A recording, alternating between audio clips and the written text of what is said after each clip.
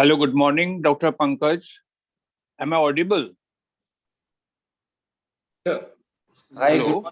Hi, good morning, sir. Yes, you are audible, sir. You are audible. Okay. Thank you very much. Thank you, sir. Thank you. So we are now starting bus in a No, take your own time. That's fine.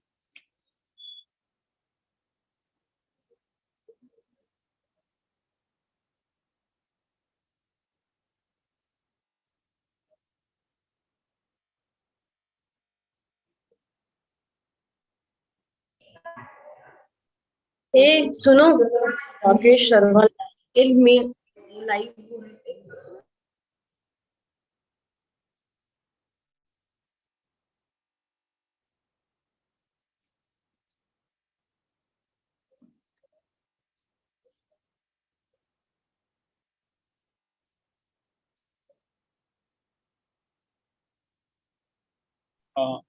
Professor Umesh, good morning. Very good morning, sir. How are you? Good, sir. आप कैसे हैं? Good. Thank you. My pleasure, sir. You're in Delhi? Are you in Delhi? Yeah. Yes, I am in Delhi, sir. We'll meet sometime. Sure, sir. Sure.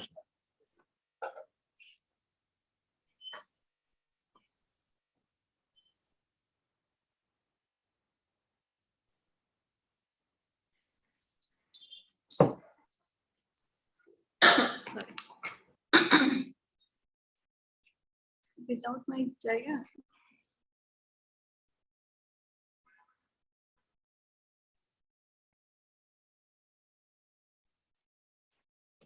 So I think we all are here and we can start.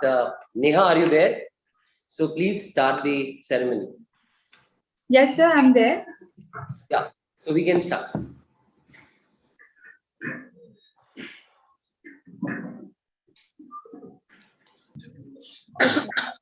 A very good morning to one and all. This is the second annual conference of Epidemiology Foundation of India, and AIIMS Jodhpur feels the immense pleasure to host Eficon 2021. With God's grace, now I start the ceremony. I would like to invite our organizing chairperson, Professor Dr. Pankaja Raghav ma'am, HOD of Community Medicine and Family Medicine. Ma'am, over to you. We welcome you, ma'am. Thank you, Neha. Good morning and a very warm welcome to second annual National Conference of Epidemiology Foundation of India at AIIMS Jodhpur.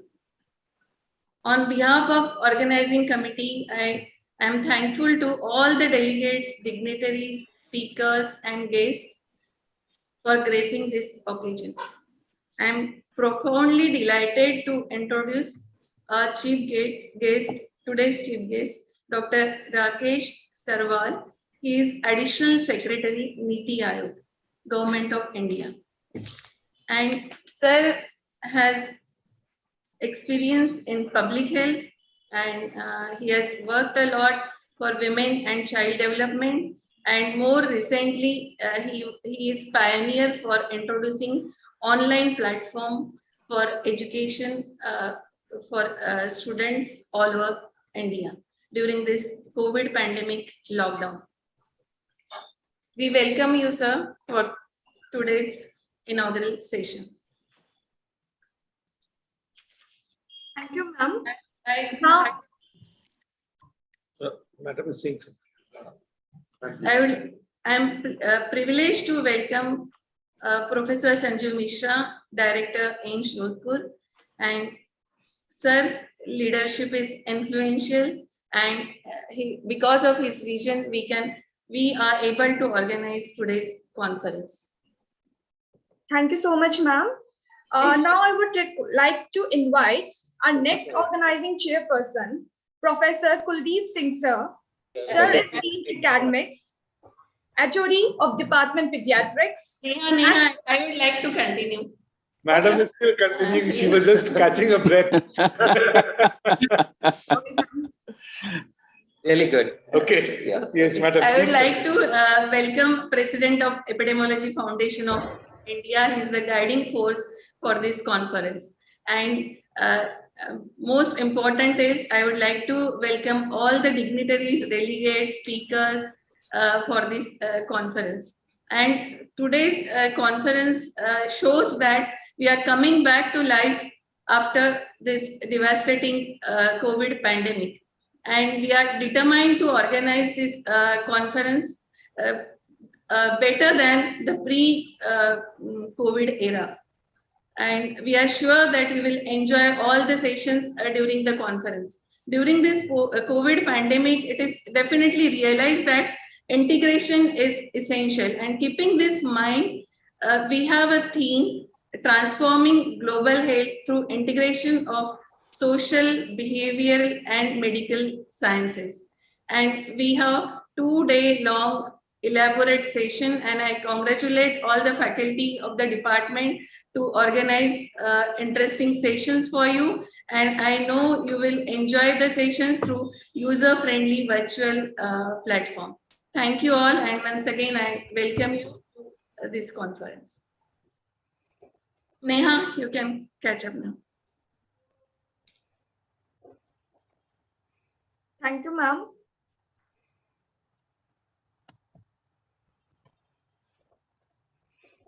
Now I would like to invite our next organizing chairperson, Professor Kuldeep Singh Sir.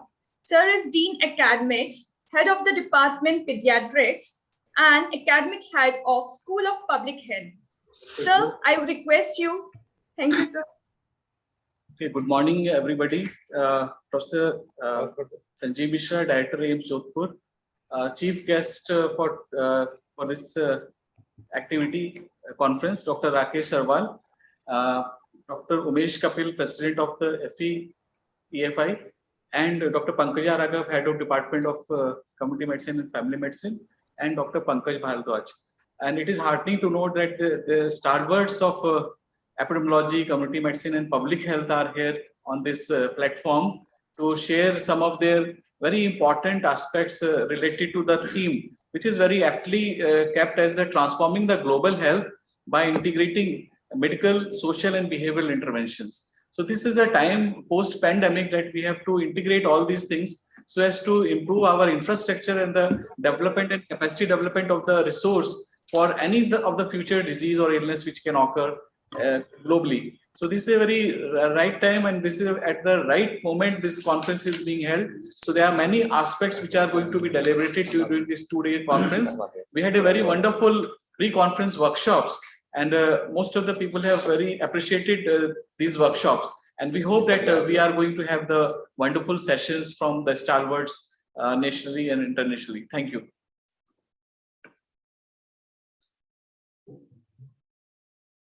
Thank you so much, sir.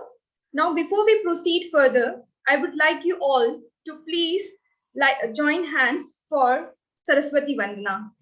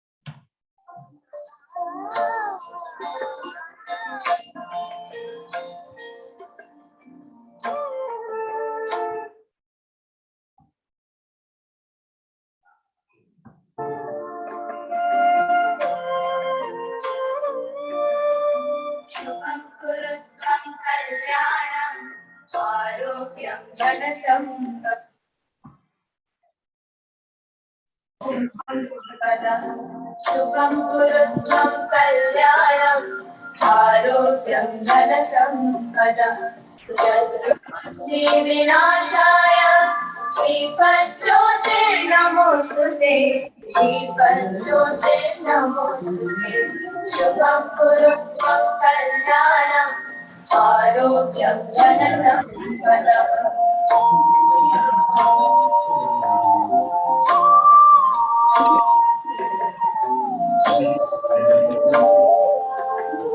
ये अपनी video में ऐसी शक्ल बना रही है, television सब दिख रहा है।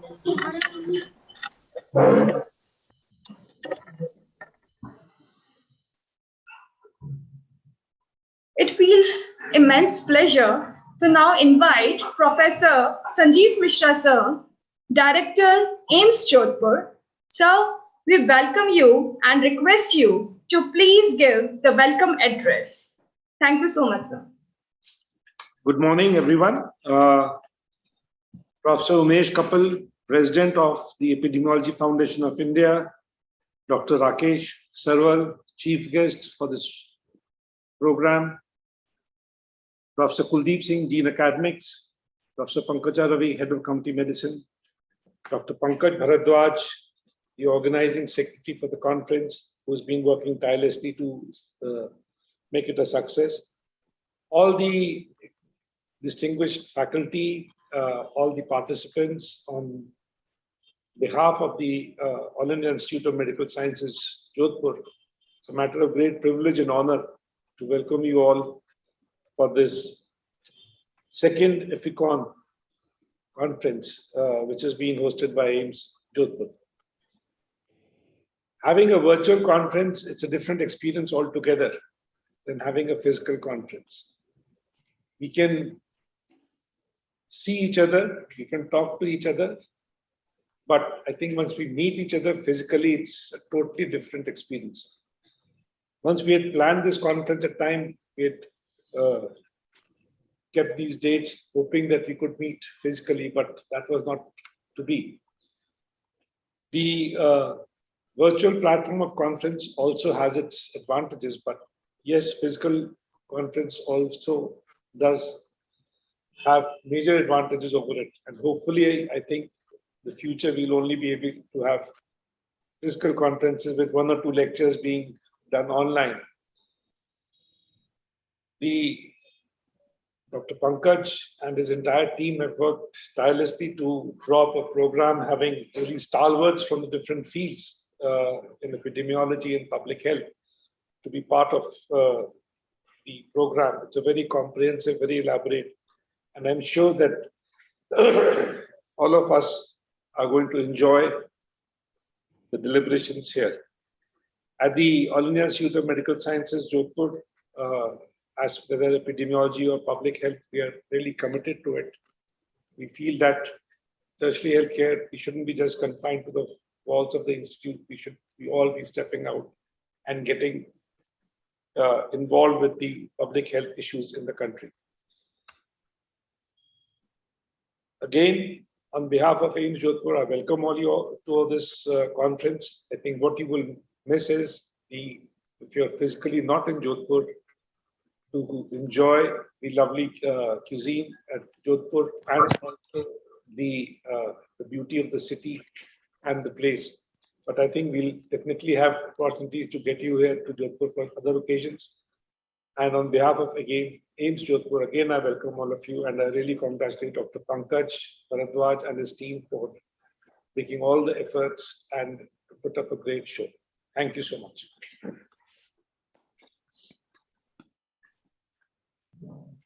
Thank you so much, sir. Now I would like to invite Professor Umesh Kapil sir, President EFI, to please address the ceremony. Sir, we welcome you. Good morning to all of you. Honorable Dr. Rakesh Sarwalji, Additional Secretary and Chief Guest of the inaugural function. Dr. Sanjeev Mishra, Chief Patron and Director, Jodhpur. All the faculty members, all the organizing committee members, all the governing council members of Epidemiology Foundation of India. I consider it my proud privilege to participate in this inaugural function. Eficon 2021 is being organized under the able leadership and guidance of Professor Sanjeev Mishra, Director, AIMS Jodhpur. EFI would like to express our most sincere thanks and gratitude to Dr. Sanjeev Mishra. My congratulations to Dr. Pankaj Bhardwaj, Pankaja Raghav, Dr. Manoj Kumar Gupta, Dr. Akhil Goel, Professor Kuldeep Singh, Dean Academics from AIMS Jodhpur, and all other team members of organizing committee for meticulous organization of this conference. We have Eficon 2021 have more than 800 registered delegates, and it speaks of the great efforts of the organizing committee. Organizing committee have planned excellent plenary sessions on important public health issues which are relevant to epidemiology and which would be delivered by selected national experts. I am sure all the delegates will enjoy these presentations. A word about Epidemiology Foundation of India. It was started in 2016, and as of now, we have about 2,200 active members, and we have members from India, Japan, USA, Belgium, United Kingdom, Saudi Arabia, Myanmar, Nepal, Bangladesh, Sri Lanka, and many other countries. I've just named a few. EFI is a vibrant organization, and the members are essentially from disciplines of community medicine, public health, epidemiology, and all other specialties and disciplines of medical sciences. We have faculty members from biostatistics, biochemistry, dental sciences, nutrition, home science, and other dietetic disciplines. We also have members from Institute of National Importance like ICMR, DBT, DST. Now, with these, we do have members from discipline of homeopathy, Ayurvedic, and allied specialization. The EFI is essentially working for promotion of science of epidemiology in our country. We are also active or planning to be active in Southeast Asian countries. And we have our great vision for EFI. On this occasion, I would just like to remember my dear friend, Dr. Professor late V.K. Srivastava, who initiated the Epidemiology Foundation of India. His efforts are visible today with the second Eficon and the number of members from different parts of the country we have. With these words, I would like to express my most sincere thanks again to Dr. Sanjeev Mishra, Dr. Pankaj Bhardwaj and his team for excellent organization. I wish a great success for Eficon 2021. Thank you very much. Over to you.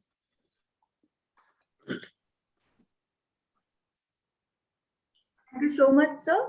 Now I would request all of you to please join hands for the release of souvenir of Eficon 2021.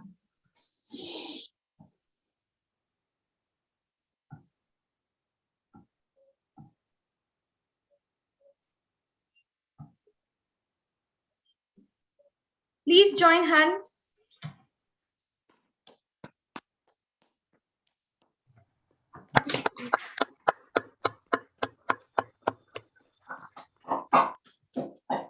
Now, I would like to invite our chief guest of the ceremony, Dr. Rakesh Sarwal sir.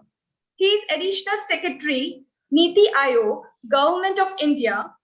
Sir has completed his Bachelor of Medicine and Surgery from PGIMS Rohtak, and he has Doctor's degree of Public Health from Johns Hopkins University. His areas of interest is public health, public policy, planning, and management. Sir has worked as Additional Secretary, Ministry of Ministry of Human Resource and Development. He was also Additional Secretary of Ministry of Food Processing, India. He has been an advisor of Health, Niti Aayog. He has also worked as a Joint Secretary for Ayush. He has been Director for Cabinet Secretariat, Government of India, and has been awarded with Delta Omega Award. So, we welcome you. Now, I would like Sir to say a few words for the ceremony.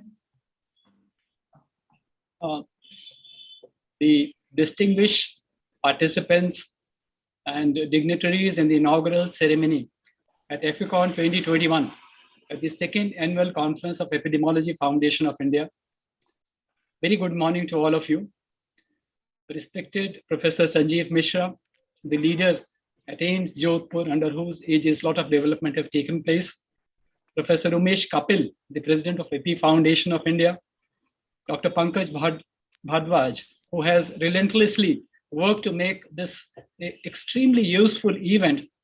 And Professor Kuldeep Singh and Dr. Pankaja Raghava, I salute all of you for having organized this day and this conference. I feel I am back 40 years in my life to my medical college days, being united and being able to interact with my colleagues in the medical and the public health discipline. I would also compliment the organizers for choosing a very apt subject on transforming global health.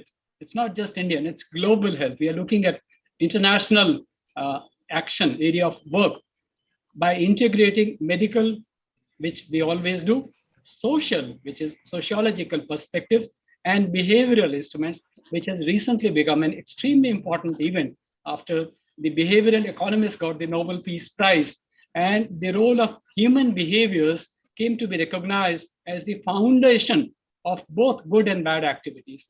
So I think it's a very aptly worded and a very, very timely topic for discussion in this conference. And the way the chapters, the different themes are organized, I'm sure that a lot of good insight as well as suggestions for policy will come out. We all know that epidemiology is the study of distribution and determinants of disease. But what I would argue in my short presentation here is that it is much more than that.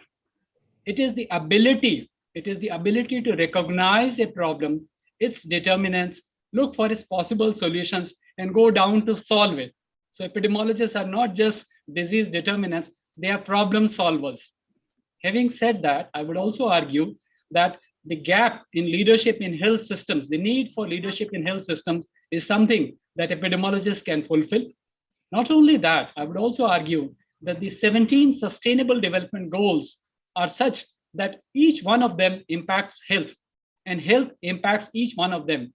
So epidemiologists as well as public health professionals are well equipped to widen their horizon on each of these 17 SDGs as emerge as leaders and problem solvers towards the 2030 SDG goals. Am I audible? Am I audible? Yes, sir. Yes, sir. Can we mute Umesh Kapil, sir? Please unmute. So there is a huge potential of epidemiology, and there is a huge strength in this science that we need to uncover, that we need to utilize for society's benefits. Now, what are the challenges that our country faces today? It's well known that it is about access in our health system. The problem is now of access. We want universal health coverage. It is not there. It's about quality, high quality of care, both in terms of patient outcomes as well as processes. It is the cost of care leading to impoverishment. SDG 1 is about poverty, and health is a major contributor to our inability to achieve that goal. It's about double burden of disease. It's about malnutrition. It is about environmental factors, the mental health, the injuries that are plaguing us. When the overall burden of disease is not yet over, we are facing newer challenges. It is about our weak health systems. It is about lack of information systems which would guide our action. You would recall that all of you would know that the GDP figures, the gross domestic product figures, the trade figures, the economic labor figures, they come out every quarterly. But our health data in terms of outcomes take 3 to 4 years to come out. And it's like driving without a dashboard. Naturally, our health systems are not guided by the latest data. So that's a huge gap currently. Next challenge is about the relative role of the public and the private sector in our health system. The role of regulation, how much is to be done by what, and what will be the relation between them, is a huge area of work and is a huge area of clarity. Now, given these huge challenges before us, what is it that epidemiology or public health offers? I think immensely. I'll try to list some of them. First is the methods, the public health methods of assessment, policy development, and assurance are not just applicable to public health, they're applicable to real life situations.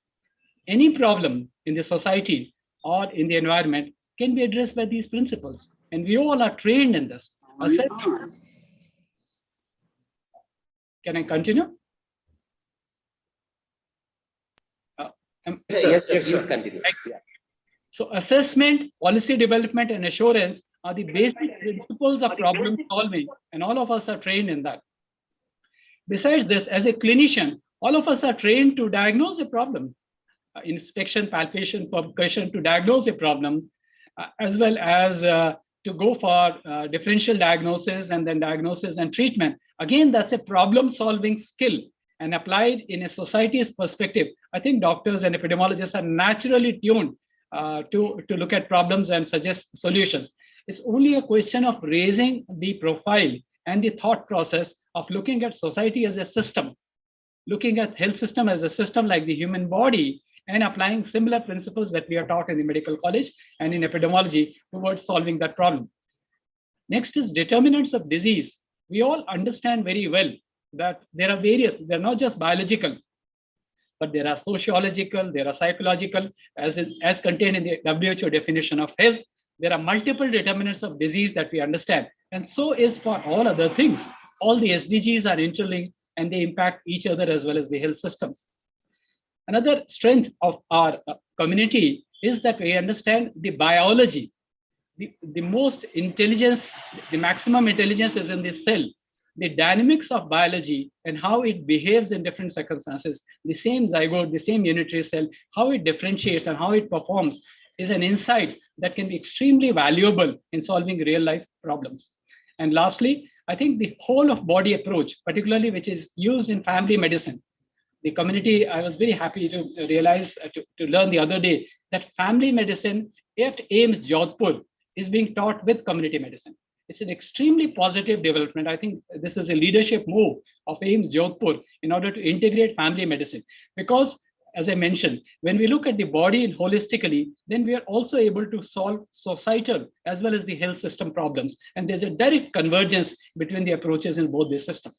So there is enormous strength in epidemiology and public health and generally training as a clinician.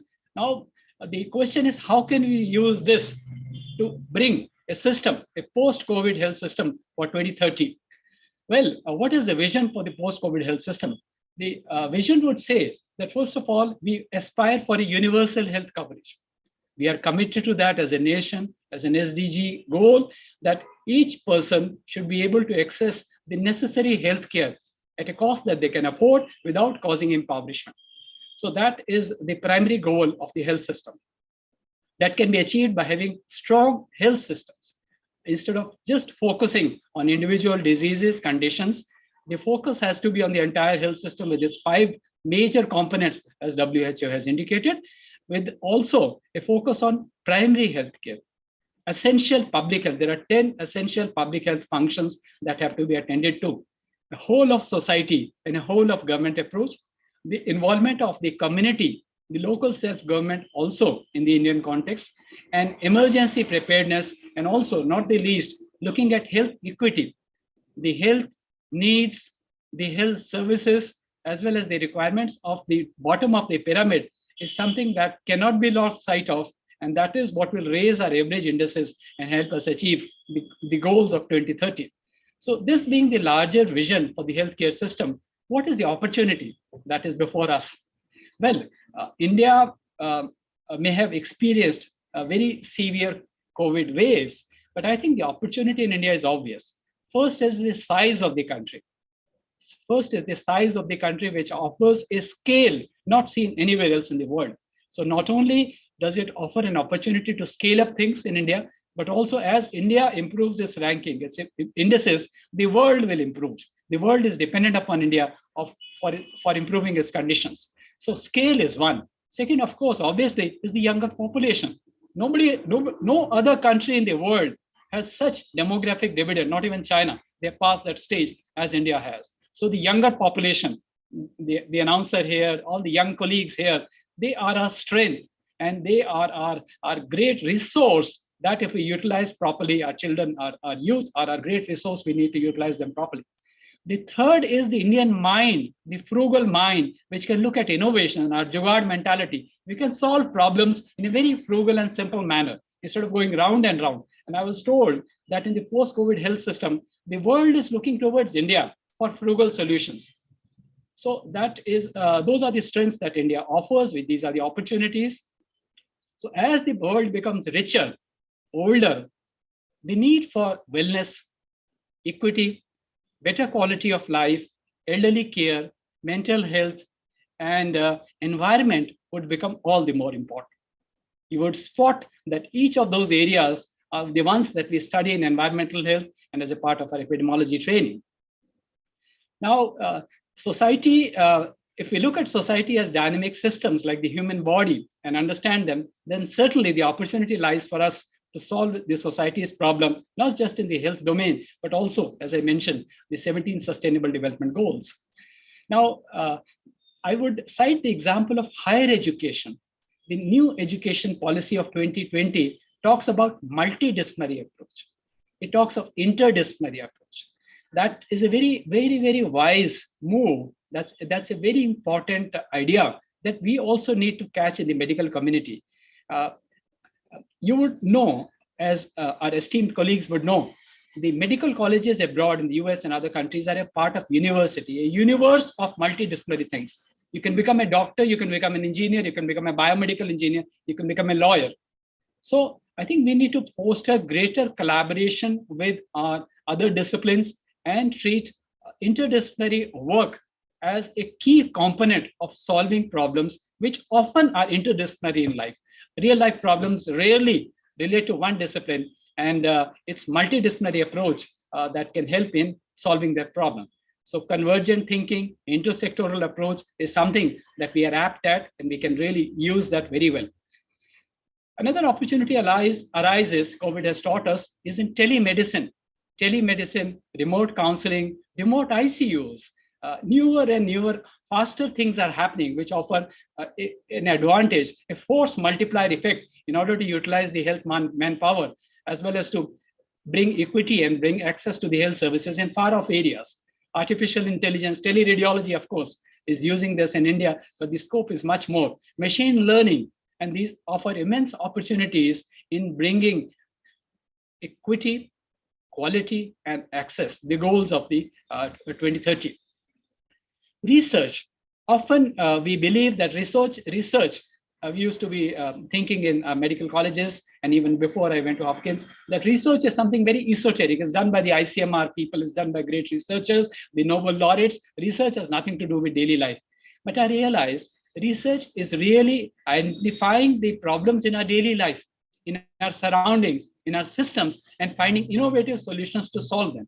So viewed in this context, I think each one of us is a researcher. When we drive on the road, we become a researcher because we find ways of negotiating our way. So looked in this simple context, I think research, culture of research needs to be imbibed in each one of them. I'm glad to learn that research methods is becoming necessary for postgraduates. So research by itself, if each one of us becomes has a research mindset, we'll start looking at possible solutions to the problems of the system as well as the SDGs. Data, as I just mentioned, data is the foundation for action. And I think we need to hone our data, collect better quality of data, aggregate the data which is already available and make it in a form which is actionable, whether it is for service, it is for quality or delivery. I think there is a scope, immense scope for data aggregation, and we need to hone our skills. We need to train our graduates and undergraduates in data and use more of the data in our decision making as well as in research. Home-based care. is another area that has developed after COVID, and that has immense potential again. The ICU bed strength was increased by allowing for home-based care. And these are the ways in which the learnings from the COVID can also be applied to other chronic cases as well as other acute illnesses as well. So having discussed the opportunities that our system offers, that our discipline offers, the problems that are, and how we can contribute to that, what is the way forward? So I think there are three key learnings here. One is the role of epidemiologists in providing leadership to the health system.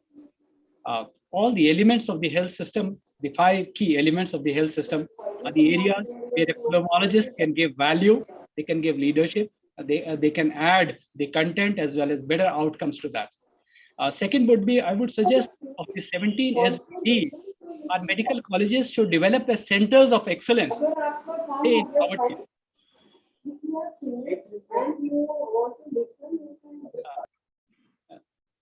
Say SDG 1.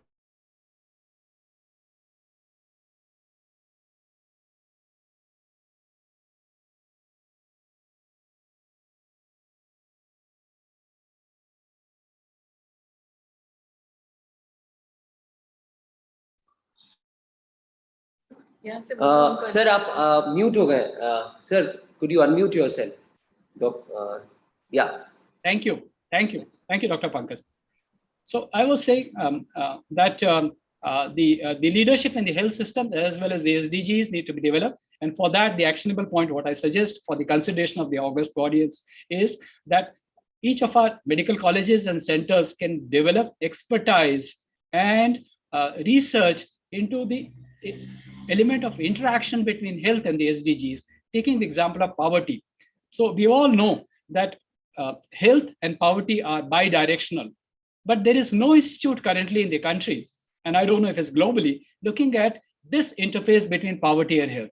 So this is an opportunity, exactly the opportunity that I was mentioning about, that the current world offers, the next decade offers. And if we were to seize this opportunity, then we need to develop these centers in each of the SDG areas, whereby we'll be developing our own discipline as well as helping contribute to the early achievement of the SDGs. I'll cite some examples of this in terms of wider thinking that I'm talking about. Like from human resources for health to health for human resources. Meaning thereby that the health manpower, the manpower that we create, the human resources that we create for health can really help solve the human resource problem in the country. The front of food labeling to healthy food systems. It's about the entire ecosystem of production of food, processing, packaging, and making it available. We can think of a larger system about how to make healthy food available. From adolescent health to healthy adolescents. From tuberculosis control to the circumstances leading to tuberculosis in urban crowded communities. Obesity prevention to healthy ecosystems and lifestyles leading to better health. From urban health to healthy cities. And tobacco cessation to tobacco economy. After all, tobacco is a drug. Tobacco has medicinal and pharmacological properties. And we have to take care of the farmers who are producing tobacco leaves and growing tobacco. So while suggestion is important, if we look at the larger context, then we'll be able to solve societal problems and give solutions which other disciplines would welcome. So I thank all of you for such a patient listening. And at the end, I would like to share my vision that in the last, say, century, the economics as a discipline developed in a way that economists became developmental professionals. They became the leaders of major institutions of the world because there was no one else. There was no one else who had the journalist skills and the tools, the methods tools, the IT tools to look at problems and solve it. I see, to my understanding, and I urge before you, and this is a proposal before you, that epidemiologists can substitute economists or add to the economist's strength by similar tools that we have. Our tools are quite similar to those of economists, and our understanding is equally wide as that of economists. So epidemiologists, we epidemiologists can become leaders in the new world that is opening before us. So thank you very much and all the best. Goodbye.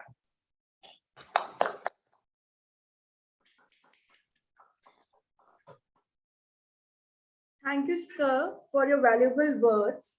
Now I would like to invite Dr. Pankaj Bhardwaj sir, additional professor, community medicine and family medicine, vice dean research and coordinator of School of Public Health. Sir, please provide the vote of thanks. Over to you, sir. Thank you, Neha. Good morning, all. It's my privilege to propose the vote of thanks on behalf of the organizing committee of Eficon 2021. At the outset, I would like to express my profound gratitude to our chief guest for the inaugural ceremony, Dr. Rakesh Sarwal Saab, who is the Additional Secretary, Niti Aayog, Government of India, for sparing his valuable time to grace the occasion with his presence. It has always been a great pleasure and nice experience to converse with Dr. Sarwal due to his in-depth knowledge and keen interest in the issues related to public health.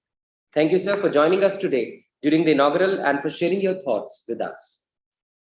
I would like to express our indebtedness to our respected director, sir, Professor Sanjeev Misra, for his kind guidance for each of such events we organize and for always being so supportive in all our initiatives.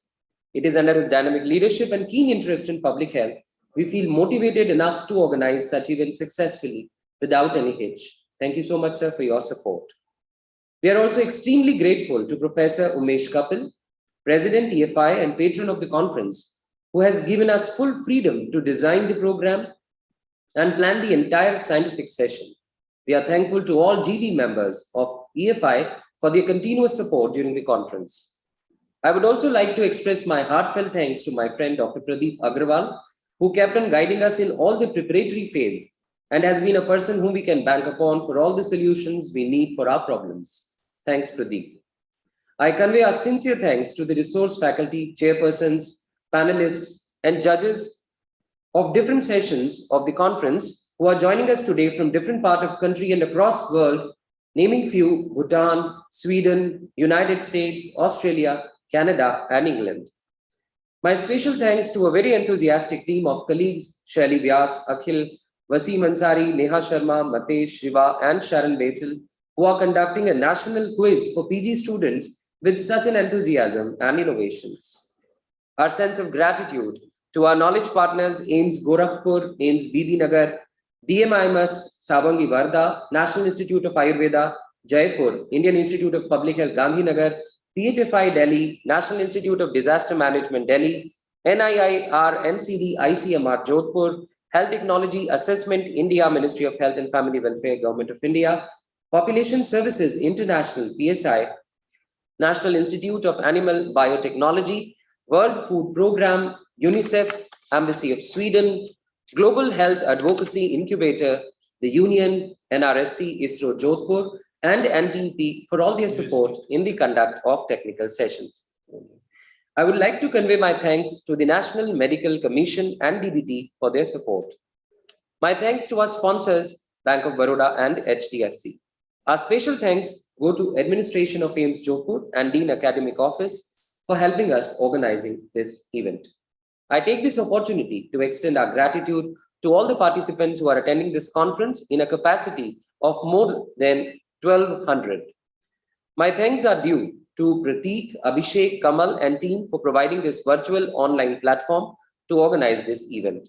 Lastly, I thank chairpersons of the conference, Professor Kuldeep Singh, Professor Pankaja Ravi Raghav, all the members of different committees, my colleagues, Niti, Shrikant, Manoj, Akhil, Prasanna, Dr. P.P. Sharma, Naveen, Suman Saurabh, Nitin, Yogesh, Neha, Mamta, Rakhi, Pooja, and my office staff for always being a continuous source of support for me to organize this event.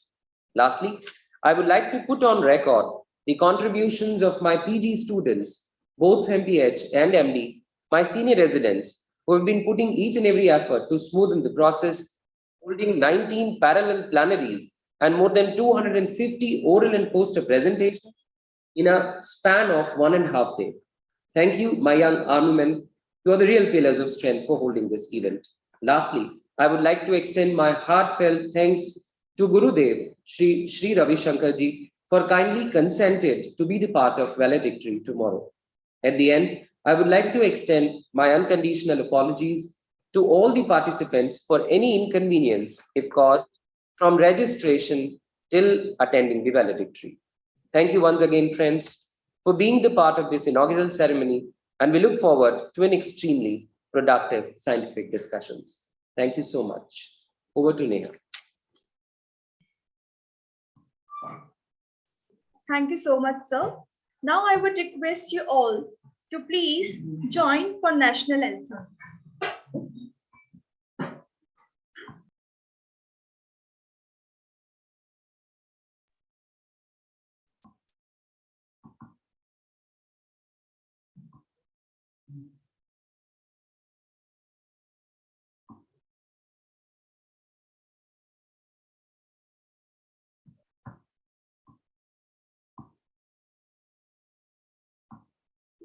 जनगण मन अधिनायक जय हे भारत भाग्य विधाता पंजाब सिंध गुजरात मराठा द्राविड़ उत्कल बंग विंध्य हिमाचल यमुना गंगा उत्कल जलधि तरंग तव शुभ नामे जागे तव शुभ आशीष मांगे गाहे तव जय गाथा जन गण मंगल नायक जय हे भारत भाग्य विधाता जय हे जय हे जय हे जय जय जय जय हे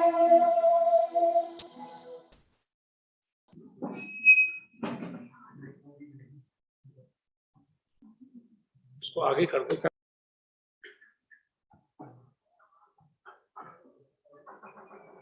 Thank you, everyone. Now I would request Dr. Pankaj Bhardwaj, sir, to take us for the next proceeding, that is Professor V.K. Srivastava oration.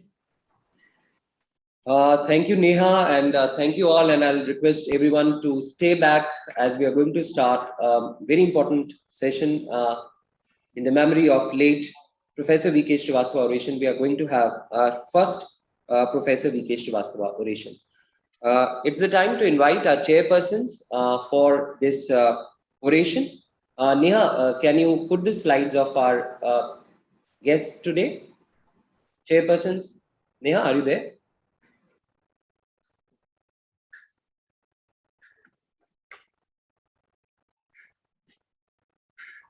Neha? Am I audible? Manoj? Yes, sir. Neha? Just a second, sir. We are displaying the slides. Yeah. Thank you so much.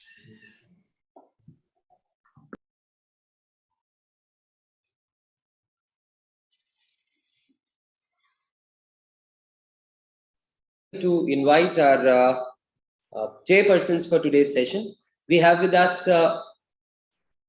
Dr. Sanjeev Kumar, who is the chair of Advisory Committee, Indian Alliance of Patients Group, and it's an honor to have with us Professor Sureka Kishore, who is the Executive Director of All India Institute of Medical Sciences, Gorakhpur.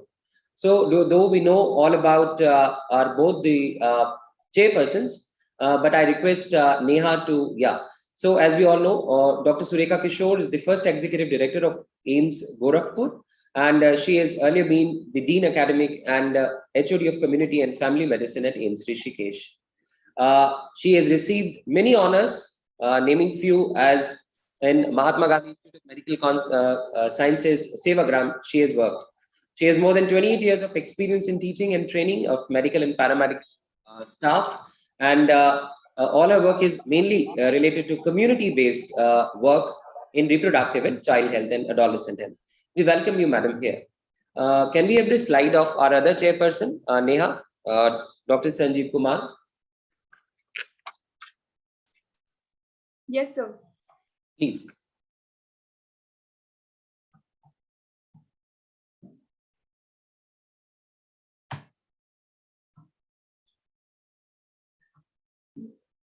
Next, So it's an honor to have with us Professor Sanjeev Kumar. He's an MBBS and MD from AIIMS New Delhi, PhD and MBA from UK. More than 45 years of experience in public health, and he's already worked in UNICEF in different countries in the capacity of regional advisors. He is currently Professor of Leadership and Global Health and Strategic Management at Incline Institute of Global Health. Sir has a huge CV, we know that, and everybody knows him so well. He's a known person in public health and have many feathers in his cap. Sir, now I hand it over the session to our both the chairs for carry this oration forward. Over to Professor Sanjeev Kumar.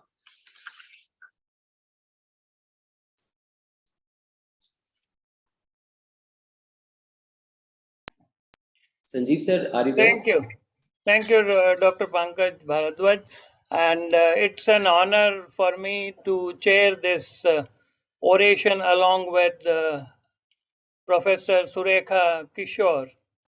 And I get a bit emotional remembering Dr. Vinod Srivastav. He has been a friend. In fact, not just a friend, he was also a role model, not just to me, but to his seniors, his peers, and also his students. Dr. Srivastav was a person with multifaceted personality. And if I can say in Hindi, बहुत बहुआयामी व्यक्तित्व के धनी थे. When we remember him, we remember him for five broad areas in which he had given exemplary contribution. As an academician, son of an educationist, he was encouraged to take up field of medical studies, which he joined in 1968 at the famous King George Medical College, which is now known as King George Medical University. He continued in that institution for his higher education in preventive and social medicine and then joined as faculty.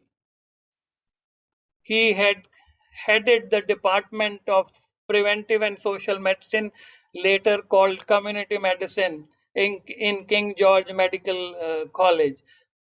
He moved to become head of the department and also chair of Department of Hospital Administration. I remember my frequent visits to KGMU for various activities in which he was an active participant. He contributed actively to the development of National Health Policy 2017 and hosted the discussion on contribution of Indian Association of Preventive and Social Medicine and Indian Public Health Association. And all of you can make out that the National Health Policy 2017 has his footprints all over. His quest for knowledge just did not confine to KGMC. He moved to CDC, Center for Disease Control and Prevention, Emory University, and London School of Hygiene and Tropical Medicine for his fellowship studies. So he went to the best institution, not just in India, but also abroad, known for their excellence in the field of public health. Second aspect of his personality is a researcher, which is very well reflected that he headed the Regional Medical Resource Center for the Northeast in Dibrugarh. He was director of that institution and he has led more than 35 research projects, published more than 110 research papers, and guided almost 40 students for MD and PhD studies. He continued his work in academics even after his superannuation from KGMU, and he became Dean Faculty of Medicine at Integral University, Lucknow. He was also principal of Hind Institute of Medical Sciences, Lucknow, and Vice Chancellor of Texela American University, Georgetown, Guyana, South America. The third dimension of his personality is his nurturing and creating of professional bodies. All of us know he was a very active member of Indian Association of Preventive and Social Medicine Indian Public Health Association. Both these bodies he headed. And as Dr. Umesh Kapil mentioned, that he was the one who was the brain behind creating Epidemiology Foundation of India. And it is very appropriate that the first oration is named in the Epidemiology Foundation of India conference in honor of Dr. Vinod Srivastav. The next aspect I want to talk about is his personality. Despite his stature, he always came out as a humble and polite person. He was always soft spoken and friendly, not just to his peers and seniors, but also to the juniors. His personality was such that if you met him once, you will never forget him. And I'm sure in the audience there are many who met Dr. Vinod Srivastav and have built a lifelong relationship with him till he passed away.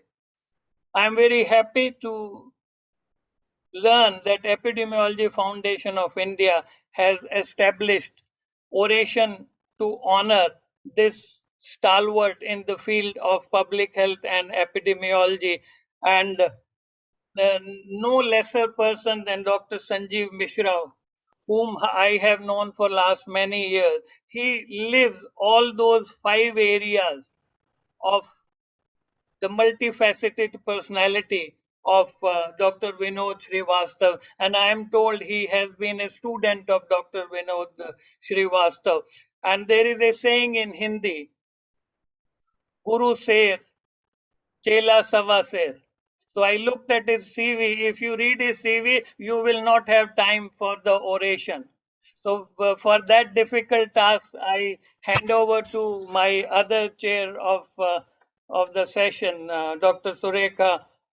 Please, over to you for reading out and introducing Professor Sanjeev Mishra. Thank you. Thank you, sir, for giving me this opportunity. And I also thank at the outset to all the organizing committee members for this honor given to me of introducing our Honorable Professor Sanjeev Mishra, sir, who is Director of AIMS Jodhpur. So it is my proud privilege and honor to introduce Professor Dr. Sanjeev Mishra, who is a renowned figure nationally and internationally. And he does not need any kind of introduction. But still, as a matter of fact and as a matter of our proceedings, I am just introducing him here in this platform. So Dr. Sanjeev Mishra is an alumni of KGMU Lucknow, and he did his MS in general surgery and completed his MCH in surgical oncology from Kidwai Institute of Oncology, Bangalore. He is a fellow of the National Academy of Medical Sciences, India, American College of Surgeons, USA, and International College of Surgeons, USA. He has received several international and national awards, with few to mention as Commonwealth Fellowship and International Guest Scholar of American College of Surgeons, Dr. R.K. Garg Memorial Best Paper Award, Gulbarga Sharma Basaveshwar Award. He has received Dr. S.N. Mathur Oration, Dr. Jaipal Singh Memorial Oration, Dr. S.C. Mishra Oration, Dr. S.P. Srivastava Oncology Oration, late Shri Girdhar Lal Raturi Oration of Indian Medical Association, and many more. He has been in the editorial board and reviewer of many international and national journals of repute, and more than 150 research publications to his contribution. And I think like sir has said, Professor Sanjeev, my co-chair, has already spoken that if we start reading the details of his CV, so probably it will take hours together for completing that. So in a brief note, I would definitely say that, it is our privilege, and we feel that he deserves this very first Professor V.K. Srivastava oration, which is rendered to him by Epidemiology Foundation of India, which is a tribute, honor, and acknowledgement of the immense contribution of Professor V.K. Srivastava in the field of epidemiology and to India. So over to you, over to my co-chair, Professor Sanjeev Mishra, for taking further the proceedings.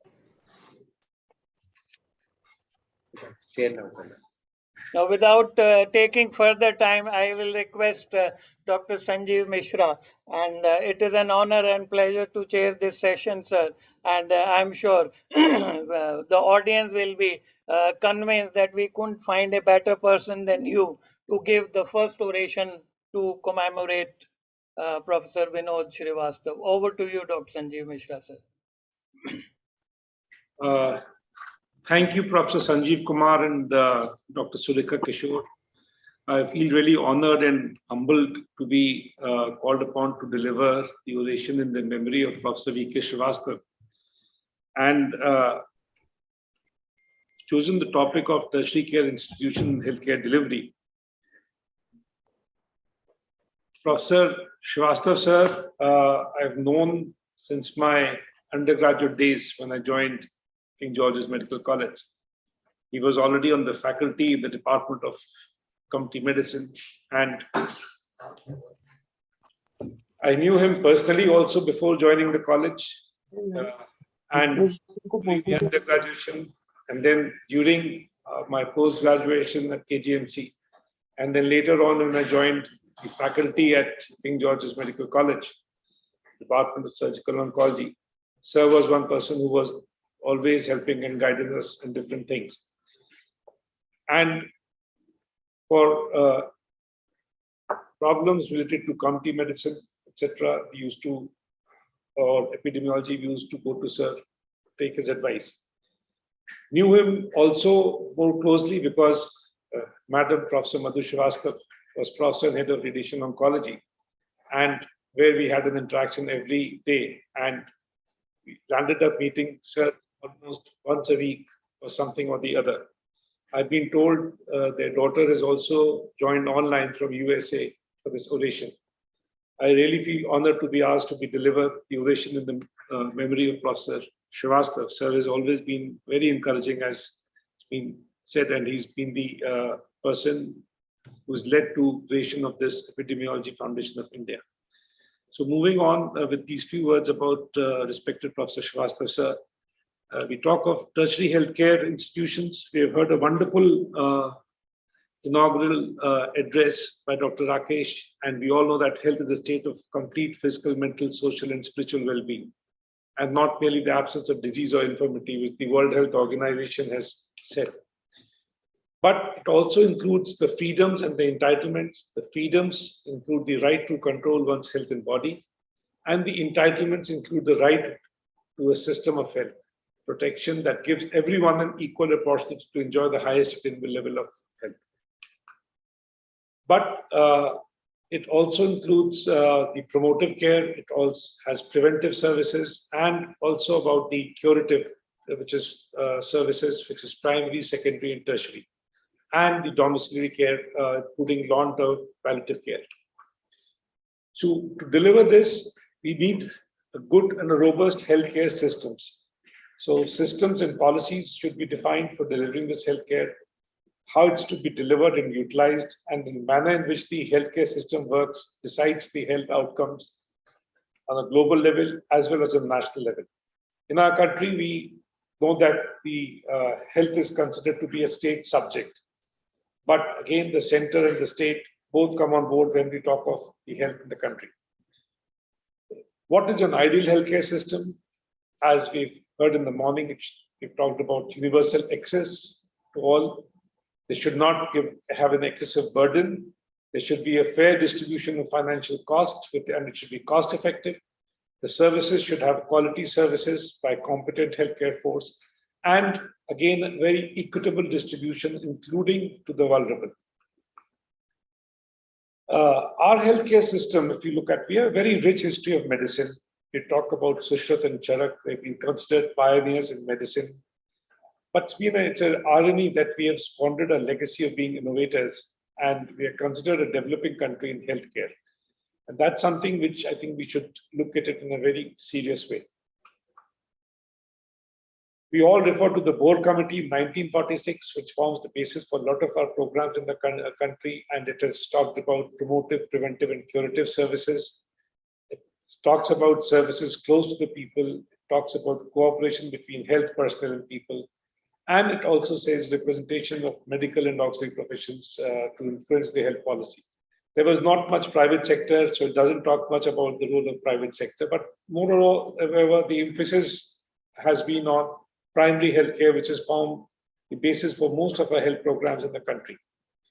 We have a three-tier system, we all know about, which we have the sub-centers, which are changing to the health and wellness centers, the PHCs, the community health centers, which are there. So this is the backbone for most of the health which is being delivered currently.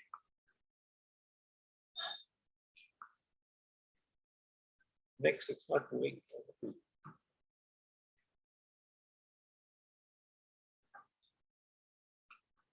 But if you look at the healthcare in India and we talk about the urban and the health and the tertiary level health, we've got our government colleges, district hospitals, we've got specialty hospitals, super specialty hospitals, and institutions. So the public health, if you're from the urban point of view, if you're in a healthcare system, these in the urban areas, these are the backbone for delivering tertiary healthcare. But we all know about the shortcomings in our country, the shortage of qualified health personnel, which is 0.65 per 1,000. The nurses is much less than what the WHO says. And the hospital beds per 1,000 population is also much less than what the WHO has recommended. If you look at the positions in these primary health centers, again, it's a number which can be much better than what it is there. And if you look at the figures of 2005 to 2015, there is an improvement, but then we can still there is a shortage. There is an urban-rural divide of things where the percentage of population in the urban is less compared to rural, but it's the reverse in terms of the percentages. If you look at the doctors in the urban versus the rural. And if you look at the expenditure of the healthcare in our country, India spends nearly 1.3% of its GDP compared to the other countries. If we are not even considering the countries which are very developed, if you take Brazil and Russia, China, and South Africa, we are spending much less than what these countries are spending.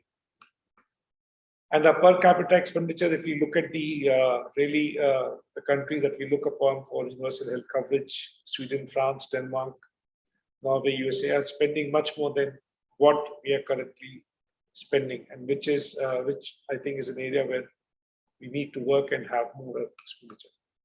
And as we said, because of there's not much insurance, there's not much coverage, so there is a lot of out-of-pocket expenditure.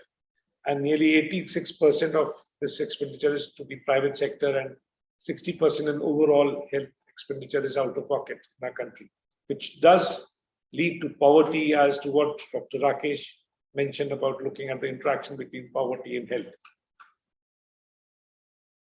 Few of us are privileged to have insurance or covered because of where you're working, but 82% of people don't have any health protection. So coming to what is about tertiary healthcare with this background, it's a specialized consultative healthcare. You have outpatient, but usually it's about the provided for inpatients. And the patients are usually considered to be referred from primary or secondary health professionals. And these institutions have personnel and facilities where they're advanced testing and imaging facilities and a highly skilled workforce to take care of the patients who are referred there. And if you look at the principles which guide our tertiary healthcare, it's patient-centric and tend to adhere to treatment guidelines and protocols.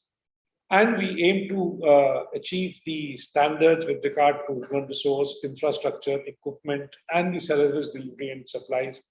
And then again, national quality standards for tertiary centers, have there. And we also look at patient satisfaction, which is captured through various IT systems. And if you look at tertiary healthcare, the development or the expansion of the tertiary healthcare has been in the primarily been driven through the private sector with a few from the public sector. So if you look at the private sector, liberalization has been there, but again, private sector is the main. Corporate hospitals have come up because of the government allowing this private participation. And the entry of this corporate sector, the Indian healthcare industry, has provided a high-tech infrastructure and raised the quality of services. But having said that, it has also been responsible for a high attrition of specialists from the public sector to the private, and also responsible for many of the services moving away from the poor, which is out of reach for them. Plus, we keep hearing about ethical versus unethical practices based for profit.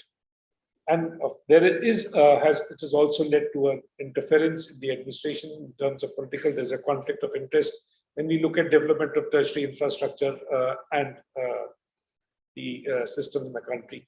And there are a lot of skewed infrastructure facilities. It's mostly driven in metro cities and not in tier 2 cities also. And there is a health insurance is not there. And increased competition does lead to an unethical practice in the tertiary healthcare.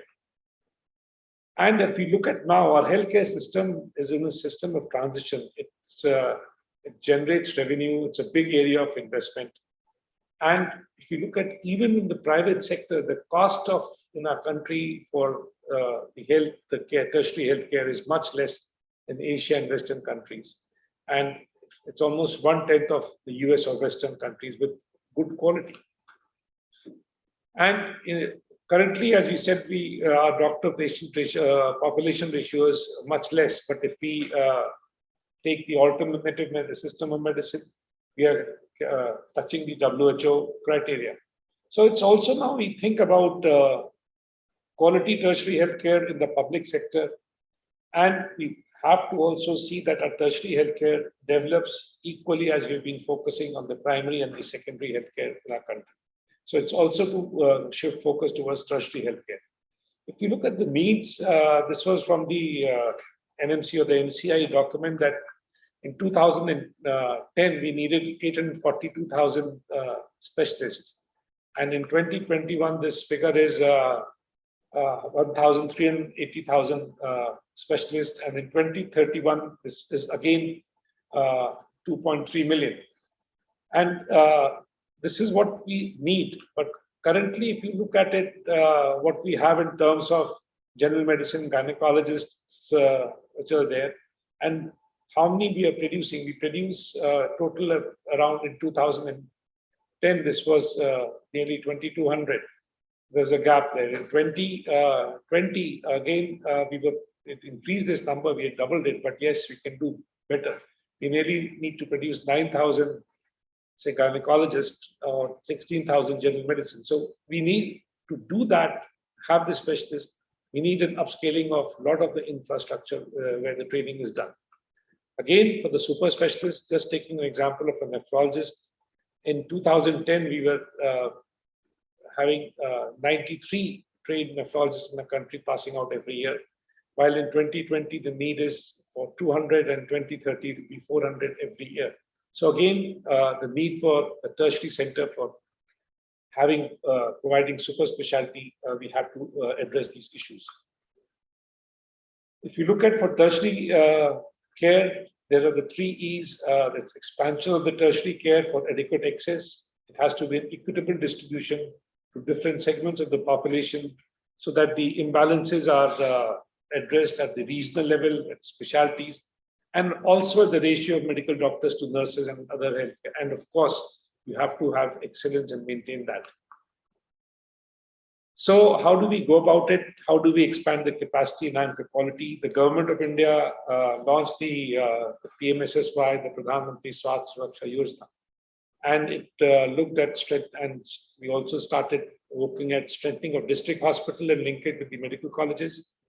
And medical college, they looked at competency-based curriculum and their role in the healthcare service, and also about public-private partnership.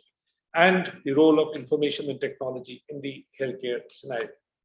So the PMSSY was created to correct these regional imbalances in the availability of healthcare and to augment the facilities for quality medical education in the country, along with research which affects the health of community and population at large.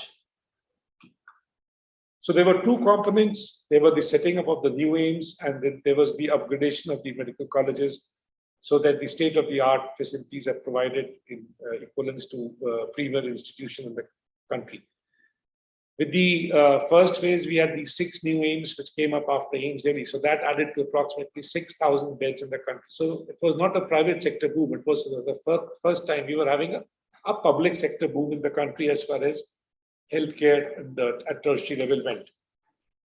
Taking example of the first 6 aims, and if you look at us at Jodhpur, we in Rajasthan, we of all the other 6 aims which started, we were in a non-capital city. We were away from capital. We were in the western part of the country where there was a major regional imbalance for healthcare because it was primarily driven by the private sector. And then there was an issue about quality. So this did add to correction of the inequitable healthcare. And we were lodged in the geographic center of the country, very different health issues in this part. So if you look at it, that was one move which has really helped. While other 6 were very close or in the capital, I think we did have this unique opportunity of being away from main capital and looking at rural areas, how to develop infrastructure. So when we talk of tertiary institutions, it's medical education where we talk of quality medical education at all levels, quality patient care, research, which is world-class, and then, but the fourth component I think is extremely important, which we leave out in many institutions, is public health. We have to be involved as tertiary institutions for developing public health practices, create models which can be replicated at other institutions. And if you look at research, it's into regional issues, you have to get into innovation, and it has to be collaborative work, cannot work in silos anymore. And if we look at the role of tertiary institutions in the competency-based curriculum, and then I think the role of developing a competency-based curriculum, health education programs, and then advocacy and leadership and advisory to the government, these are areas where the institutions can play a very important role. And also as training centers for para-professionals in healthcare, so that you have a skill-based programs are there for them. And of course, generating data for communicable, non-communicable disease at a regional and state level, which will help in your policy planning and implementation. And again, linking this epidemiological research with the policy, as I've said, and then generating enough evidence through research so that the different problems can be there, and also training and working for healthcare professionals. If you look at the example, which is a very successful example, is the role that the medical colleges have played in the implementation of the revised National Tuberculosis Program with the RNTCP. I think that's a model which is quite successful, and these tertiary institutions should get involved on similar lines in other areas. They should be part of the core committees of different health programs and consultants. They should be involved with regular meetings with the state health there. And they should be think tanks for the state government and provide for priority areas of research, and undertaking operational research and translational research. And of course, technical expertise during outbreaks and epidemics. And the recent COVID-19 epidemic is just one example where institutions have played. And here at AIIMS Jodhpur, we have followed all these principles whenever we come down to there. Like for COVID, we went and collaborated with the state government. We developed a booklet for capacity building at their PHCs, CSCs, and district hospitals. We talked about infection prevention and control, how to manage human resource, how to look at mental health. We did it at the regional level. We did it at with the external affairs on the Southeast Asian platform. So I think this is one area where really the expertise is available in tertiary institutions and they should come forward. If you look at research point of view, we did have publications, we had patents, we developed innovative simple devices which would prevent aerosol generations for transportations, intubations, patient giving anesthesia, tracheostomy, etc. And we did collaborate with all the agencies. There was limited RT-PCR facility. So we mentored 72 institutions in Rajasthan and 89 in Gujarat, where the RT-PCR labs approval was there, trained medical officers in state. And we also trained around 1,000 doctors across Rajasthan and Bihar. It was an online platform, but yes, it did, and also collaborated with, in research. So these are examples where tertiary institutions again can be there. The other was the public-private partnership, where we are joining with the private sector. There are different models of the public-private partnership, but one should explore what is the best for that particular institution or in that area that we can work more with them. As we heard Dr. Rakesh talk about innovations, so disruptive innovations or low-cost alternative to existing services is something where the country should work. And we all know that we are talking about the jugads, that we talk about the jugad technology in our country. I think that forms the basis for this low-cost or disruptive innovations in our country. And so I think that's something which is there, and it will also make a difference. So this can be in diagnostics, in almost all platforms and all areas in there we can be involved in this sort of a thing. Next, please. So we also have to look at these where tertiary institutions can be to change the operating model of healthcare, which we call as the Uberization of healthcare. It's more use of technology in the healthcare sectors, technologies for diagnosis, and technologies for prevention and delivery of healthcare through the tertiary institutions. With this in mind, with innovations, like at AIIMS, we looking at academic, we started a joint program on medical technologies with the IIT Jodhpur, which is a very unique first of its kind, which leads to a master's and a PhD and a dual master's and PhD, which leads to to develop some innovation in there and to a startup at the end where the industry comes. And we also at Jodhpur, we have an Indo-Swedish Healthcare Innovation Center where as a tertiary institution, we are mentoring 14 startups at AIIMS Jodhpur, and which is one of its kind in the country. And we've got a lot of partners in the India-Sweden healthcare innovation, AIIMS Delhi, ICMR, Ministry of Health, Embassy of Sweden, and also the private sector companies which are part of this. And again, working on the same lines, we have created India-Sweden Health Hub at AIIMS Jodhpur, which we're looking at different aspects. And this was announced by our Honorable Prime Minister and the Prime Minister of Sweden in the joint summit, which they held in March 2021. Also, these institutions have to be involved in public health services, and this is what we know as the rural and the urban center, which institutions have got attached. But beyond that, I think it's something which we all have. We must promote more of public health. With that in mind, we've initiated a School of Public Health, because public health is something which concerns, I think, all of us.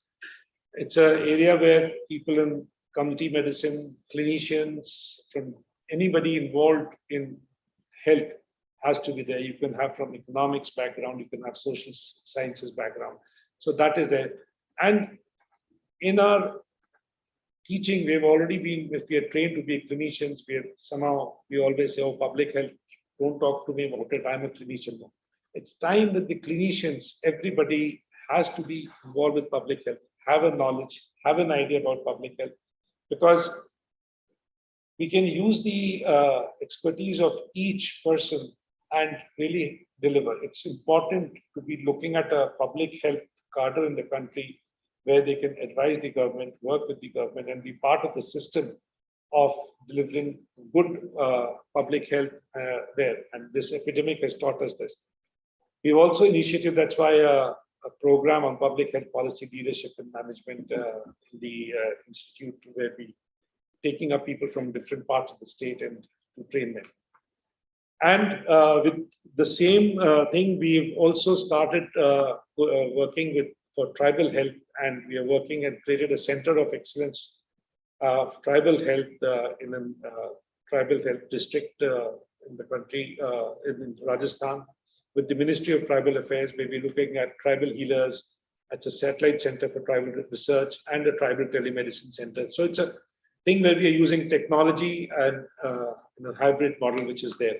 So we talk to tribal healers and also try to understand the indigenous practices and what we can learn, how we can guide them, and what we can. So it's a very sort of a bilateral way of looking at things. And a satellite center where we are looking at diverse research teams and different diseases at that place. And a center where we are using telemedicine for tribal and remote areas, called it as Mitra. And it's a hybrid model which we are working with the Ministry of Tribal Affairs.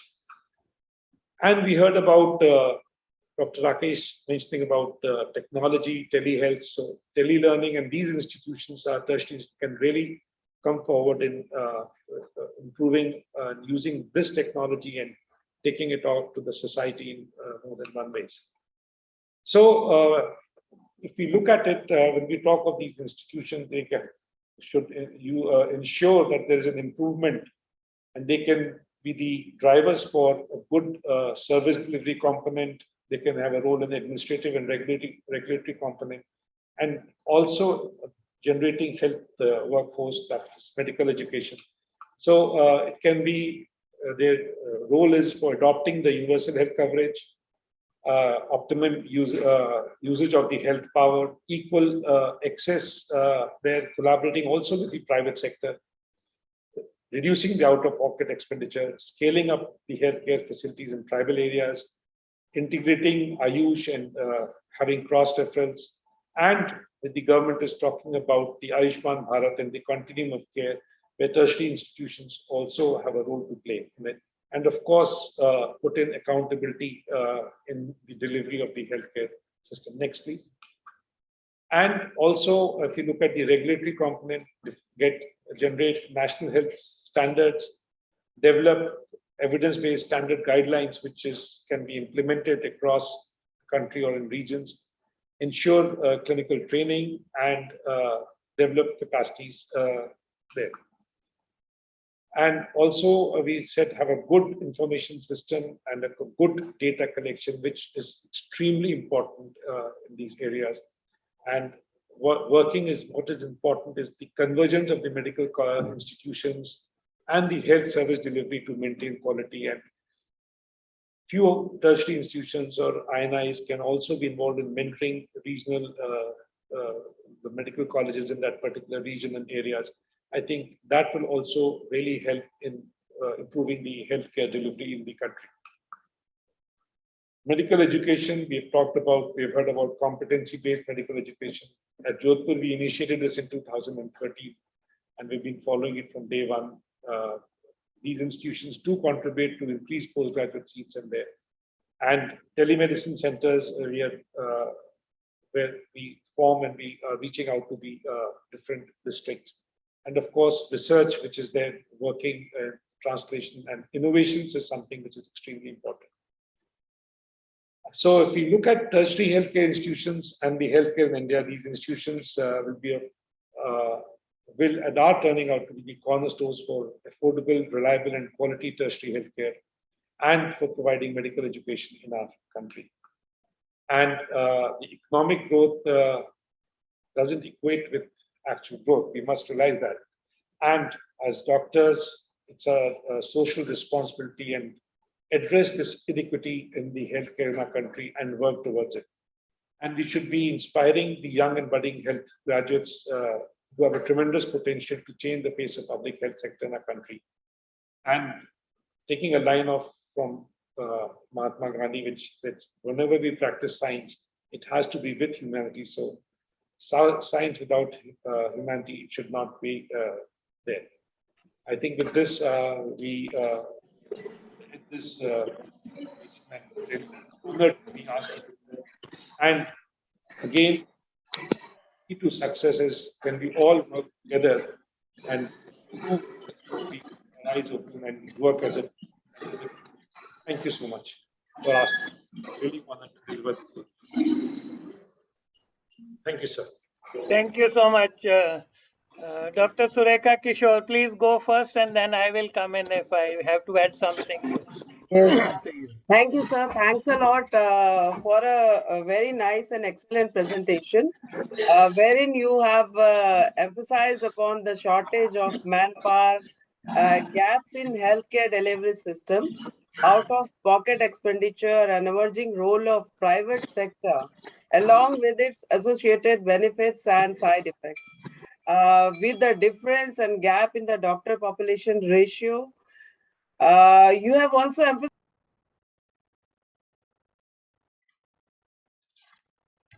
Ma'am आप mute हो गए, so kindly unmute yourself. Madam, you are mute. Sorry. Okay. Am I audible now? Yeah. Yes, ma'am. Yeah. So I congratulate sir, and I am really thankful for his excellent presentation, wherein he has emphasized upon the shortage of manpower in our country, along with the gaps in healthcare delivery system, with an emphasis on out-of-pocket expenditure and emerging role of private sector, along with its associated benefits and side effects. He has also mentioned about the difference and gap in the doctor population ratio and need of upskilling of super specialists and expansion of the tertiary care in our country, along with the contribution of PMSSY with the establishment of various new aims, as well as, he has also detailed out the role of tertiary care sector in service delivery, capacity building, and research. The role of public-private partnership, role of technology in health, along with the importance of technology, then information system in management of health services, and convergence of medical institute. I hereby congratulate sir for the contribution your institute is making under your guidance in the field of public health, academics, research, and innovation with a holistic approach. And you have detailed out each and every aspect of the tertiary health care, the demands and supply, and what are the gaps and how to fill up those gaps. So I think with this excellent presentation, I would hand over the platform to our co-chair, Professor Sanjeev sir, for his further proceedings. Please, sir, take over. Thank you so much, Dr. Surekha. I can't add, you have summarized it very well. I only would like to appreciate the proud daughter of Dr. V.K. Srivastav, Mahima. I believe she has joined us from United States of America. Mahima, I am sure you must be immensely proud of your father. We as public health fraternity, we as public health fraternity in India who have known Dr. V.K. Srivastav feel very, very proud of having known him. And I am sure because of his contribution to public health in India, many people are living today who would have lost their lives to various diseases to which public health led by people like Dr. V.K. Srivastav has contributed. And also adding quality of life to these people who have uh, been prevented from suffering from these diseases. I want to thank Dr. Umesh Kapil, Dr. Pankaj Raghav, Dr. Pankaj Bharadwaj, Dr. Pradeep Agarwal, and others for starting this oration to commemorate the contribution of Dr. V.K. Srivastav. I also look forward to hearing more from Dr. Sanjeev Mishra and Dr. Surekha Kishore, who are leading two of the newly established, I wouldn't say newly, now it has been quite some time established AIMS. I'm saying newly because I am from AIMS New Delhi. Compared to that, all the other AIMS are new, and looking forward to not just following what AIMS Delhi has done, but going beyond. And this presentation has highlighted that tertiary care institution can contribute to improving primary health care, can contribute to improving programs, designing of program, implementation and delivery of the program. So we look forward to hearing more such stories from AIMS Jodhpur and other AIMS in the country. Dr. Sanjeev Mishra, you have set very high standards which will be difficult to emulate by other speakers in the subsequent orations in the memory of Dr. V.K. Srivastav. Thank you so much. Back to you. Back to the organizers, Neha or Dr. Pankaj. Thank you so much. Okay, thank you so much, sir. Thank you so much for kind words. And by now, we are actually at the end of this inaugural ceremony, followed by Professor V.K. Srivastava oration. So now we are starting the sessions. Stay back with us. We are with the first session, and we are starting with the global session in Hall 1. And in Hall A, we will go with the front of package nutrition labeling by our colleagues. Over to Manoj. Are you handing over the medal or plaque to the orator? Sir, that would be done when we all meet together in a way, and then it will be done at that time. Good, Yes. good, good. Thank you. Thank you. Bye. So over to Manoj and Akhil for rest of the sessions. Now I would like to invite Dr. Anjali Agarwal and Dr. Anu Chaudhary to lead the first scientific sessions, Global Health.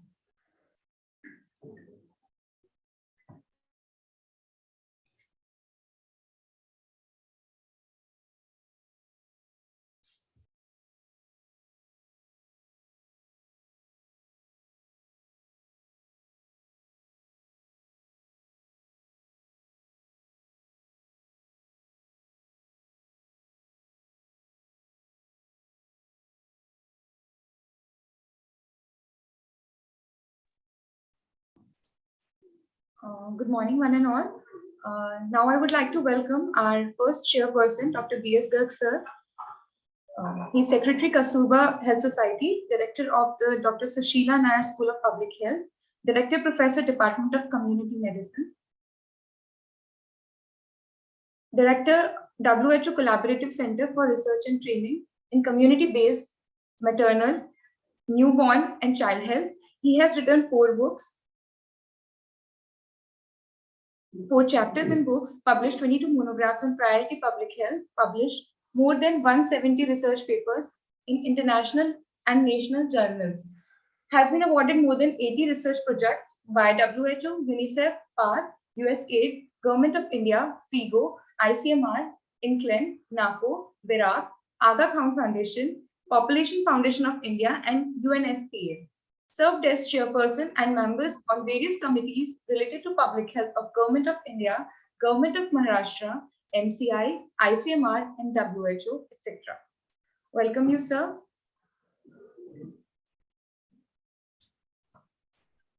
Thank you, Dr. Anjali. Now the next chairperson of the session.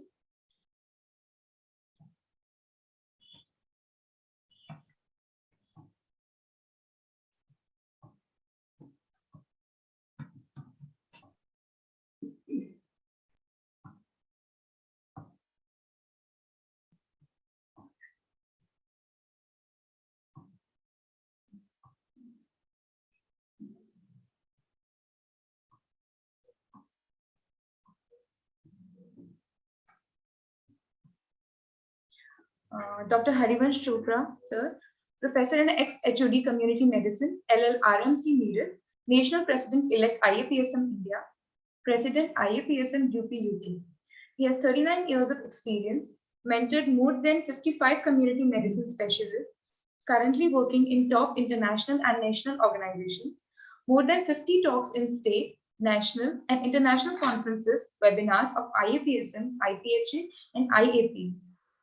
Organized many workshops, CME on malnutrition, tuberculosis, HIV and AIDS, BFHI, and socio-cultural festivals for more than 2 decades. He has a Visionary Leadership Award in Southeast Asian Health Summit. More than 100 publications in international and national journals with ResearchGate score of 20 high, 12 with more than 500 citations, and Google Scholar High 14 with more than 738 citations. Thank you, sir.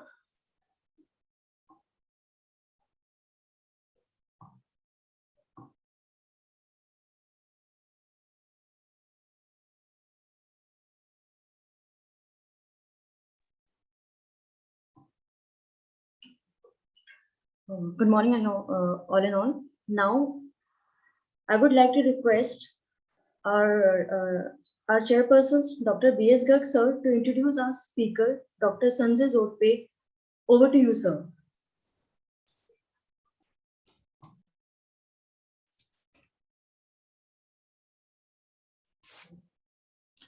Yeah, thank you. Thank you very much, Dr. Anjali. At the outset, I would like to thank the organizer for giving me the opportunity to chair the session. And the theme global health which they have chosen is I think appropriate to the time. We are passing through the COVID pandemic, where the understanding global health has become more relevant, more important, and the timely also. So now we are living in a global village where the public health understanding at global level is required. And in the time of this globalization and market economy, when we are passing through the demographic transition, epidemiological transition, economic transition, the global health has become more relevant. And more so, say we have the threat of climate change, the food insecurity, and now the disparity in healthcare is increasing day by day. At that, in that background, I think the understanding of global health is very much required, and I thank the organizer, congratulate the organizer for choosing a relevant topic. Our first speaker is Professor Sanjay Jodhpe. May I have the transparency for Dr. Jodhpe, please? Otherwise, I know Dr. Jodhpe for last 25 years. Dr. Jodhpe did. Yes, sir, I'm sharing as well. Dr. Jodhpe did MBBS and MD from Government Medical College, Nagpur. And so he became professor in the, yeah, there is. So Dr. Jodhpe at present is Vice President Academic in Public Health Foundation of India, as well as the Director of Indian Institute of Public Health, Delhi. He is ranked in top 2% scientists across the world for his stellar research contribution in the field of tropical medicine, which published by Stanford University.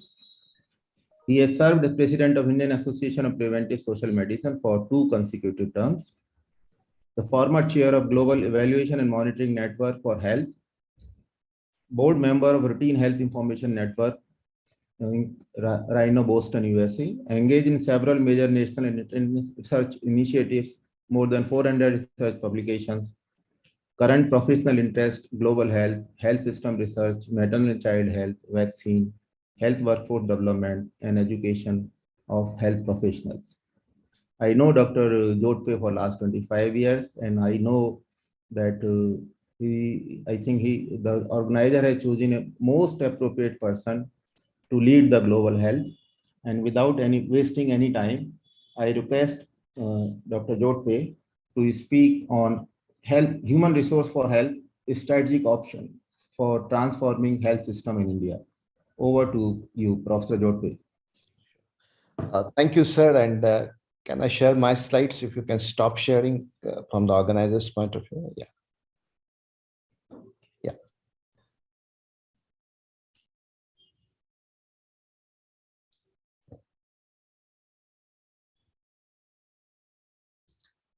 Sir, are you able to see the slides? Just wanted to confirm. Yeah, I can see. I can see, Dr. Jyoti. Thank you, sir. Thank you, sir, for this generous introduction. And chairs for this session, Professor Garg and Professor Chopra, distinguished faculty and professionals who have joined for this session and participating in this conference. At the outset, let me express my gratitude to the organizers for inviting me to deliberate during this conference on human resources for health and looking at what are the options which are strategic, which are available to us for transforming our health systems. Let me begin with this health systems framework, which is pretty familiar to all of us. But it is useful to begin with this because human resources for health is one of the very critical building blocks of the WHO health systems framework, which also includes health systems, the health service delivery, then the health information system, medical products, vaccines and technologies, health financing, leadership and governance. But health workforce is very integral part of this, and you would appreciate that health workforce, not that it is only independent building block, but it's also critical and important for advancing other aspects of the health systems. And on the right side, the peoples are being shown at the center. So we always talk about the people-centric health system, which is critical in responding to the challenges that we confront in 21st century, including the current pandemic. But what kind of health system that we talk about? The health system that is strong, sustainable, vibrant, resilient, agile, more efficient, effective, equitable, empathetic, responsive, technology-driven, and culturally sensitive. These are the characteristics and important credentials of the 21st century health system that we generally talk about. But let me ponder, and Professor Garg also mentioned about the current challenges confronted with COVID-19 pandemic. The important lesson that we all have learned from the current pandemic is that the health systems that is insufficiently resourced, both in terms of human resources and even financial resources for that matter, and suboptimal in performance because of that, in a steady state cannot create a very strong and swift surge response that would be required to confront with challenges like COVID-19. And therefore, we need to recreate the health system that can anticipate, avert, attenuate, and abbreviate the health threat like COVID-19 that we are currently experiencing, while also dependably delivering other needed health services, because this is also what has happened in COVID-19, that we were so busy with dealing with the pandemic that our other national programs and other challenges literally we confronted with have suffered significantly. But how we deal with that with efficiency, equity and economic prudence, and continuity, commitment and compassion, where the quality and dignity remains the hallmark. And we would really appreciate that such systems are impossible without the adroit and motivated health workforce. Without health workforce, nobody can think of any resilient health system that is required. But HRA challenges are a global problem. It's not that something that in India we are confronted with this. You pick any random country, including developing countries, you would find that they face and they are confronted with several HRA challenges. We also recognize that a strong and vibrant health system is essential and for delivering quality health services for which we need people. The gap that was observed at the global level was 45 million in 2013, which is expected to rise to 53 million by 2030. So it's not getting down, despite that the supply side has been tremendously increasing, but we still continue to struggle with the shortage. And shortage is one thing. It's not only thing related to the human resources for health. We have skill mix imbalance, maldistribution, negative work environment, and weak knowledge base being identified as critical challenges. And therefore, WHO also has announced 2021 as the year of the health and care workers. And it has been very strategically propagated that we need urgently to invest in health workforce for shared dividends in health, jobs, economic opportunity, and equity. So these are the 5 important challenges in the context of India. I will briefly mention about shortage, skill mix imbalance, maldistribution, negative work environment, and weak knowledge base. And it is important, our national bird is peacock. Unless we look around and see that what are the problems which are currently existing, we will not be able to fix them. And with that premise, that I would deliberate on maybe very quickly on each one of them. Let's begin with workforce shortage. And you can see on the left-hand side that the skilled health workforce professional density as compared to other countries, what's happening in India. It is 16.7 per 10,000 population. Sri Lanka 34.1, Thailand 40.7, China 46.4, Brazil at 97.1. On the right side, you can see the maternal mortality ratio and infant mortality rate, where India tops in 130 as compared to 29 in China, 37 in Thailand, 36 in Sri Lanka and Brazil. And similarly, the story of infant mortality rate, also a strong correlation with the health outcomes and the health workforce density. We have in India 3.87 million health workers. They are working in the health sector. And additionally, we have 1.2 million support staff, which is working in the health sector, of which, if you look at the total HRH of 3.87 million, we have 21% allopathic physicians, 36% nursing professionals, 6% pharmacists, 5% dentists, 13% Ayush, and 19% health associate or the allied health professional that we talk about. I picked up one example of medical specialist. See the vacancies in our public sector. It's close to 76%. The 24% are in position. That translates to almost 76% vacancies and of the medical specialist in the public health system.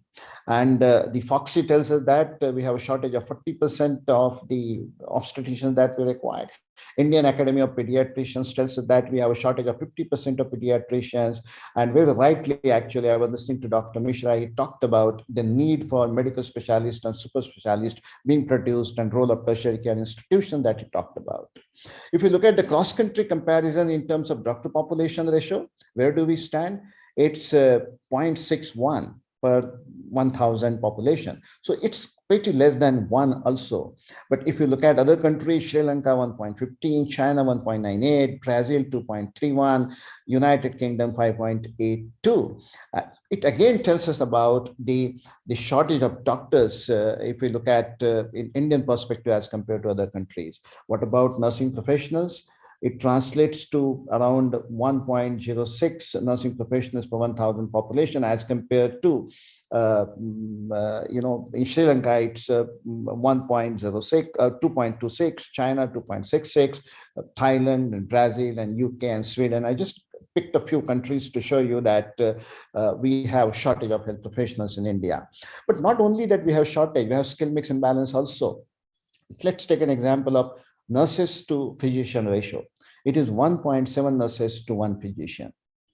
And if you look at other countries, United Kingdom, it is 1.8 to 1, Sri Lanka 2 is to 1, Thailand 2.3 to 1. And what is recommended is generally 2.8 to 3 nursing professionals per doctor. So 2.8 to 1 is the ratio that being propagated by the OECD countries. Maldistribution is so visible. You can see on the left side some states from Kerala and Delhi and some Uttarakhand and Tamil Nadu and Andhra Pradesh on the right side. Even Maharashtra you can see actually, and Karnataka, Gujarat. And the numbers that I have indicated, overall we have 16.7. I'm talking about the skilled HRH density that includes doctors and nursing professionals is 16.7 per 10,000 population is our national average. But a country like India, actually national average, is one number. What we need to do is that each state critically and carefully, because each state represents like a country, for example, anywhere in the world. And we take an example of Maharashtra, it's 15.1. Go to the Bihar, the last one, that's 7.0 per 10,000 population. And WHO's guidelines tells us that it should be minimum threshold is 22.8 per 10,000 population. It's pretty less than that. And in the context of now universal health coverage and SDGs, it was 44.5%. That's a challenge. Similarly, is that 2/3 of rural population as India's 1/3 of HRH. Again, the maldistribution is visible. Private sector plays an important role in India in service delivery, 70% outpatient care and 51% inpatient care. We have private sector accounting for close to 63% of 3.87 million HRH that we have in India. Let's move on to the negative work environment. Numbers are critical and important, but we all understand that we need motivated health workforce where intrinsic and extrinsic factors play an important role. We would all agree that performance leads to recognition, recognition leads to respect, and that actually commands power where people are actually motivated to work in the health systems. 4 Ps like pay, punctuality, performance, productivity are all linked with each other. With knowledge base, we have a limited research also in the context of the human resources for health. And these numbers that we generated is the research that we have been closely working with the government of India in last few years that we did and published recently. But not only in terms of numbers, but a lot of research gaps are still existing in the context of human resources for health that we need to look at from perspective.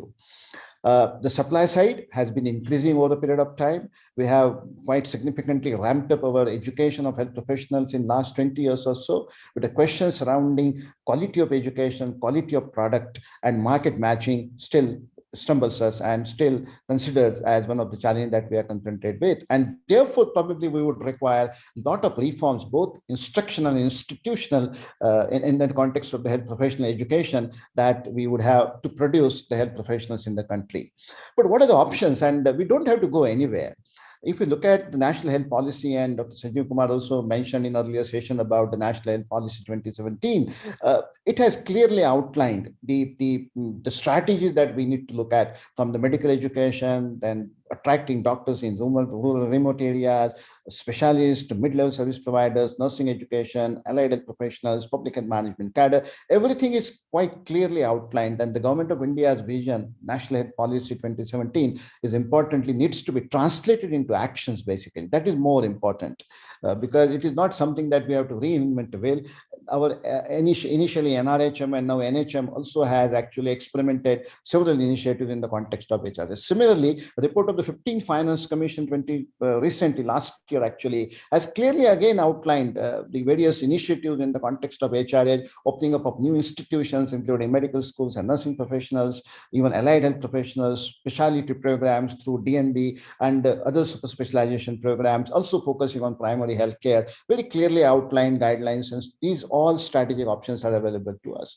Government needs to play a very important overarching role, because HR is something which government is in the driver's seat, both in terms of stewardship and public delivery management, in terms of capacity, regulatory frameworks, knowledge base, and supply side. And in the context of public delivery management, capacity, processes, service delivery needs to be looked at and to be driven by the government in advancing the overall HRH agenda.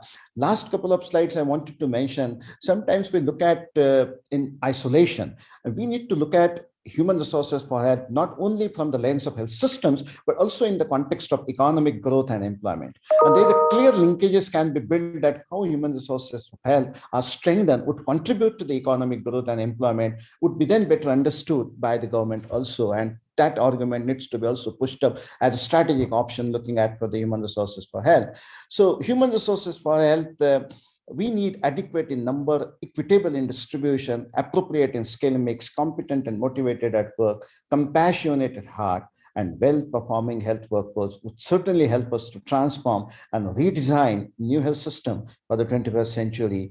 And that would help us to advance the agenda of health assurance and sustainable development, which will ultimately help us to create Swasth Bharat along with Swachh Bharat and Sashakta Bharat.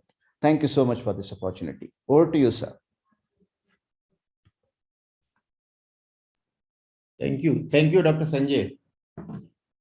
Dr. Jodhpe has rightly pointed out the key issues with the health system in India, also the issues related to human resource for health. So all these things, we know them for last so many years, but issue is that why they are not being addressed. On one hand, say we are committed to universal health coverage, as well as to SDG 2030. On other hand, say we have a lukewarm approach. The budget allocation is very poor. Unless you increase that, the health sector reform, we are talking for last so many years. But say progress is not satisfactory, very slow. And when we think of this human resource for health, the situation is really very, very poor there. especially when you talk of paramedicals and the health worker required for the rural area, tribal area, PSC level and below. The Dr. Jodhpur has very rightly pointed out the situation is not acceptable. Recommendations are already there, starting from Board Committee, Mudaliar Committee, National Health Policies. But question is how to implement them. We require little willpower. I think here there is a role of IAPSM, IPHA to do a lot of advocacy to ensure that all these issues are addressed. And it cannot be more appropriate time than this Amrit Mahotsav, 75th year of independence, when we address all these issues. So I again say congratulate Dr. Jodhpur for pointing out all the important issues related to health system and health workforce in India. Thank you, Dr. Jodhpur. I think question answer we will take later on together. That I think policy of the organizer. And now I hand over the session to my co-chair, Professor Chopra. Now, I would like to request our chairperson, Dr. B.S. Garg, sir, to introduce our next speaker, Dr. Karma Tenzin. Over to you, sir. Dr. Chopra is not there? Sir, he has a meeting. Okay, no problem. Yeah. So our next speaker is from Bhutan. Yes, sir. Over to you, sir. Dr.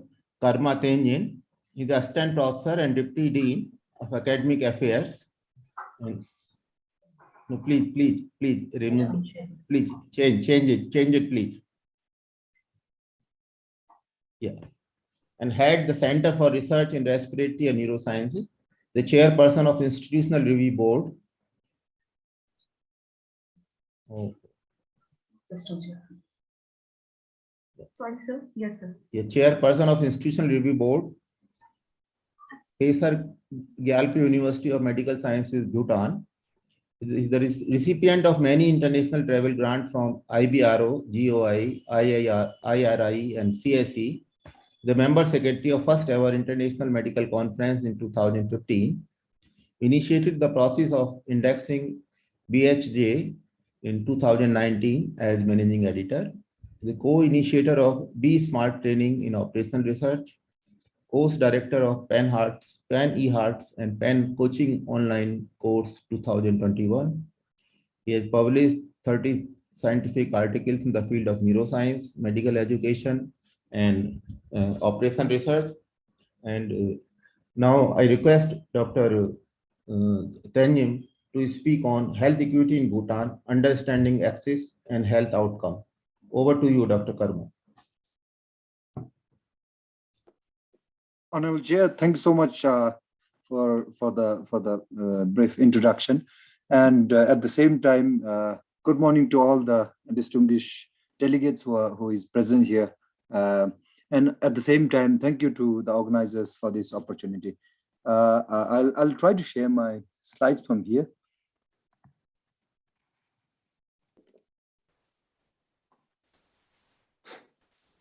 Is it visible?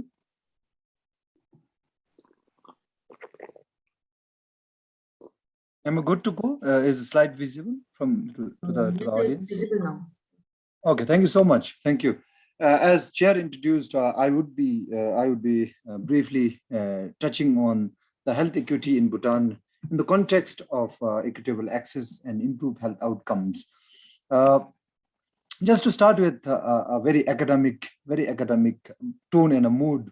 When we say health equity, I mean WHO has given a very lengthy definition, but in a very layman term, in a very commonest term, health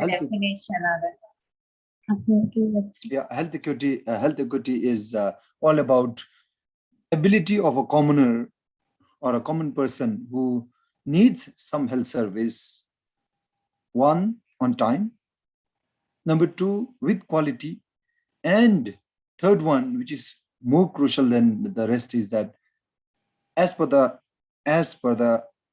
health needs, as per the severity, as per the available resources. So these are all various aspects you can touch on.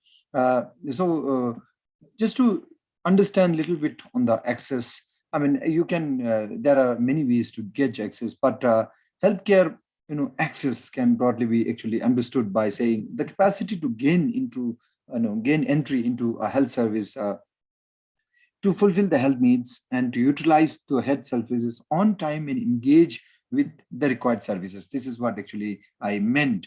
And then moving on, however, if you look at from various aspects and various stakeholders of, in relation to healthcare service access, for a receiver, it is an access can be defined as something that is somebody who receives an appropriate care as per what he or she needs. For a provider, from the provider aspect, the access can be defined as a combination of getting deployed in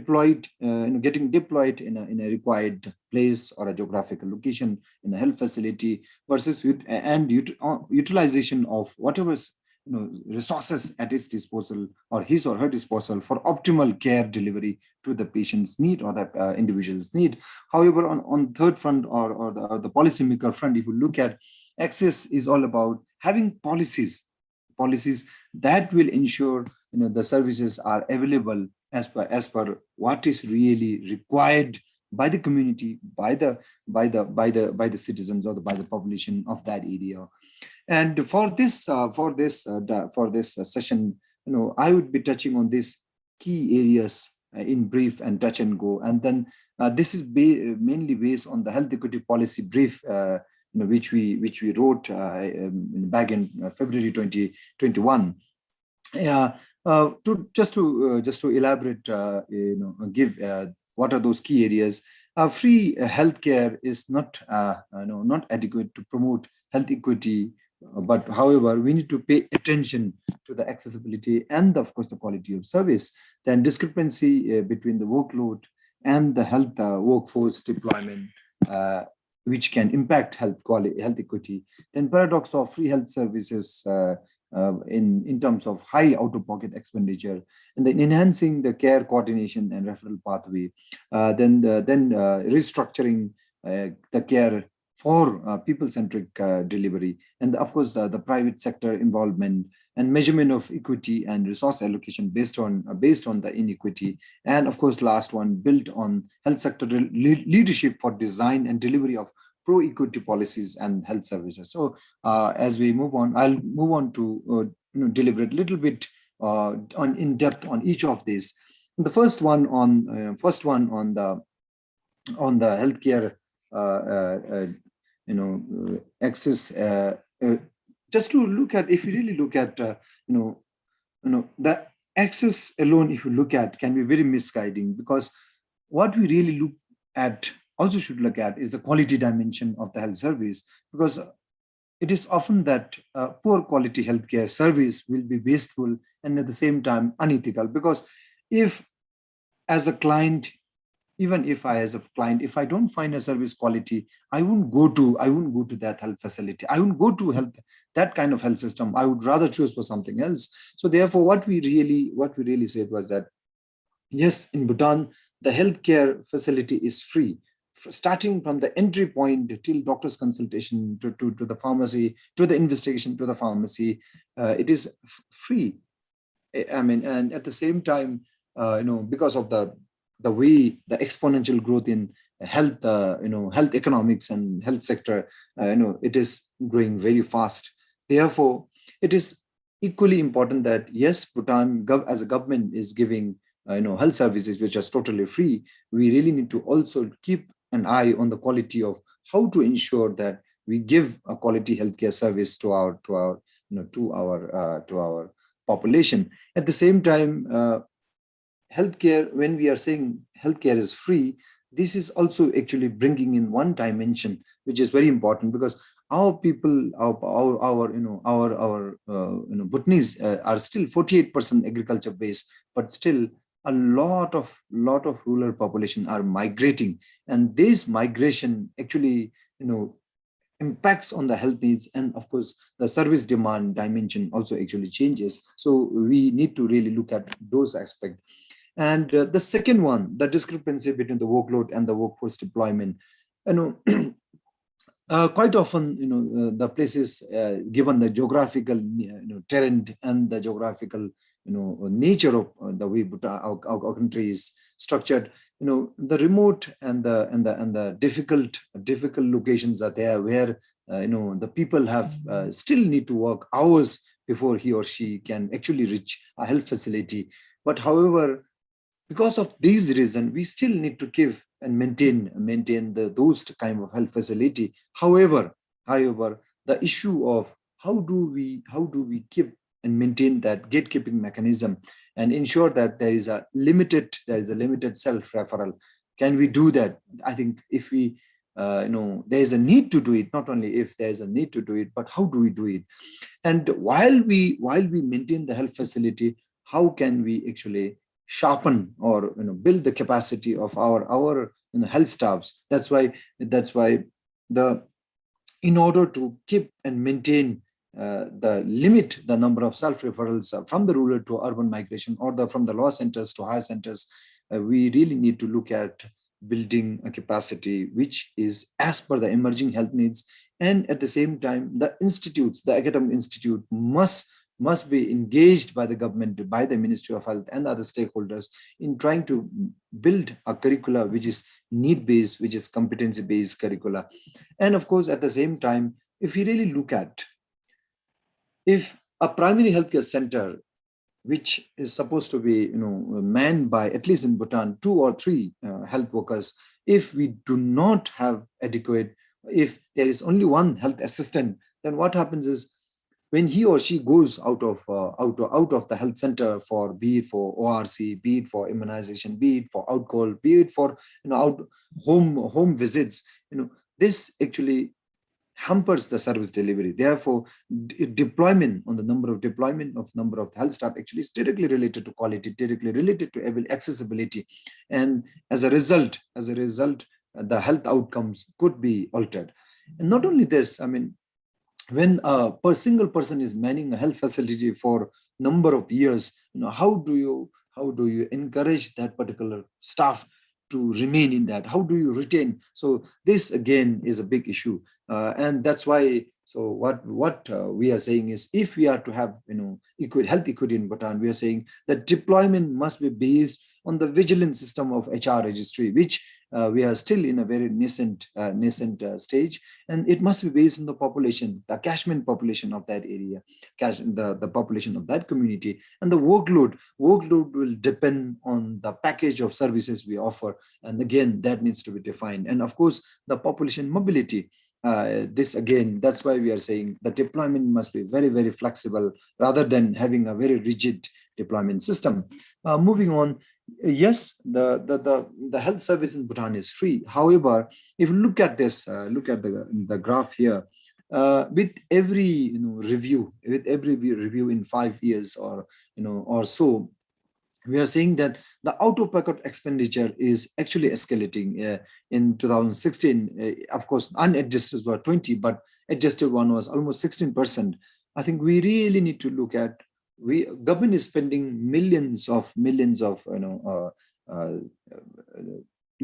on giving on provision of healthcare, free healthcare, but our out-of-pocket expenditure is rising very steadily, and that itself can be one of the factor where health service can become inequity. In terms of equity, it can be an issue.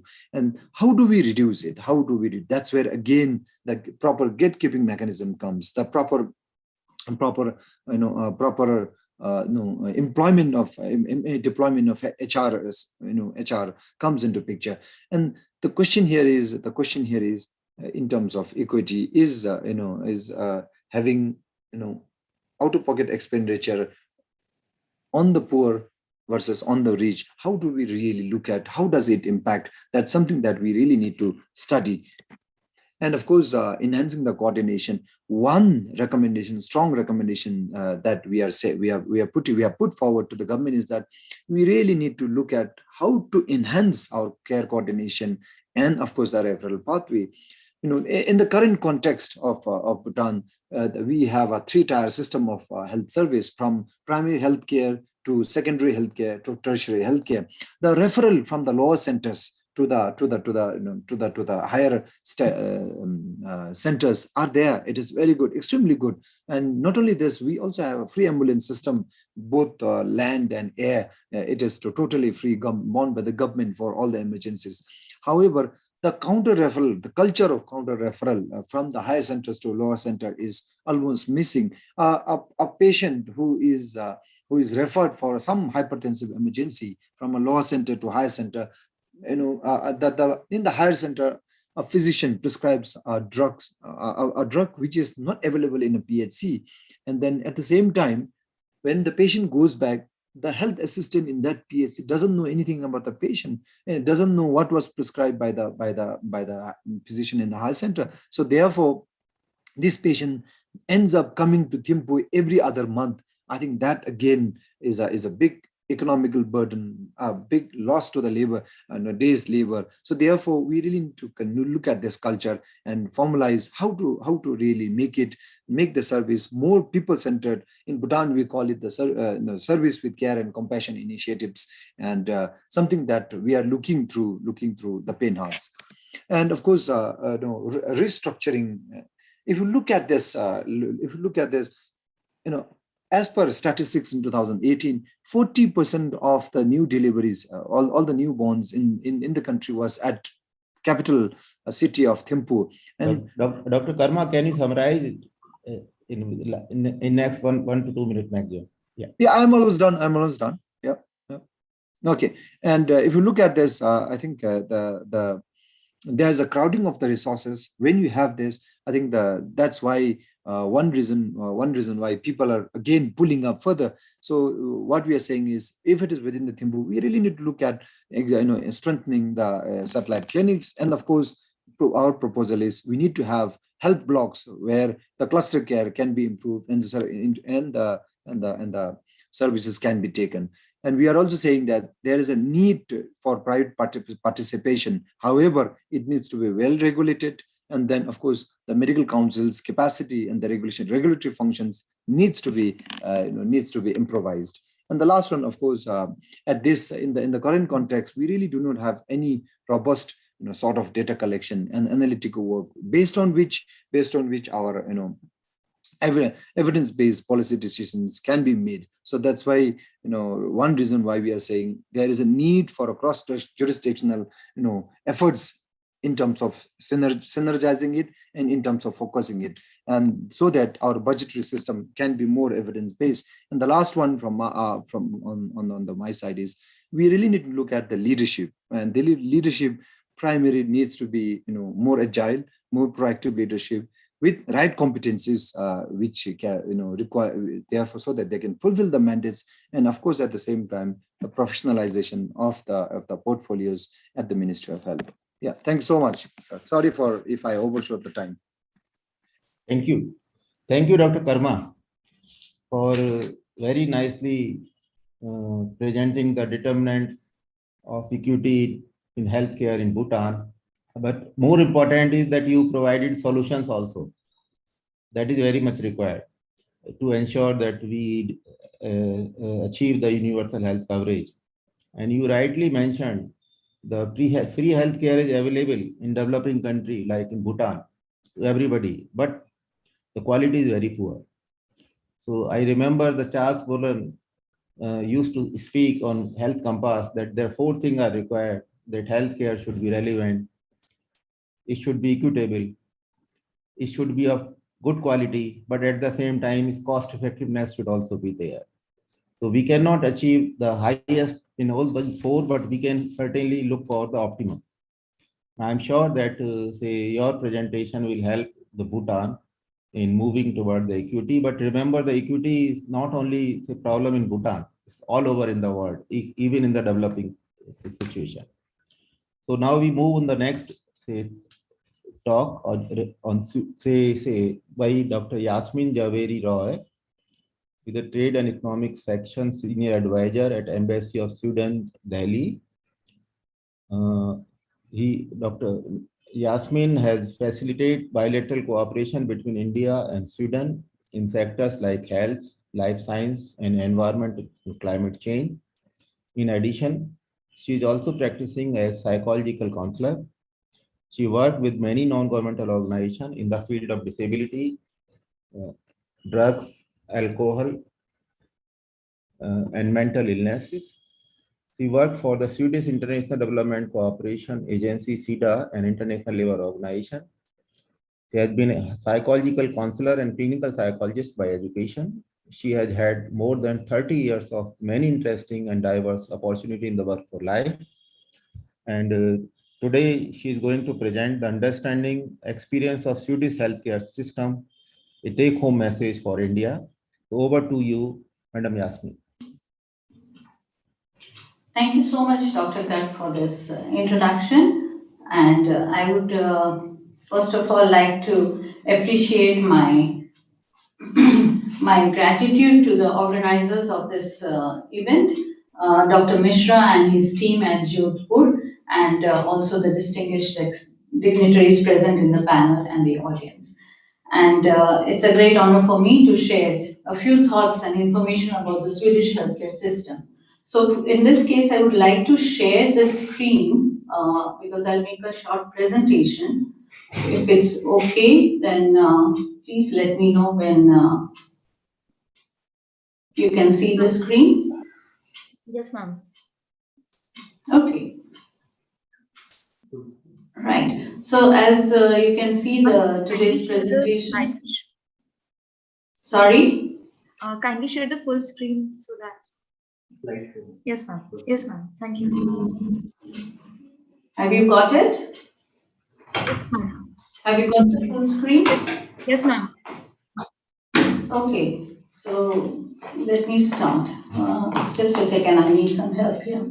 Christina, I need to start the screen. Do this slideshow. Sorry for this, but just a minute.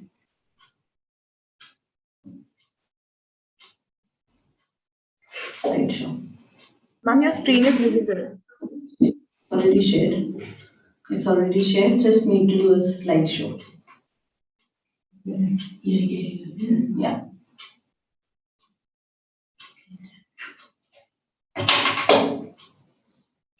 In the slideshow, you should be doing it from here.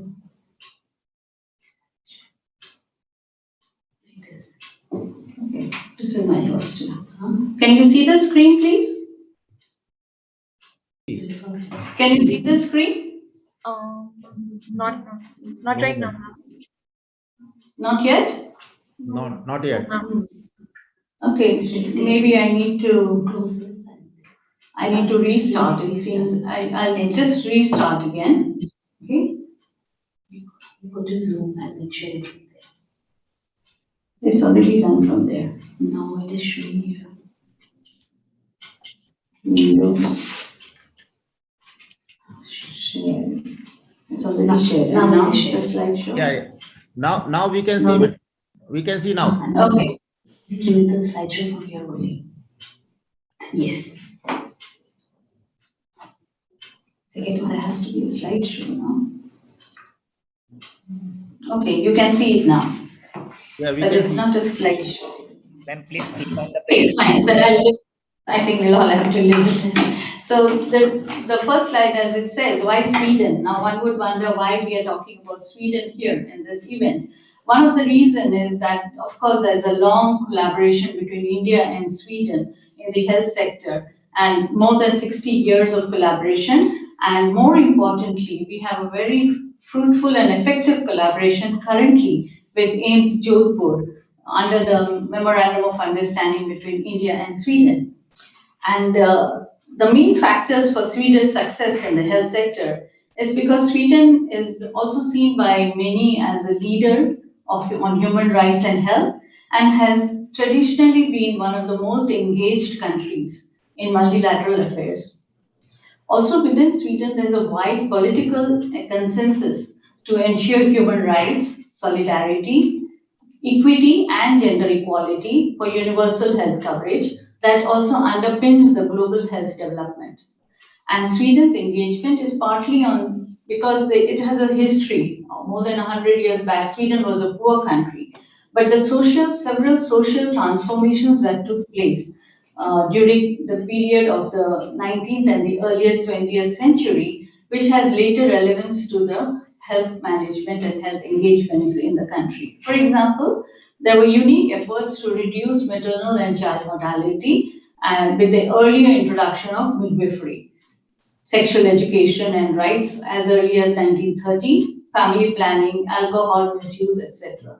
And in the 18th century, like in the mortality rate in Sweden was about 1 in 100. And by the beginning of the 20th century, it dropped to 0.25 in 100. And today it has the lowest in the world. And after the Second World War, Sweden included universal health insurance and a welfare model of approach. And today, its approach to health and development is much around the social development goals, the SDGs, and it has a long-standing approach to gender equality, which is further bolstered by the feminist policy, foreign policy, which was declared in 2014. So to move further, a little bit about Sweden. So the overall objective of Sweden's health and medical policy is that people must be offered effective, good quality health and medical care that is tailored to their needs. This care must be equitable, gender equal, and accessible. Sweden is largely tax funded, with health spending is around 11% of the GDP, and which also includes 4% for research. It's a free healthcare for children and young people under age 20. And most hospitals are public, but there are many private providers. But these private providers are again reimbursed by the government. So the choices of the patient, they can choose where they want to go, to the public or the private, but it is the government's mandate to reimburse to the private sector. But the cost is same for both public and private, the cost of care. And the average lifespan is 84 plus for women and 80 plus for men, one of Europe's largest elderly care population, which is in a way a positive development, but also places a lot of demand on the healthcare systems and finances. Just a quick about how the administrative model looks like in Sweden. It consists of 3 levels. Like in India, we also have a tertiary care system. There is also a tertiary care system, but at the national, regional, and the local authorities level. So when you look at the left-hand corner, the national level, which is the parliament and the government, which is responsible basically for policy goals, legislation, supervision, standards, and financial control measures. And healthcare is regulated by the Health and Medical Services Act, and Ministry of Health and Social Affairs is the nodal ministry in the health sector. Then the next part is the regional one. The regional is divided into, the country is divided into 21 regions with responsibility for financing and providing healthcare. The local authorities, which has about 290 municipalities, are responsible for social services, housing, and home-based elderly care. So the funding consists primarily of regional and local taxes with a national redistribution system to guarantee equivalent health and medical care throughout the country. So the regional councils are political bodies elected the same day as the national general election. So they don't have, like in India, we have different election periods. They have one election both at the regional and national council, which makes the administration much easier to handle. Now, as we said, Sweden, the success story, and I will share a few facts of why Sweden is quoted as a success story. It has the first and foremost is the collaboration. Sweden has a long tradition of strong collaboration, and the Sweden's dedication to the health and its citizen is evident, as the country has long focused on the frontline medical research and innovation, while simultaneously giving all citizens affordable access to health quality care. But what makes it so unique? So there are several factors, as I started with saying that collaboration is the key and one of the underlying factors for its success. It follows a quadruple helix approach, and here when I say quadruple helix approach, it is based on a model with a set of interactions between academia, industry, government, and civil society to foster economic and social development. So on one hand, this translates into direct strength as more fields and organizations cooperate, but it also has led to research and field application come close considerably. So collaboration appears in many forms, including at national specialist research centers, science parks and hubs, startup companies, and large corporations. Other examples are the development of living labs where civil society, often the users, are collaborating with other actors. So to coordinate policies and to increase the pace of work required to meet the challenges, the Swedish government has established a coordination function in the government offices, the relevant government offices, which promotes advances in knowledge, innovation, and quality in medical and healthcare, as well as universities and university colleges. The other factor is Sweden's treasure of quality data. They have more than 40 years of national registries in a number of areas, which is really very unique because this helps the scientists not only in following up the disease pattern, but also develop treatment plans. And they can do a longitudinal studies also. So there are different types of registries that act as knowledge hubs in the system. And with the help of registries, even the government can follow, analyze, and report on health and social conditions where researchers gain access to huge amounts of data. Healthcare centers throughout Sweden, every day they register problems, measurements, and results based on each individual patient. And the National Board of Health and Welfare is responsible for several individual-based national health registries, and the health data registries are based on mandatory regulations and regulatory requirements. So in addition to the mandated national health data registries mentioned, the list is there on the screen, there are high quality databases based on voluntary participation in each region and county council. So the Sweden system of personal identification numbers also makes it easier for experimental research to be transferred to a clinic and expedites epidemiological studies aimed at finding connections between ill health and factors that increase health risk. So in India also we have started this Aadhaar card. So hopefully in the near future we will have these benefits also. In addition to that, some quick few more factors like transparent regulations, world-leading research facilities. Sweden can be justified as a front-runner within genomics, molecular biology, protein science, and is further strengthening through increased investments in research infrastructure. And by applying new innovative methodologies, the aim is to drive development of new modalities for the diagnosis and treatments of major diseases, including rare diseases. So there are breakthrough therapies, and Sweden has created R&D infrastructure to support the development of new treatments at Karolinska Institute, Lund University, University of Gothenburg, Uppsala. These are few renowned universities in Sweden.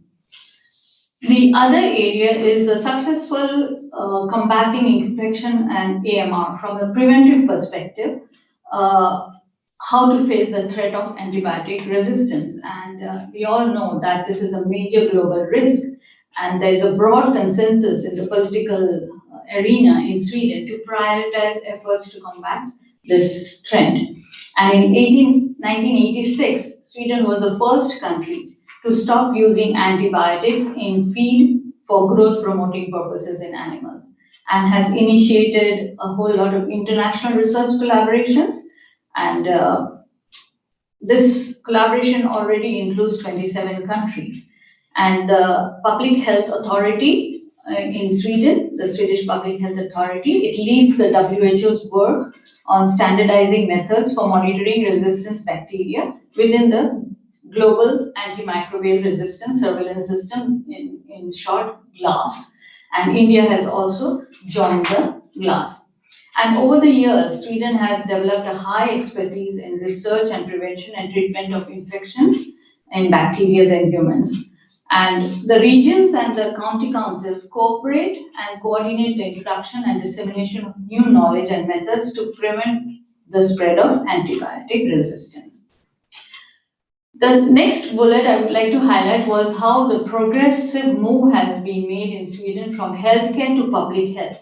And there is more than just high-tech solutions and research behind the Swedish systems. There is an aspect that has more to do with social norms and lifestyles.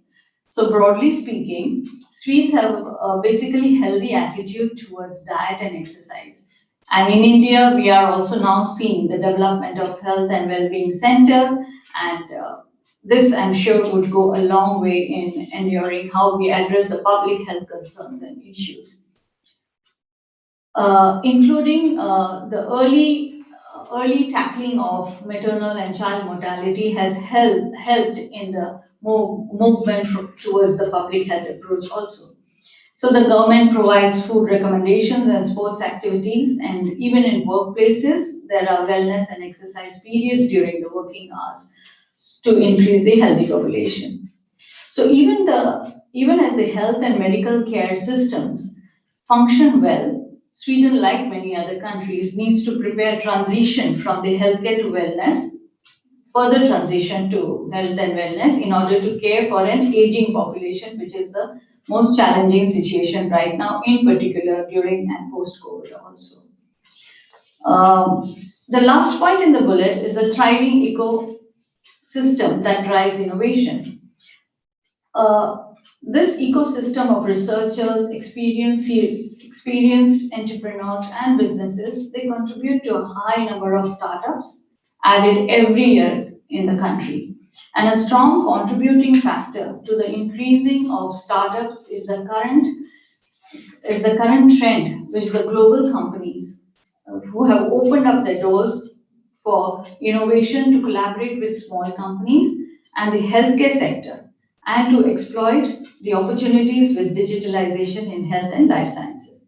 So while incubators are closely linked to colleges, universities, and research institutes, innovation hubs are more focused on the business aspects of life sciences.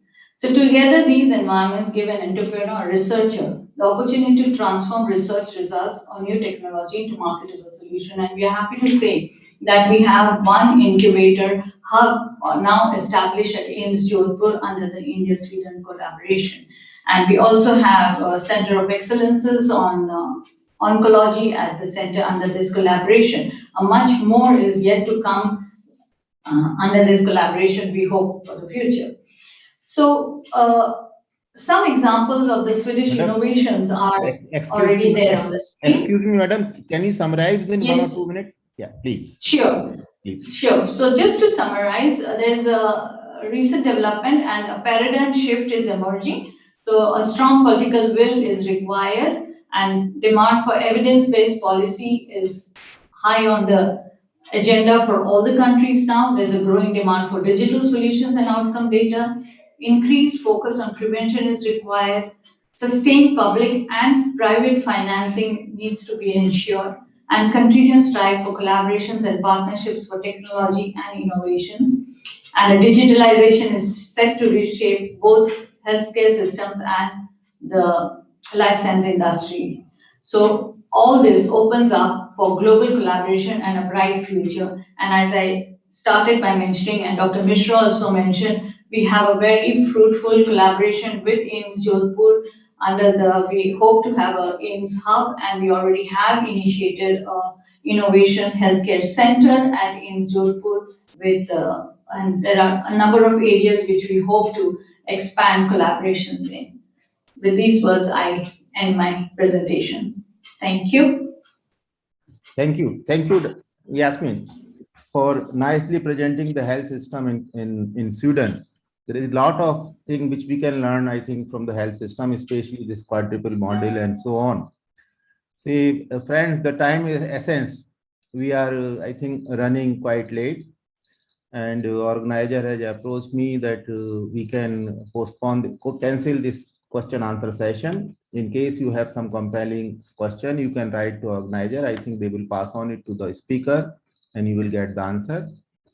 So I thanks all the three speakers for their excellent talk, and also say thanks to the organizer for giving me the opportunity to chair this session. So thank you very much. Now over to the organizer.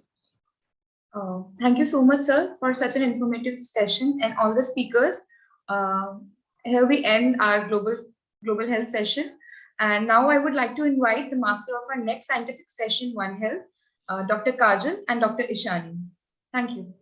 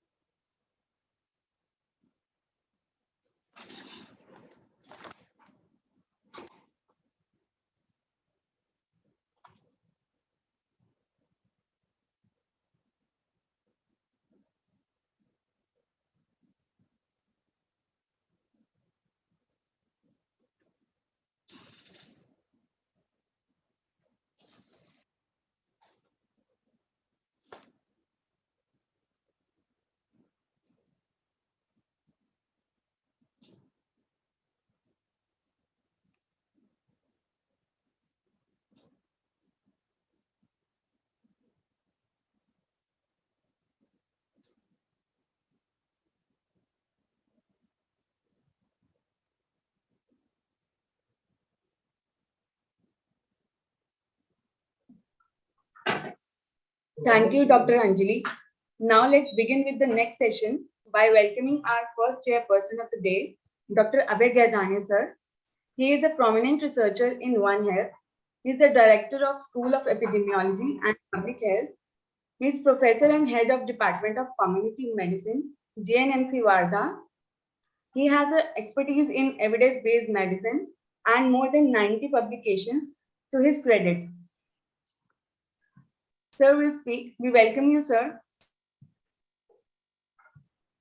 Thank you, organizers.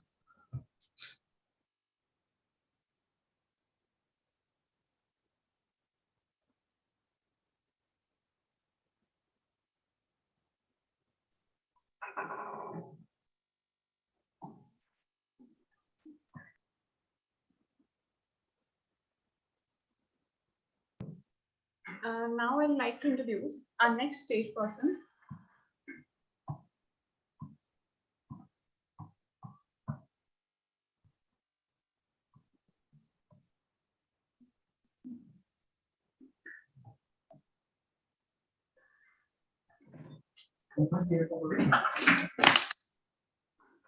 Now I'd like to introduce our next chairperson for the day, Dr. Subhi S. Majumdar, who is a distinguished professor and a former director of National Institute of Animal Biotechnology. Sir has specialization in gene and protein engineering, genomics, functional genomics, transgenic animals.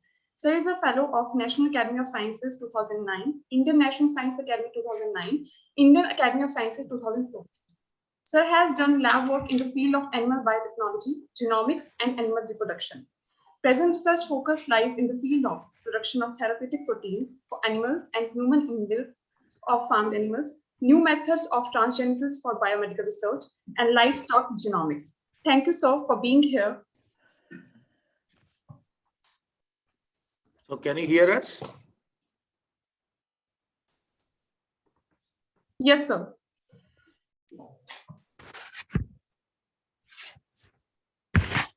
Now, I'll request Dr. Abhay to please introduce our keynote speakers for the day. Dr. Michael. Thank you, organizers, for this opportunity. This is indeed a very important and very pertinent session given to the current context.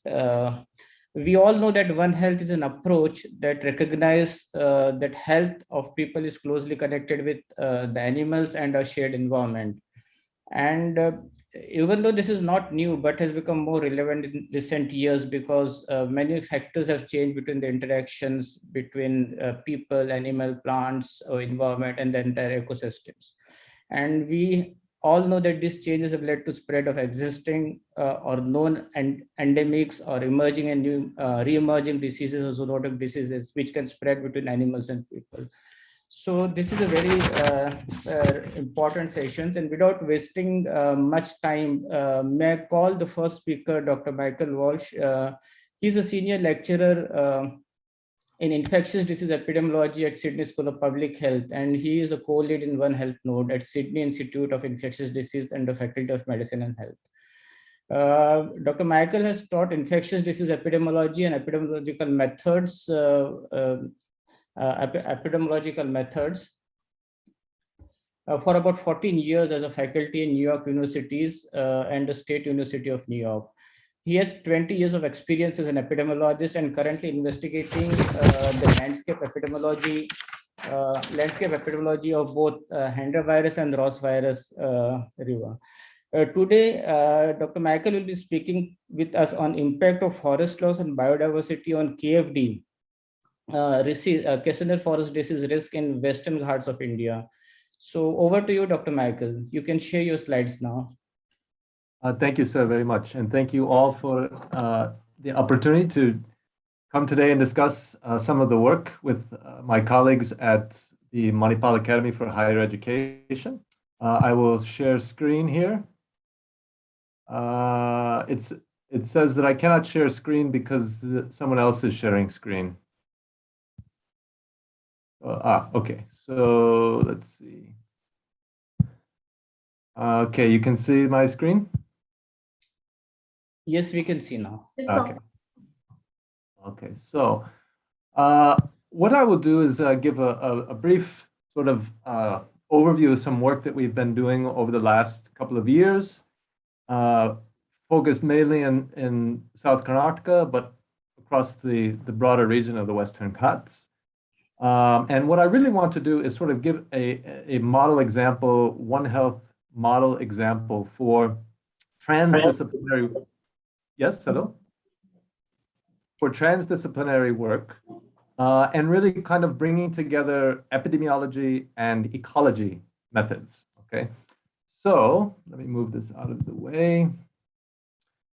So I'm going to talk about the impact of forest loss and biodiversity on Kyasunu forest disease risk in the Western Ghats in India.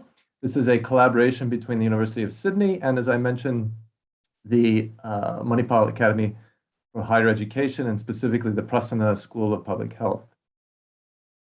So Kyasunu forest disease is a tick-borne arbovirus that, upon its discovery in the 1950s, was limited to a relatively small focus in one small part of the state of Karnataka.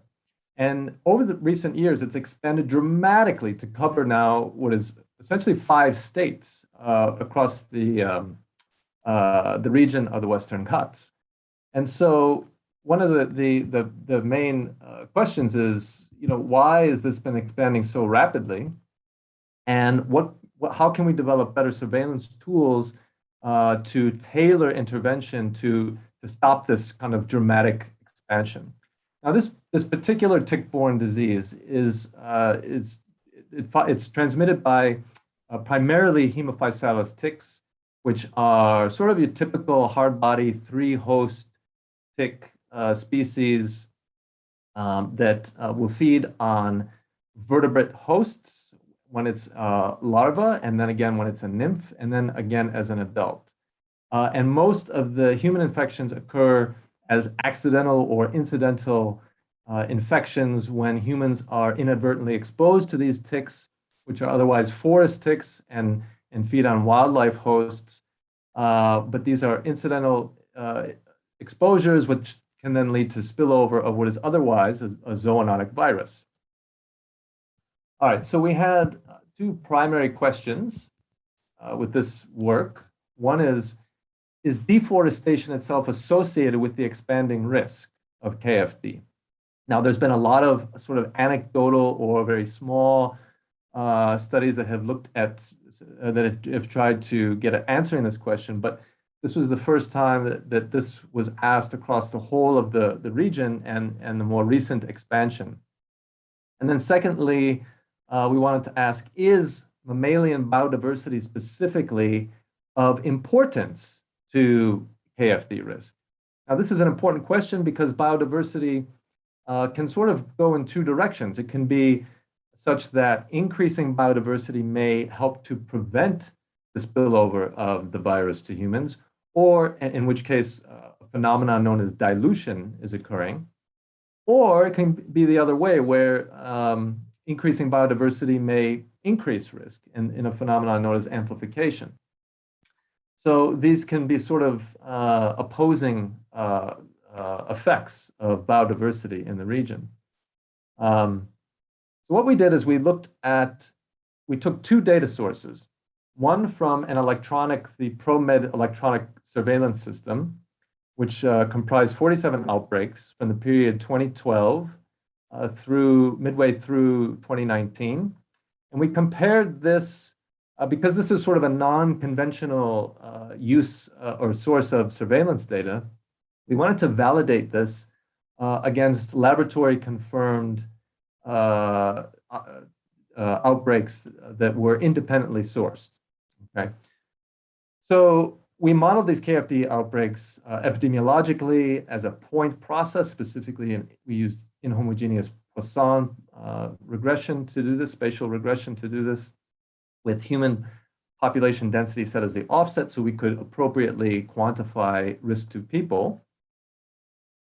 And we assessed risk. We assessed these models according to fit and their performance. And performance in particular, as I mentioned, we tested these. We did an external validation of the electronic surveillance data using an independent laboratory-confirmed set of outbreaks. If you're interested more, I'm not going to spend very much time at all in describing the methods, but if you're interested, you can find more information here at this publication. So we had. I'm going to remove this bar here. Okay. So, although our primary questions were around forest loss and mammalian species richness, we did have to control for other environmental factors, particularly because climatic factors are very important to the ecology, the infection ecology and the tick ecology. Ticks being quite sensitive to moisture. And so we needed to address not just the primary questions, but we needed to address other aspects of the environment in this evaluation. But as I mentioned before, there we go. The primary focus was forest loss and biodiversity in the region. So in this first part of this piece of work, we did find, as we expected, that increasing forest loss was associated with increasing risk. In fact, for each quantile increase in forest loss, there was a corresponding 83% increase in risk of outbreaks of KFD. But what we also found from this first part of the work was that there was a positive association also with biodiversity, meaning that with increasing biodiversity, there was increasing risk. Okay, but that's not the whole story. In fact, it's quite a bit more complex than that, and we'll come back to this shortly. So this is the estimate of risk across the region, risk for KFD. You can see that's in the middle, and then the confidence limits to the left and to the right, 95% confidence limits. This is the distribution of risk based on forest loss and biodiversity across the region. The Western Ghats, of course, being one of the most important biodiversity hotspots in the world today. So this is a very fragile area, a lot of biodiversity, and unfortunately, it's also undergoing quite a lot of anthropogenic pressure due to agricultural development and extractive industries and increasing urbanization. So the initial summary here from this first piece of the work is that deforestation, as we expected, was associated clearly and strongly with the risk of Kiasunu forest disease. But another finding, which we didn't necessarily expect, was that higher species richness was also associated with the risk. But wait a second. what is it about that positive association between KFD and biodiversity? And can we leave it at that? So first of all, the measure of biodiversity that was used for this first piece of the analysis was actually quite crude and did not at all get at the level of heterogeneity in the distribution of species richness across the region, which is essential. So because it was such a crude measure, we actually wanted to go back and further explore, do a deeper exploration of this relationship with biodiversity and also between biodiversity and forest loss. So what we did is this is where we're starting to bring in some deeper ecology methods into the application of epidemiology for this particular disease system.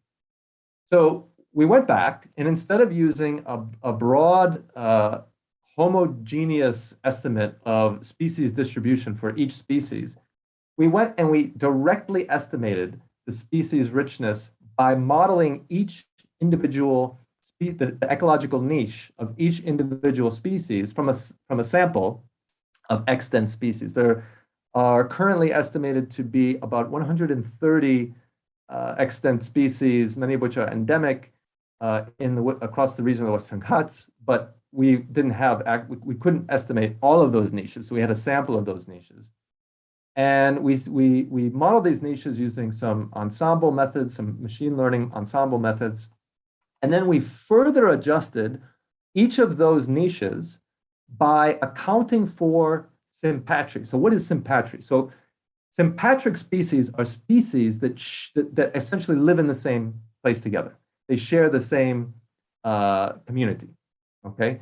And so why is this important? Well, because if you don't account for how species may be interacting with each other, you can incorrectly estimate what species are living where. So we address this by adjusting the species richness estimate for what potential species are living together. And then the last step here is we assessed effect modification, that is interaction, statistical interaction. We assessed effect modification of the association between KFD and species richness by forest loss in those original point process models that I showed you previously. And we did this with an approach called integrated nested Laplace approximation models, or INLA. And as I showed before, if you want more information on this, you can find that here. Okay, so this on the left, you're seeing in yellow, you're seeing these are the taluks that are across the region of the Western Ghats, and then you see overlaid the points where outbreaks have occurred over this period. And on the right, you're seeing our new estimate of the first part of our estimate of species richness, where we've modeled the niche of each species. And then we further adjusted these for sympatric species to give our updated metric for species richness. So all of this is to say that when we went back with this updated estimate of species richness, and we reran models to try to get at this association between forest loss and KFD and between biodiversity and KFD, what we found is, again, a positive relationship between biodiversity. But hold on, because it doesn't stop there. We found, again, as we expected, of course, the same strong positive association between forest loss and KFD. So increasing forest loss leads to increasing KFD. But hold on. Here we see a negative interaction. So what does this mean? This is an interaction between forest loss and biodiversity. So what this is saying is that this top number, 0.86, this positive association between biodiversity, increasing biodiversity, and increasing KFD risk only exists in the context of no forest loss.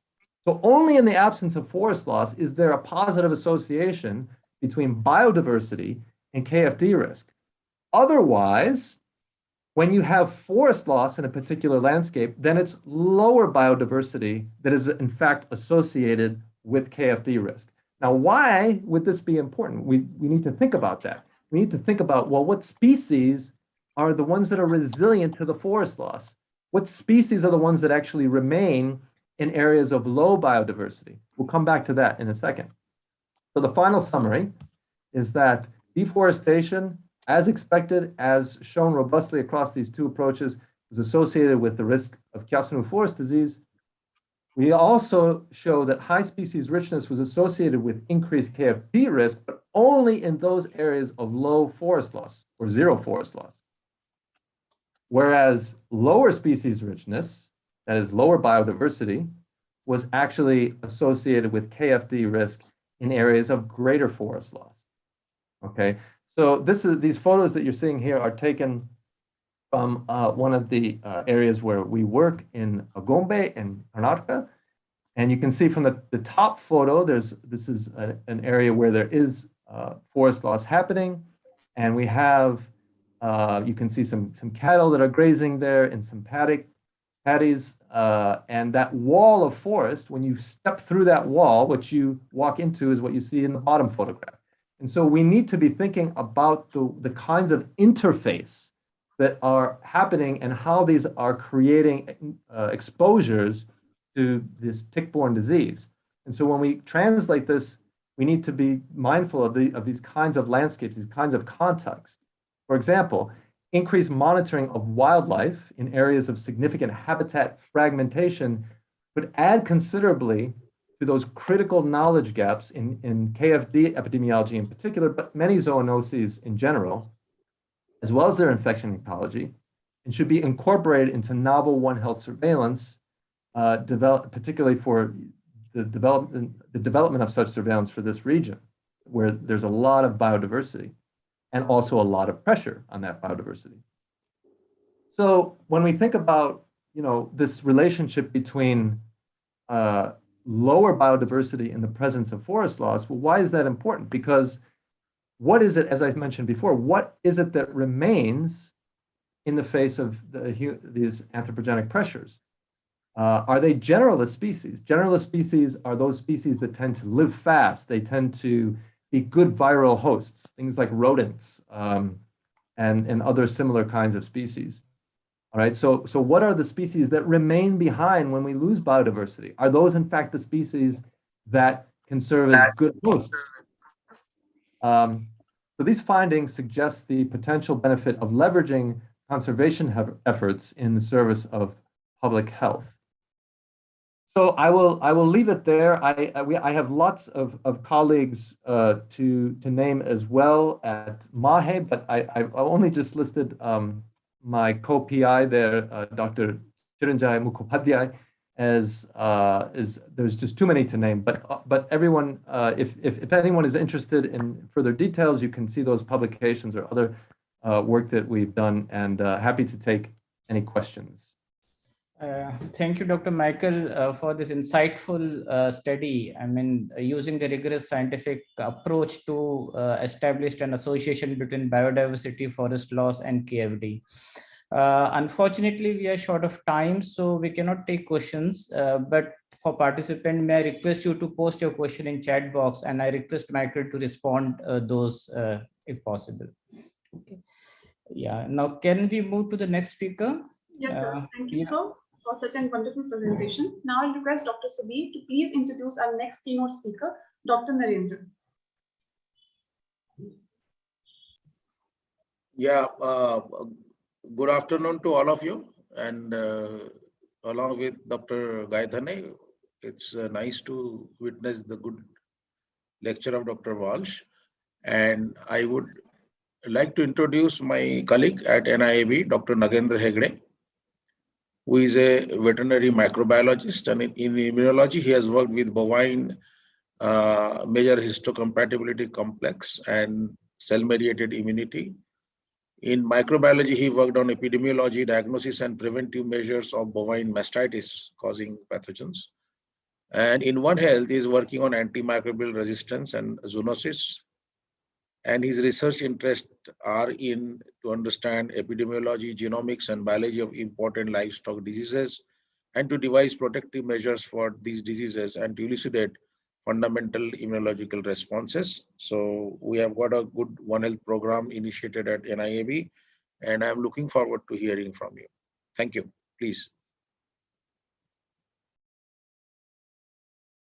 Dr. Majumdar, and good afternoon, everyone. First of all, I thank the organizers for giving me this opportunity.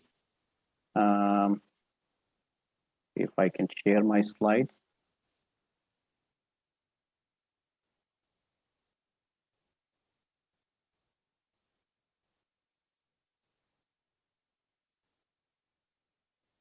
Are my slides visible? Yes, sir, visible.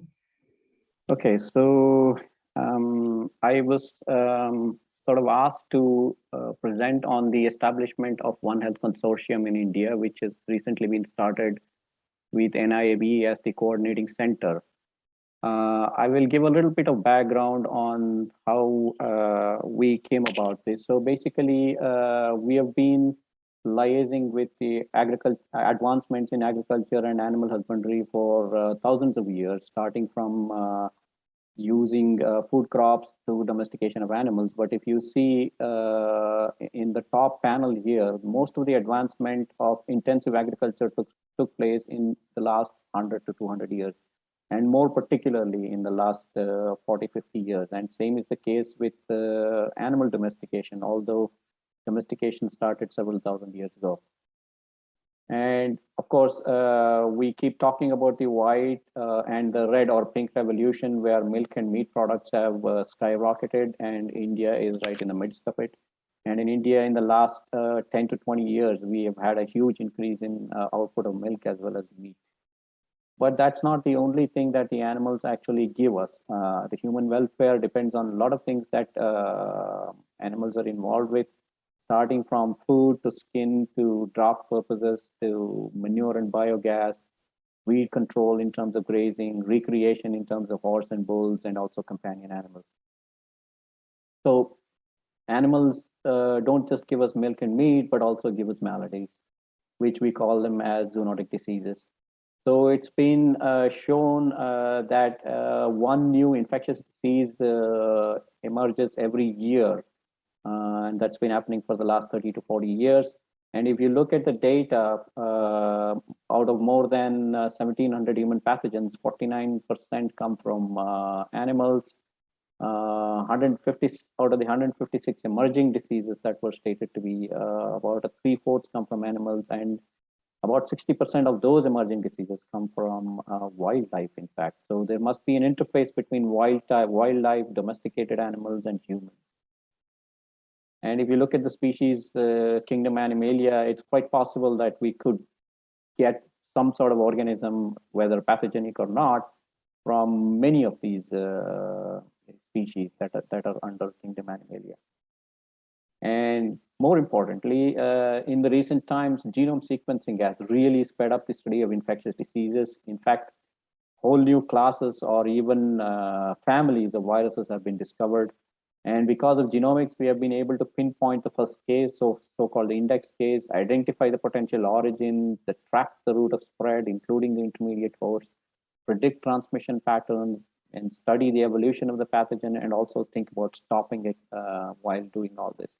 And of course, the good example is the COVID-19 or SARS-CoV-2. This is an older slide which shows about these older designations of where these things originated and spread to. And of course, this shows how the virus could have spread from bats to humans to other people around the world. And mainly genomics has been very useful in understanding the spread of different strains. And where do exactly these pathogens come from? Of course, our close association with animals, and this only shows the pet animals. However, it's beyond this. For example, rabies and influenza, they both come from wild animals or birds, different kinds of animals in different parts of the world. And we have examples of West Nile virus, we have examples of Nipah, we have examples of monkeypox that all come from animals. And this slide just shows a very small number of diseases that we can get from different kinds of animals. So basically, animals are involved in transmitting several kinds of pathogens to humans. And of course, here is a slide of SARS-CoV-2, various and the related coronaviruses that could have come from animals, from bats through different intermediate hosts. And of course, bats are one of the major sources for human viruses. And depending on the species of bat, different viruses could be spread to humans in different areas of the world. What exactly causes the spillover? We all know this. I won't go into the details. It may go from trade to agricultural practices, cultural practices, urbanization, ecotourism, and pets, etc. But how do we actually address zoonosis? This is the biggest question we are trying to answer. So we talk about One Health, but where did it originate? So in the early 17th century, Pope Clement XI told his doctor, Dr. Giovanni Lancisi, to do something about rinderpest. And I put a little picture here about rinderpest. This is a very devastating disease of cattle and other ruminants. And basically in the late 19th century and even the early 20th century, it used to kill a lot of cattle because it causes serious diarrhea and death. Now the disease has been eradicated from the world, mainly due to culling as well as vaccination.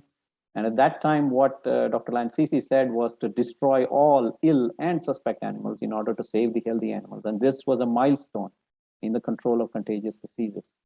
And of course, the second main person that is involved is Rudolf Virchow, whose father was a butcher, and he himself was in charge of meat inspection programs. And he, in fact, said, between animal and human medicine, there are no dividing lines, nor should there be. And he coined the word zoonosis, which, in my this thing, pathogen is transmitted, pathogen transmission is influenced by changes in the environment that humans and animals share. So what is the most important thing in understanding zoonosis and the One Health program?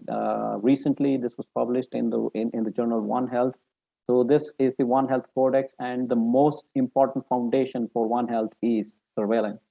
If you don't have proper surveillance, you don't understand what diseases you have, you can't really go after what treatment, what sort of vaccine, what sort of interdiction strategies. So surveillance is very, very important. And this is what we started with the One Health Consortium program. So how did we start? We started lining up the important zoonotic diseases as per the experts. Here is a short list. I won't go through the details. And then we looked at what is the status of surveillance in India. Data was available for some of these diseases in certain pockets in various states, but not really a nationwide surveillance data. However, the coordination between animal and human sector was poor, and wildlife was almost ignored.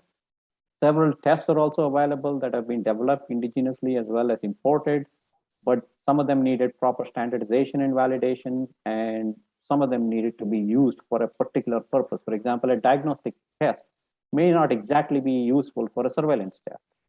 And newer assays and kits were needed for some of the diseases. So with that in mind, we started with the objectives to establish a network to work together and to estimate the prevalence of certain diseases, to model the data for risk forecasting, and to generate certain tools and reagents. And we selected 10 important zoonotic diseases and 5 transboundary animal diseases that were listed here, including wildlife. And this was based on the human-animal interface, the incidence and prevalence in India, and the recent incursions of transboundary threats. And the selection of tests that we would like to do is based on sensitivity, specificity, the cost of the test, whether they are validated or not, and then how to plug it into a diagnostic versus a surveillance test. And we have divided the country into 6 different regions, where each center is taking up anywhere between 3 to 5 states in order to cover the whole country. And we'll be doing surveillance based on the current prevalence and drawing up the sample numbers. Of course, medical institutions are involved. Indeed, AIIMS Jodhpur is one of our partners. And also we have other people who are working on foodborne diseases. And one more center is National Institute of Veterinary Epidemiology and Disease Informatics, who have excellent background and expertise on AI-enabled platform to predict the risk of disease spreading from one area to the other. So they will also be helping up with sampling as well as risk analysis.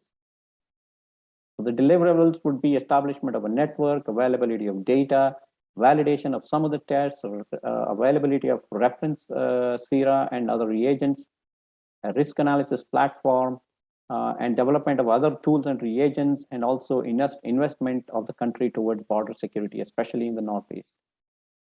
So the way forward would be for the One Health programs would be to understand and consider all factors and work with social scientists, economists, and environmental scientists in the future, improve data collection, analysis, and sharing, and more importantly, empower the communities to monitor and respond, because those would be the first responders for us. Any which way we go around in the field, it's the people who are living there who could give us more information. And of course, to work together from the ground level all the way to the ministry. And I give one example here, how different things from different places can impact. Here it's looking at pyrethroid resistance and organophosphate resistance. If you look at pyrethroid, you could have mosquitoes becoming resistant, and any amount of spraying will not help. And once the mosquitoes become resistant, they can spread all sorts of viruses, which is of importance to humans. So something of agricultural importance is actually having a ramification for human health. But it's not that simple. Too many sectors to be involved with. Everything is having a positive or a negative impact. So we have to start somewhere, and that's what our program is about. And recently we had a meeting of the consortium, and this is a photograph of the consortium that met at NIAB. 27 centers all around the country are represented here. Thank you very much. Thank you so much, sir, for the wonderful presentation. Now I request Dr. Sudhir, sir, to introduce our next keynote speaker, Dr. Timo Falkenberg.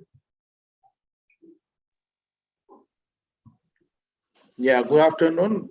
A wonderful talk by Dr. Hegde. I hope you have understood the whole initiation of One Health program in country.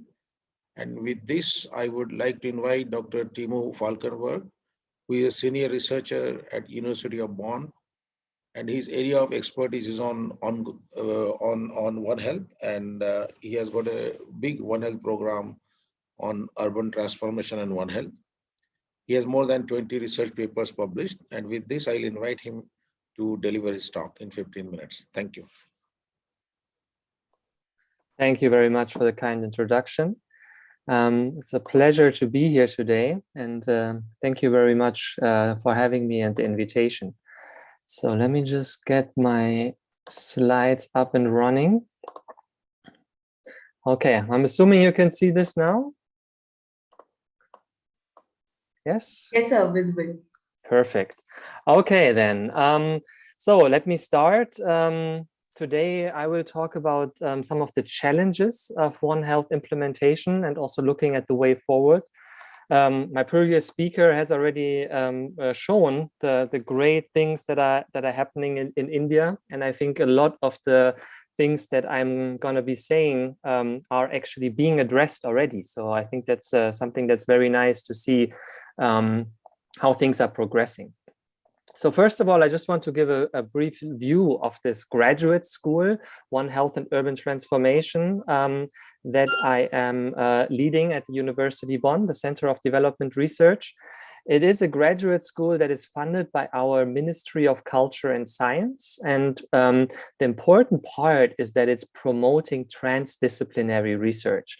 And I'm sure you all have heard about transdisciplinary research, but just for those that have not, it is beyond interdisciplinary research, where we are combining multiple academic disciplines. But in transdisciplinary research, we also involve the stakeholders, the practice partners. So it's really about finding solutions to complex problems on the practical level.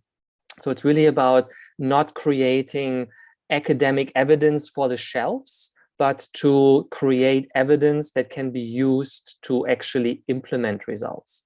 So we are fostering cooperations between academic disciplines as well as political, economic, and societal actors. Here, just a little view about our group. University Bonn, of course, is at the heart of this with our three main faculty: the medical faculty, the natural science faculty, and the agricultural faculty. Then we have three major partners in Germany: the University of Applied Science, the United Nations University, and the Center for Development Research, where I myself am situated. And then we have our partners, our implementation partners in the individual countries, where here for the context of India, the Indian Institute of Public Health, Gandhinagar needs to be highlighted. And in Brazil, we're working with the University of Sao Paulo.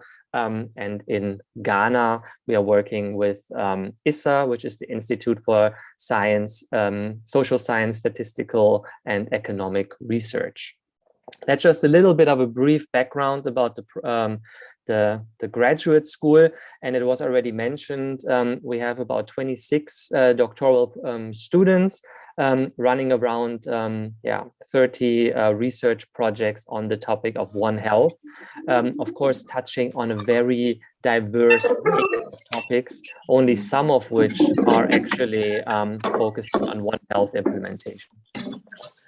And as I said before, the whole program is funded by our Ministry of Culture and Science.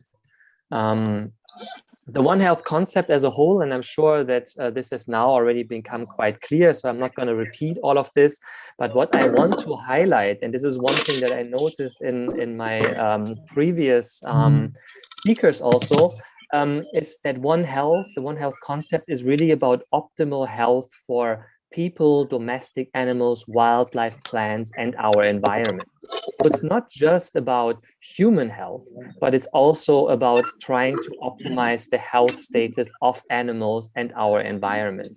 And I think especially the talk of Professor Walsh has shown that environmental health in terms of low deforestation is something that is really important in order to ensure good health for people as well as animals.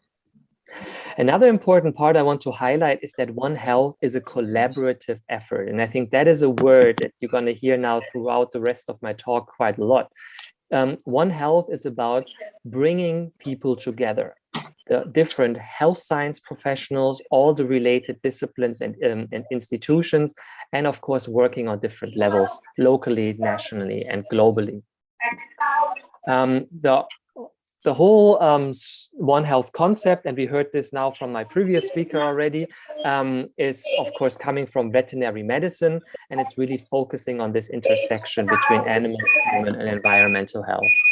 I would like to ask those of you who are not speaking right now to turn off your mics so that we don't have this feedback going on at the time. Thank you. Dr. Chunilal, I think you have to turn off your mic. So what we want to do is we want to look at integrated interdisciplinary health perspective using this One Health concept to find the big solutions to our challenges. AMR being one of them, zoonotic disease being one of them, but also biodiversity loss and climate change being one of them. But what I'm focusing on today is how can we implement this One Health concept?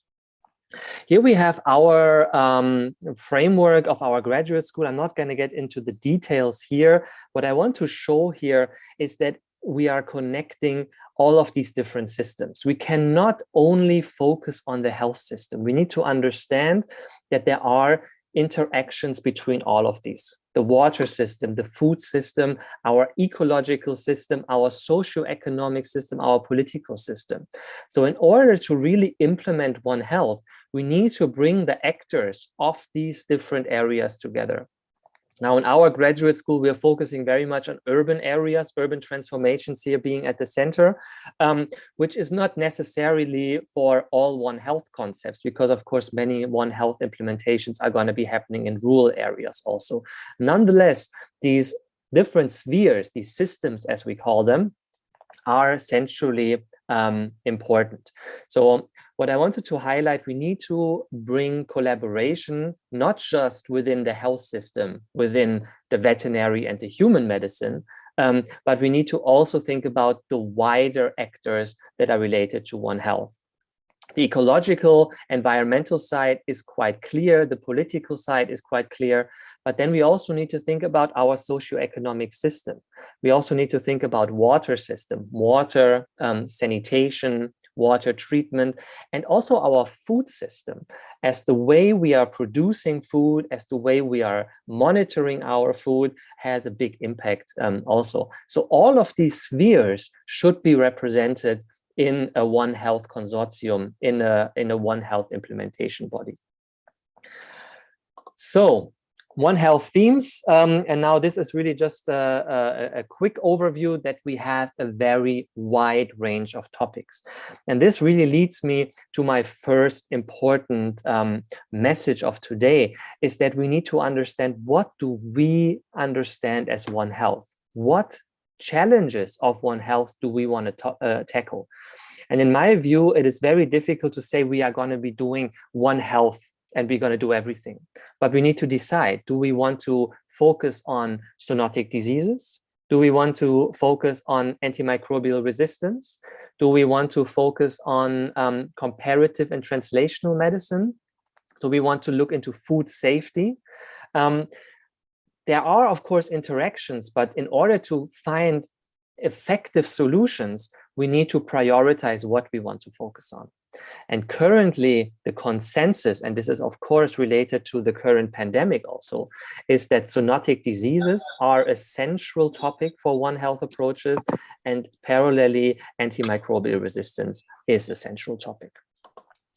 So One Health implementation, what do we need to do? So One Health, as I said before, requires intersectoral collaboration. So any One Health implementation initiative that goes on initially need to identify all of the sectors that have to be involved. And as I said, depending on which area of One Health we want to tackle, different sectors are going to be involved. And here are just some examples. The second one, and this was shown by my previous speaker, that this has been done for India, is to prioritize what are the issues we want to look at. What are in our specific local reality, what are the issues that are most important? We need to bring in equal voices of all of the sectors to really understand what are the problems that we want to tackle together in a One Health framework. And of course, whenever we do such prioritization, we need to ensure that we have the adequate seniority of our attendees. We need to have the high-level people that are going to have the political and administrative power and weight to really implement such projects. So what do we need to do? We need to set specific goals and targets so that we know what we aim for. We need clear roles and responsibilities. One of the biggest problems we see in One Health implementation is that we have these different people, different sectors, but it's not really sure who is supposed to do what. So we have lots of people working on this topic, but who is responsible for which action? How do we share responsibilities? And of course, then also, how do we create information sharing channels, communication channels? And for this, I want to say intersectoral collaboration is not new. One Health is not reinventing the wheel. So we need to look at existing intersectoral collaborations. For example, disaster risk reduction has done a lot of intersectoral collaborations in the past. What can we learn from these established intersectoral collaborations so that we can implement One Health in a more effective way? So generally in the literature, we found that there is 3 possible ways to look at this. We can be looking at level-based collaborations, so that we're looking at the different administrative levels of the system. So we see that we can make collaborations among community health workers, that we have collaborations on our research, collaborations on laboratories, something that's very important. Very commonly, we have animal and human laboratories working separately. If we can create links between them, then we can actually implement better collaboration.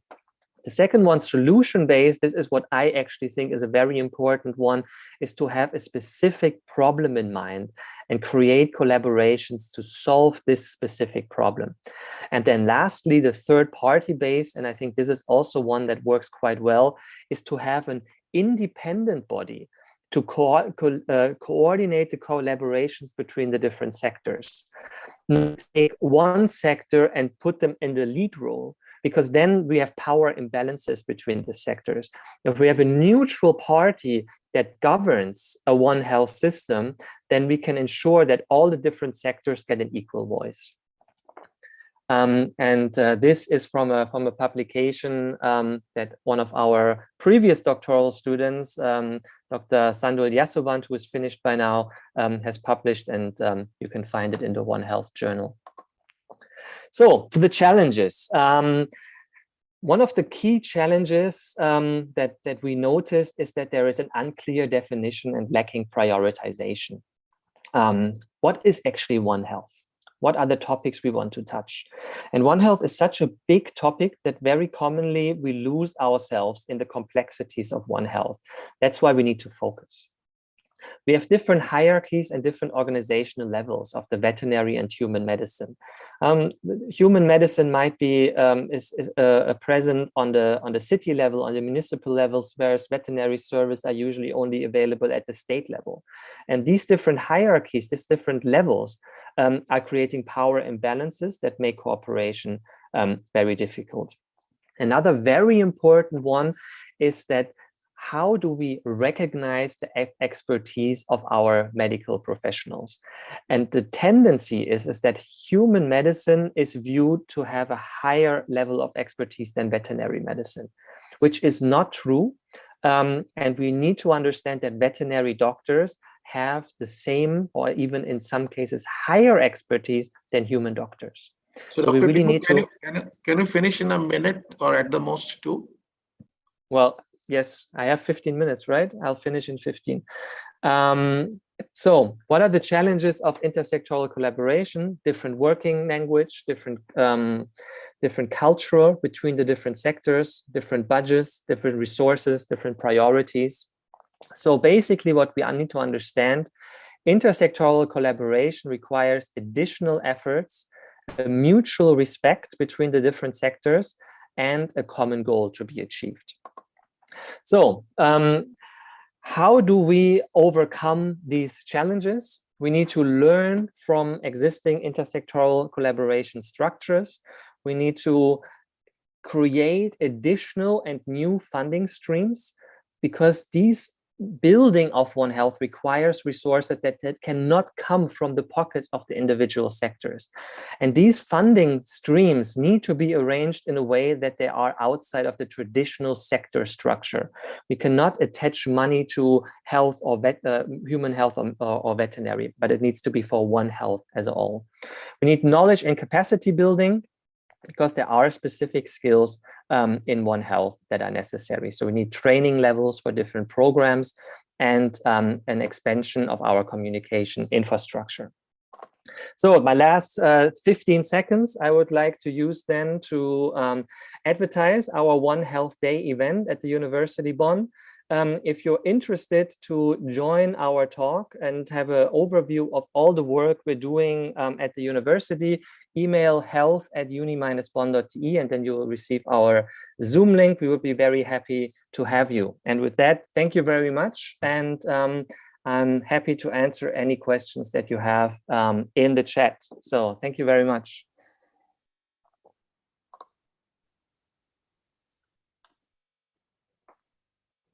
Thank you.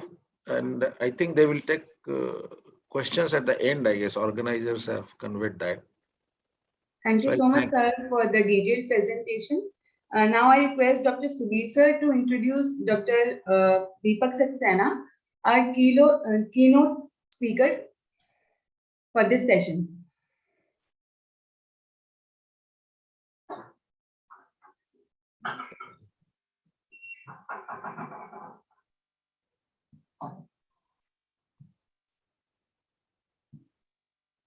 Kajal, can you highlight his CV?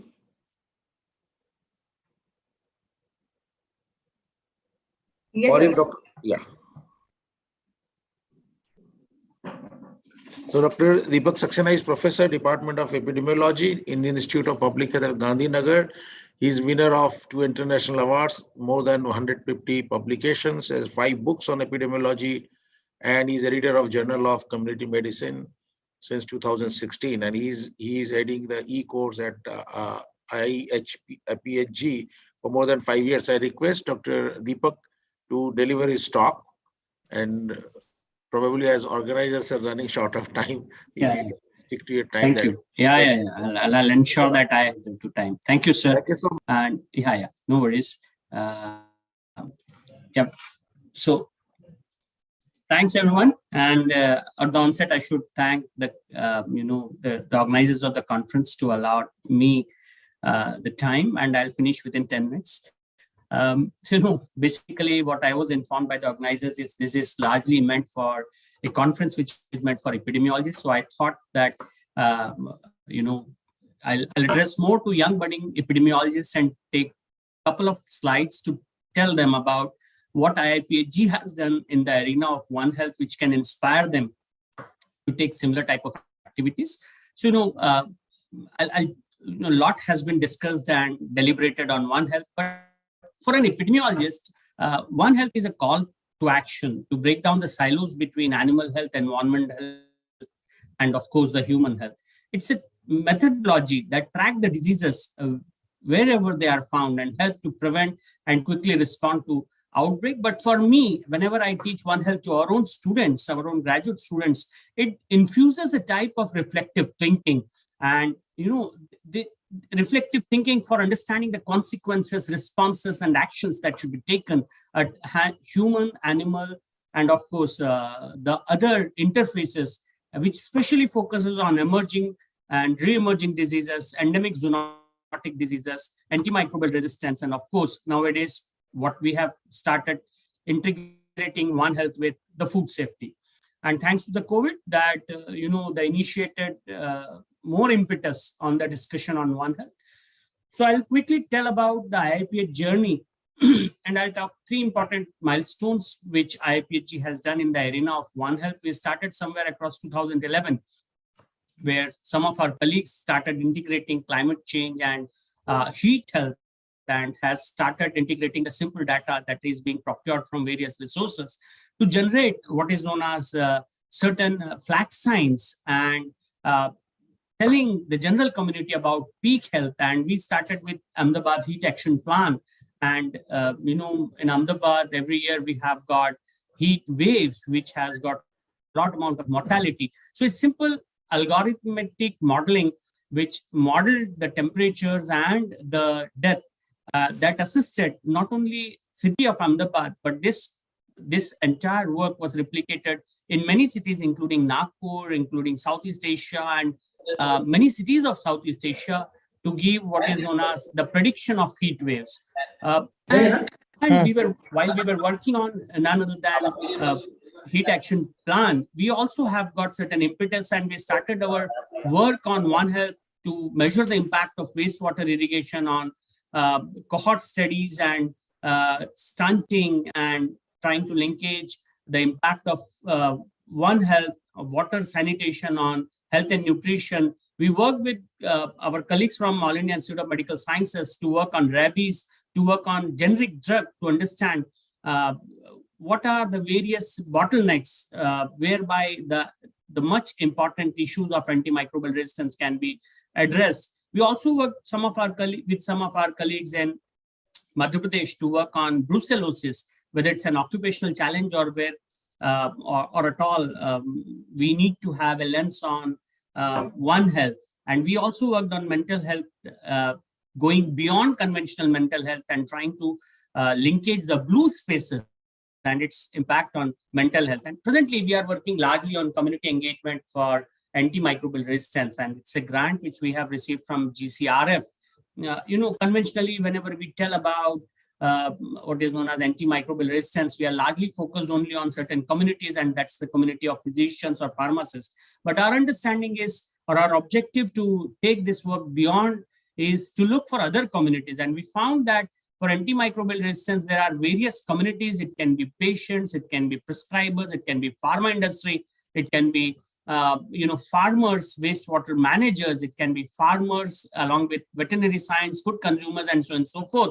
So this is one of the work where we really are trying to converge various actors which can actually assist in and prevention of antimicrobial resistance in Indian context. Other noteworthy work which we are presently doing is trying to identify the nexus between animal, environment, and human, and trying to take the example of methicillin-resistant Staph aureus. And we are doing a longitudinal follow-up of both animal keepers and non-animal keepers and trying to identify what is the effect of various environment and seasonality over the transmission of MRSA. Now coming to the point which was given to me on One Health, where is the convergence? And I'd like to reflect some of our work which we did in India along with University of Bonn, where we were trying to operationalize One Health framework, and there were various issues and challenges that we actually have documented. Largely, there are three important stakeholders. There are administrators, there are providers, and then there are the community. In Ahmedabad, what we observed is the convergence or collaboration is largely restricted only in cases of health emergencies. And, there is always a blame game. And blame game from Department of Health is towards Department of Veterinary Science, from Department of Veterinary Sciences towards Department of Agriculture. And one important stakeholder that is completely neglected out is the private sector. So if we talk about RMNCHA program or any other program, we have got a lot amount of presence of private providers. Unfortunately, in the arena of One Health, we are still not being able to pick up those private providers. There are various actors within the governance level. There are administrators, there are context setters, there are crowd, there are subject, and all of them have got differential interest and differential influences. So unless and until we don't bridge this gap, we don't go for an appropriate communication strategy which can culminate into cooperation. This cooperation can be culminated into coordination, collaboration, and finally, we can go for what is known as much important convergence. And hence, IIPG has been trying to make some systematic efforts towards initiating One Health, and I'm happy to share with colleagues that we had this MOU with University of Bonn since last 2014. However, we could make an additional effort and make a new leap this year in May 2021, and we were able to finally get into a Center for One Health Education, Research and Development at Indian Institute of Public Health, Gandhinagar, with support of Institute of Hygiene, Public Health, University of Bonn, Germany, and cohort was envisaged. Cohort was envisaged to have an, some sort of an umbrella to really discuss regarding AMR community engagement, capacity building, look for health system engagement, operationalization of One Health with a more convergence model. We already have initiated one of our first major work where we are trying to integrate health system response and COVID-19 with One Health perspective. We would like to take this forward with e-courses, webinars, workshops. We are proposing electives, developing more networks, and I'm happy to share that during the journey of maybe last 4 or 5 years, where we were specifically focused on One Health, we had series of publication both in high impact journals as well as monographs, and also some best of the publication house has published one excellent compilation of global health application of One Health practice and care. And I'm happy that I could really listen to Professor Nagendra's sir, and it was really overwhelming to really see how this collaboration can go further beyond what is being proposed. And I take a pause here. Thank you very much for your time. I'll be happy to answer to any question if there is any. Thank you very much. Thanks, Dr. Deepak. I think I thank Dr. Walsh, Dr. Hegde, Dr. Saxena, and Dr. Fleckenberg for wonderful interaction. I think the organizer will send the questions if there are any, and I'll pass it on to Dr. Gaidhane if he wants to cover in 1 minute. No, I think we are short of time, so let's go to organizers. And these were indeed a wonderful session and very insightful sessions. Thank you. Thanks. Back to the organizers. Thank you. Thank you very much. Thank you so much, sir. Now we proceed for the next session. I invite Dr. Mamta to lead the session. Thank you so much.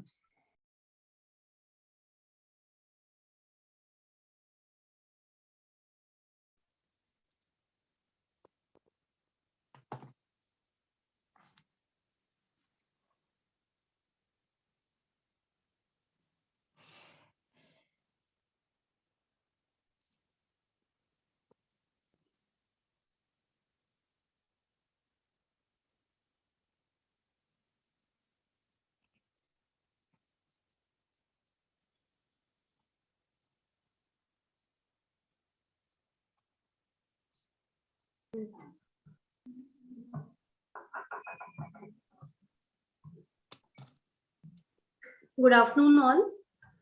Now it's time to proceed with Professor Abhaya Indrayan Award. For this, I welcome our first chairperson, Professor Vikas Bhatia. Professor Vikas Bhatia is Executive Director, AIMS Bibanagar. He is Founder Executive Director in Telangana, Bibanagar, on mission to establish the new institute of national importance since May 2020. We all know he has a very long CV. He has many feathers in his cap and he has been awarded with many awards and fellowships. Vikas sir, please introduce us with Professor Abhaya Indrayan Award. Over to you, sir. Thank you very much. I hope you can hear me. Yes, sir. Yes, thank you very much for inviting me and to chair a very important session and for a very leading, highly committed, dedicated professional, Professor Abhaya Indran. This is my great pleasure to introduce Sir on this aspect. And my first introduction is that when I joined as a senior resident, Professor Abhaya Indran was at UCMS Delhi. I met him for the first time, that's in 90s. Today, a great pleasure that in this capacity of the director of AIMS Bibinagar, I have this privilege to speak about him, his long professional career. Professor Abhaya Indrian was the professor and head of the department, as I mentioned, in biostatistics and medical informatics at Delhi University of College of Medical Sciences, Delhi. He did his MSc and PhD from Ohio University with a very, very high score GPA of 3.88 of 4, a maximum of 4. He's the only biostatistician in the country to be elected as the Fellow of Indian Academy of Sciences, besides several other fellowships of learned academics and societies, with more than 250 publications and 5 books, and 3 of them were published in USA. He has delivered 17 international talks at various levels and conducted 34 projects from WHO, World Bank, and UNAIDS. He has been visiting faculty at the Ohio State and also the visiting research scientist at University of Massachusetts in the US. So this is a brief about the Professor Abhaya. Other than Dr. Indrian, he has been a very well-known teacher at UCMS and other organizations. So currently he's working as a biostat consultant in Max Healthcare. This is my great pleasure, and thank you very much. And I invite on this, in the name of Professor Indran, the oration, this award has been started. Thank you. Thank you, sir. I invite our next chairperson, Professor Dilip Malvinkar, sir, Director, IIPH Gandhinagar. Sir has been heading the IIPH Gandhinagar as its director since 2012. He received his MBBS and MD from Gujarat University in Ahmedabad and MPH and Dr. PH from John Hopkins School of Hygiene and Public Health, USA. Sir, please join us and introduce Dr. Atanu Bhattacharjee for receiving this award. Yeah. I'm sorry I cannot. I'm delighted to be with you. I am in a car and I don't have his biodata, so I'll request you to introduce from your end. But I am delighted that I have been invited to co-chair this. And it is a great pleasure, and I must compliment the Epidemiology Foundation of India of having a biostatistics oration and inviting such a great person to speak about. I just want to say that biostatistics is heart and blood of the public health and preventive and social medicine, and somehow it is one of the weakest areas in our public health teaching and training. So this oration will inspire many young people to take up this on a larger scale and develop interest in biostatistics, which many people find it difficult. So with that, let me thank you. Because of the delay, I can't be with you longer, but all the best, and I hope it will be a very interesting lecture from Dr. Atanu. So please introduce Dr. Atanu Bhattacharya. Dr. Atanu Bhattacharya, Assistant Professor, Center for Cancer Epidemiology, Tata Memorial Center. He has been working as Assistant Professor at the Tata Memorial Center and previously taught biostatistics at the Malabar Cancer Center, Kerala, India. His research work is related to Bayesian in longitudinal and survival data for cohort studies. He developed approaches to oncology research on study design and data analysis. Different developed methods help to prepare robust statistical methods for time to event data analysis and longitudinal data analysis. He has developed methodology on high dimensional data analysis and machine learning approaches with time to event data modeling. He developed and applied covariance structure, missing data handling techniques, gene expression data analysis, state space modeling, and time course data analysis. Modulation on Raman spectroscopy is another task that is performed recently. Different statistical algorithms and packages on Bayesian high dimensional data are developed, and those are listed in CRAN for global usage. Updating of HER to borderline, thresholding of biomarkers are other areas for breast cancer research, which he has been working for.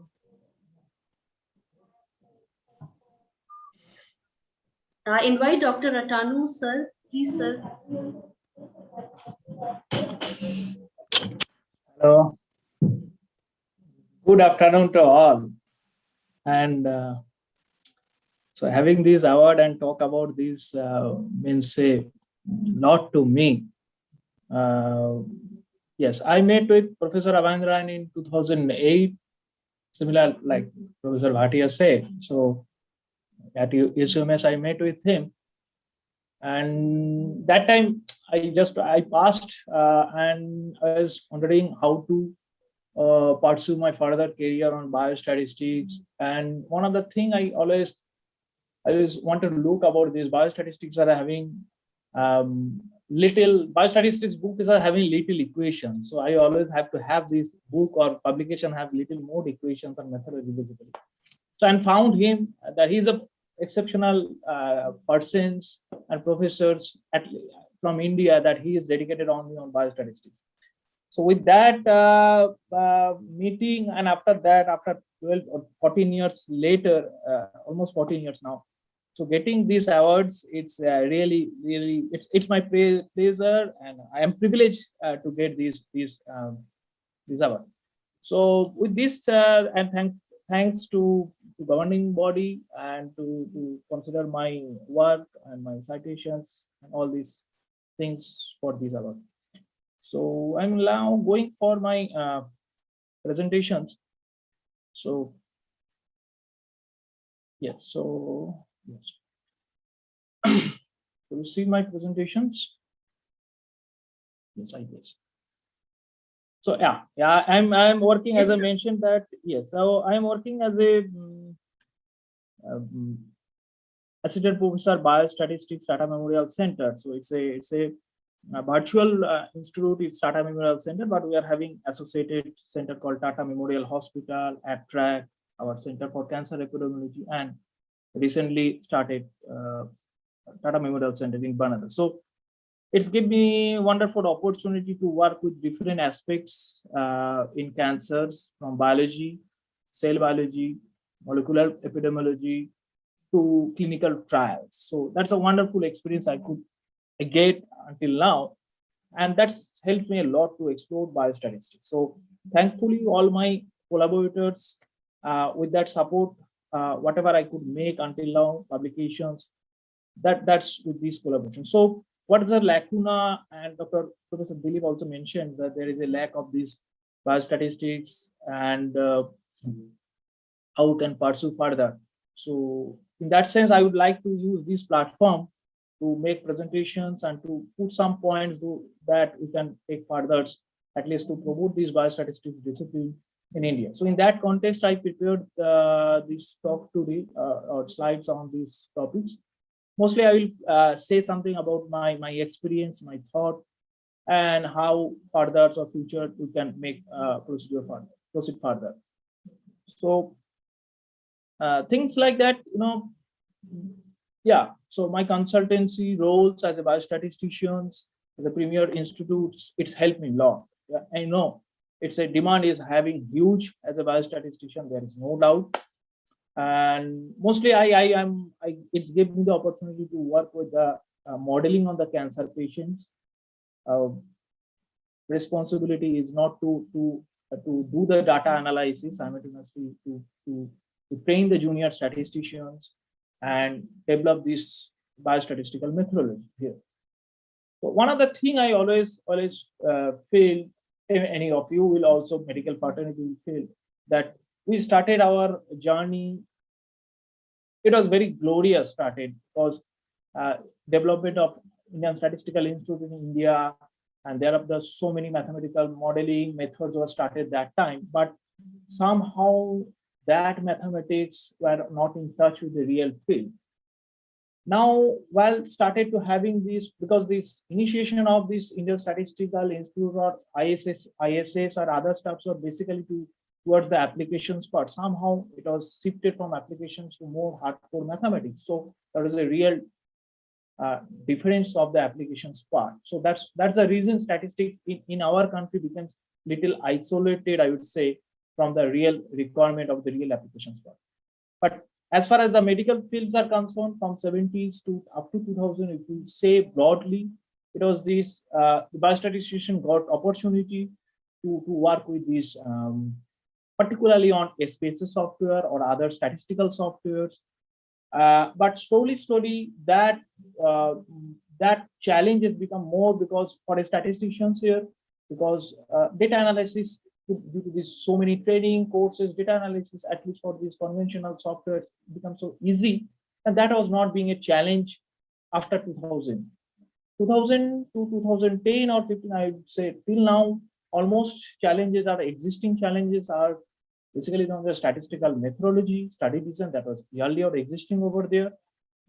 But simultaneously, another challenge now we are facing, the applications of the big data, having this merging the data science, machine learning, AI algorithm. So this is the golden opportunity, I would say, for a statistician to involve. But unfortunately, here the story is like something different. Here, majority of the statisticians get scope to go to industry, like Pfizer, Novo Nordisk, GSK, all these corporate, and very few people comes here, and thereafter there is a big demand and supply gap. So I will try to put how this work we are putting here, the interactions between the biostatistician and scientist. So here the statistician often advises on the design, on approach of the experiment. As a member of the scientific committee, institutional review board, institutional ethical committee board, obviously it is expected that the involvement as in the analysis and the part of the interpretations data.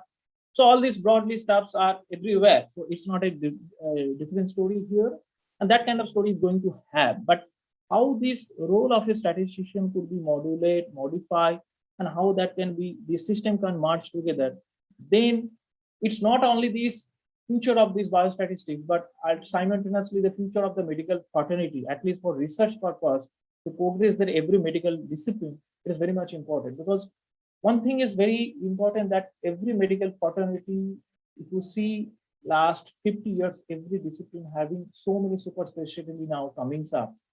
Core area we are going, and all this going to for core area, we have to have more research orientations, more research driven area is coming up. Now the molecular epidemiology is coming up, whole genome sequencing coming up. So for these dedicated statisticians are required. It's not that only a simple data analysis work could be useful. So subject domain knowledge for a statistician is required simultaneously. Subject domain, statistical domain expertise is required for a researcher or scientist who is involving in this as a leading role for any research. So I was fortunate enough, I got here these clinical collaborators, scientists. They are very much they are very much oriented and go through this statistics. So it helped me a lot to collaborate with them.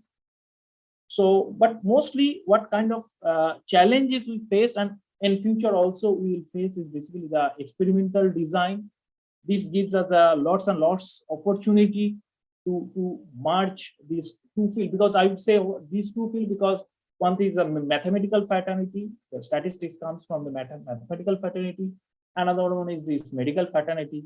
So the challenge is merging these two fraternities. That's the only thing. So immense scope is there that the experimental design, the properties of experimental design should be optimized in terms of trade-off between statistical power and number of patients. It's very easy to say, but customizations of the experimental design is very much required. Commonly we used routine practice, we use whatever the experimental designs are there in terms of the study design, in terms of the data methodology, research methodology. But shifting from that area to go more on this customized design is very much required, at least to upgrading the research methodological practice as far as that is concerned. So one thing is that there is an over dependence on the received wisdom, using the same design again and again because someone else proposed it in many years ago. So we started to thinking that this is the best one. It is because that everybody use it, so we don't face any difficulties to get the approval from the institutional reviewer board to manuscript review or editorial purpose. So that's one of the challenge. So in terms of the experimental result, my experience is that I took Bayesians during my PhD, Bayesian in biostatistics, and later on I several times I attempted to make the Bayesian, and that found very suitable approach over there as far as the conventional p-value is there as compared to that. But problem that the difficulties we face that to agreeing this reviewer that we are doing something different or something new, that's become challenging. So in that sense, to make it that I wrote from years one CRC Press book on Bayesian in oncology using R and Openbugs, and later on faced that still we have to have some packages on that. We should make more user friendly. So we developed several open source packages in R that people can use these at least for survival analysis Bayesian context. So that's a standing point to the customizing the new methodology and overcome the thought process that the best one is the existing one, the conventional one. That need to be overcome. For at least for biostatistics, it's not happening so rapidly. Secondly, in terms it leads to us a suboptimal design, which is not maximizing the power of the studies and available resources. Insufficient number of scientists understand the principle of the factorial experiment, for example, and that's compromisations is keep on happening. So if we can overcome to consider the suboptimal design, so then this at least for research purpose, medical fraternity, whatever we want to intend to ask or we want to get, that can be modified. Lack of understanding of the replications also leads to a tendency of the collected data at wrong level of the variability. So we always forget to consider the variability, and that's another scope to future work to address the variability in hardcore study design context. So example of this to be collect overly frequent repeated measurements from the patients that are also not required. How much required, how much frequent observations are required, that need to be optimized. So that's another way we can think. So fourth is lack of understanding of the source of variability, from where it comes, how to give control on that variability in terms of the experimental proposal, which confounded treatment with the potential source of variability, which should probably be treated as blocking factors, confounding insurance, and with the treatment effect, and also this understanding the nuisance parameters, how the noise are coming, because commonly whatever the study design we think that these are the XYZ are the factor, and that's why the results are happening. But everything is not our control, everything is not our imagination. So there are some other factors are there that also contributed, and we don't consider those, and it is not possible also. So what you are not going to get, that can be addressed, or can we leave for the universe at least. So that kind of factorial healthy models, applications of healthy models is one of the area that can work on that and bring this customized into the customized design. The fifth one It is rare to see statistical hypotheses for the bioequivalence testing formulations correctly in the experimental submissions. Hardly we could bring the similar kind of hypothesis that we done considering the initial stage of the study and the final stage of the or these phase 1 to phase 4. That is keep on shifting based on our objective, based on our way to find or easy way to find the study. That's keep on happening. So that need to be concentrated on that. So if the hypothesis have not been correctly formulated, power of the experiment will not be correctly calculated, and then good luck is on the basis of the experiment is only possible to consider. So future plans and conclusions, I would say there are some topics on which I have yet made little headway in the challenging the protocol. For example, many experiments are carried out in such a way that researchers is not blind to the treatment status of the patient. So one of the way that particularly in the surgical oncology or surgical research, it is not possible to have this researcher to be blind about this experiment of treatment arm they are considering. In that context, how to make this control of the blinding, how to make the unbiasedness, maintain the unbiasedness in the study. That is another challenging area, methodological area. That something I did earlier and we will like to pursue further. So I think the best strategy to be continue to work along this line previously. So good combinations of the collaborations with these clinicians. So and very good interactions with the clinicians. One thing is that every time it's found that statisticians keep on involved in so many trials, so many research part in simultaneously. And in another part of the story is that statistician is not even involved in this, only except the data analysis. So that's the two different part. I would say two different pole in this globe. So it is better to have this good subject domain knowledge for a statisticians and at least spend a couple of years in a particular subject domain. For example, if I want to work in the medical oncology, even in medical oncology, if I want to work on the solid tumor, then I should spend at least 4 to 5 years good amount of time to work on that area, not to shift from medical oncology to some other domain or some other area. So that's the way, because one thing is that we are having limited statistician in India, trained statistician in India. So if you want to improvise the applications part, then statistician requires to be involved in a particular domain for at least for a couple of years, and after that in his career or her career he can shift to in other domain. So not today diabetes, tomorrow GI, and day after tomorrow some maternity health. No, that's never going to have help to this community, or this at least for medical fraternity is requirement is concerned. So my work, I definitely like to continue with the review studies. We will continue to teach and try to raise the statistical awareness of the scientists with whom we are working. I always try to keep listening and trying to learn more about the biological systems. That is very much lack, and that helps me to collaborate and merge my thought process with the real requirement with which we are working. After several years of consultancy practice, my conclusion is that scientists like having a statistician on call as a service statistician, that what we definitely say. And particularly, they like to have a statistician around who have some understanding of the biology, medicine, and who therefore can engage quickly with whatever the scientists are talking about. So, but thing is that that is a language gap, you know. So statisticians are not get that opportunity to learn biology and medicine in that manner. So whatever they learn through the collaborations, through the discussion meeting, they understand. So in terms of the statistician, biostatistician, they're supposed to learn more about the medicine, biology. They the good combination, good up.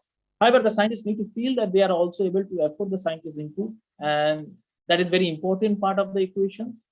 Funding mechanism need to be in place to pay more statistical inputs. That is unfortunately lacking. Without structure, is difficult to pursue. Until now, I would say that whatever I've seen, my experience, that relatively the data analysis part given very little weightage. Mostly data collections parts get more weightage, and it takes, if I say, it will not be very much wrong, at the most 5 to 10% time we contribute, max to max 5 to 10% time we contribute for the data analysis. But rather than that, if you give more weightage on the data analysis part, give much more time for the data analysis part. So data analysis, along with the data analysis, methodological customizations can be improvised, and we can bring the best methods that is suitable for this data analysis that can come out. Things like that, like every patient deserve the best treatment, customized treatment. That is now the era of the precise personalized medicine is coming. Similarly, every research also deserve the customized study design, customized way of the data analysis. It's not that every research deserve only conventional logistic, chi-square, and everything. But to make the customizations, ample times to need to give over theirs, and to understanding of the data in logical perspective is very much required. One thing is that biostatistics is one every day we are using. We learn up to 10th or 12th. Everybody learn about the calculus, but none of us has used calculus in routine day-to-day basis. But every step, every day we take based on our prior knowledge, prior informations, and our brain is working to make the statistical inference, and after that we take the decision. Today, I'll start from my home to come to office at 8 o'clock or 7:30. That depends on how traffics were there day before yesterday and some other days. So if this is an example, and every small decision, small step, everyday life we are taking based on the knowingly or unknowingly, our brain takes that stuff, the statistical inference. So we can't leave the statistical inference. Only the matter is that how we can customize these things, how we can make these more attractive, more robust, that biasness should be less over there. That is the only thing. So, for example, while one of the burning example is the COVID. COVID was the new thing for us. We are not having any idea what is going to happen when before the first lockdown and before the second lockdown. Our brain was not in a position to process the data. What is going to happen? That's why we were stuck, and it was a very new things for us. So while we don't have the data, we can't process and we can't get the information. While we are having the data, then everybody of us process the data in our brain and get that thing. Only as far as this research is concerned, only we need to be more customized on that part and bring more conclusive results for our patients' benefits. With that note, and that's final comments here. So provisions in the proposals, funding proposals, extramural, intramural, whatever proposal we think, if we can put more inputs on statistical funding, provision statistical funding, it encourage the both things, both parts, and that's all. So I would like that note. I would like to end here my talk, and I'm very much thankful to give me this opportunity and this talk opportunity. I'm really thankful.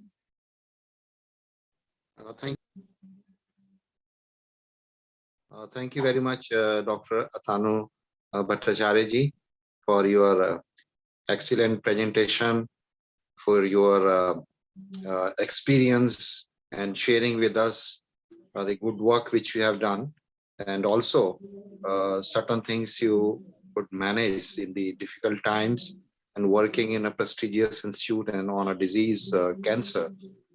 Your long experience will be of immense help to the young epidemiologists and biostatisticians.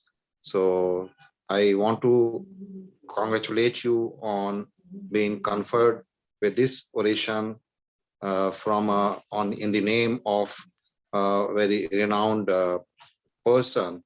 I congratulate the Eficon for organizing and bringing this oration into the program, and this will definitely help in future some more biostatistics experts and epidemiologists to share their expertise and be awarded with the orations in future as well. Thank you very much. I request the organizers organizers to please go ahead with the program. Thank you, Vikas sir, and thank you, Atanu sir, for your contribution. Now I hand over to Dr. Megha and Dr. Krishna to continue with the next session. Thank you.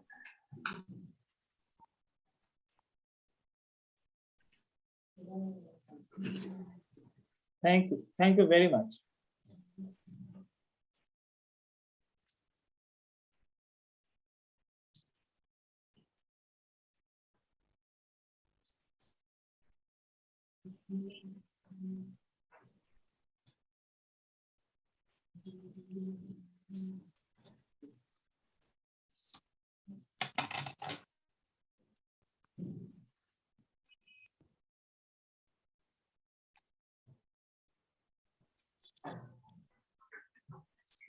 A very good afternoon to one and all. I, Dr. Megha Mohanan, and my colleague, Dr. Krishna, welcome you all to the session on public health emergency management. To begin the session, we welcome our first chairperson, Dr. Jugal Kishore. Sir is the Director, Professor, and Head of Community Medicine at VMMC and Safdarjung Hospital, New Delhi. He's a medical educator and public health expert, also the Secretary General of Indian Association of Adolescent Health. Sir is a fellow of numerous associations and a member of more than 15 professional organizations. He has authored 34 books and numerous chapters on public health and has published more than 270 papers, research papers. He has been awarded with the Rashtriya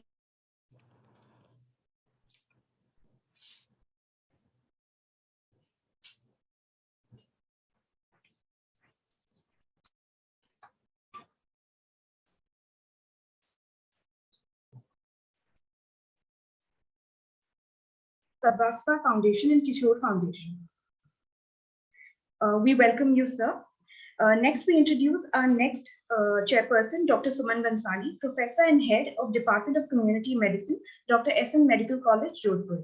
Sir has authored several papers and articles which are published in national and international journals. He is also the MCI Assessor of UG and PG courses, Program in charge of PG DMCH under IGNU, Counselor for PGDM. He is also the internal examiner for RUHS Jaipur for MBBS and MD exam, and external examiner for MBBS and MD of various universities. Now, I would like to invite the coordinator of our session, Dr. Raju Thapa, who is currently working as a junior consultant in the National Institute of Disaster Management, Ministry of Home Affairs, Government of India. Sir has worked on major projects sponsored by Department of Science and Technology. He was also associated with the Board of Research in Nuclear Sciences, Department of Atomic Energy. He has been a recipient of several awards and fellowships at national and international levels and has published more than 45 publications in index journals. His key research interests includes remote sensing and GIS. We welcome you, sir, and request you to kindly take over. Thank you very much, ma'am, for giving me this opportunity to moderate this very important session on public health emergency management. Namaskar and good afternoon. I welcome the galaxy of distinguished panelists who have joined us for this virtual gathering.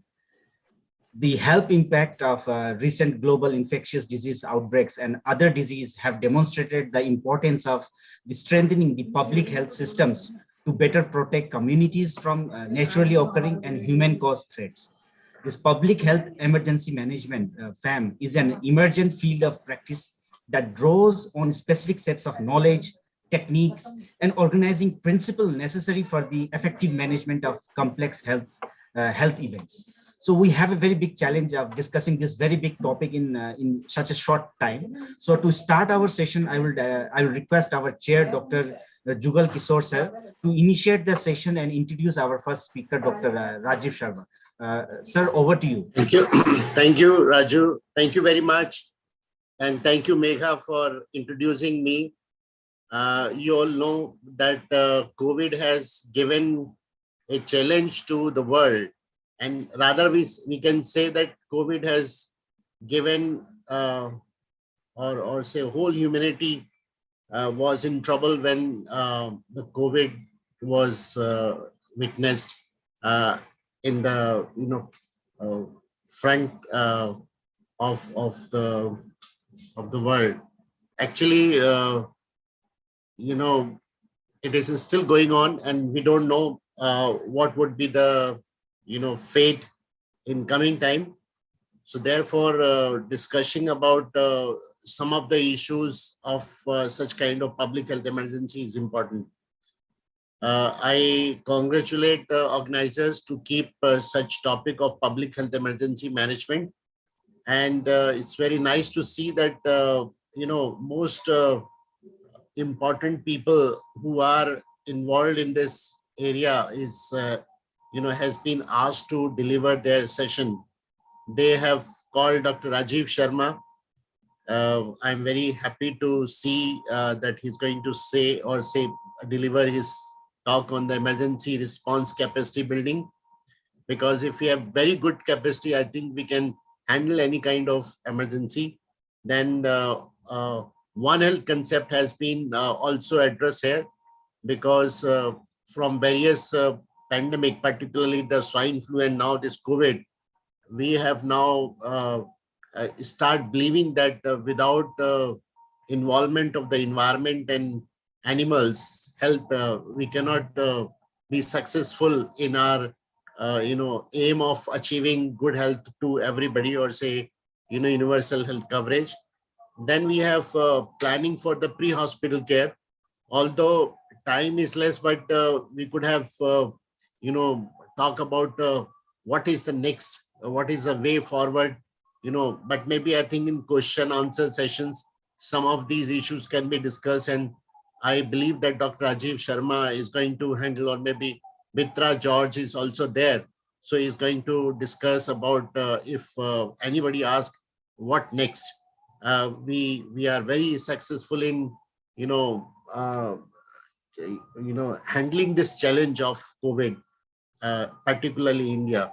So Rajiv is my junior and I know him for a long period. He is from the same institution like me, from Maulana Azad Medical College. He has done MPH, and he's also the DNB, National Board of Examination, Field Epidemiology. Again, very few are there who are specialists in it. And then he's CDC Public Health Management Fellow. So I think his qualification and his experience, long, experience working in Center for Disease Control and Prevention, Country Office, India, and providing technical support to multi-layer and departmental institutions, particularly the state government and the central government. So working so long in CDC itself, make the person of a high caliber. And I believe that his involvement is in Ebola response of the CDC in Liberia and West Africa in 2015 has given the weightage, or maybe good experience that he can able to deliver, that how we should have very good capacity building in the country, and they are doing good job. And I think in coming time they will be in a very strong footage to develop our capacity in India. So I request Rajiv Sharma to deliver his talk, and I welcome everybody to enjoy his talk. So Rajiv, I'm happy to see many people are there. Dr. Vikas Bhatia is there, my friend Suman, and so many people. They are so big in public health. I'm happy to see everybody and happy to share this platform. So Rajiv. I would also, sorry to interrupt, I would like to invite our chairperson, Dr. Suman Bansali, who is on board right now. Yeah, Suman ji. We welcome you, sir. Thank you, sir. Good morning, everyone. Thank you, Professor Jugal, sir. You have been so kind to introduce me. You have been a teacher, a mentor, and also my slides are, I don't know, my slides are displayed or not. Yes, sir, it is visible. They are visible. Yes. Just one second. trouble in my slide. Just wait. Give me a few seconds, sir. Now it's visible, sir? Yes, it's visible, but in a not in a slide presentation board. Okay. Dr. Vikas Bhatia ji, namaskar. नमस्कार, मैं आपको देख रहा हूँ और appreciate कर रहा हूँ और जी कर रहा है कि कभी ये वर्चुअल से हम लोग फिजिकल मीटिंग में आए और आपसे सामने सामने बैठ के बातचीत हो, जरा और आनंद ले। बट अच्छा लग रहा है फिर भी कि किसी प्लेटफॉर्म पे हम एक दूसरे को देख सकते हैं, सुन सकते हैं। इस अभी विजिलेंस अवेयरनेस वीक का सेलिब्रेशन है, तो मुझे उधर जाना पड़ेगा। वहां पर हमने फिजिकली रखा है उसको और थीम पर ही डिस्कशन रखा है, तो मैं निकल जाऊंगा। Thank you, sir. Shall I start? Yes, yes, please. So, sir, thanks for the organizers and the chairs giving this opportunity to present. I understand I have very short, brief discussion because of the time limits, and we are already delayed. So I will not take much time on this important session. However, I completely agree with Professor Jugal, sir, that we need to have some discussion on way forward. This is online learning of public health practices and knowledge sharing. However, in terms of how we are going to practice this knowledge, what we gain from such conferences or workshops or seminars is really important. So I will start with emergency response capacity building during an active COVID-19 response. We have seen this during this COVID-19 pandemic, and it is well known fact that outbreaks of endemic infection, re-emergence, and emergence of new diseases and disasters occur regularly. And pandemic threat is constant, unpredictable, but inevitable and costly. And the pandemic has given us a lesson to strengthen our preparedness capacity for future pandemic threats and to protect human lives and livelihood. I will be discussing in this presentation on emergency response capacity building and how this has been effective in this present scenario. Professor Jugal sir was mentioning, government of India was very effective in responding this COVID-19 ongoing pandemic. My main question, wherever I go to give this talk, so main question usually ask that why emergency response capacity building required during any emergency. We are well prepared and every country is prepared. However, this pandemic has given an evidence that no country is fully prepared, even developed countries, if you see their response for this COVID-19 response. So second wave of COVID-19 pandemic came with sudden rise of cases in India, and what was known about COVID-19 1.5 years before and now is completely different. And as evidence-based knowledge enhanced with the new tools and technology. So main thing is, when we have sudden surge of cases, what is required that existing resources and response efforts are overwhelmed or were overwhelmed during the second surge of the cases in India. And increasing our evidence knowledge with new tools and technology, and how we are effective in coordinating with multi-sectoral, multi-layered, and multi-agency coordination and information sharing, which Professor Jugal sir was also mentioning. And how COVID-19 pandemic play out. This is all the background, information, how to build our rapid capacity for managing this ongoing COVID-19 response, as well as how to prepare ourselves for future pandemics or future outbreaks.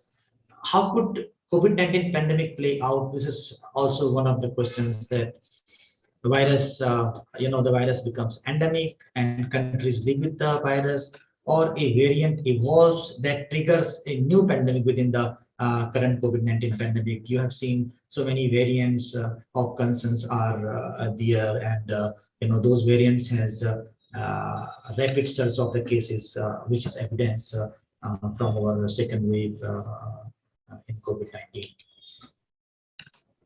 And based on that, when in terms of government's commitment, you have seen Government of India response huge, allocation of resources for this pandemic, and as well as future preparedness, commitment of high-level leadership.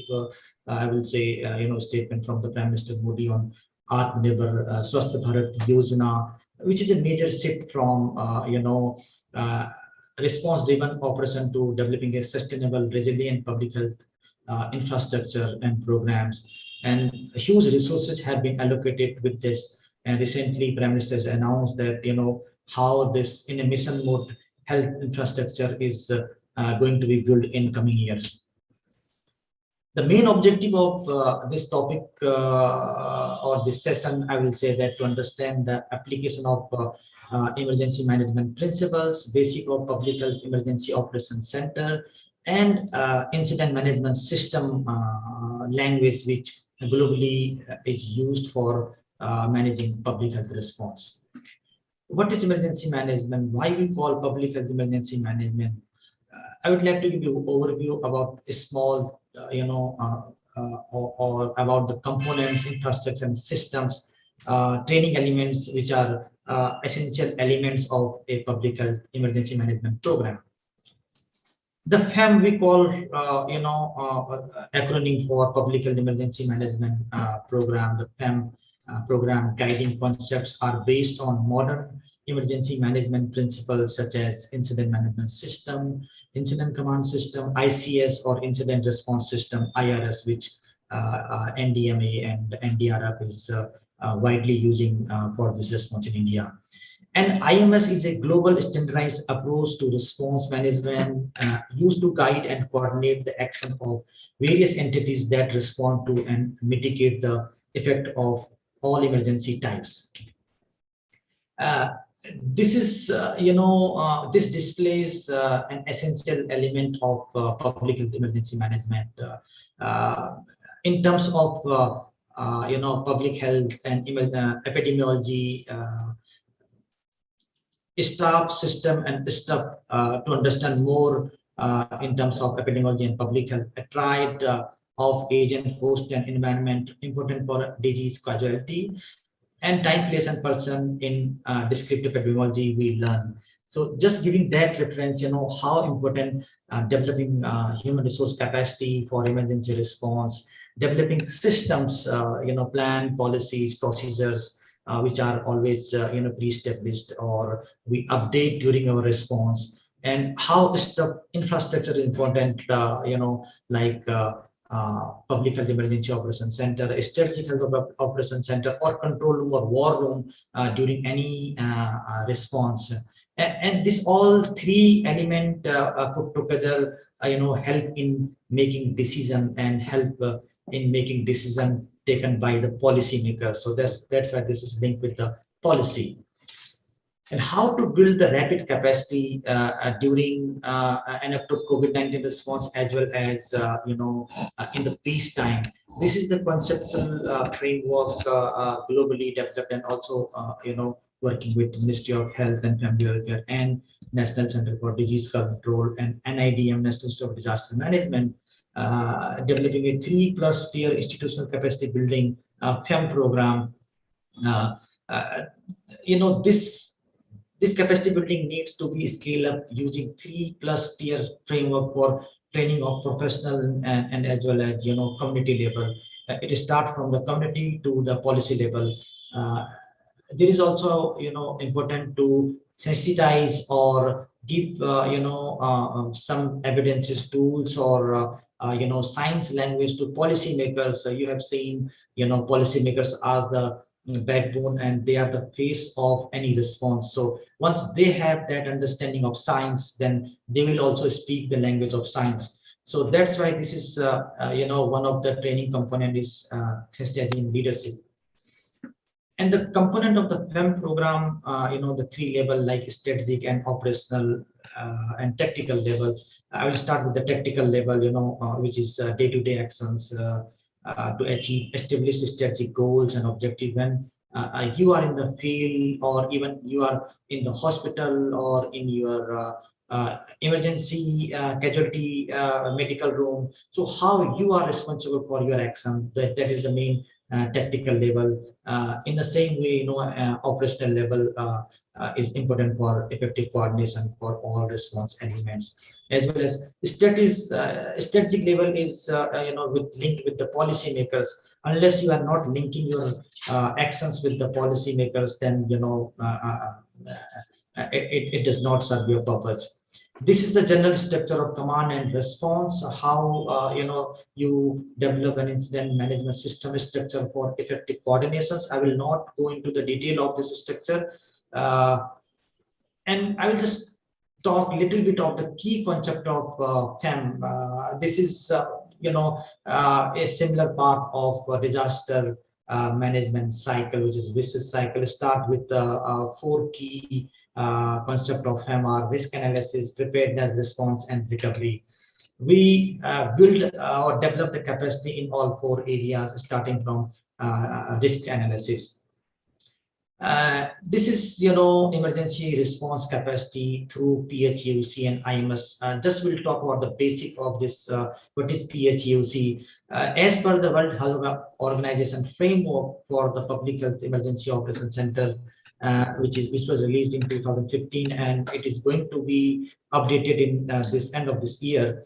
The PHUC is a location or a meeting space. The primary purpose of PHUC is to ensure that people have a space to go to coordinate emergency response activities. And also, it is referred to like situational room, operational center, command center, coordination center, war room, control room. So various synonyms are used for, managing emergencies. And the basic concept of PHUC is to manage information and resources. How effectively we are going to use that. These are the essential components of the PHUC, like plans and procedure, data, information, physical facility, skill, trained manpower. WHO has already released these tools and guidances, part A, part B, and part C. This is the link here. If you want to go into the detail of the elements of PHUC, you can go. And the main objective of PHUC is, to coordinate the activities or synthesis of data, surveillance data, and information, and operational decision making, deployment of response resources like RRTs or various teams, science teams you are sending to the field, and providing administrative services along with monitoring, financial or administrative component. What is incident management system? IMS, FEM, and PHUC are 3 pillars of any effective public health response. IMS is a standardized approach. IMS is used as a global language, standard approach to guide government agencies like private sector, non-government organization, or other sectors for working as a coordinated manner and using this application for effective coordination. This is a general layout of IMS structure. You have incident manager, operation chief, planning chief, logistics and finance, and under operation you have all science sections like RRTs and others. Why IMS is required? IMS provides a common terminology or a global language and structure for all partners, and it encourages a multi-directional flow of information. And in addition to this, it facilitates rapid mobilization and deployment and tracking of resources. How effectively, the success of this COVID in India is one of the, we can say evidence that how effectively such a huge population has been covered in a limited, in a targeted time frame. I will not go into the detail of this, what is IMS and what is not IMS, like how does it look like, and how, if you do not use the IMS, then, what happened. So, the bottom line is that if you are not using IMS principle in application, then, you are duplicating your efforts and you are not using your resources effectively. These are the benefits of, the main benefit, I will say, the standardized approach to incident management, and that is scalable, flexible, and like operational to any level, depending on your size and magnitude of the response. This is I will end with this. These are the resources of emergency response capacity building. A lot of training packages are there, in WHO, FEMA, and Ministry of Health online. I got training package. These you can utilize for building your rapid capacity. And this is the world map. We live in a global village, and pathogen do not require passport and visa, and can spread from one part of the world to other part of the world within less than 48 hours. So we need to be prepared, and we need to build our capacity, and we need to prepare for future pandemics. Thank you, sir. Over to you.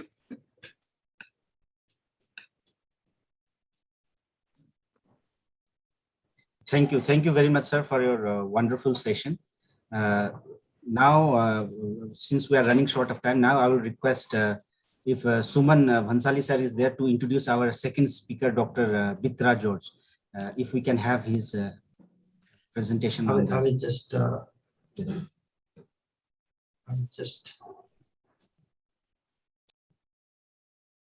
Suman sir, are you there? Suman sir, we'll be sharing the PPT, the CV for Dr. Bitra George.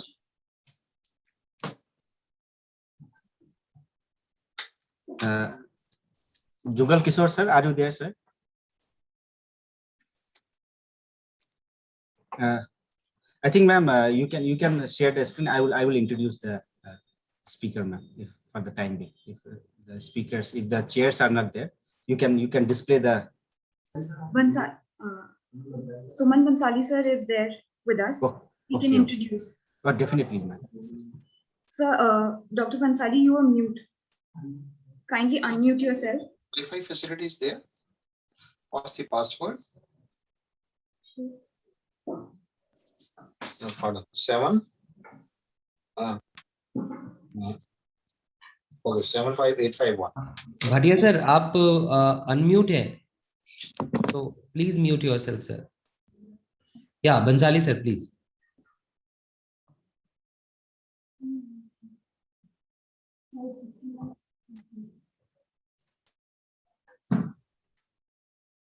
I think sir, उनका audio system शायद कुछ problem कर रहा है sir, most probably. Okay, then can we have the other speaker? Yes. Yeah. Dr. Thapa, yes, we can move ahead. I think there is some problem with the audio of Dr. Suman Bhansali. So kindly coordinate. Yeah. Yes. So let us move on with our second presentation. So for that, we have with us Dr. Bitra George, sir. So to introduce sir, sir is the country director of Indian program FHI 360, and sir manages a well-diversified portfolio of public health and development program and research project in India. Sir is a clinical specialist, skin, STI, and leprosy by training. And sir has also master's degree in public health with around 30 years of senior experience in public health and developing program in India, spanning national and also at community levels. Sir provide management support for a CDC funding, enhancing global health security in India, where FHI 360 provides technical assistance to staff in ports of entry and also border health on preventing, detecting, and responding to pandemic. Sir is also providing technical assistance to ministries of health in Maldives and Sri Lanka on ventilators and COVID-19 management. So with these words, I would like to pass on the stage to George, sir.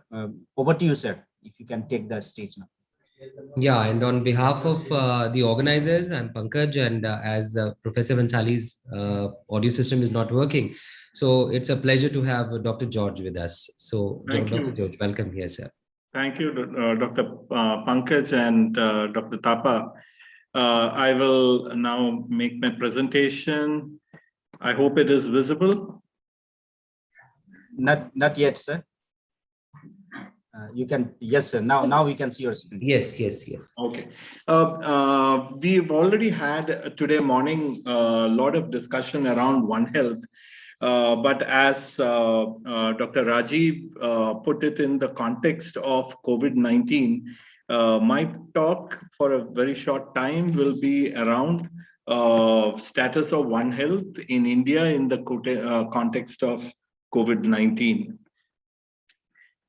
As we all have heard so far, One Health is an approach to designing, implementing programs, policies, and research in which multiple sectors communicate and work together to achieve better public health outcomes. So on the left-hand side, we see people and people's health. On the right-hand side are the animals as well as the environment. And right in the middle are the 3 C's, which are extremely important when we are looking at a pandemic response. So, and One Health response, that's coordinating, communicating, and collaborating. In terms of a One Health response and its relevance to COVID-19 pandemic, if you look at this pyramid, human activities and with the increased globalization of animal and animal trade and the breaking of barriers between humans and animals, we have had a number of zoonotic diseases that have passed on from animals to humans, including possible COVID-19. And so we, as public health practitioners, need to start thinking of how do we make our approach to dealing with pandemics like COVID-19 to move away from just addressing human health, but also look at the food agriculture system, the geography, and the ecology, which is basically the environment and animals in between. We know from our context that we have 3 different departments dealing with human health, which is the Ministry of Health and Family Welfare at the center and Department of Health and Family Welfare at the state. And each have designated roles and responsibilities, with the Ministry of Health and Family Welfare having functions of health policy, regulatory function and control of diseases. Department of Health and Family Welfare has the healthcare delivery system. And you also have vertical disease programs, whether it be the National AIDS Control Program or the National Tuberculosis Elimination Program. And the National Center for Disease Control has got the the Integrated Disease Surveillance Program as well. In terms of animal health, it is the Department of Animal Husbandry, Dairying and Fisheries under the Ministry of Agriculture and Farmers Welfare that's looking after animal health. Mostly the functions are around livestock production, preservation, protection from diseases, and there are 2 surveillance systems for animal health, NADRS and NIVDI. In terms of environment health, the Ministry of Environment, Forest and Climate Change is the one responsible. The functions include conservation of flora, fauna, forests, wildlife, control of pollution, afforestation, protection of environment, and animal welfare. One of the things that we've tried to do over the past years is to look at what are the strengths and weaknesses, as well as opportunities and threats for One Health to survive as well to flourish in India. The strengths include, there are a number of zoonotic committees that have been established at the national, state, and district level. We have a very well-functioning surveillance system and vertical programs. We have well-functioning systems at the national, state, and district level with community outreach. And funding is now available with the Animal Husbandry Department for the study of zoonotic diseases. The biggest weakness for us in One Health is the lack of overall One Health policy. The draft National Health Policy does not address zoonotic diseases. The coordination usually happens only during disease outbreaks, not during lull time when there is no outbreaks. And there is no integrated disease surveillance. So human integrated diseases surveillance system does not interface with the animal as well as the environment. There's poor manpower and laboratories for animal health. The opportunities for us to look at is the different models of collaborative work. There has been a lot of work over the past 5 years where individual researchers, there have been solution-based and third-party collaborations that have happened. ICMR has worked closely with National Agriculture Research Institute for collaborative work on One Health. Veterinarians have started to be posted in human health surveillance system. Medical and veterinary colleges are under one university, and we are under the South Asia hub. The issues are around the parallel systems, lack of regulations on use of pesticides, and the generally lack of involvement of the Environment and Agriculture Department with the human and animal health. Going forward into the future, a national expert group on One Health was constituted in 2019, which had important constituents which were multi-sectoral as well as multidisciplinary. And so that's a step in the right direction. What we require is that the functions need to be operationalized in terms of integrated human, animal, and environmental surveillance systems. They need to be collaboration between the professionals in human, animal, and environment sectors through possibly setting up One Health clinics so that all three departments can work together to address issues, and also research wherein One Health research can be conducted by animal, human, as well as environmental scientists together. So the important concepts that I wanted to leave behind is that One Health is needed to be strengthened in India to prevent and manage future pandemic threats, including new waves of COVID-19. The 3 C's are extremely important: coordination, collaboration, and communication. Government of India seriously needs to address this issue in terms of developing a One Health policy, operationalizing and funding the national expert group on One Health to operationalize it further, and support the interdepartmental collaboration on research, integrated service delivery, and reporting mechanisms. That's all from my side. Thank you for your patient hearing. Thank you very much, sir, for a wonderful presentation and talking and giving us an idea on such an important topic. And moving ahead to our last presentation of the day, of this session particularly. So we have with us Priyanka ma'am. Let me just, can we have the presentation? Can we have the detail of the presentation? Yeah, so can we have the CV? Let me just, till the timing, let me just say, Dr. Priyanka Singh holds a degree of MD physician and also PhD in maternal and child health and hospital management. Ma'am has more than 8 years of experience working for capacity building in public health emergency and hospital preparedness for disaster and other medical emergencies. Earlier to that, she has also experienced of working with the National Institute of Health and Family Welfare, and along with International Committee of the Red Cross Global Health Private Limited at the Delhi airports and other various hospitals. And ma'am is also a trainer of hospital preparedness in emergencies program with Asian Disaster Preparedness Center ADPC Bangkok, and as well as the American Heart Association certified trainer of basic life support and advanced cardiac life support. So without further ado, I would like to pass on the stage to Priyanka ma'am. Over to you, ma'am. Thank you so much. And again, on behalf of organizer and on my behalf, I welcome Dr. Singh to be with us. Thank you so much for joining.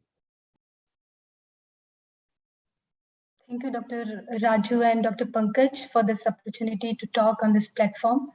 I will not take much of time because we are running late, so I will share my screen and will start my presentation.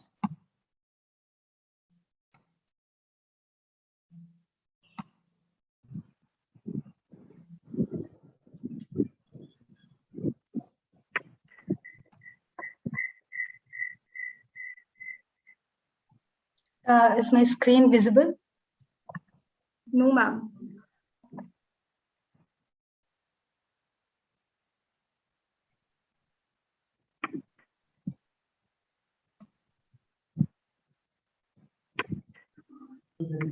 Yes, ma'am. Now it is visible.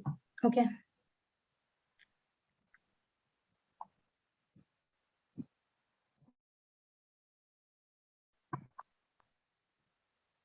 I hope my slides are visible. Yeah. Yeah. Yes, Okay. come to the slideshow. Yeah. Okay.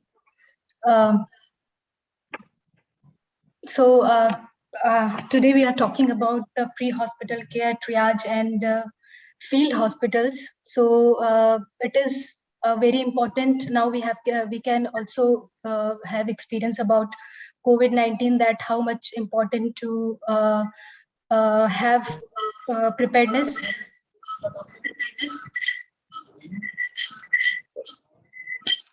Regarding pre-hospital care and also field hospitals, which we are experienced during this COVID time, that we have started 750 bed Sardar Vallabhbhai Patel COVID hospital in Delhi, as well as 900 bedded hospital in Ahmedabad and also in Patna. So this is very important when we talk about any emergency, whether it is public health emergency or public health emergency happened after a disaster.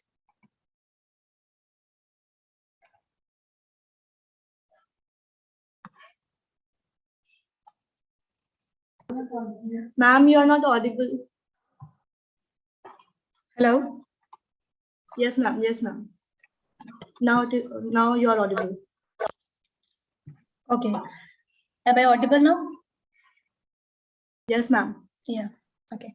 So moving forward, if we talk about the emergency medical system, we have in place pre-hospital care, which includes the emergency medical services. So we have trained emergency medical responders who works and who tackle the situation on emergency site, and they can be first responders, like the attendants who are there. So that's the reason that we also involve committee during our preparedness part when we talk about any kind of preparedness in emergency. And then we have some trained first aiders and first responders who are well trained in first aid and basic life supports. And also we have a system of emergency medical technicians. So they are also trained, and they are specially trained to work in the ambulance services, and ambulance services is the part of pre-hospital care.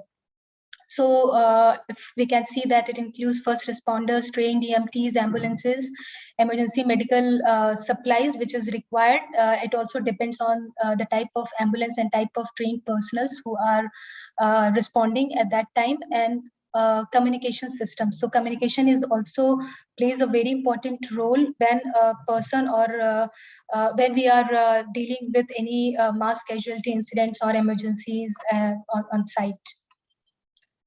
So components of pre-hospital care are manpower, transport, equipment, material, supplies, including medications, communication, training.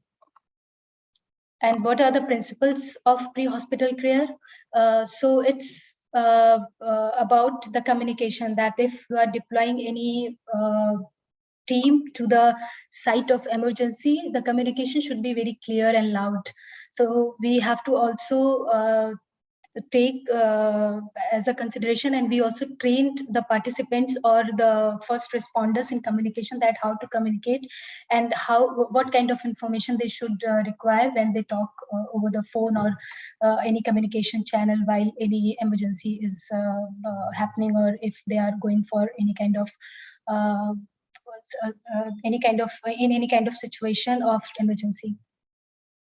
So this is response of the system, like RRTs, rapid response team. So it is also based on the type of emergency and also the area where they are going to deploy, dispatch of ambulances and supplies. So these all things we can customize based on our need, based on emergency and based on resources we have. So triage, we do usually at on-site, also do in hospital when the mass casualty, they come to the hospital or clinic or the care site. So then we do reverse triage to make it more specific and just to give more specific treatment to the needy person.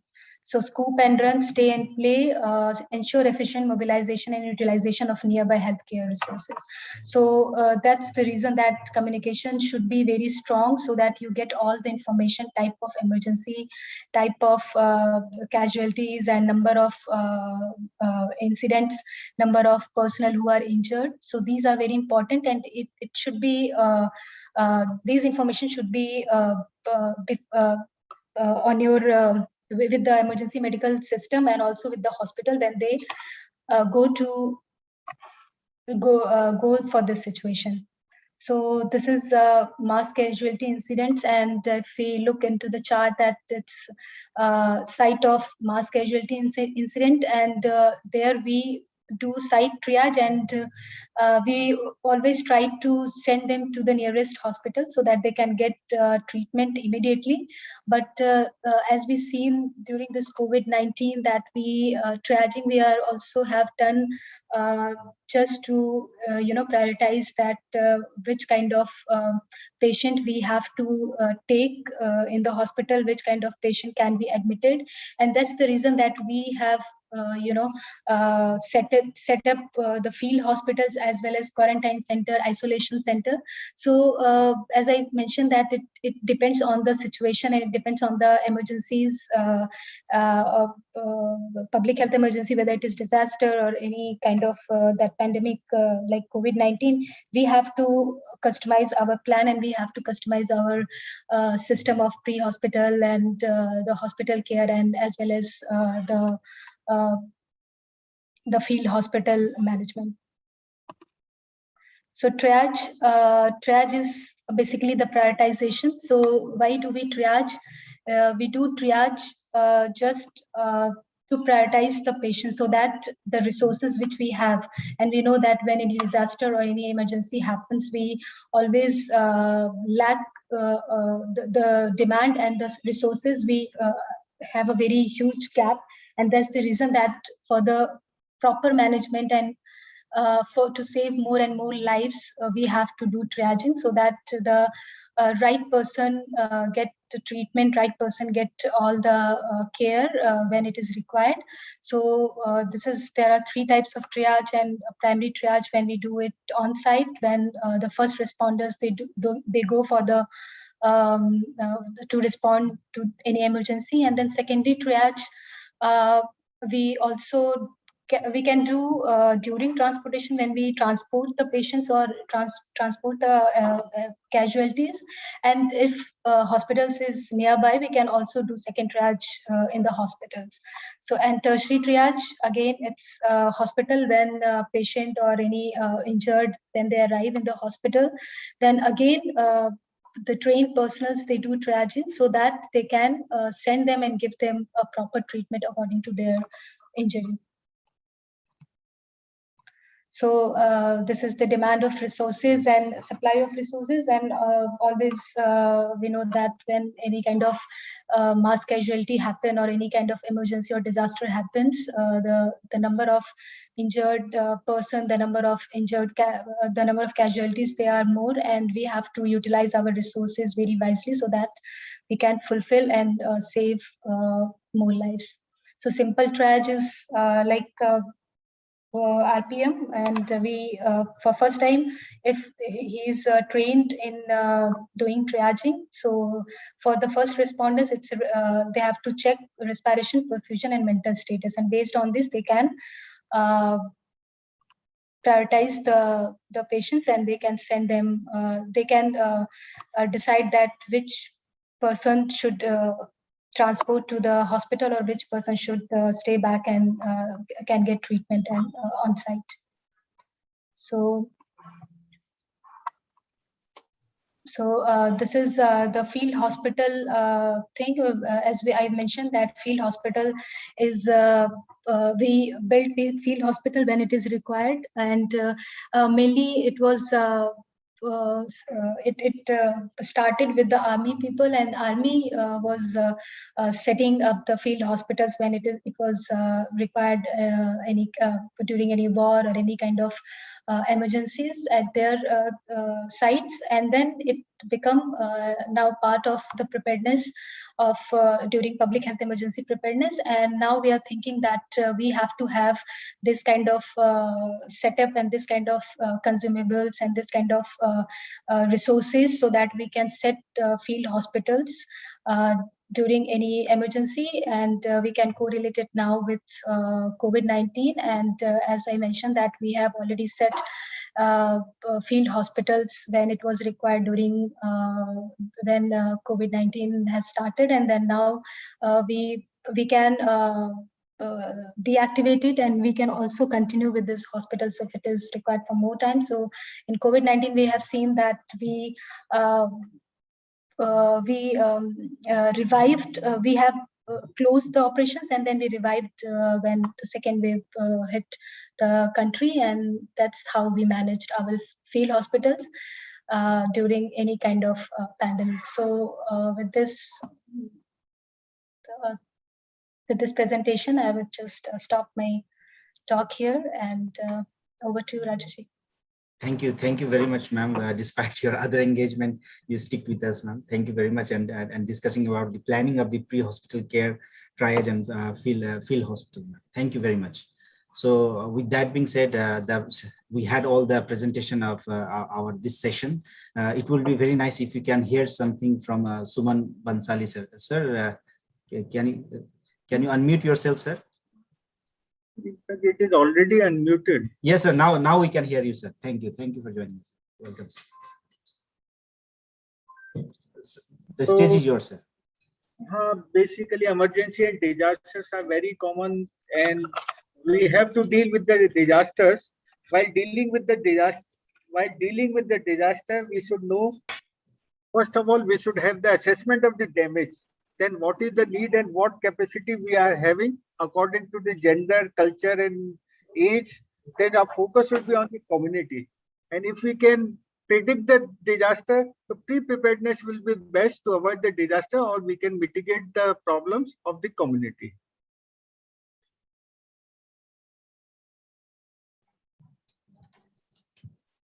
Yes, sir. Definitely, sir. Right, sir. So, Jugal, sir, Jugal Kishore, sir, are you there, sir? Hello, I think Jugal Kishore sir is not there. Okay, so, sir. I think we can like the session. We can hand over the session to organizers, sir. Vote of things. Thank you so much. Thank you so much, Dr. Thapa. I think, and thank you so much, Dr. Bhansali, for being with us. It was a wonderful session, and I think that is a very important session which we thought that we should have at the time when we are talking in terms of lot of issues related to public health emergency management. Thank you once again for being with us. So I'm handing it over to my students to take it forward for the next session. Thank you. Thank you, sir. Now I hand over our next session coordinator, Dr. Rakhi. to proceed with the session. Thank you.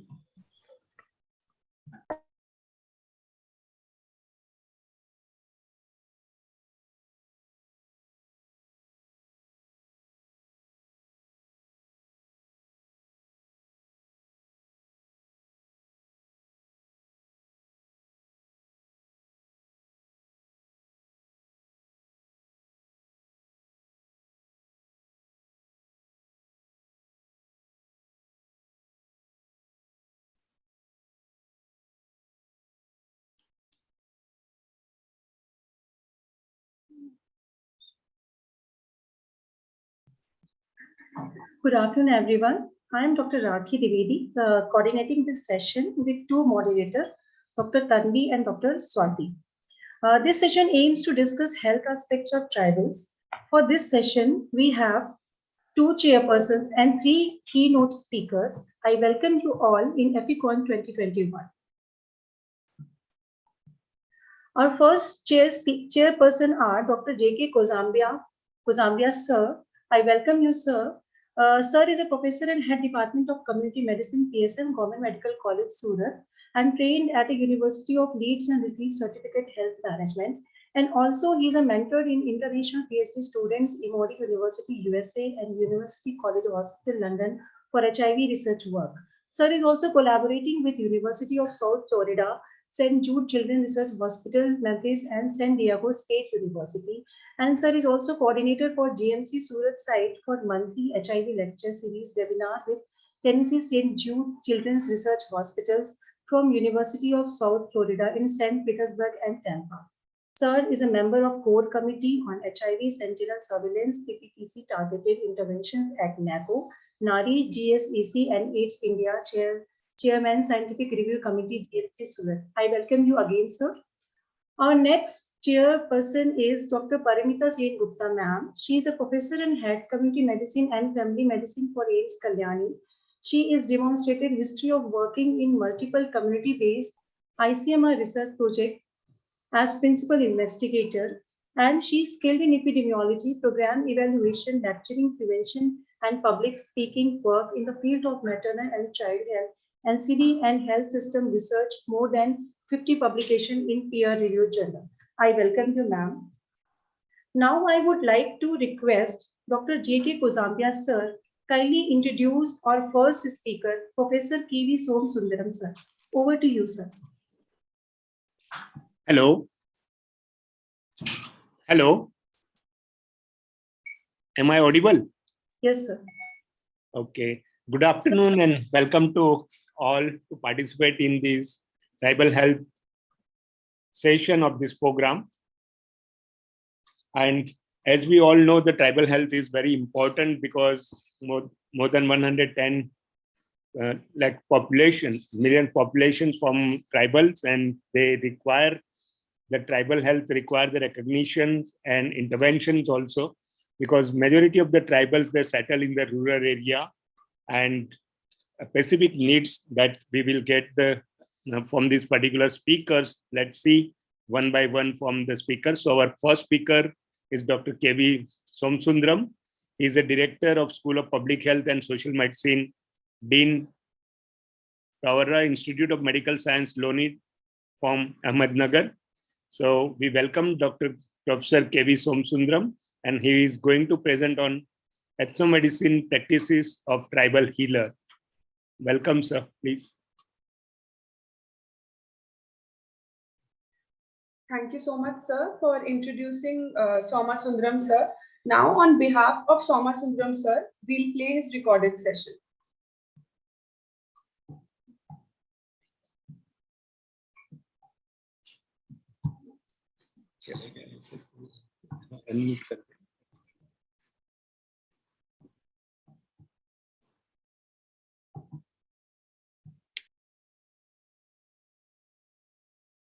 Good afternoon to all the distinguished delegates of Second Annual National Conference of Epidemiology Foundation of India, organized by AIMS Jodhpur. I am Professor K.V. Somasundaram, Director of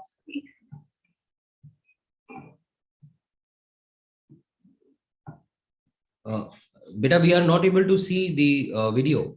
Have you run the video? Yes, sir, we are doing. It will be shared in a minute. Okay.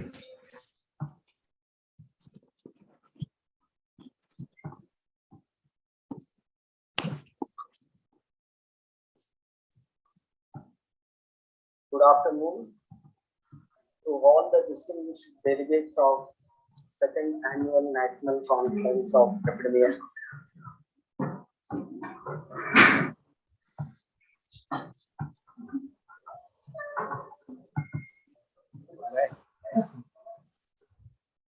बस वही आवाज ऐसी क्या आवाज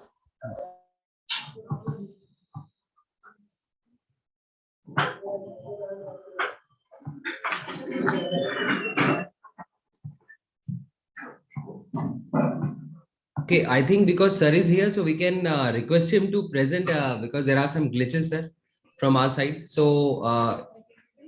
sir, would you like to present now? Because there are some issues, I think, with the video. They are not able to run it. Sir, you are mute. Sir, आप mute है. Yeah.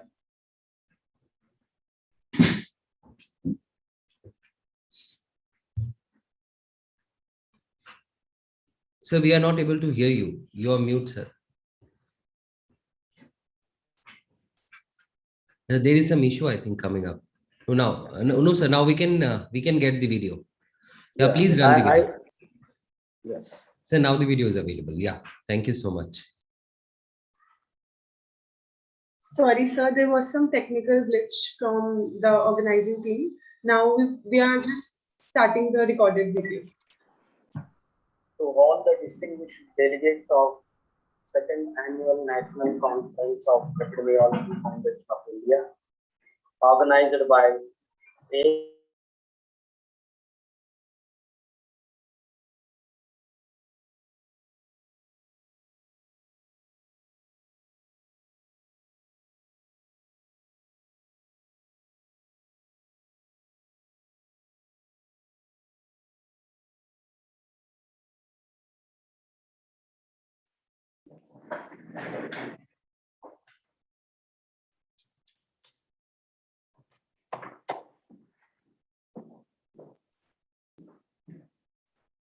traditional healers in Maharashtra. I am joined by my other team members for organizing this research study.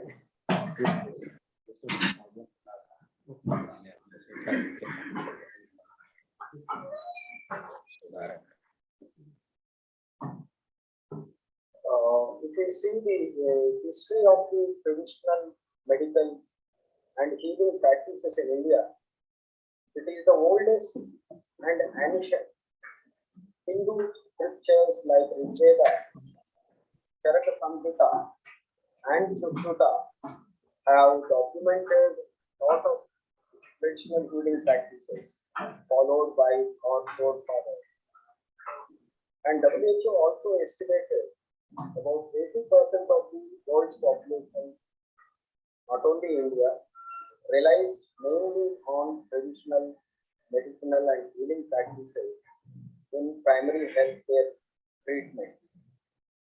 Times immemorial, Adivasis, mainly the tribal people, they live in harmony with the nature to evolve a unique system of knowledge about plant and animal wealth.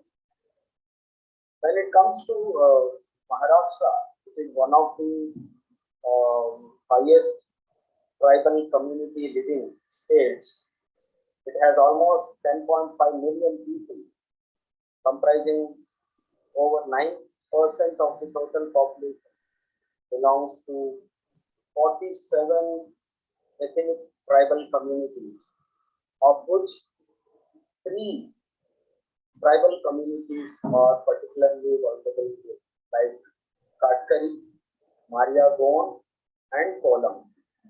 Most of the tribal communities live in western Ghats of Maharashtra, which covers an area of 52,000 square kilometers. If we can see the tribal panorama of Maharashtra, it presents all the ethnic and genetic strands, linguistic, cultural, religious, and beliefs, and their food habits, and also they have their medicinal and healing practices. We thought of documenting the traditional medicine practices followed by the tribals for the reasons that health and treatment are closely interrelated with the environment and the forest ecology in the tribal areas of Maharashtra. Tribal people, they in day-to-day forest, they collect variety of leaves, seeds, nuts with a medicinal value and use it for not only for their nutritional and health promotion and the treatment for various sicknesses. Traditional healers in each community, tribal community, they have a traditional healer who acts as a medium between the man, nature, and the supernatural entity, providing spiritual security to the tribal people. Most of the times, the first contact person for all these tribal people are the traditional healers. The traditional healers' local knowledge, their herbal medicine, and also their midwifery and child healthcare practices are being ignored and are being eroded. Hence, we thought of documenting them and preserving them. I would like to just introduce my organization, which is Pravara Medical Trust, which is an NGO established in 1972 in Ahmednagar district of Maharashtra. And Pravara Institute of Medical Sciences, which is a sub-trust of the PMT. It is recognized by the Ministry of HRD as a deemed university and which runs a medical college, a dental college and hospital, the College of Physiotherapy, the College of Nursing, and School of Public Health and Social Medicine, from which I belong to, and a Center for Biotechnology. We also have established a Center for Research in Tribal Health and Services in the tribal campus of our university. This center has been recognized as a Center of Excellence by the Ministry of Tribal Affairs, Government of India, and sanctioned a research project for documentation of the medicinal and healing practices followed by the traditional healers of the tribal communities of Maharashtra. So we started this project almost 2 years ago, and we have done an extensive literature search for understanding what type of medicine practices are being followed by the traditional healers. We have gone through various published data and all the search engines, databases have been used. A total of 124 articles have been gone through, reviewed, and of which we specifically selected about 37 very relevant articles and compiled the data from these articles. So we have the published material has already shown that 19 districts which are highly dense with the tribal population of Maharashtra, the traditional healers follow an enriched ethnobotany and ethnomedical practices.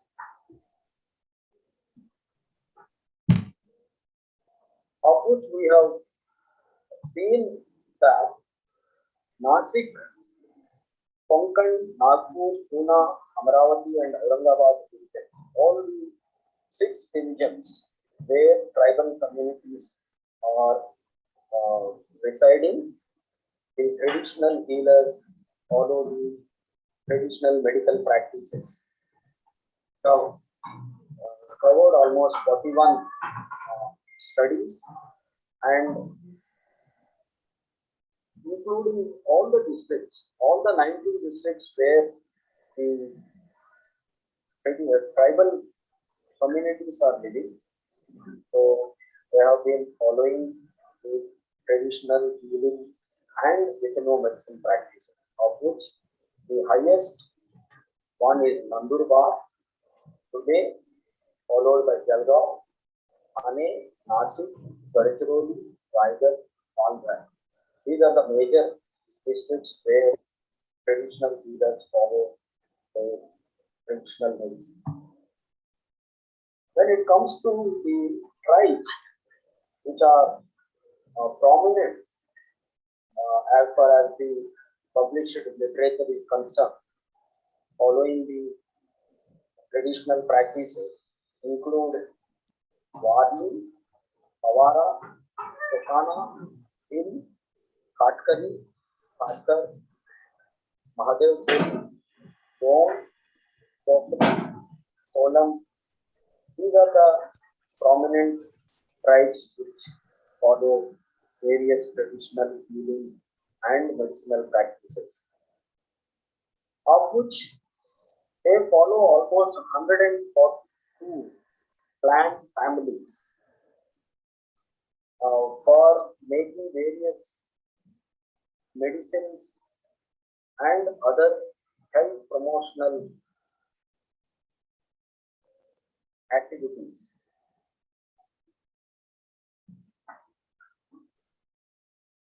When it comes to the parts that they use for making the traditional medicine, they use almost all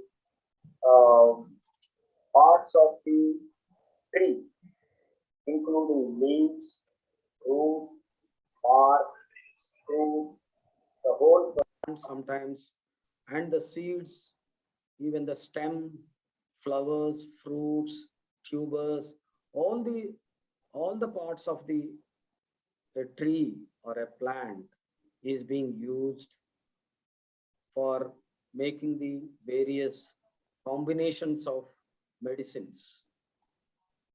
When we reviewed this, almost nearly 2,000 parts are being used. 2,000 studies have shown that with different parts of the plants are being used for making the medicines. When it comes to what type of diseases that they are treating, these traditional healers, so they are treating almost all the diseases suffered by the tribal communities, even including some health promotional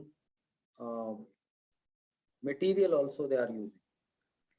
The prominent diseases that they are treating include jaundice, hepatitis, snake bites, asthma, cough, toothache, fever, dysentery, scorpion bites, skin diseases. So these are some of the major uses that they are doing. The second aspect of our research study is to collect the primary data by interviewing the traditional healers of these 47 tribal communities living in Maharashtra. So we have designed a quantitative research design using a survey method, in-depth survey method, by interviewing all the traditional tribal healers to collect both healing practices, that is magico-religious healing practices, and also the ethno-medicine that is herbal medicines that they are using for treating the various diseases. This primary data is supplemented by focus group discussions and also case studies. So we have interviewed traditional healers who are, of course, Vaidus and Bhagats, both category, that is, and also the traditional birth attendants, that is the Dai, who perform deliveries in the community, home deliveries in the community. And also we have done a extensive search for understanding the perspectives of the importance of these traditional healers in the overall healthcare delivery system by the community health workers and village heads of these communities.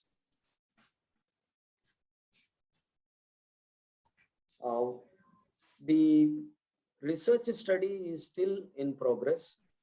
I could only present here the skeletal data that we have collected. Almost, we have interviewed almost 325 traditional leaders, of which the Katkari, which is the one of the particularly vulnerable tribal group, we have reached almost 71 Katkari tribal groups living in Palghar and Raigad districts of Maharashtra. The next tribal healers are from Thakur community. So we have almost interviewed 68 Thakur community traditional healers. Next is Mahadev Koli, Kokana, and Wadli. Each 60 tribal traditional healers have been interviewed from Nasik, Pune, and Palghar and Raigad districts. We have made almost 25 case studies who have been performing this traditional healing, following the traditional healing practices for many years, and they have been very popular in not only in their own tribal community, but in the non-tribal community people also reach them for various treatment options. So one of the case studies which I just want to present here, he is a traditional healer from Palghar, Mokhada Taluka of Palghar district, who is 84 years old and practicing for last 28 years. And he has a knowledge of about 3,000 plants, and he himself is cultivating the medicinal plants in almost 112 acres of land. And he has a team of people who support him to in his service to the community. I would like to conclude here by thanking the Ministry of Tribal Affairs, Government of India, and the Tribal Research Training Institute of Government of Maharashtra for funding this project. And I would also like to acknowledge the contributions from the team from Pravara Institute of Medical Sciences and the social workers and the administrative team of the School of Public Health and Social Medicine. Thank you very much.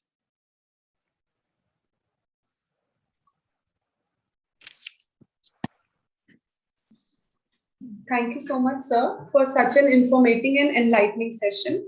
Now, I would like to request Dr. Paramita ma'am to kindly introduce our second speaker, Dr. Prashant NS, sir.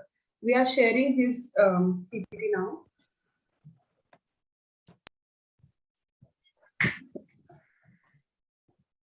Over to you, ma'am.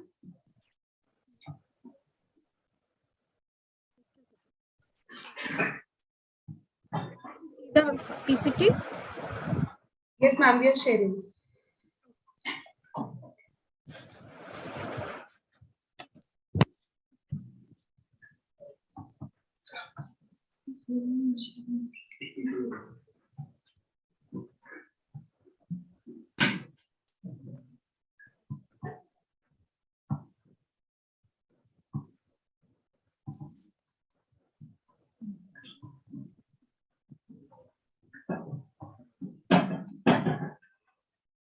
Over to you, ma'am.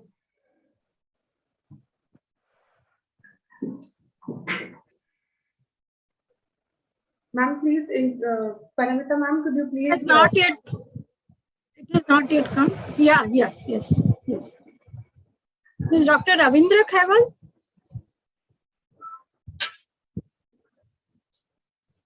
Hello. Yes, sir. Yes, ma'am. Ma'am, kindly introduce Dr. Prashant, sir. We'll have this session next. So we want you to introduce our second speaker, please. Can you see Hello. this? No, I can't see the PowerPoint. I can't see anything. I can see only Dr. Ravindra Khaiwal's. Ma'am, there is some problem from your end, ma'am. You can see the screen shared. So I'll be introducing Dr. Prashant, sir.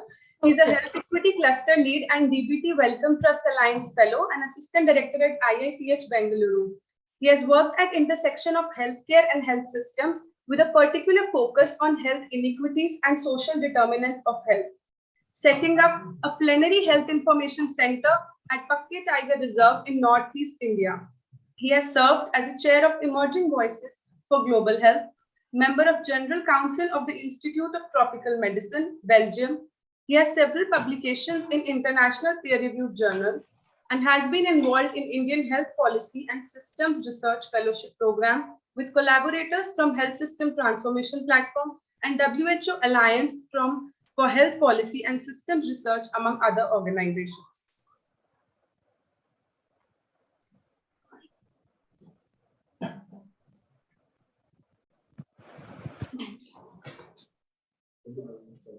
Sorry, sir, Dr. Prashant, sir. I think there is some error from the end of organizing team in taking your CV. We are really very sorry. We apologize to you.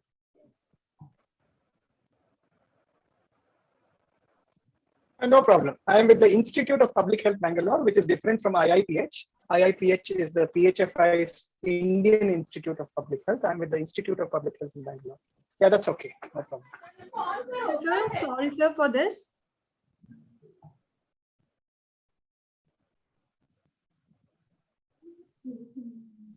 Will you be playing the video that I sent?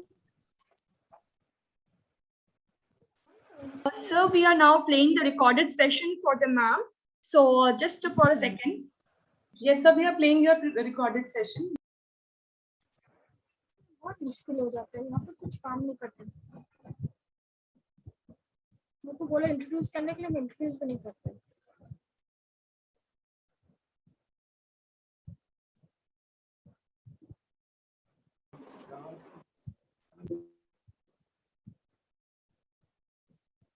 Hello हाँ हाँ मेरे को वही दिख रहा है हाँ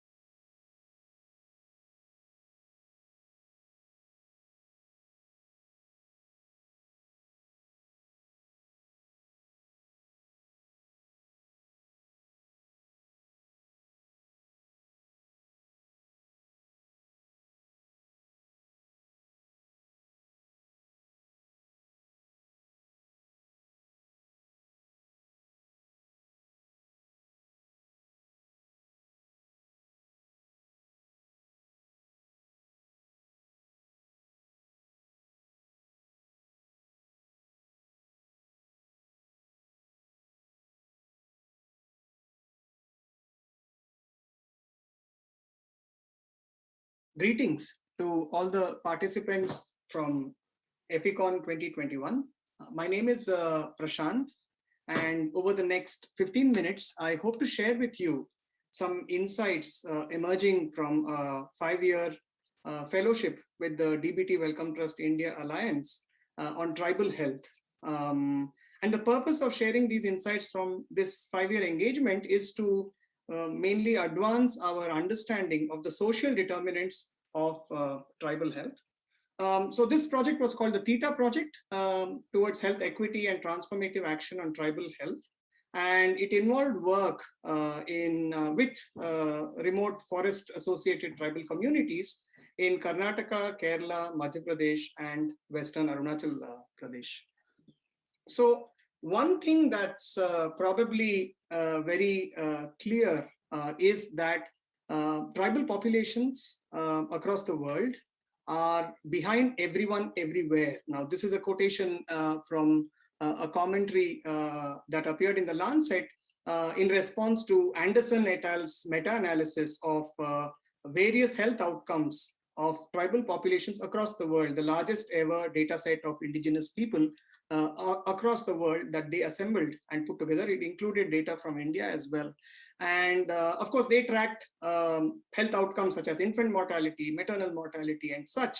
But we know from both qualitative and social science literature, as well as carefully quantified epidemiological literature, that tribal populations' health status and health care seems to be worse off along with various other human development indicators. Now, in order to advance why things are the way they are and how this comes about, one needs to take a step back and probably address the underlying drivers of this poor health. And often there are severe methodological constraints in conventional mainstream epidemiological methods in order to be able to undertake these kind of to answer these kind of questions which ask about why things are the way they are and what are the processes that underlie certain societal patterns that we come about. So this is a framework that we use in what we call health policy and health systems research, which is an emerging field that tries to build a body of knowledge based on a question. So the field is built around using any method, especially methods from the social sciences, but also epidemiological, mainstream epidemiological and quantitative methods, in order to answer questions that have social relevance. So, and in this framework, for example, you can look at the kind of multidisciplinary type of questions that one can ask about anything within health policy and health systems. So you could have descriptive questions, you could have questions that understand influence of one variable or over another. You could have exploratory questions, explanatory questions, questions that build theories on why things are the way they are and go into mechanisms of these things.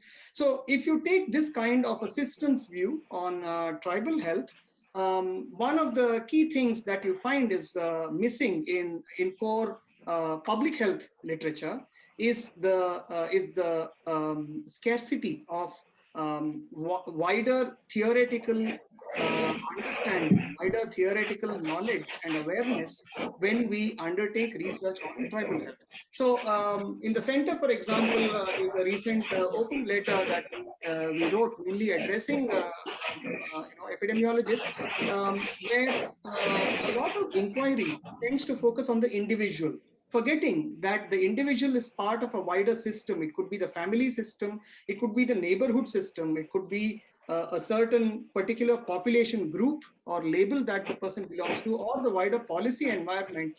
And often this is because it is methodologically inconvenient to be able to characterize some of those into our methods. So often these very powerful influences of individual behavior get left out, and we end up doing individual surveys, and we end up laying the blame, so to speak, on individual knowledge, individual awareness, etc., without paying attention to the wider social processes. So in order to address and understand social determinants of tribal health, there needs to be firstly an acknowledgement and awareness of the wider social processes and historical processes that have shaped the current situation of Adivasi and tribal communities in the way they are.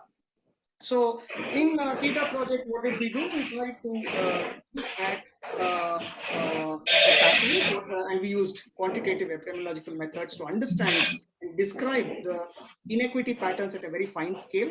And then we used wider social science inquiry methods, which use qualitative data like case studies, ethnographic inquiry, etc., to explain. And in this second objective, we try to leverage frameworks such as the social determinants of health framework, particularly to Adivasi settings. And finally, you can also use research as a way to intervene and create what we call transformational knowledge, knowledge that is co-produced with communities and various other implementers.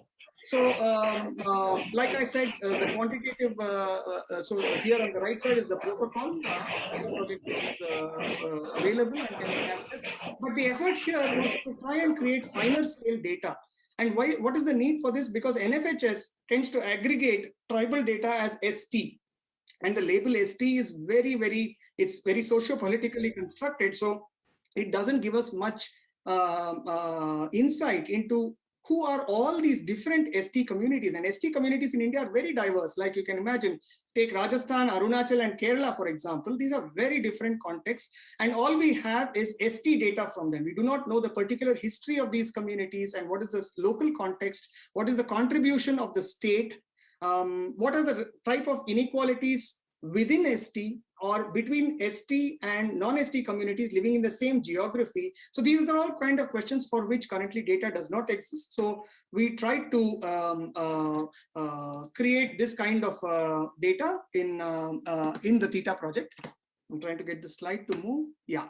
So the survey locations included very diverse settings. Here, for example, settings around Kanha in Madhya Pradesh, Gajagadi, Katanayaka tribal settlement in northern Kerala, Kadakalakindi, which is a Solika settlement in BRT Tiger Reserve in southern Karnataka, and here another, for illustration purposes, another settlement, a remote settlement called Nere in Pake Tiger Reserve in western Arunachal Pradesh.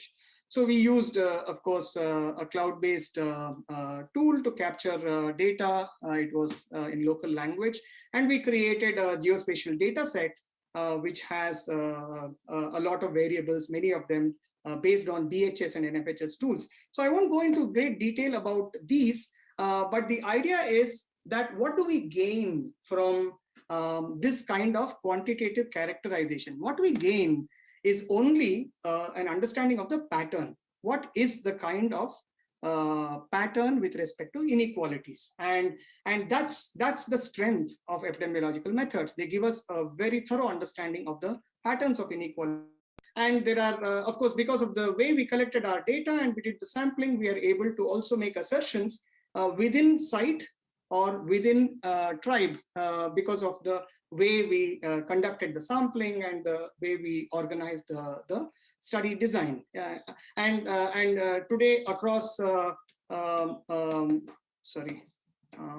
across this data set, which covers 217 households, 217 settlements across 4 states, we have a data set that allows us to compare between and within these sites and settlements. We, of course, also collected biomedical data to characterize dyslipidemia, sickle cell anemia, etc., which I won't be going into detail in this presentation.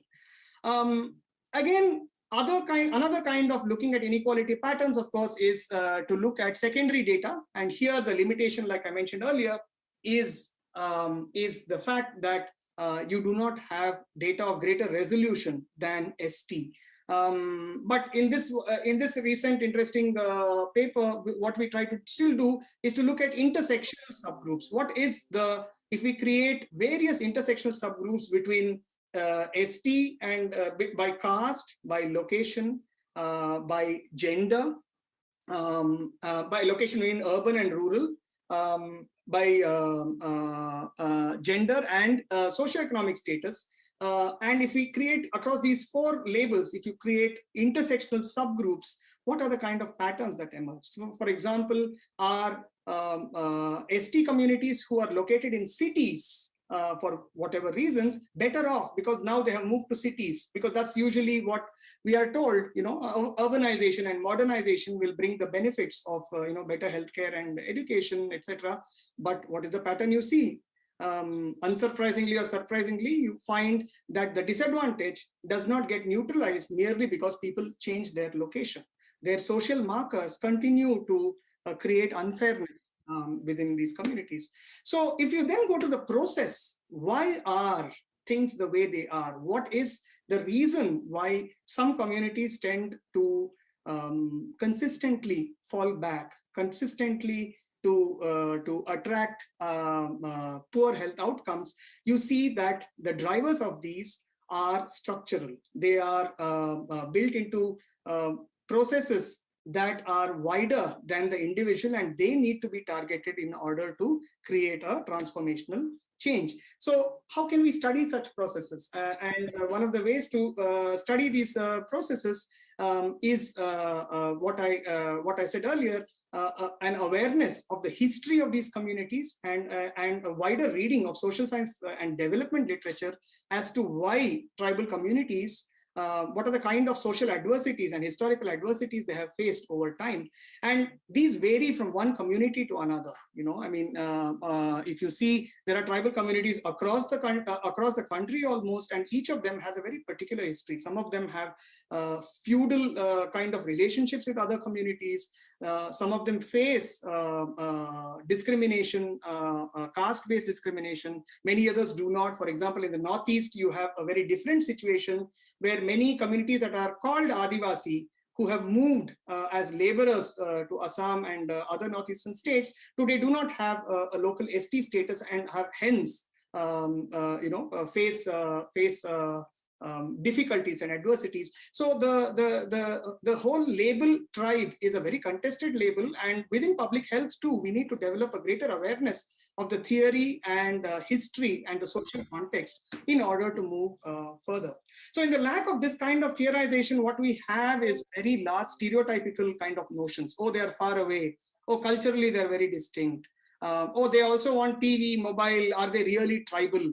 This kind of characterization, which demonstrates our own, within the research community, our own lack of understanding of the social processes that underlie tribal health. So without going into great detail, what I will introduce here on the left side is an adaptation of the social determinants of health framework of the WHO. Many of you must be familiar with it. We need to adapt and many of these processes and boxes in the social determinants of health to the Adivasi context. For example, forest conservation regulation and priorities, district and state priorities. So these are all important things to study. So when we say tribal health, it's not only to go far away and work with individual tribal communities and measure their knowledge, awareness, attitude, etc., but also to work with powerful policymakers and the conservationists and others who also tend to shape tribal health agenda in a certain way. So this is what one of the review that we recently published tried to do, to try and gather the wider historical processes. You can also look at social science contribution in understanding remoteness. Remoteness or living far away is often understood as a geographical or a locational concept, but it could also be a social concept. It could also be, for example, the history of relocation and coercive practices for conservation purposes, which has caused disadvantage and which has caused remoteness to be enforced, where remoteness does not become a choice. So there are case study techniques and approaches which can be tried to understand further as to how these kind of social processes shape current tribal health and tribal health status. This is some of the work that we are doing in the Theta project. Coming to action, PAR here refers to participatory action research. So action has to be co-created. So, and this is extremely important. We need to figure out ways in which people like us in public health can engage meaningfully, can engage with dignity and respect with tribal communities. And this is something that is not taught in medical schools, not taught in social work schools. So this is something that we have to learn and practice. So towards that, there is a small emerging body of knowledge that is coming up around participatory action research, which I'm sharing as probably the only way forward in terms of acting on tribal health. To sort of conclude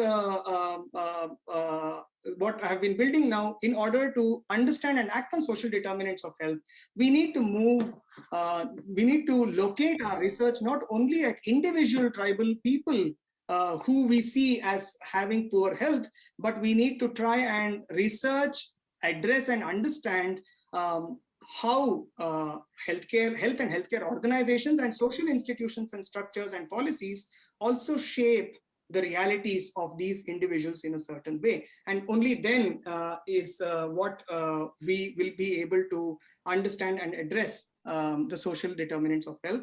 And that's what we call transformational knowledge, which means knowledge that can transform and which has to take into account lay knowledge and traditional knowledge on one hand, as well as organized knowledge that comes from a wide variety of disciplines in order to make an impact on tribal health. And in order to do this, we need to look at learning sites rather than projects. So a long-term engagement, a long-term trust building and engagement and partnership with various communities, rather than parachute projects where an interesting project is written, funded, data is collected and brought back to a city or a headquarters where all the analysis is done, which is often the nature of research in public health, which we should move away from. I will not go into this due to lack of time. So a lot of work that I presented today comes from this last 5 to 7 years engagement in the Theta project, and I have a lot of people to thank here, and I will not go into naming them, and I'll leave this slide for a bit. With this, I would like to thank the organizers of the second annual conference of Epidemiology Foundation of India, particularly Dr. Pradeep Vivedi and Dr. Pankaj for inviting me to this. And I'm happy to take questions.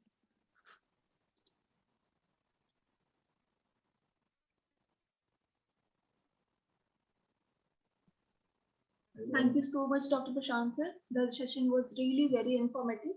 Now I request Dr. Paramita Sen Gupta ma'am to kindly introduce our next speaker, Dr. Kuldeep sir.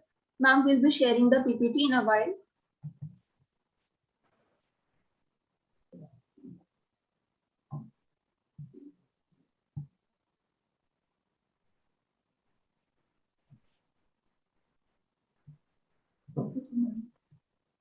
Ma'am, is the screen visible to you? Not yet.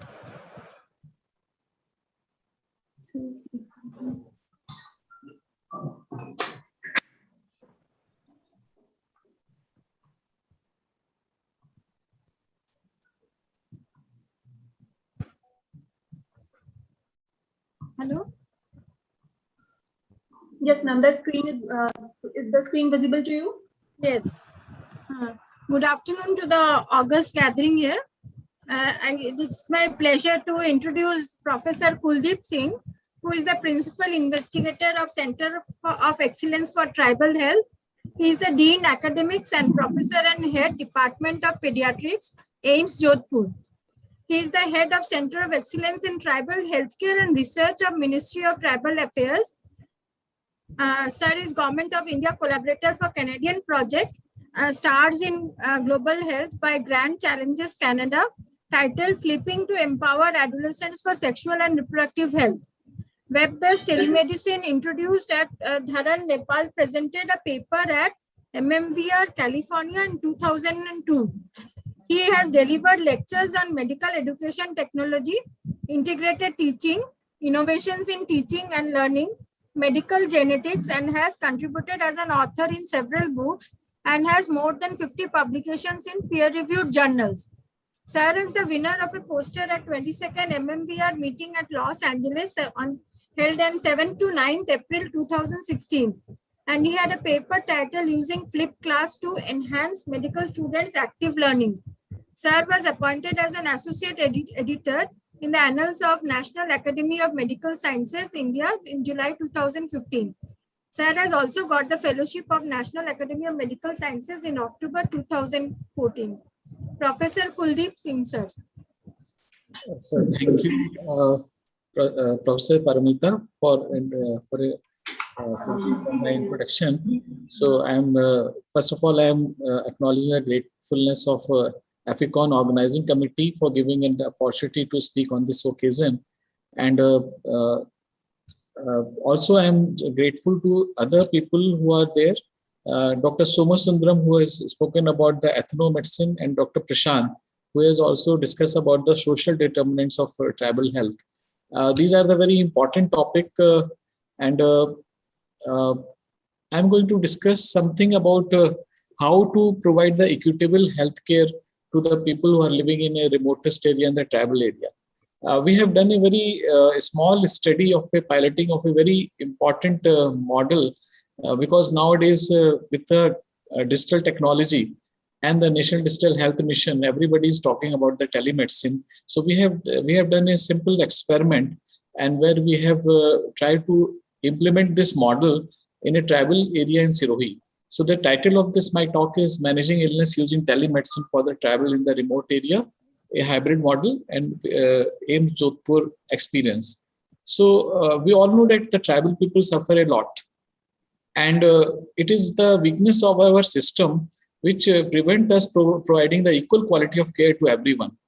And that's why it is very important that the tribal health should be taken into importance. And as Dr. Prashant has also mentioned about the social determinants and how the stakeholders can be involved. The tribal people as a stakeholders will markedly improve their health. So COVID-19 pandemic was really a challenging thing which has happened in the country, and it led to the implementation of the nationwide lockdown. The routine healthcare was disrupted, and all the healthcare facilities were replaced for the COVID care, acute COVID care. So being an institute of national importance, we also try to venture into the area how we can provide the forward tracing as well as the care to the people. And the options which we explored during this period was that how we can use the electronic health record or telehealth or telemedicine or telemedicine or teleeducation. So there are multiple roles of the telemedicine or the electronic media of caring for the patients. So in May 2020, this MCI, the Board of Governors, had come out with a lot of consultation for telemedicine guideline, which have been implemented at how we can provide the telemedicine during this time. And they have also mentioned that within the next 1.5 year, design and curriculum should be prepared how to provide the telemedicine. So in the meantime, many people have got this opportunity to venture into innovative method of telemedicine provision. So telemedicine is the delivery of the healthcare where distance is a critical factor by all the healthcare professionals using the information and communication technology for the exchange of valid information related to the diagnosis, treatment, and prevention. Whereas the telehealth is the delivery and facilitation of the health and the health-related services, including the medical care provider and the patient education, health information services, and self-care by telecommunications. Now, for the last 40-50 years, we are aware that the NASA has been doing the telehealth for the people who are stationed in the satellite station in the space. And now many experiments have taken place whether we have to provide the telemedicine with the satellite or the terrestrial internet. So now the challenges are still there, and there are a lot of discussions going on. So telemedicine is basically an enabler of the healthcare access and affordability, and there are a number of benefits. It is a timely access to the appropriate interventions, including the faster access and access to the service that may not otherwise be available in the remote area. So Ministry of Tribal Affairs has created a Center of Excellence at AIIMS Jodhpur, and since 2020 June, we have started on the ground project, and we have collected many of the information. So Sirohi telemedicine is a digital health solution that connects the patient and the clinician through a real-time audio and video technology in the remote area. After a lot of deliberation with the stakeholders, we started the teleconsultation in November 2020. So this hybrid model is managing illnesses using telemedicine for travel in remote area with the CSC Abu Road as the center point. So objective was this, primary objective was to provide the quality healthcare, and secondary objective was to create awareness. So the phases we have taken into the account are initiation, implementation, and upskilling. So in the initial phases, we explored for the need, why it is required. A quick survey was carried out for finding out whether there is a need is really needed or not. So we carried out the 606 tribal people, which constituted by Bhil, Meena, and Garasya tribes. They participated in this telemedicine survey. And the total number was 561. Out of this, 76% agreed to utilize the service. However, they were not aware whether how to use it. So there is a lack of awareness. So it is not only the telemedicine provision, but the awareness is also important. So they agreed that 53% agreed that they are accepting the need for consultation over the phone with the laptop with the help of medical social worker. And according to them, the most important area which they come across is some of the skin disease, followed by pediatrics population problems. Then mental health problems are also one of the major area which we have encountered necessary for them. Second phase, we started with the implementation, and that we used two approach. One is the CST approach for the telemedicine consultation, and tribal area development bhavan, that is Janjati Bhavan, for tele-education and awareness program. So implementation was carried out with the help of manpower training and developing a user interface which is acceptable to the community, and the low cost and easy of use of the software. And the third is the IT infrastructure. So the platform which we explored were available. These are the Teams, WebEx, Zoom, Google Meet, and the Skype.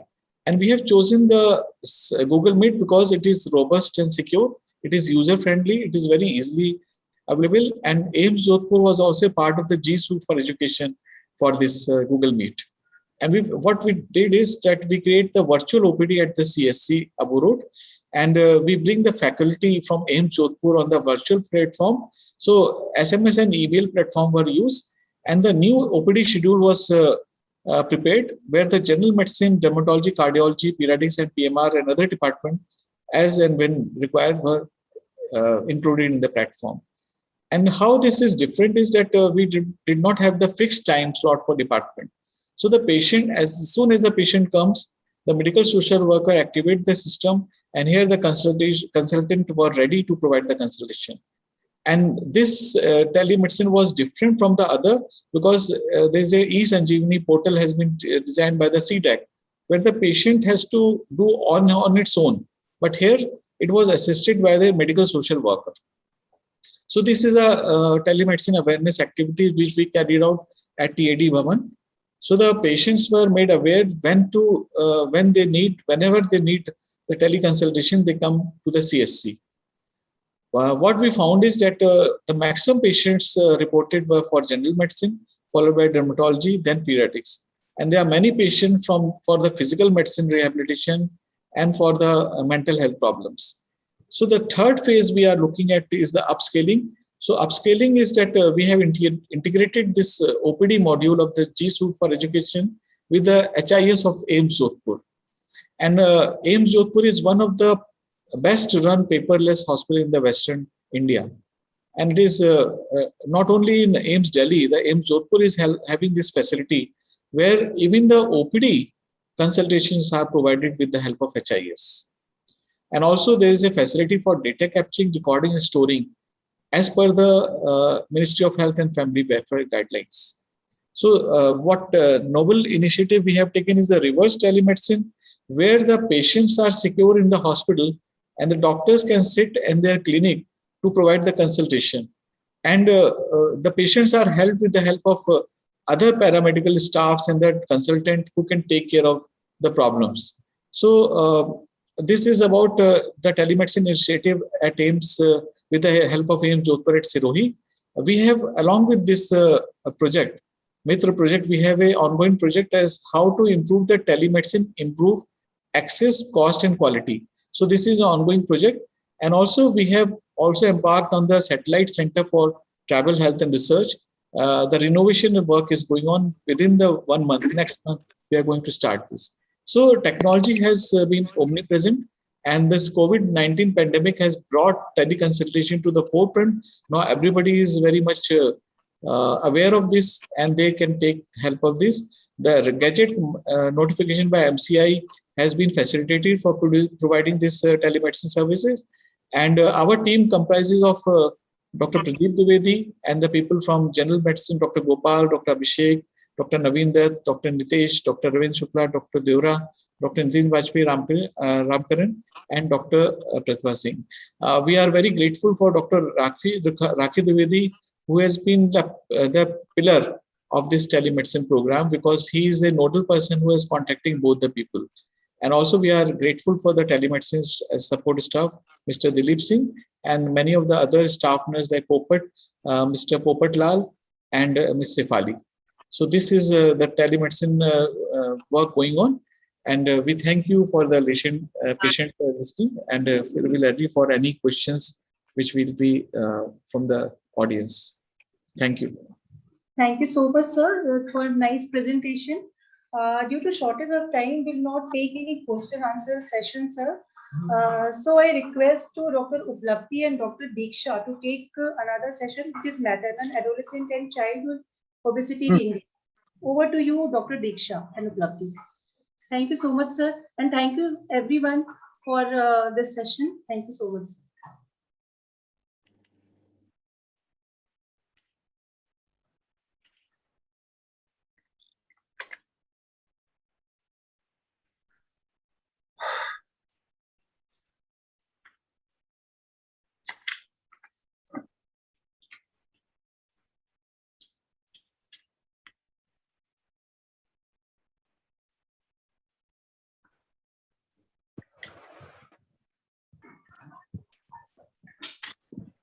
Good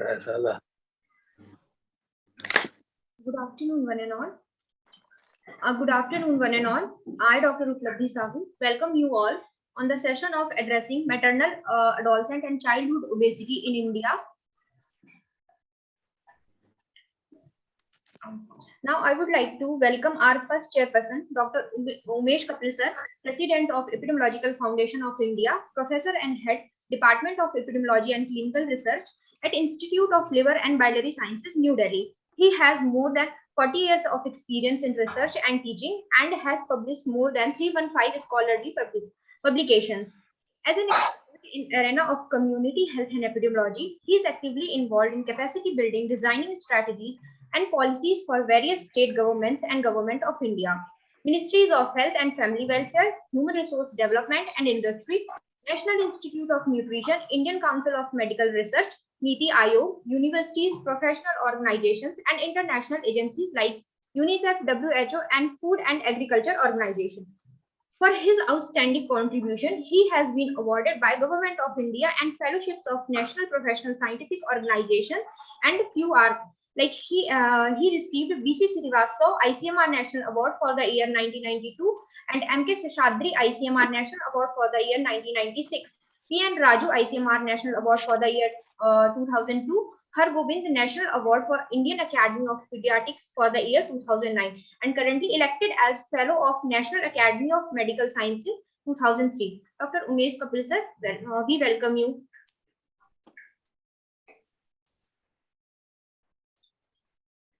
I would like to welcome our next chairperson of the session, Dr. J.S. Thakur, Professor, Community Medicine and School of Public Health, PGI MER, Chandigarh. He is expert member of Mission Steering Group of National Health Mission, highest policy making body of Ministry of Health and Family Welfare, Government of India.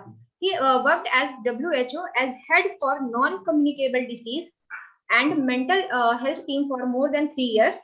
He has provided technical support to the national and state NCD control program, including cancer control at national level in Punjab, Haryana, and Union Territory Chandigarh. Director of 3 Centers of Excellence of World NCD Federation, Evidence-Based Research in NCDs in Low Middle Income Countries, Center for Implementation Sciences and Research, and Center for Sustainable Development, Health and Wellness. Led fight against COVID-19 pandemic at global and national level as frontline warrior, and initiated international webinar series on COVID-19 and NCDs, and member of India expert group on COVID-19 by Ministry of Health and Family Welfare under Government of India. Dr. G.S. Thakur, sir, we welcome you. Thank you, sir.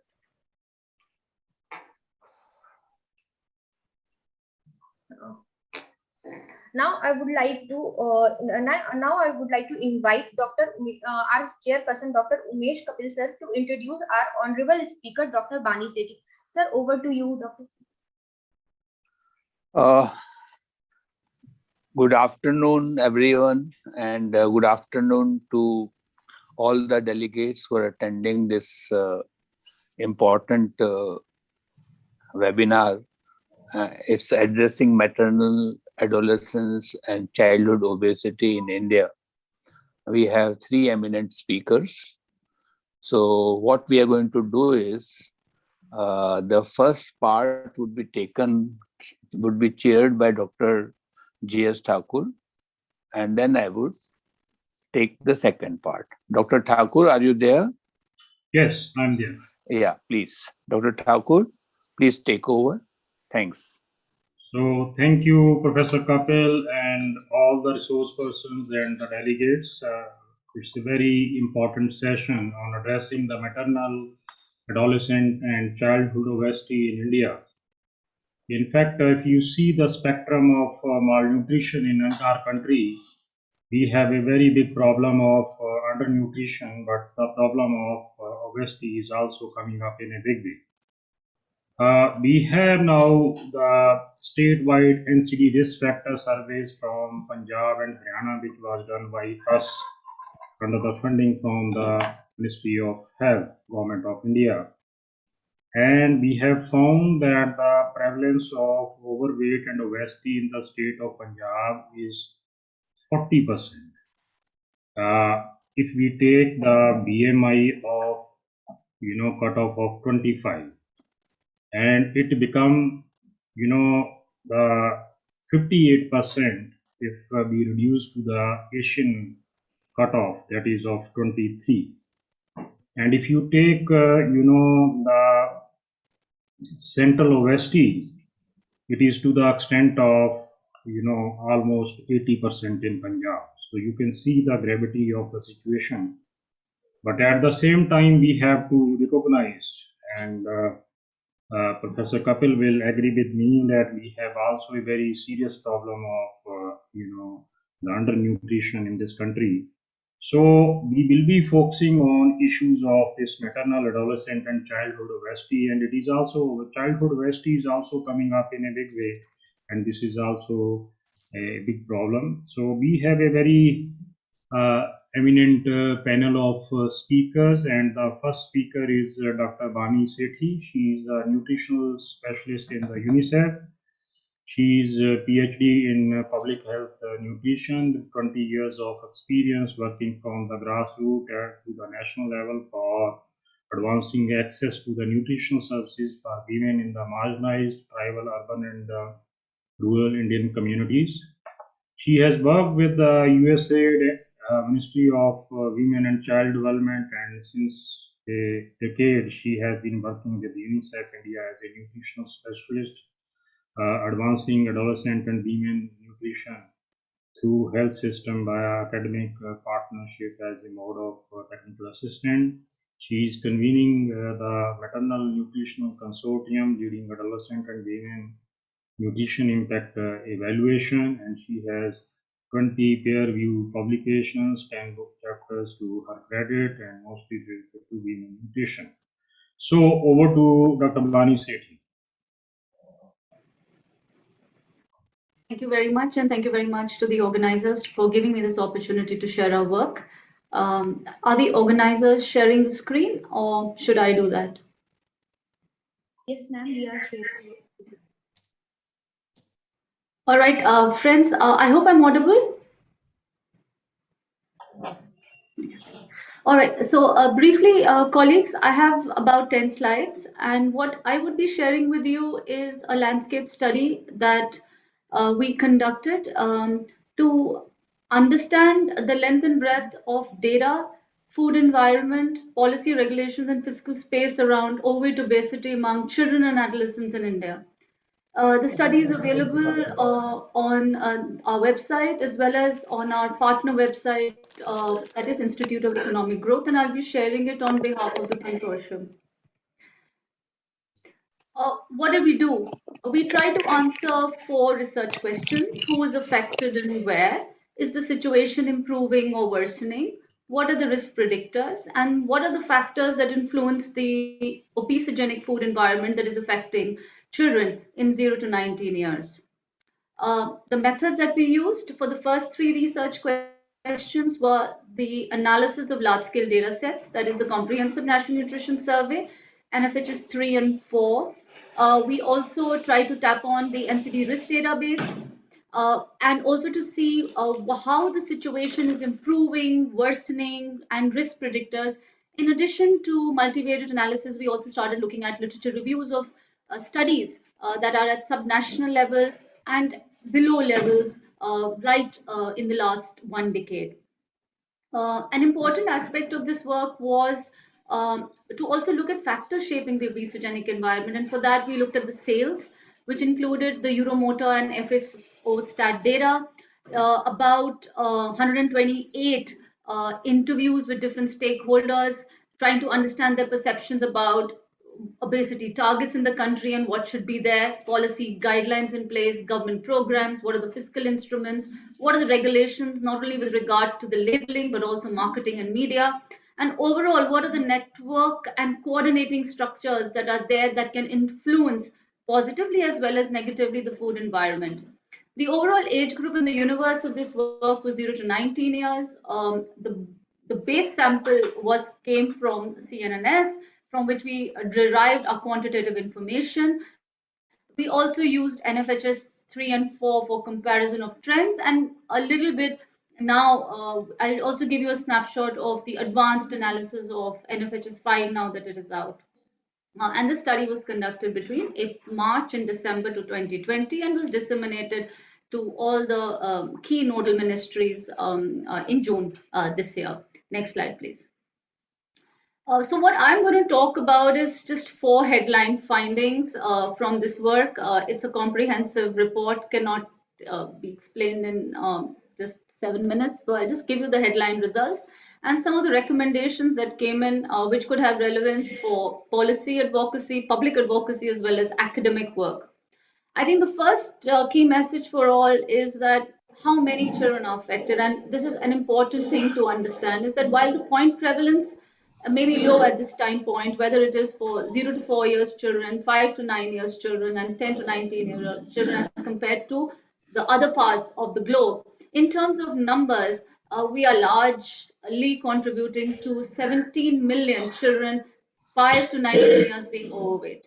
And this is a huge number where any of the targets are concerned, whether it is which feed into the obesity targets for reduction globally. Now, just looking at nothing happens in isolation. And I think Prashant just mentioned that in his previous works in tribal health also, that the child is not living in isolation. Similarly, obesity also does not happen in isolation. If the child is obese or overweight, the child may also be suffering from other deficiencies. So just we zoomed out into every age group and looked at the children who were suffering from overweight or obesity and try to see what was the nutrition profile of that population. And I would encourage you to look at the blue box where we're looking and zooming in into the 10 to 19. And if you see that what type of deficiencies are these children facing? And if you look at this population of 10 to 19 years adolescents who were overweight obese, of those that were, 1 in 2 are suffering from more than 2 micronutrient deficiencies, 1 in 4 were also anemic, and all of them also had a poor lipid profile. This shows that any program that is working either on the issue of nutrient deficiencies or hidden hunger or undernutrition or overweight obesity needs to offer a comprehensive approach, which we call as addressing the triple burden of malnutrition, and nothing happening in isolation, and nothing being done to harm another problem. Next slide, please. Another, uh, we've got to know about how many are affected and what are the problems for the affected population. Let's see who's affected more. We did not find gender differences. We saw more prevalence of overweight obesity in urban areas and high income groups, and this is an unsurprisingly data that yes, it's there. However, what we also found is that the pace of increase is higher in rural areas and higher amongst the poorest urban quartile.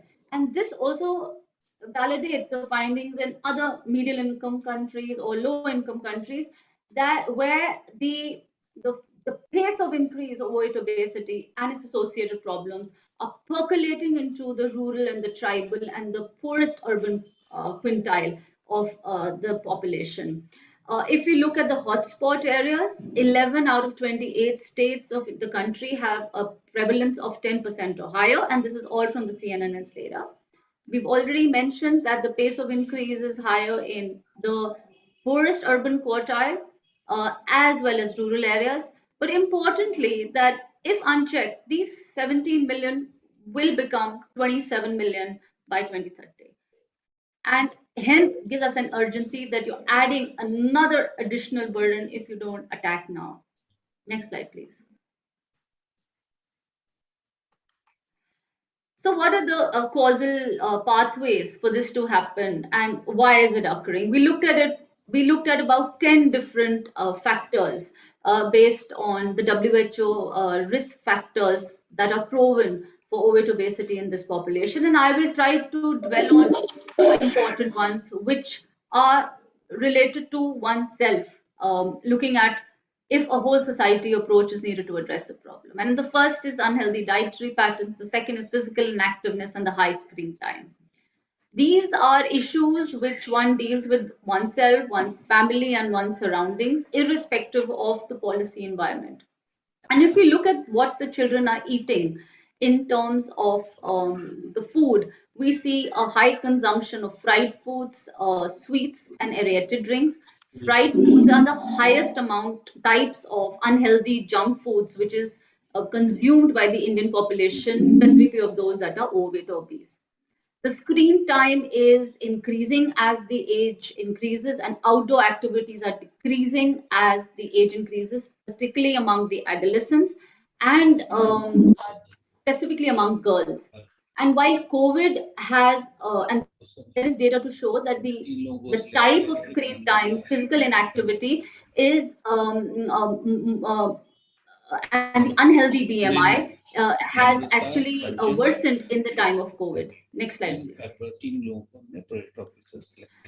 Looking at also now what is media doing to this? We did companion reports along with the landscape study, and we have found that, and we tried to analyze the content of the food advertisements on popular Indian television channels, specifically on weekends, and the top 10 television channels that are seen by the children, and the types of advertisements that are flown in those particular popular TV shows.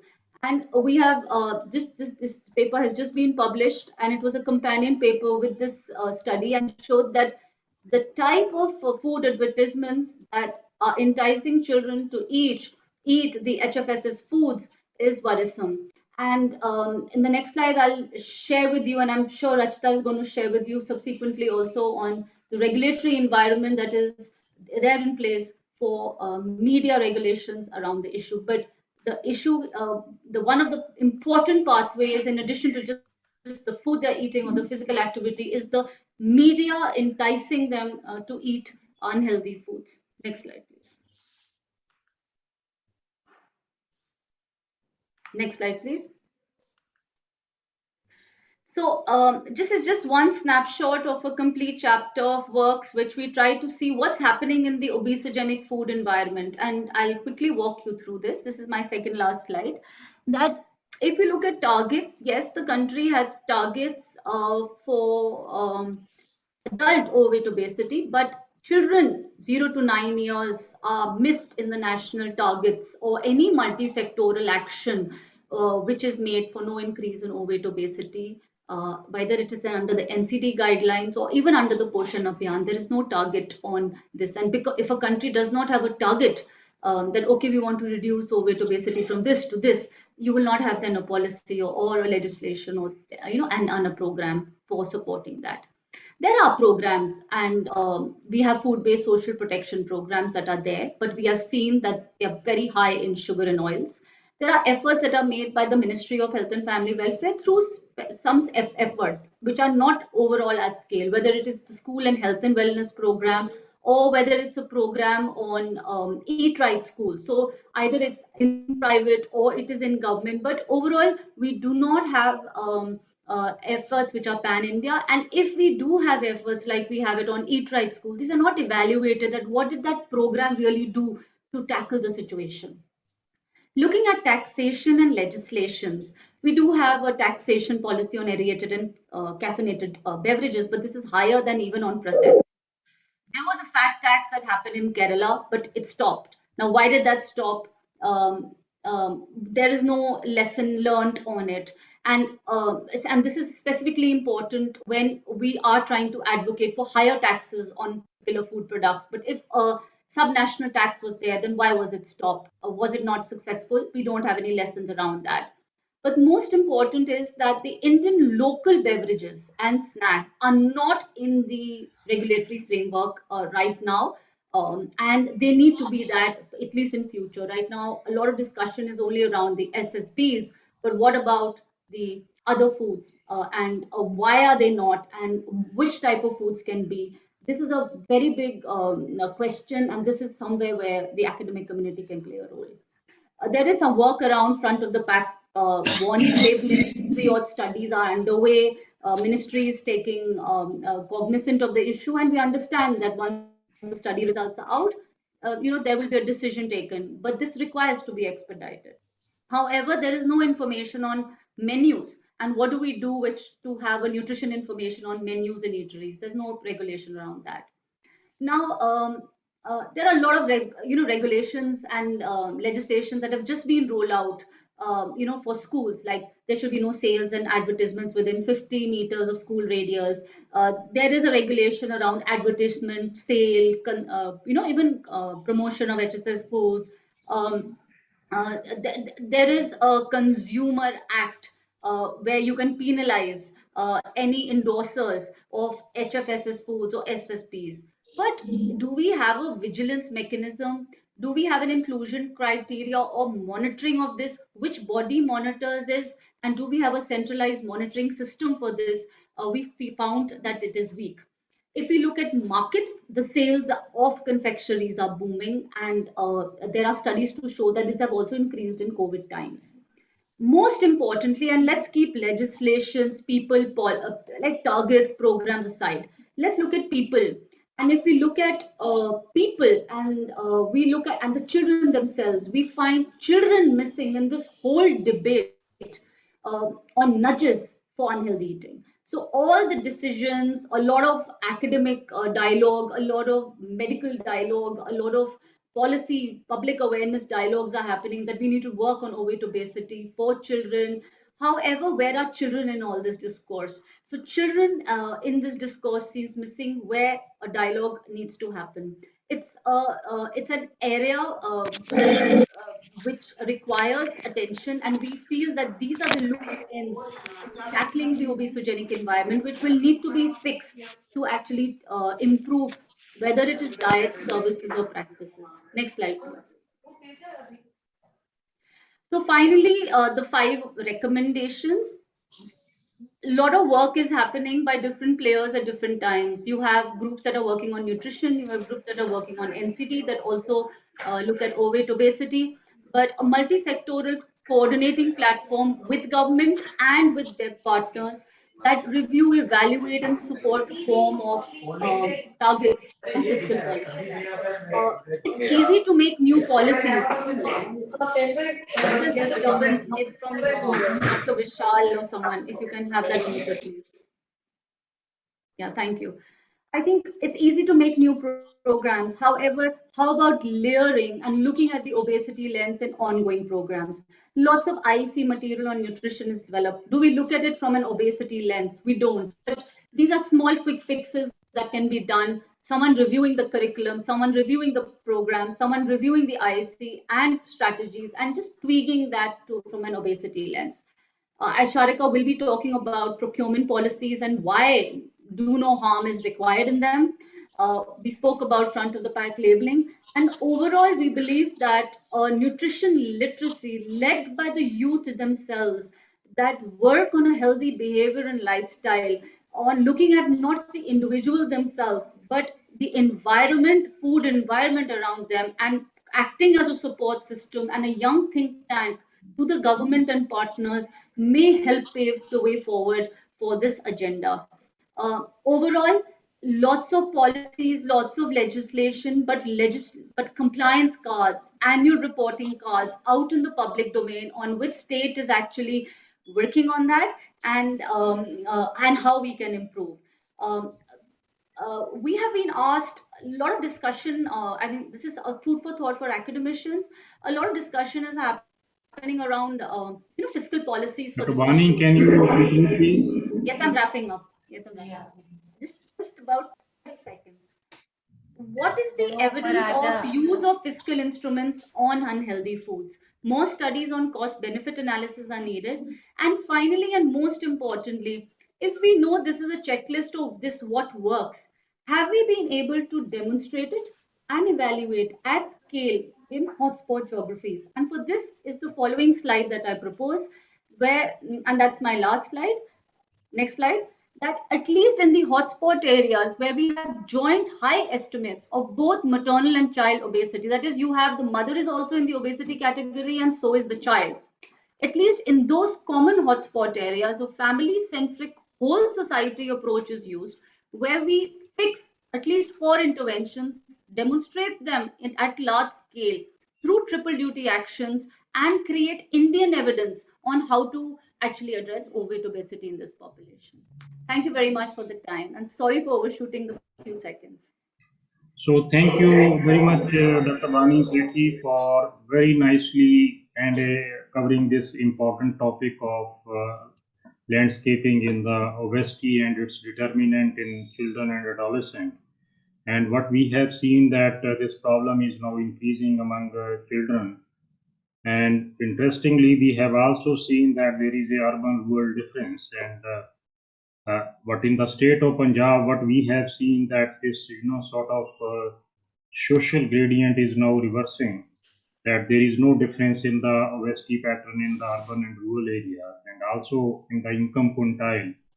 The people now in the higher socioeconomic status, they have started changing their behavior, but people are more exposed in the lower socioeconomic status. So we have published some work on that. So this study is very, very important, and I think it could be a very important input for the ministry, relevant ministries, to take some policy decisions. And this also highlights the fact that beside undernutrition, we also need to focus on overweight and obesity among children and adolescents. Among your recommendations, it is very, very important. You have mentioned about multi-sectoral participation, and I think this is the key to success of any program related to malnutrition. At the national level, we have now National Multi-Sectoral Action Plan, and I wish that this should go percolate down to the states and to the district level and the lower level. It was mainly made for the NCDs, but I think it is quite relevant for other programs. And this diet, of especially the unhealthy diet, is also very, very important determinant of non-communicable disease. So I'm sure there might be some questions. We will request you to put it on the chat box and we'll take at the end. And now I hand over to Professor Umesh Kapil to invite the further speakers. Thank you, Dr. Thakur. The next speaker is Dr. Rachita Gupta. and she is a national program officer from professional officer from WHO India Country Office, and she has joined WHO in 2015, and since then she is working in the field of nutrition, double burden of nutrition, micronutrient deficiencies, overweight, obesity, a large number of activities. And her main area of work is on the food safety and she's working with Food Standard Authority of India. A very upright person. I know her for last maybe 15 years, and she's outstanding. Uh, Over to you, Dr. Rachita. Please. Thank you take so over. much, sir. Request the organizers to allow me to share my screen. Yes, ma'am, sure. I hope my screen is now visible. Yes. Okay, great. So good afternoon to everyone. And my colleague Vani, she has provided us with a very good context of the extent of overweight and obesity in India. However, since my topic touches more on the existing policies, which as of now focus only on addressing undernutrition alone, I would like to bring your attention to the double burden of malnutrition in India, which includes both under and overnutrition, and why our policies need to address them. Apart from this, I would also be touching upon the existing evidence base that WHO has developed to facilitate policy action in the country context, and what should be our priorities in this regard. Some of these have already been spoken about by Vani, but I'll just add a bit further over there. Okay, so this slide here shows how double burden has advanced rapidly in India. The graph on the left side shows that India had almost no double burden in the 1990s, whereas by 2010s, this has not only made an appearance in the country, but it has also increased rapidly, with more than 20% of the population being overweight and obese. So this is not just children, but population as a whole. The projected prevalence of child overweight in India is 17.5% in 2030, based on the trends up to 2017, which contrasts sharply with the WHO UNICEF 2030 targets of less than 3%. So what I want to say is here that if it remains business as usual, India will not be able to achieve the global nutrition targets that it has committed to. And if India does not, then it's going to be difficult for the world to achieve them altogether. This slide here, I'm sorry for a complicated slide here, but it compares the cost of undernutrition and diet-related NCDs from 1995 to 2025. What we note here is that while India's cost of undernutrition will continue to decline with India's rapid increase in diet-related non-communicable diseases, similar economic costs of undernutrition and overnutrition have been projected by 2025. It is for these reasons that it is crucial for us to address the double burden of malnutrition in India. As per the Global Disease Burden Report 2017, malnutrition and poor diets are the top two risk factors driving death and disability combined in India. While life expectancy has gone up, more Indians are now dying of non-communicable diseases. Also, as Vani explained earlier, as seen in the CNNS and NFHS 5 analysis, while annual reduction in stunting and wasting and anemia remain low, overweight has increased significantly in almost every state of India since 2010. Thus, addressing malnutrition and poor diets is critical for us to address the double burden of malnutrition in India. Now moving on to the second part of my presentation, which is the evidence base that we have for India on the sale of foods high in sugar, salt, and fat. The slide here shows the growth of ultra-processed food market in India based on analysis of market research data. The ultra-processed food categories comprise of chocolates and sugar confectionaries, breakfast cereals, ready-made and convenience food, salty snacks, and beverages. So these are the most common ones that are consumed by children in India. What we see here is that overall during the period 2005 to 2019, the sector has grown by 70%. I think this was emphasized by Vani as well. Within some of the subcategories in 2019, while beverages had the maximum sales volume, chocolate and sugar confectioneries had the highest retail sales value. So volume versus value here. The trend has been similar during the years 15 to 2019. These are also kind of foods that are high in sugar, salt, which are consumed in large quantities by children frequently and are contributing to childhood obesity in the country. In terms of per capita retail sales over the 15 years period within the ultra processed foods sector itself, the per capita sales, which can be used as a surrogate of per capita consumption, witnessed a steep increase from 1.8 kgs in 2005 to 7 kgs in 2019 for beverages, while chocolates and sugar confectionery saw the steepest increase in terms of per capita retail sales value from $1.4 in 2005 to almost $9.5 in 2019. So what this data indicates is an upward trend in consumption of foods high in fat, sugar, and salt, which coupled with other metabolic risk factors and behavioral risk factors like poor physical activity, especially now in the context of COVID-19, is fueling the childhood obesity epidemic in India. We also undertook a study to assess the extent and power of marketing to children to understand how it's influencing their consumption, and the assessment was done across all platforms. So what Vani presented was on the television platform. We had done it on the social media platform and digital media, apart from even print media, apart from the television. So what we found was that, children are no longer watching television, but they're spending most of their time in front of laptops, accessing OTT platforms and social media sites. And parents are children, as Vani explained, are enticed to consume HFSS foods and SSBs under these marketing strategies. We have also been supporting Ministry of Health and Family Welfare to provide inputs on sin tax as part of the annual budget inputs. Given the fact that SSBs is one of the major concerns among children and adolescents, we studied the taxation structure on SSBs over a decade and how it has impacted its sales, again, taking that as a surrogate of consumption. What we observed was that, there has been a steady increase in the per capita sales of SSBs. The annual per capita consumption of the carbonated soft drinks or the aerated drinks has increased from 1.8 liters per person to 4.1 liter during the period of 2007 to 2017. So it's just a decade which has seen such a large increment. And the CAGR is of approximately 8% per annum during this period. And when we looked at juice, the CAGR was 15%. So that has increased much more than the aerated beverages. So since juice-based drinks have much less GST compared to the traditional carbonated drinks, companies are introducing products in these categories to take advantage of the prevailing tax discrepancies.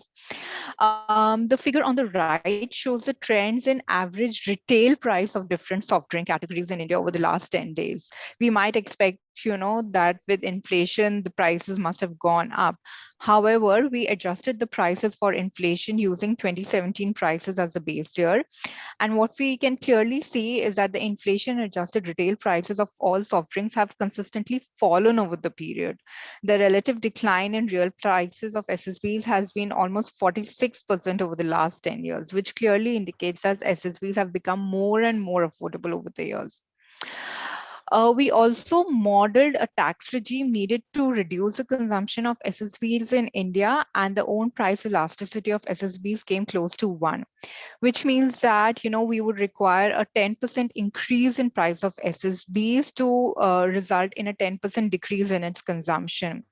So in addition to the 28% GST and the compensation cess of 30% instead of the current 12% which is there, would be required to effect a 10% decline in SSB consumption, assuming 100% pass-through of tax to consumers. We expect that this would lead to an increase in SSB retail price of about 8 rupees per liter, and will result in not only just a decline in the consumption, but also an increase in GST revenue from SSBs by about 29%. So it's a win-win situation for the government. Also, let me just go to the next slide in the interest of time. Yeah, so coming on to the policy landscape, I think even Dr. Thakur mentioned and Vani had mentioned that India is already committed to the global nutrition targets and the SDGs, both of which includes targets on overweight and obesity. However, what we see is that these global commitments are not fully reflected in the targets set under Poshan Abhiyan, which only envisages to tackle undernutrition with no target to curb the rising burden of childhood obesity in the country.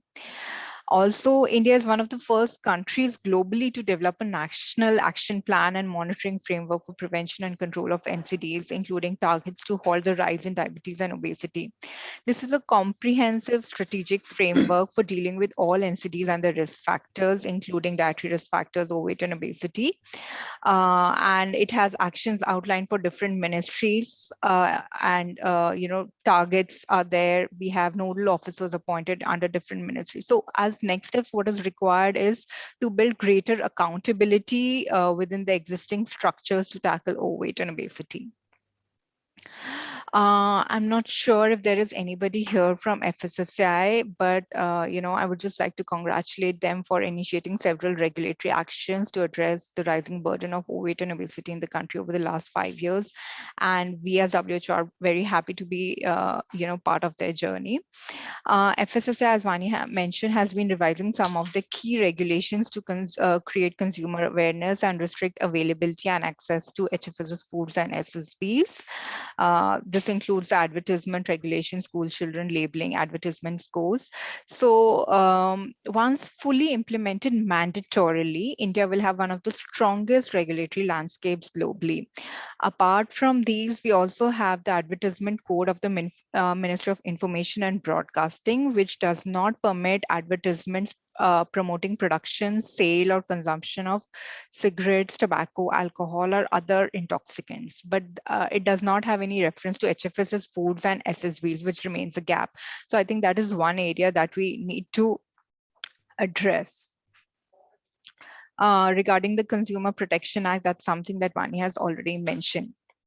So coming on to my second last slide, I think the existing policy and regulatory landscape, it needs to be further enhanced to curb the rising burden of overweight and obesity in the country. We need to modify our existing rules and regulations of not just FSSAI, but other ministries like Ministry of Information and Broadcasting related to advertisements, claims, etc. We need more comprehensive regulation on, addressing all forms of marketing, especially digital marketing, which is also now appearing in the space of, commercial complementary foods, which is so tightly regulated under the Infant Milk Substitute Act.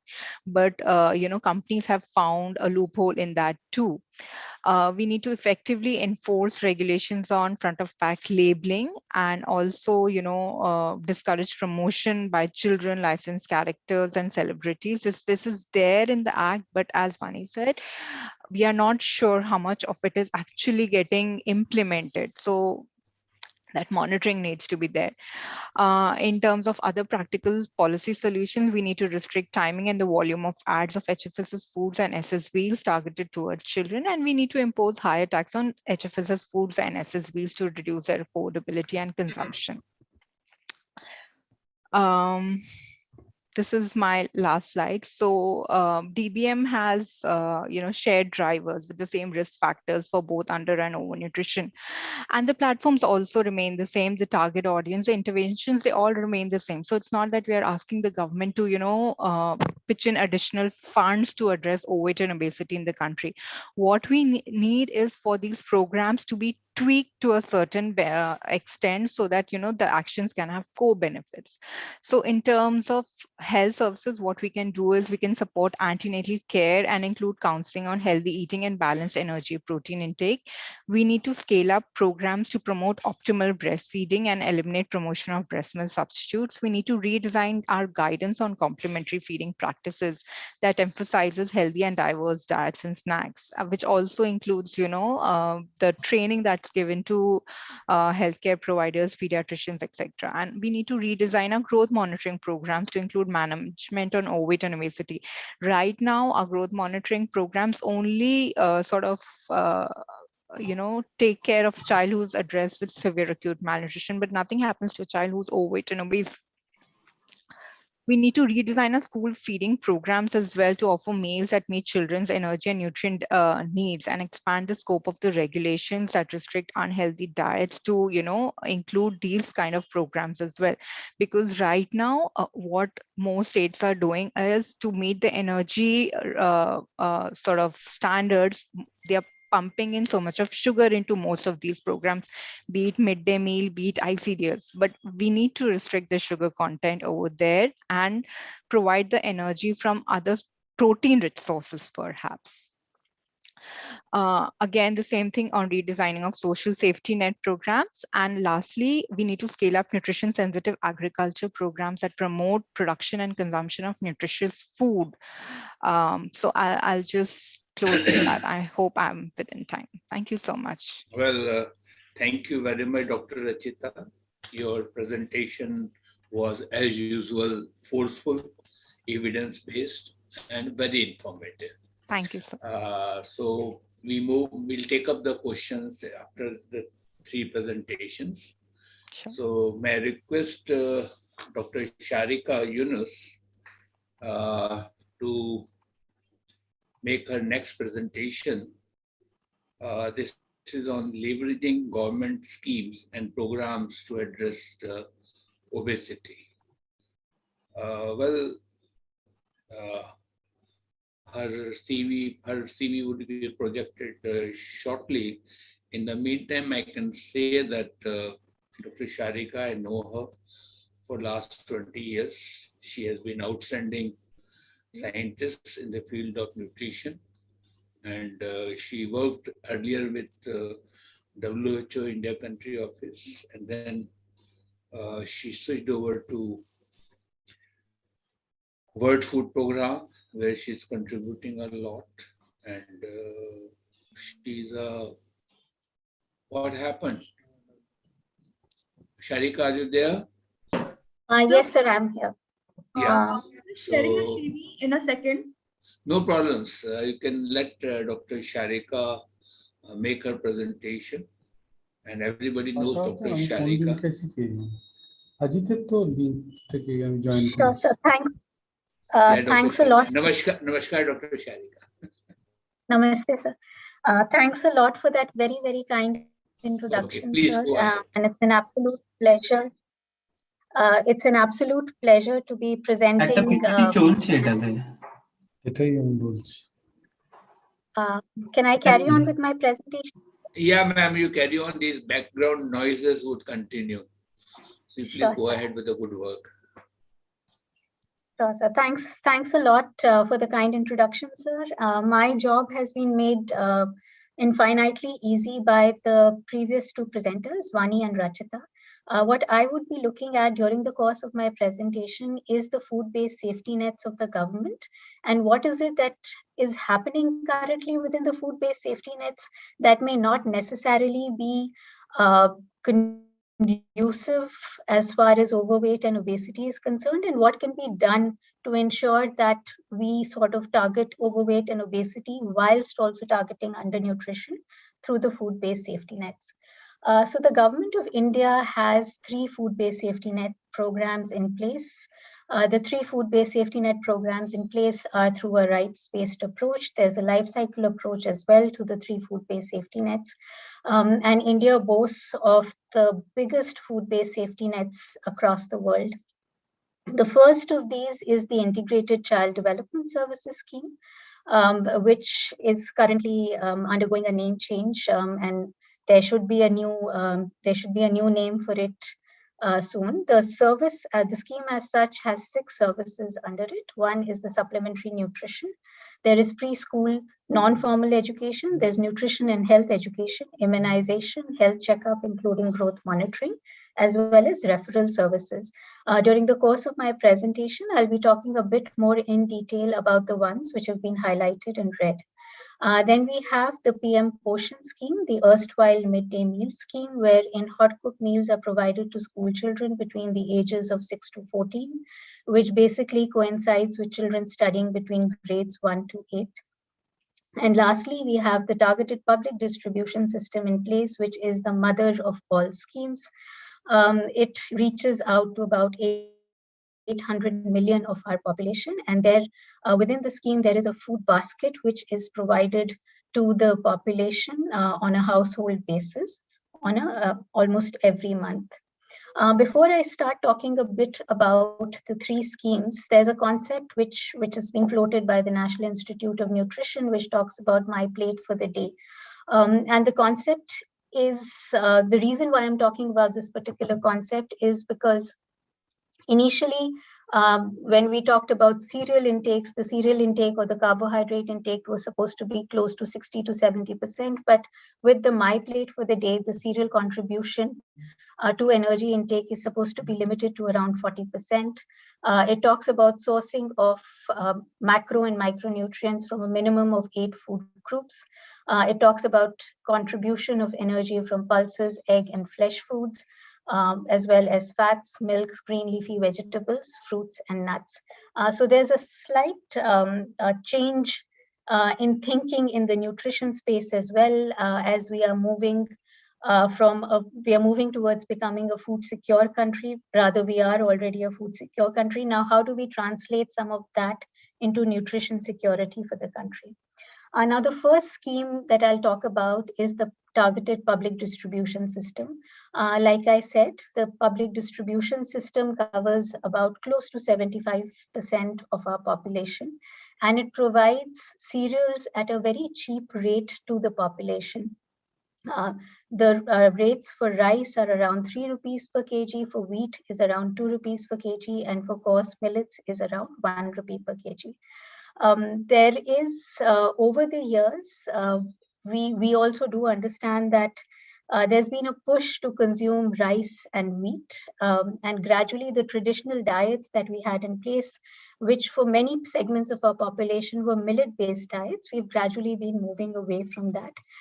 A large amount of that is also because of our agricultural population, because of our agricultural policy making. And the reason for the agricultural policy making was because at a certain point in our history, we weren't necessarily food secure, and therefore there was emphasis on growing rice and wheat. But now, having become a food secure country, if we look at data in terms of what is procured and what is distributed, it still continues to be majorly wheat and rice, despite a policy shift and focus on millets. There are only about 5 states in the country which procure and distribute millets. These 5 states are the states of Haryana, Uttar Pradesh, and Maharashtra. So the point that I'm trying to make through this is that our public distribution system largely continues to be cereal based. Within the cereals, it's largely limited to wheat and rice. And the emphasis on calorie adequacy rather than ensuring access to a balanced diet for the poor. Coming to the next scheme, which is the PM Poshan scheme, or the erstwhile midday meal scheme. This particular scheme also has caloric and protein norms in place. For the younger children studying between grades 1 to 5, the caloric norms are 450 calories. And for the elder children, it's 700 calories, as well as commensurate quantities of protein. The scheme has then further been translated into how do you go around achieving these caloric and protein norms. And it talks about each child should be receiving, in the younger age group, should be receiving about 100 grams of cereals. In the older age group, should be receiving about 150 grams of cereals. So when you convert these cereals into calories, almost close to 70% of the 450% or the 700 kilocalories that we were talking about comes from cereals alone. So the emphasis on providing a balanced diet to school children, which is primarily a growing age group, gets lost in some of the caloric and protein norms that we put in place. A quick look at and this is dated data, but this is the only data that we have in the country as far as dietary intake today is concerned at a national level. We find that there is a gap. There's a gap as far as micronutrients are concerned, but even as far as the macronutrients are concerned. So most despite the midday meal scheme providing so much of energy in the form of cereals, we are still not matching up to the recommended dietary allowances.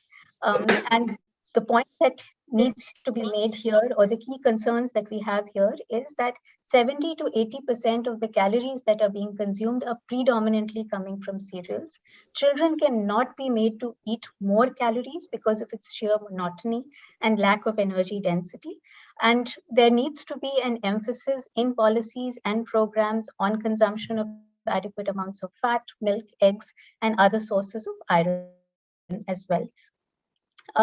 As the World Food Program, there is some ongoing work that we're doing in terms of mapping what was being distributed as hot cooked meals pre-COVID. COVID has brought about an entire change in terms of what is being distributed, with states now moving towards dry rations because of the various lockdowns, etc. And the fact that the three schemes are covered under the National Food Security Act, making it an entitlement and a law. So therefore, states had to continue to provide the different meals, but they couldn't provide it as hot cooked meals, and they provide it now as dry rations. But pre-COVID, if we look at the work that we've done in terms of mapping what was being distributed as midday meals, what we find is that in the name of diversification of the midday meal, we have states providing flavored milk, we have states providing chicky or peanut-based chickies almost on a daily basis as a part of the midday meal, and other very high sugary products such as the lapsi and the sukdi, which are being provided in several states. I'm sure this is all well-meaning, but then it has implications as far as the obesity as well as overnutrition is concerned. Lastly, coming to the last scheme, which is the Integrated Child Development Services Scheme. And what I've tried to do here is compare the Indian recommended dietary allowances for energy and protein with what is being received through the midday meal. Also then try and tally it with what is the gap if the child is breastfed, and what is the gap if the child is not breastfed. I've limited this entire table only to children who receive the take-home rations. So basically talking about children between the age group of 6 to 36 months of age. So what you can see here is that if a child is 6 to 8 months of age, ideally such a child should be a breastfed child. And the gap, therefore, because you have exclusive breastfeeding till about 6 months of age. After that, complementary foods need to be introduced. So the gap that needs to be met by complementary foods should be in the realm of 200 kilocalories per day. But what we provide through the ICDS is close to about 500 kilocalories per day.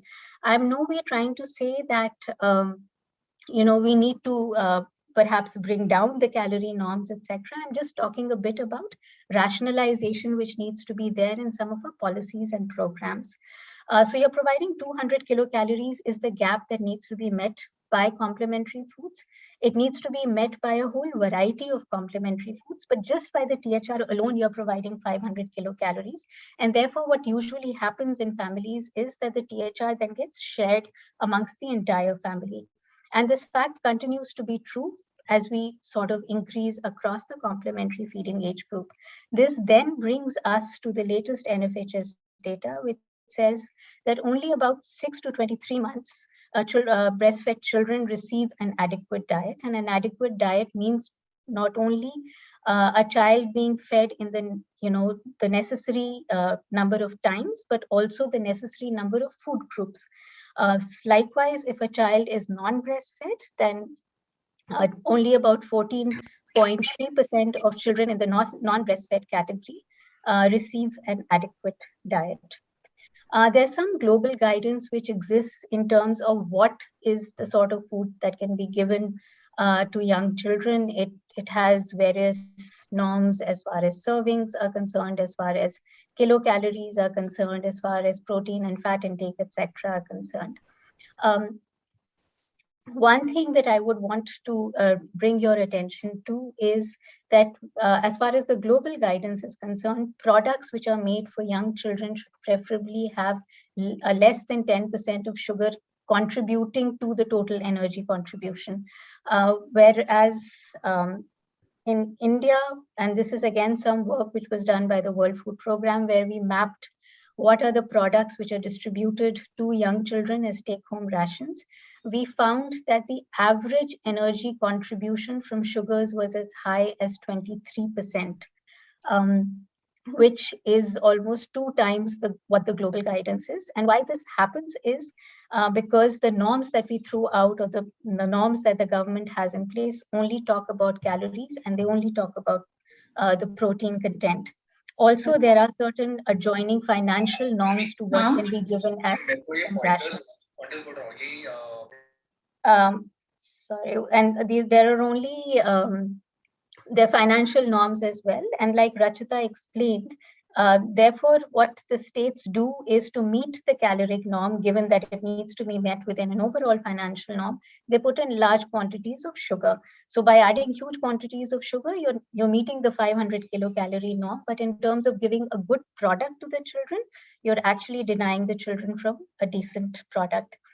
If we look at other services which are available through the ICDS program, such as growth monitoring, again, I think Rachita made this issue pretty pertinently, that the growth monitoring focus is always towards capturing children who may be severely underweight or who may be suffering from wasting. That then reflects in the referral services as well, and further reflects in the nutrition education, because the Anganwadi workers or none of our frontline functionaries have been capacitated to firstly identify children who may be moving towards the overweight and obese category.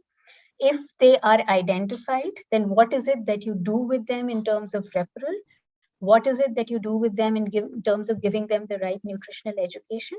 That's completely missing from the capacity building that we do of our frontline functionaries, and therefore that's another space that needs to be improvised in our existing food-based safety nets.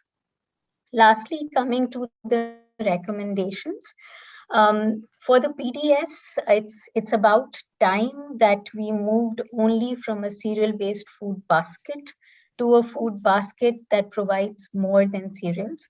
And I completely also understand that it has cost implications for the country. And therefore, there are decisions that need to be taken in terms of the outreach of the public distribution system, etc. There's a need to relook at the MDM and the ICDS norms. The MDM and the ICDS norms only specify calories and proteins for now, which has loopholes, and those loopholes are then exploited. And huge sugary products are then pushed towards young children.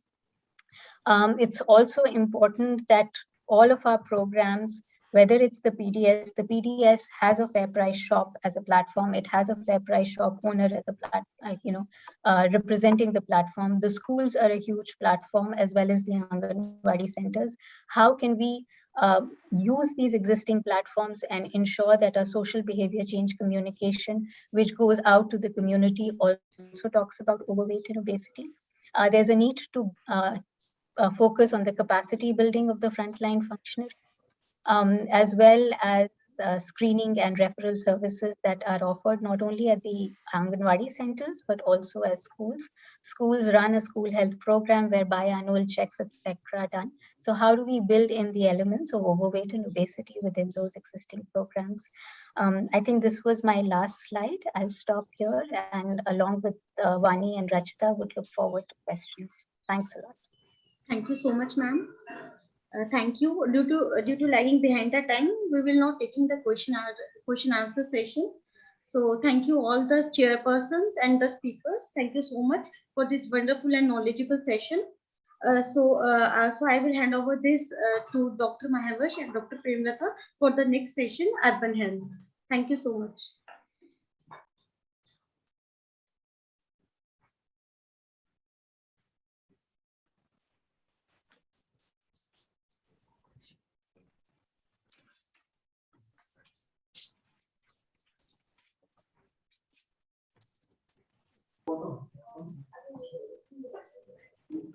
Good evening, everyone. I, Mahavash Ansari, welcome you all on the session on urban health.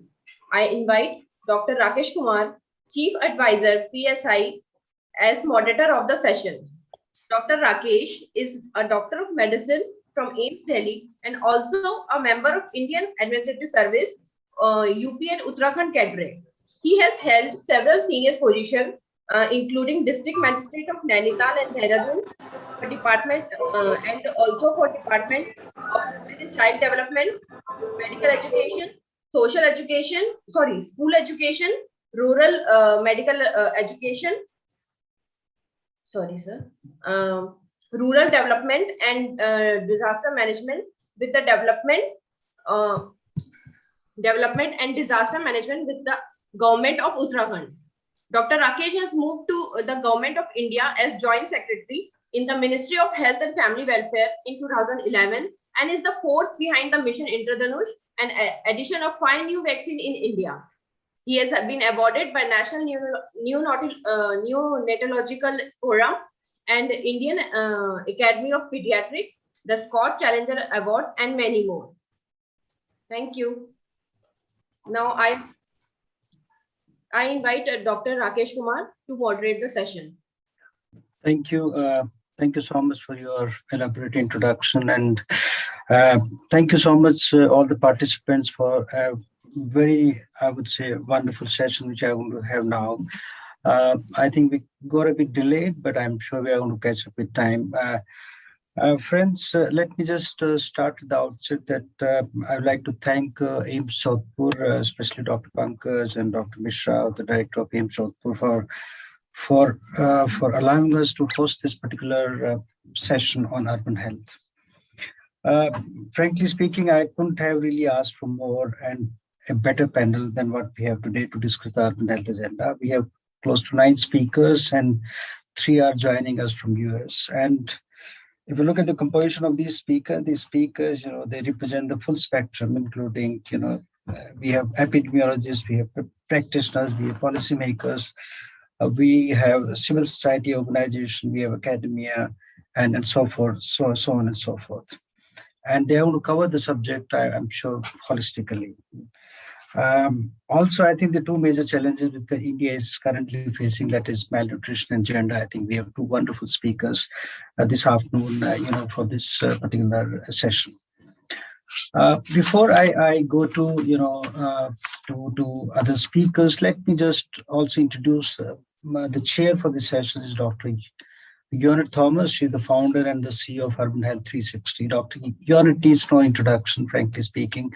She is the founder and the president of Urban Health 360. This is an organization which is comprising of multidisciplinary thinkers centered on the people's-oriented community-focused approach to urban health. She is an accomplished epidemiologist and medical sociologist by training. She has been a professor and has served in different capacities. I think, as I said, she needs no introduction, and she is the right person to really chair this particular session.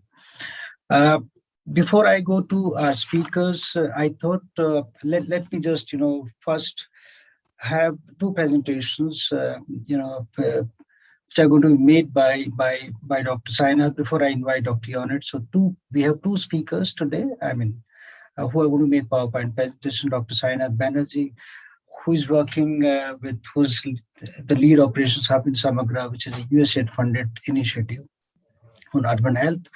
Again, he's got a huge experience of working in the field of urban health. The second PowerPoint presentation speaker is going to be our accomplished colleague, Mr. Gautam Chakravarti, who is an health financing expert working currently with USAID. And then, of course, I said I'll come to all the speakers one by one. Before I invite Dr. Yonit, I have a couple of points to make. Dr. Yonit will allow me to say so. Friends, the urban health, as you all know, it warrants priority attention for multiple reasons. And I would say even before and more so after COVID hit the world in December 2019. As per the statement which was made by Bill Gates, that was made last year, he mentions that 25 weeks of COVID has really taken the whole world back by 25 years, meaning thereby I think we have gone back to our pre-MDG days, let's say close to 2000. Why urban, is important. Again, when I talk about COVID and say that certainly I think COVID has also presented us for more investment in urban health, in urban areas, and for multiple reasons. Why we talk about urban health today, I think it's again a subject which is very close to our hearts, and especially I can talk about this more and more. You see, more if you look at the global population, the global urban population has crossed 50% mark in 2010. And currently, if you see, then, it's close to 55%. India is trailing behind a bit, but we are close to 40% as far as urban population is concerned. When we talk about economy, then, 65% of the economy, globally, more than 65% comes from the urban area. So I think there's all the more reason for more investment in the urban areas. We always say that increased urbanization is basically directly related to boom economy. And India, when opened up, we opened our economy way back in 1990. I think since then, the pace of urbanization also increased.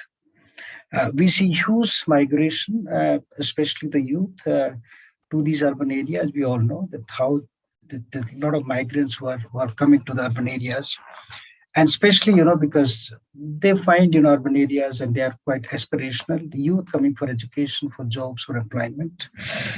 For India, I think I would just like to say that India entered the phase of something called as demographic dividend in July 2018. And I think when we talk about demographic dividend, means the independent population is more than the dependent population. And this is, I would say, not even once in lifetime opportunity for any country, like Japan entered in 1964, followed by China sometimes in 1994, 98. Similarly, Singapore, South Korea, you see multiple countries entering this particular phase. And the growth has been more than the double digit all the time. So for us, for India, it is a huge opportunity that we need to invest more and more in youth, in their education, in their skills and their health. And that becomes important. And why urban is important? Because as I said, the urban attracts you to come and work in urban areas. And you can't achieve SDGs by 2030 without having investment in urban areas. So friends, I think this subject is absolutely important for us. I would say more than, any other subject when we talk about the overarching growth of any country in that matter, and especially in post-COVID. But I said the COVID has also presented us with an opportunity to talk about, more about urban health, to invest more in urban health, and obviously to ensure that we have sustainable urban growth, so that we are easily able to achieve SDGs by 2030. So I'll stop short here, take a pause, and I'll invite Dr. Yonit Thomas for her opening remarks. And thank you, Dr. Yonit, for sparing a valuable time. I know it's too early in US for you to be waking up and to be addressing to us, but I thought we would trouble you for this particular important session. So over to you, Dr. Yonit, for your opening remarks. Thank you, Dr. Rakesh, for your wonderful, kind comments. I am delighted to be part of this distinguished panel.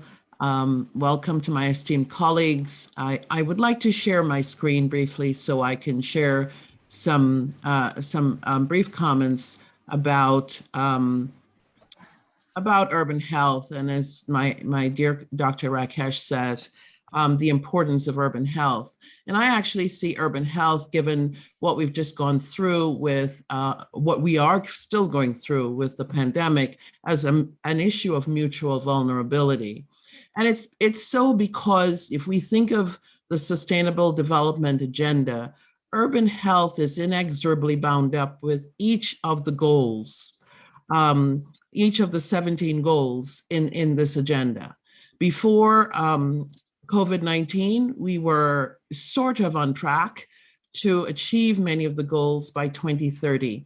Now we have been set back significantly, and the work continues. So it's important to see urban health as inexorably bound up with the Sustainable Development Agenda. And when we talk about urban health, many people say, well, what's this urban health you're talking about? It's the health of urban poor populations. And why is this important? If we look at Africa and Asia, if we look at the global scenario related to urbanization and the health of urban populations, we see particularly in Africa and Asia in particular, India in particular, is expected that by 2050, more than 60% of the population is expected to be living in urban areas, and a significant percentage of them will be among children and adolescents. If we look at Latin America and the Caribbean, a similar scenario exists. Already, 80% of the populations in that region live in urban areas. A significant percentage live in poverty. Many of them live in informal settlements. And why do we have informal settlements? If we come back to India and Bangladesh, for example, because people are moving into cities, into primary and secondary cities, and those cities are not ready for them with infrastructure. And so cities are being created as we speak because there's a movement of people. And I'll talk a little bit about why that movement is happening. If you look at Europe and North America, which one would think, oh, significantly urbanized, 800 cities, but there's a flip happening. There's the population rate is declining, but there's significant migration going on. And so we have issues of aging populations, et cetera. That's the global picture. So when we talk about mutual vulnerability, it's happening in every region, on every continent. And the major issues that we are facing, things like lack of access and water, lack of water and sanitation. People are living in, as I said, in physical and economic and social infrastructure scenarios that are not prepared to absorb the movement of people into these areas. So we have unsanitary environments, we have crime, subhuman conditions, and educational facilities that are not able to sustain. We have environmental inequities and flooding variabilities caused by climate change and the movement of storms and the increase in the heat map. We have, as I said, these rapidly expanding urban areas. Governance systems are not prepared, and we need to bolster those systems. Malnutrition, as a result, I was listening in on the earlier session talking about nutrition. Nutrition transition is critical to all of this, as you all know, and we'll hear from our esteemed speakers about this. So this growth is linked to persistent communicable diseases. We've seen what we see with COVID-19, and this is one shock that is going to that is continuing, and we're going to have more shocks like that because we're not ready. Chronic illnesses and other morbidities are on the rise, and we have external forces like for death and injury, like accidents and substance use. And this transition that's pushing this demographic transition that we're all going through, the youth bulge on the side of the global South and the aging populations on the side of the global North is creating a significant need for healthcare and social welfare and investments in different ways. Climate change, as I mentioned, noise pollution related to climate change, and the significant force in all of this is migration. Forced and unplanned migration is as a result of wars and various natural disasters has become a significant catalyst to the issues we're facing. So when we think of urban health, we should, and we think of the poor, urban poor, we also have to think of the mutual vulnerability and see this as an economic value for the world. Because as I said, the Sustainable Development Goals framework serves as an organizing frame for the global development agenda. And we see how inexorably bound up to all of the 17 goals the health of urban poor populations is. And if we think this framework, the United Nations talks about leaving no one behind. Well, just to take 5 of those goals and link it to urban health. Goal 3 focuses on health directly. Goal 5, the gender equity. We have to look at the health of women and girls and boys and men in the same vein. people need decent work and the focus of economic growth. The inequalities that exist, we need to reduce those. And the whole notion, the big thing is goal 11, sustainable cities and communities. I've pulled these 5 out because they're particularly related, but all of the 17 goals are connected to the health of urban poor populations. So these serve as action points for addressing this issue of health. And we must see this issue of health as an economic value, the mutual vulnerability, because one part of the world, we can no longer see ourselves in isolation. COVID-19 has shown that. If we're sick on one part of the world, every other part of the world is impacted. And the same is happening with our economic viability. The head of the IMF continues to say that we can no longer make economic decisions without the presence of epidemiologists and those people involved in health.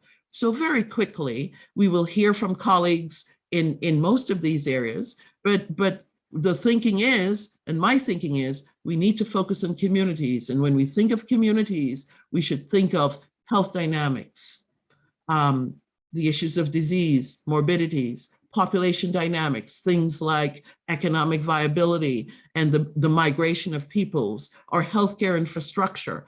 And healthcare is one aspect of health. We have to think of health beyond healthcare. We have to see health as prevention. And by the time healthcare is the Band-Aid. So we have to think of that. We have to think significantly of our food environments. Very, very important. We will hear from nutritionists and people involved in food environment scenarios in our panel. Environmental equity, the whole issue of our changing environments as a result of climate change. We have to seriously think of that. And we have to focus on governance for health. These are the things that will help us to keep and maintain a healthy global population. I thank you all for participating in this panel and having me as a chair. And I look forward to hearing your amazing insights about how we can begin to find solutions for this issue of urban health. Thank you. Thank you so much, Dr. Yonda. Thanks a lot. I think there couldn't have been a better, sort of opening remarks from a chair like you.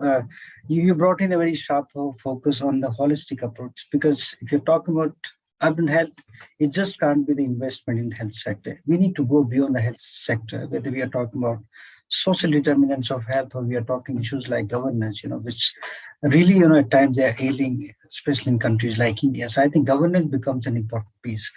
And obviously, it has to be systems approach. I was meeting Professor Jeffrey Sachs on the sidelines of one of the meetings in Beijing. I was invited for a planning commission meeting in Beijing, and we spoke, on the sidelines. And Dr. Jeffrey Sachs, mentions and talks about, he's advisor on SDGs to the Secretary General of United Nations, and he talks about triple bottom line approach. He talks about it's economic growth. He talks about, environmental sustainability, and also talks about social inclusion. But he said that the very important, I would say, dimension of achieving SDGs is going to be the governance. So I think without governance, you can't do much. So that's why I think governance, especially, when we talk about urban health, and the governance becomes absolutely of paramount importance. So thanks a lot, Dr. Yonda, for your opening remarks, and I'm sure we are going to hear more from you, in between. Now, can I request Dr. Sainath, who is an esteemed colleague? He is leading the operations at the Samagra, which is USAID-funded initiative. Thanks to USAID, for posing and for really, that kind of confidence in PSI and allowing PSI to really implement this legacy project of USAID on urban health. So Dr. Sainath is broadly going to talk, in brief about what Samagra is and how it is so very important for basically, how the innovative models Samagra is planning, for urban health. So over to you, Dr. Sainath. Good evening to all. Thank you, Dr. Rakesh Kumar, Dr. Yonda, Mr. Gautam Chakravarti, and esteemed panelists. I'll be talking about the Samagra project, which is funded by USAID. And the project has just completed 1 year. So in a true sense, it's still in infancy. But while conceptualization phase and implementing phase, we developed a certain understanding and on that particular project, and as well as urban health, which we wanted to share with the August gathering. Can I have the presentation, please? Am I visible? Because I think there is some problem with the camera. Sorry, we can't see you. Okay. Can I have the presentation? Yeah, just a second, Sainath. Yeah. Yes, sir. Yeah. Yes, sir. We will be sharing in a minute. No, so any. Yes, there. Yeah, it is there. Can you go to the first page? Make it slides here. The next one. Okay. So this is much discussed kind of, the slide which talks about the urbanization trend, the global and Indian perspective. If you focus on the left-hand side, it is the cause, and the right-hand side is the impact. So what is the cause is showing? The fact is showing that we have India is no more a rural, country. It is urbanizing. The pace at which it's urbanizing, it's very rapid, which is reflected on the right-hand side when in 1990, there is only 2 mega cities. Now in 2030, we're expecting 7 mega cities. Also, 2 cities are in borderline. So if the geometrical progression, which is hallmark of demographic transition, would continue, then India will going to contribute globally 9 mega cities. The fact is not there. If you see the violet color and yellow color, there are 132 cities are waiting to go to the next ladder, and which means the maximum urbanization process which is happening in the small and medium town cities are growing very fast and rapidly. Next.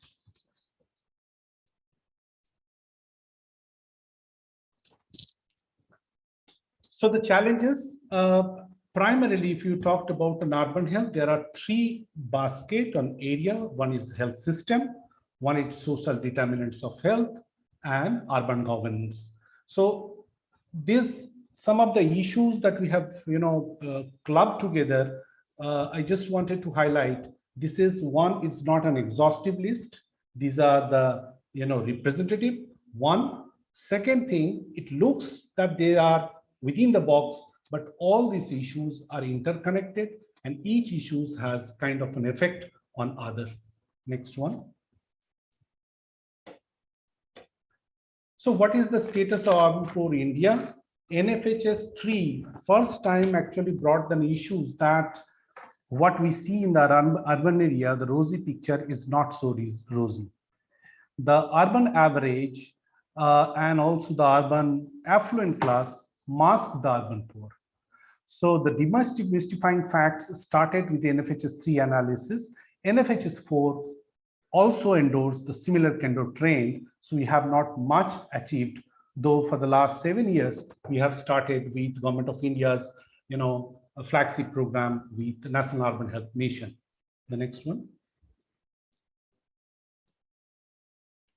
This Dr. Unit Thomas and Dr. Rakesh Kumar sir has already mentioned that, how SDG, if we wanted to achieve SDG, we probably need to focus on urban health because more than 30% population of the global population are living in the cities.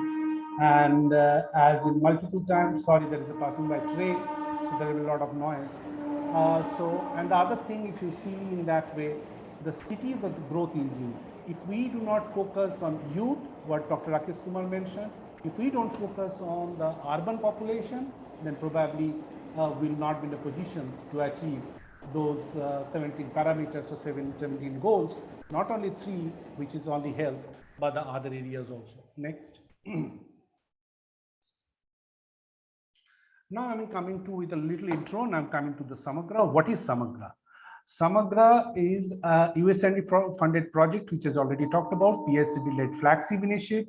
It aims to create a resilient urban health ecosystem, because we believe firmly, unless we improve the ecosystem of a city, all the habitant of the ecosystem will not going to thrive. And this, what kind of resilient system we are expecting? It is a responsive, affordable, equitable, provides quality, preventive, promotive, and curative primary health care to the urban poor, especially women, children, other vulnerable population. So a system, we can only define, yes, it is a responsive system when it is serving with desired quality to the most vulnerable and needy population. Next. So what are the common, area? If you see, there is a, a uncanny similarity with what we talked about, the governance, social determinants, and health system. We are following the same kind of principle in our project, focusing 3 baskets: urban governance, which is very, very important. And then all these 3 pillars, there are 2 common cross-cutting themes. One is harnessing private sector, because as you know, more than 60% of the people are approaching private sector, not only healthcare, but there are important and a sizable private sector which shaping up the market. And there is also the other component is collaborative learning and adaptive management approach. In a very simple form, this is a learning platform, because urban health is so complex and integrated that continuous learning and churning and sharing is very, very important. Within this area, the urban governance, etc., and social determinants of health and health system, there are specific area which the project is addressing. Next. So what is the geography? There are 5 cities which the program started in the first year, that is Delhi, Ahmedabad, Indore, Mumbai, and Bhubaneswar. Year 2, which started from 1st October this year, we have also included Dehradun with a response, and recently on 24th September, we had an MOU with the state government under the presence of Honorable Health Minister and other very senior level state officials. And we have a plan from 5 cities. This year we're going to attempt 11 cities, then ultimately the project will attempt to scale up in 50 cities. Next. So the broad pillars, what are the kind of approach in this project? We have 3 principles. One is incubator, accelerator, and technical assist. What does it mean? Incubator means we are going to test out some new innovative approaches which would be very pertinent to resolve or address some of the very challenging situation in a city context. So, for an example, if we wanted to address out-of-pocket expenditure, we probably would be required some kind of innovative financing, or maybe private sector providers model. And then the next page is accelerator. What does it mean? We will be taking all the proven concept, model, processes, which the NUHM has developed, or maybe other organizations implementing and has already got the kind of success. We don't want to invest much time to explore those already proven areas. We want to take it forward very quickly so that we can reach out to the community with desired services. The process, when we'll be dealing, because our project is completely aligned with the government, NUHM, and state government and city government. So much of our efforts would be directed from this year till end of the project through technical assistance support. And when we talked about technical assistance, that means in kind of data support, policy support, guideline, implementation related, whatever would be expressed by the city and state. Next.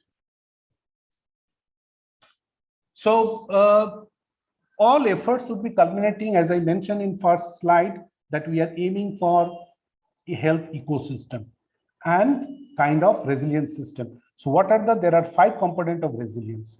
One is basic need service, livelihood, health care, environmental protections, and natural climates, etc.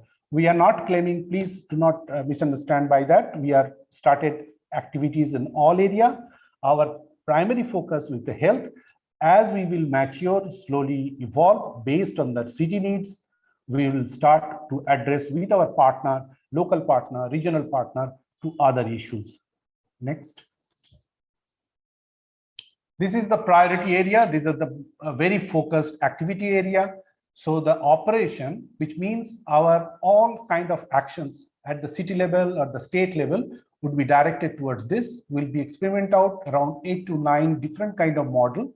The purpose of this kind of model to, as I mentioned, that we wanted to explore and understand new challenging situations in the city context. For an example, we wanted to address peri-urban issues for a city. We are starting with a Delhi, but it may not be the only Delhi problem. It's maybe the issues of pan-India or maybe other African and Latin American countries. In the innovation front, we already mentioned, they wanted to address the social determinants of health.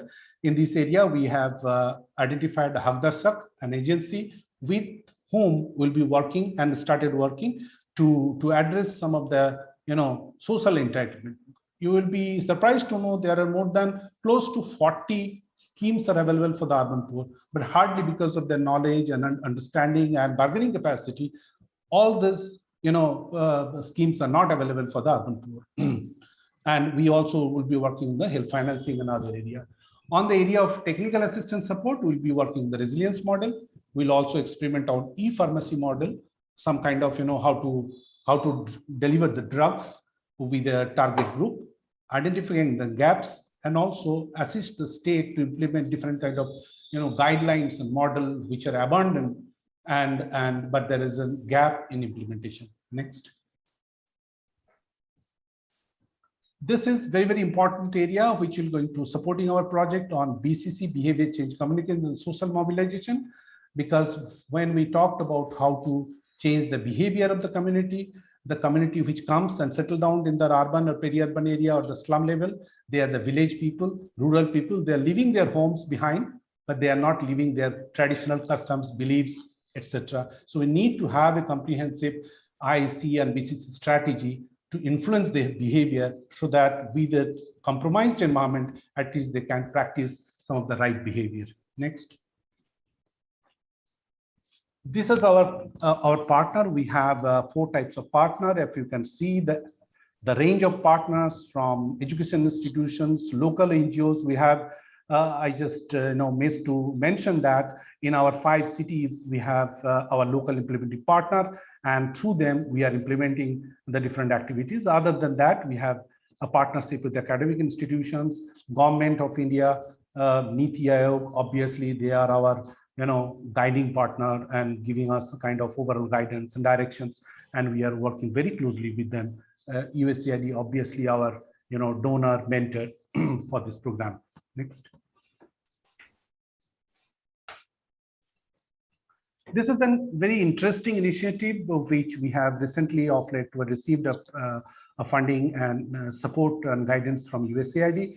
What we are doing, we are creating a platform, learning platform in connecting our 5 implementing cities with two cities. One is from Africa, one from Asia.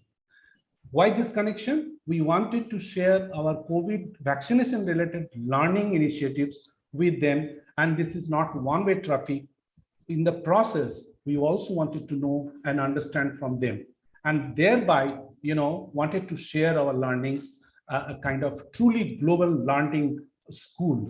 For an example, New Delhi, we have connected the Hanoi, Vietnam, and Nairobi. The process that we are following, key result area, we are creating knowledge product. We are developing the training materials, planning, monitoring tools, a digital repository useful knowledge system, and global city-to-city learning workshop, etc. We have a website whereby we are that's creating a kind of global repository for all kind of vaccines related information and knowledge. Next. This is our report card. And if you see the different kind of quantitative and qualitative achievement, but I just wanted to acknowledge our partners, esteemed partners who are working in the field in all cities, and through them we have achieved this figure. And this has to achieve this, we have also paid a price.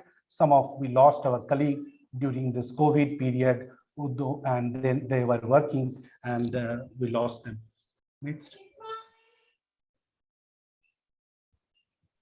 So this is an important achievement. If you see, when the COVID, Covalix was launched, supported by NITI Aayog, on the left-hand side, you could see Dr. Vinod Paul, Dr. Rakesh Kumar, and the USAID, Sangeeta Patel were there.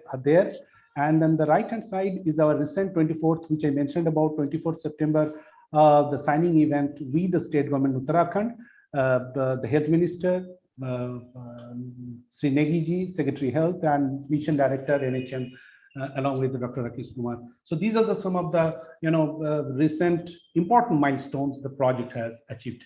Next. So this is my last slide. In conclusion, urban health central to achieving global goal, and that's also echoed by my previous speakers. Focus on primary healthcare. This is also important for universal health coverage.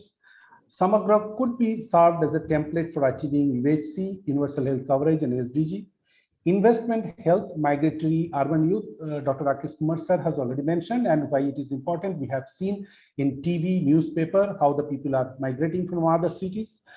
Equity and quality, these are the very, very important aspects of them when we're dealing with the urban. If we do not include the most marginalized, vulnerable, probably we are not doing our job. Leveraging private sector, yes, there are important. It's important to understand. We should, shade away all kind of biasness and learn the good part from the private sector. Partnership with academic institutions, because most often when we are dealing the program, we are so focused and with the data, etc. But there is need a third party who could take our data, analyze the data, and give us the kind of insights and direction. Hey, you are not going to the right direction. You need to change your course of direction. So this is all about presentation from my end. Thank you.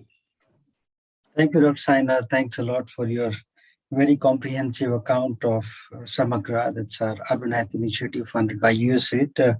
Friends, I really like this statement, and I always try to make that Samagra is a sort of template for achieving universal health coverage in urban areas. I think that becomes very important. I mean, in one line, in one statement, we can always summarize this project. Now, when we talk about universal health coverage, then certainly it's SDG target number 3.8 and SDG goal number 3, which is health and wellness. Universal health coverage, that is 3.8, is in the center stage of SDG 3. When we talk about universal health coverage, we always talk about the 3 dimensions, model.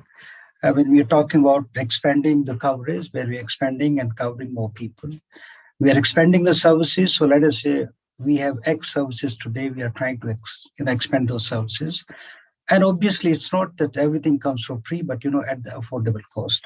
But the third and the most important point here is that how best we can ensure the financial risk protection. I think that becomes very, very important. And who could be a better sort of speaker on this particular subject? And with the kind of background we have amongst us is Mr. Gautam Chakravarti, who is an esteemed colleague in USAID. He's an innovative financing advisor with USAID, and he's also the focal point and leading our Samagra initiative. So, Dr. Gautam, I just want to make one more statement before I invite Mr. Gautam Chakravarti. Is that when we talk about USAID and when we look at the kind of investment they have been making in urban health is huge and tremendous. I think they're the lead organization. I can see the investment over the last 2 decades since 2000. And I can easily say that, it was USAID's effort that finally in 2013, we had this urban, National Urban Health Mission, which came in vogue. Though NRHM came in 2005, but it took almost 8 years to really advocate to the government to ensure that we have National Urban Health Mission. So I would request Mr. Gautam Chakravarti to speak about the kind of investments which USAID has been making and in urban health. Over to you, Gautam. Thank you, Dr. Rakesh. And while I share my screen to put up the presentation, I think our esteemed colleagues have already mentioned about the different aspects of urban health and how within India USAID had been looking at urban health. So I would try to be brief and try to just take you through this journey. Hopefully my presentation is visible. Yeah, it's there. Yeah. Thank you. So I think as Dr. as Dr. Sainath was also mentioning about different phases of the USAID Urban Health Program, it's good to reflect on this journey for us also, because I think it in a way was also in sync with the way urban health as an issue was evolving within the political or at the policy arena within the government of India and also various state governments. So typically we try to think, or we tend to think of urban health as mainly public health, and by public health we mean the bricks and mortars kind of public health, so water, sanitation, solid waste management, which is the arena of the municipal governments. And when it comes to the states, states are responsible for all, both rural and urban. So what is it that we need to do separately in urban? So reflecting that line of thinking, in fact, the USAID program also started as an environmental health program, where we were essentially trying to work with the municipal governments in improving health outcomes through interventions on solid waste management, on water sanitation, on access to other various other determinants of health. But as things started evolving, even within our programs, we started realizing that that is important, but not enough by itself. And therefore, we wanted to look at why urban health is more important and why urban health should be a main theme within the health policy and the health department and all those public health professionals that think of health. So try to moving away from what is urban health into why urban health. USAID actually funded a institution called Urban Health Resource Center, through which we were actually trying to do various uh, greenfield research and trying to come up with data which actually showed us, especially when we dug into the NFHS data, that the condition of urban poor is in many aspects, especially when it comes to immunization, nutrition, many aspects worse than the rural poor. So urban actually masks the entire thing, as Dr. Sainath was also mentioning. So with that learning, we moved on to another stage of a program starting from 2009, where we were basically working very closely with the Ministry of Health in trying to figure out how to implement urban health. So now that we understand what is urban health, what should be the components, how to really implement it, and what were the issues, what are the models that can be implemented. So most of the things that the Health of the Urban Poor program invested on are now part of the National Urban Health Mission and all the urban health strategies that we want to do. While the Urban Health Mission took off around 2014 or 2013, 2014 time frame, then we also started realizing that, okay, we had got answers to some of the questions, but then there are still questions that are yet unanswered. And to look at those things, USAID had two separate investments. One project called the TCISC, the Challenge Initiative on Healthy Cities, which was basically working with the municipal corporations to look at how secondary cities can take up urban health as an issue from the government point of view. Also, we realized that in urban health, 80% is what the private market provides. So it's a big elephant in the room. Mostly policy talks about it as something additional towards extra towards the end of the program, but that is what the chunk is. That is where people go.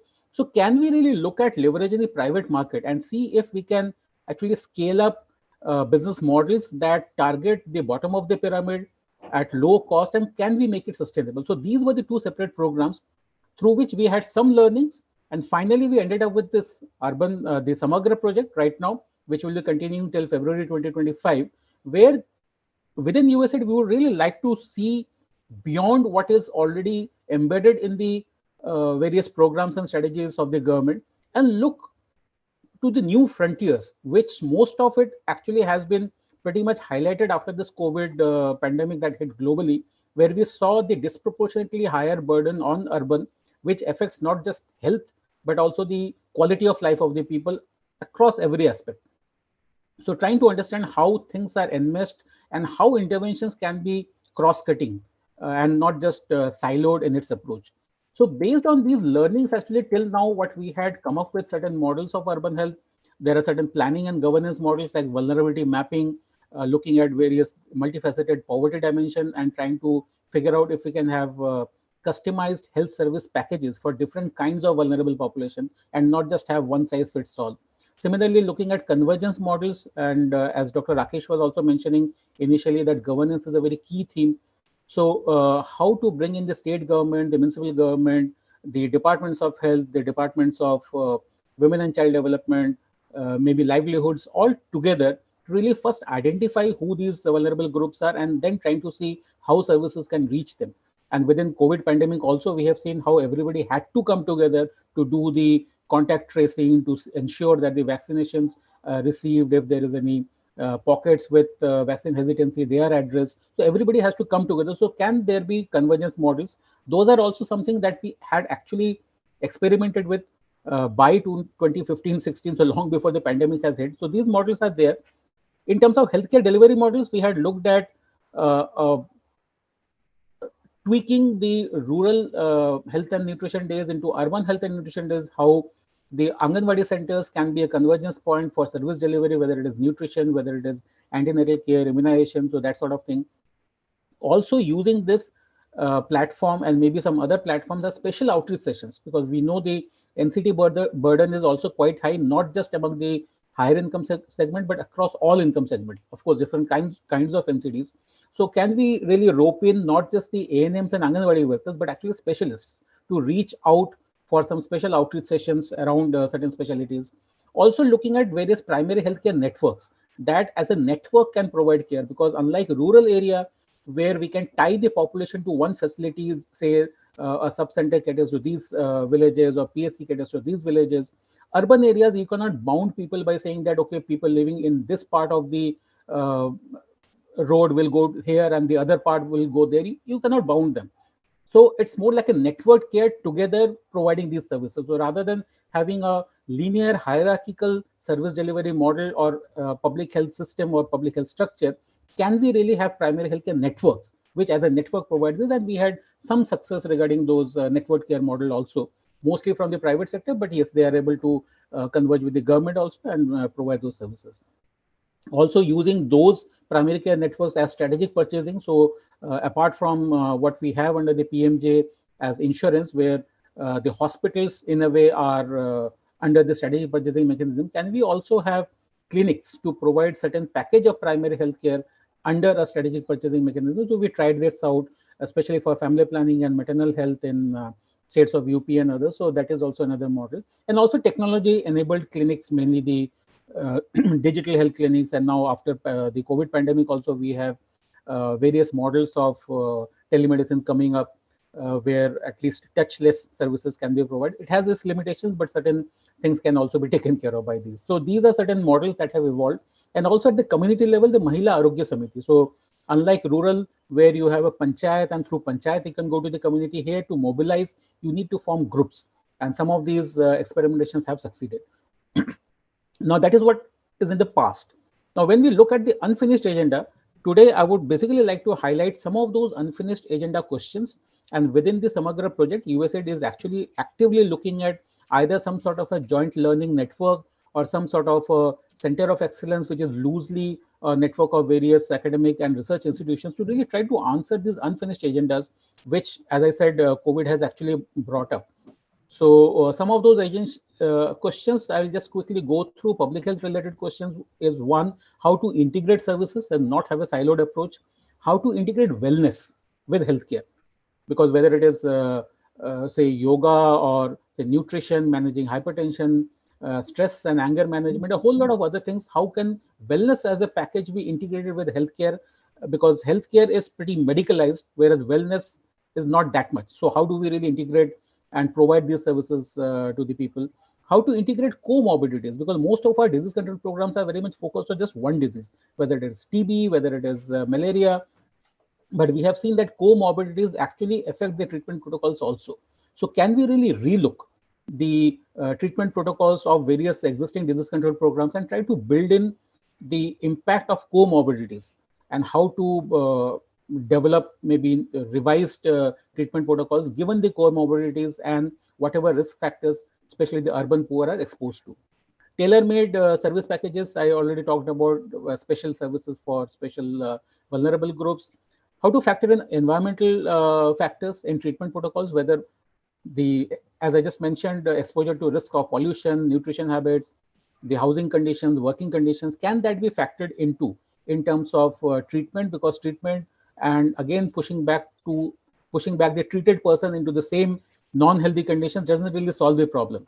So going beyond just the management of a case in a clinical understanding, going beyond it into a social understanding, that how we ensure people are healthy even after the treatment outcomes are positive, while taking into account these environmental factors, is something which we need to look at. And also how to adapt disease surveillance for different types of urban localities, whether it is high income neighborhoods and construction areas or commercial zones, marketplaces. There might be different kinds of diseases coming up. So can we really have focused disease surveillance approach and not really lose the urban data into the larger district and not being aware of an outbreak until and unless it actually goes beyond urban and the entire district is start getting affected. Some organization related questions, it can be how to reach out to beneficiaries, household versus workplace approach. Household approach works best in rural areas, but in urban areas, we know most of the cities have the daytime population much higher than the nighttime population. So those people can't be caught in their homes because that's night, but here they don't live, they just come to work. So how do we design a service delivery model around workplaces rather than households? So how to reach out to populations in peri-urban areas which fall between the municipal corporation boundaries and the panchayat boundaries? How to tap into social and professional networks, whether it's clubs, associations, WhatsApp groups. So there are various questions. I really won't go into the details. I've already overshot my time, but maybe if we can just keep this in mind, and as we move forward, try to develop some kind of a joint learning network to address these questions. Thank you. Over to you, Dr. Rakesh. Thank you. Thanks a lot, Gautam, for your wonderful presentation. I think you highlighted very rightly those kind of models which USAID has been able to create, and they have got every potential to replicate or gets replicated by the government. I think important point which you made is about the unfinished agenda, and I'm sure our viewers and listeners and all the stakeholders who come together, who certainly try to put in their thoughts and head together to find a solution. But I think creating a sort of a learning platform or a network is going to be of tremendous value. And I'm sure, I've been, that is maybe Dr. Yonet seems to be the right person. We can start aggregating our thoughts and ideas and come to a particular platform. But thanks a lot for your time. So friends, now I think we had three wonderful presentations, and now I'm going to talk to the and invite our wonderful sort of panelists. It's I said there can't be a better panel than what I have today. So before I invite Dr. P. Ashok Babu, who is the current Joint Secretary in the Ministry of Health, I just want to mention a few points, and I always mention about these things. India is a story of numbers. We started, with a population of 33 crores way back in 1947, the independent India, and we have added more than 100 crores, since 1947. When you look at the kind of life expectancy, we used to have close to 33 years and 32 years in 1947. Currently, it is close to 69. You look at the under 5 mortality, it used to be very high, more than 200 per 100,000 live birth, per 1,000 live births. Maternal mortality used to be 2,000, more than 2,000 per 100,000 live births. If you talk about, anything, if you look at the total mortality, then more than 50% used to come from less than 10 years of age group, and mostly the communicable diseases. But again, I'd like to say that India is also a success story in the making. And why I say so, though our birth cohort currently is close to 26 to 27 million. But look at our under 5 mortality. If you compare the data, let us say, I'm talking about 1990, it used to be 126 per 1,000 live births, which has now come down to 34. I'm talking about the national averages.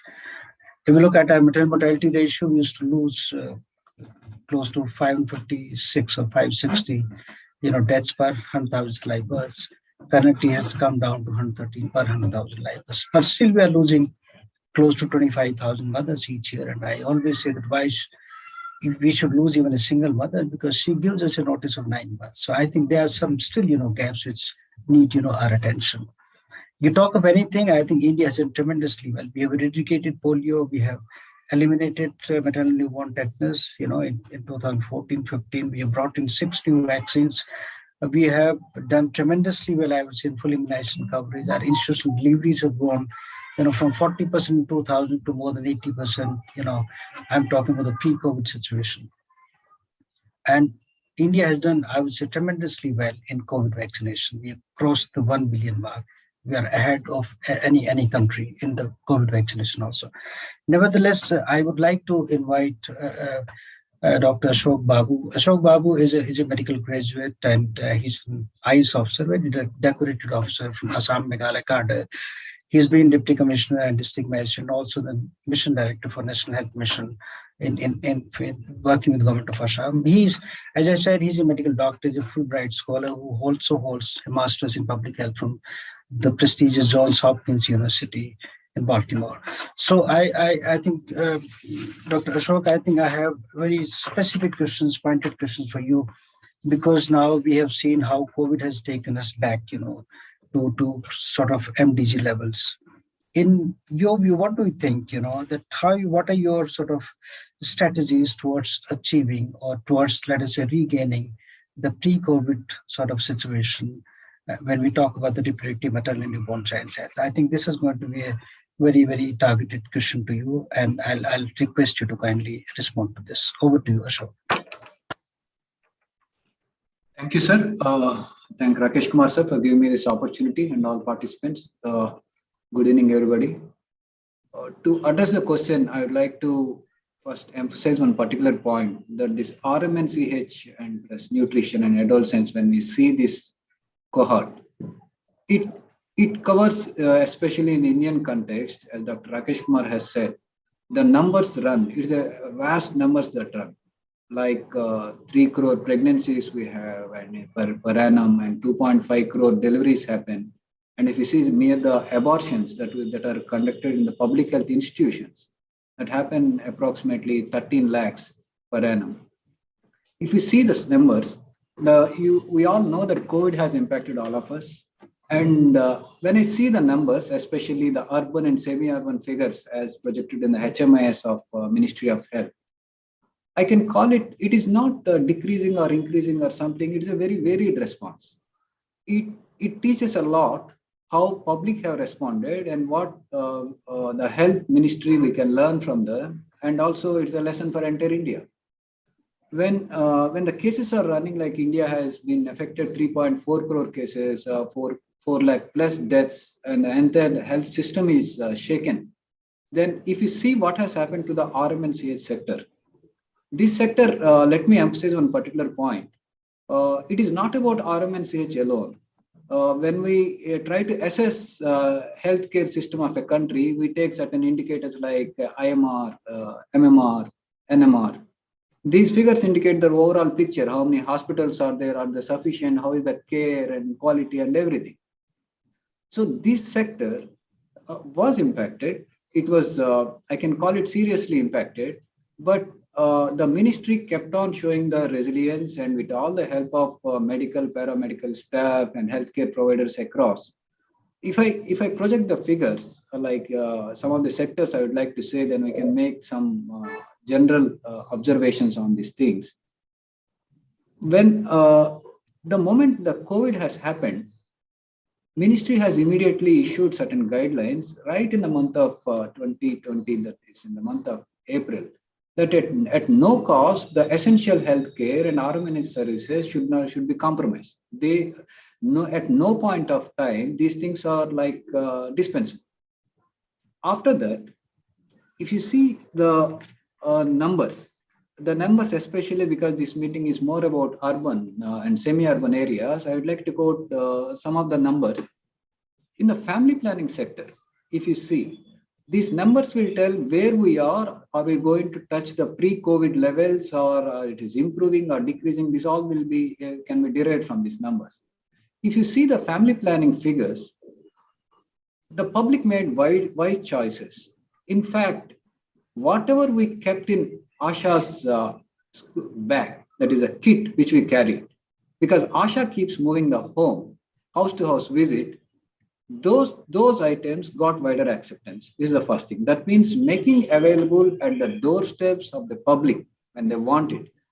This is needed all the time and people prefer it. And one more thing is there is a tremendous increase. In fact, we kept on trying even before COVID. We launched and we kept on trying certain long-acting family planning methods like medroxyprogesterone, etc. But once the COVID has struck, there were lockdowns, health systems, and people were not willing to visit the hospitals because they may be thinking hospitals are infected, etc.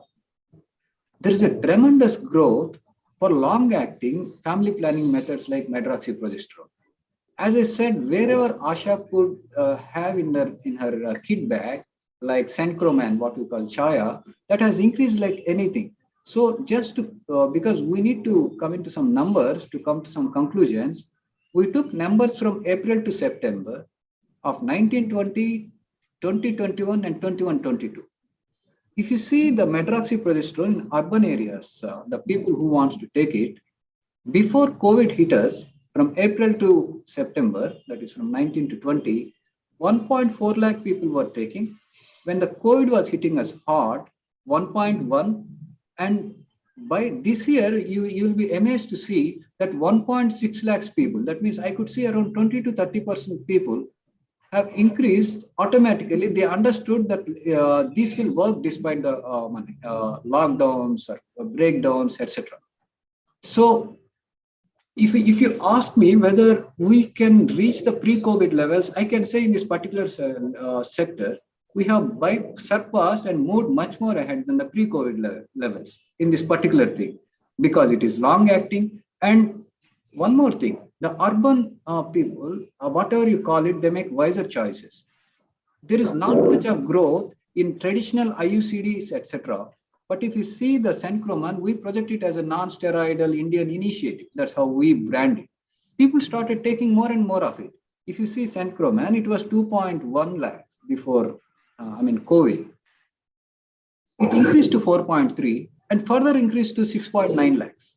This family planning sector, if at all we see, that means it is not the question of whether we reach the pre-COVID levels. It is the question of how best we understand the people and reach them and be close to their aspirations and their demands. And if you see the maternal health sector, how say we take say broad parameters like antenatal checkups. Antenatal checkups, yes, 27.9 lakh people used to have full antenatal checkups before COVID, and it got reduced to 27.8. Now, in this last few months, that is from April 2021 September 21, if you see the current year 3.39, I mean to say there is a growth of 3 to 4% more. That means people are coming forward, they are visiting hospitals and having their antenatal checkups. There is a small element of uncertainty because COVID again, second wave has come. But people have understood, especially the urban areas, they are coming out much more in number despite this thing. And institution deliveries, if you see, there were 25 lakhs before COVID, 37 lakhs during the COVID, and 36 lakhs in the current year. It is slightly impacted, but it is not that people are preferring home deliveries. That means there is a trust, there is a continuity that is not broken. I mean to say it is not a drive of some cash incentive or something that is carrying on. People are coming to the hospitals despite COVID threat. That means the health system's trust is still continuing and people are willing to accept it. And coming to newborn care and pediatric care, I see it like that. I see COVID more of an opportunity. In fact, when the pediatric care, there is a buzz that there could be more pediatric cases during the second wave. Then we started working upon it. In fact, I should call it a blessing in disguise. We can call it, there is an emergency COVID response package government has granted. It is a big amount. In that, a particular amount is specifically kept for improving the pediatric infrastructure. Believe me, this infrastructure which we are going to upgrade will take us much more notches ahead than what we were before COVID. I'll put it out like that. By next year, I mean to say next year, April, we are going to have additional 3,400 pediatric ICU beds extra than what we have. And we are going to have around 7,000 high dependency units for the pediatric care. And we are going to have pediatric oxygen supported beds, approximately 20,000 more. They all will be useful in the coming years as a pediatric infrastructure to serve this RMNCH sector. And one more good thing has happened. When we are devising various things like how to deal with COVID and this RMN sector, how to train the healthcare workers down below, doctors, tertiary care level doctors, etc. At that time, we understood the importance of, previously in the ministry, we have a system like we train TOTs in the state, the master trainers will go further, they will conduct district-wise, etc. like that. Now we have gone straight and started using technology, started training straight using the latest technologies. We have strengthened our IGOT platform, etc. And we started giving certificates online by completing this training.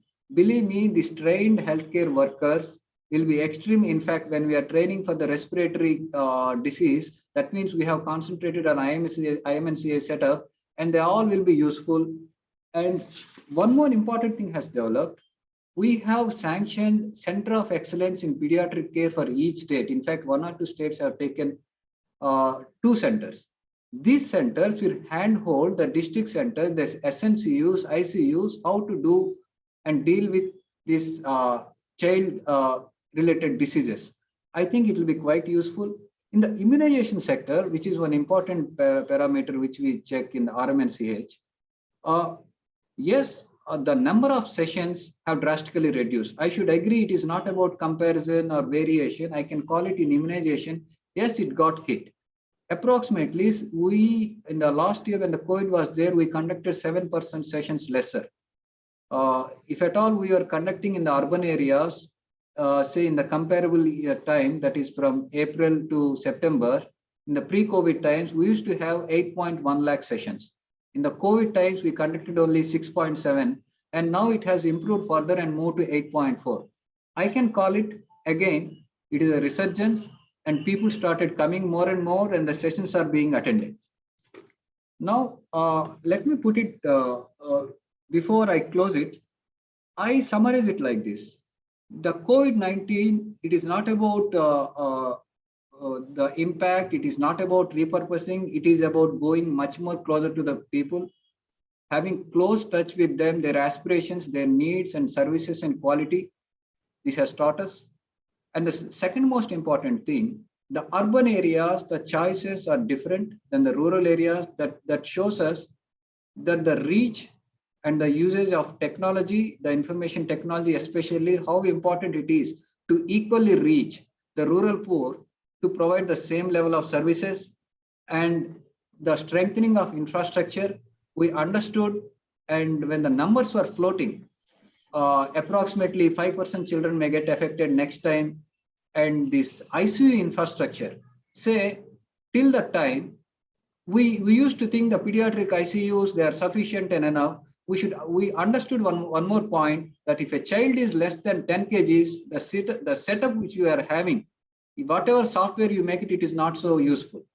So this has taught us one more important thing. The children, we shouldn't, in the planning, should not treat like mini adults. Within the children, there is one more section, that is infants.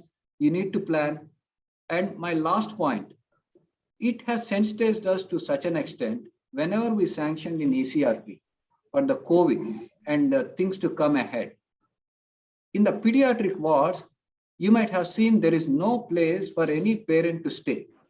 That wahi bed pe so jate hain, they stay in the same bed or in the neighboring places, etc.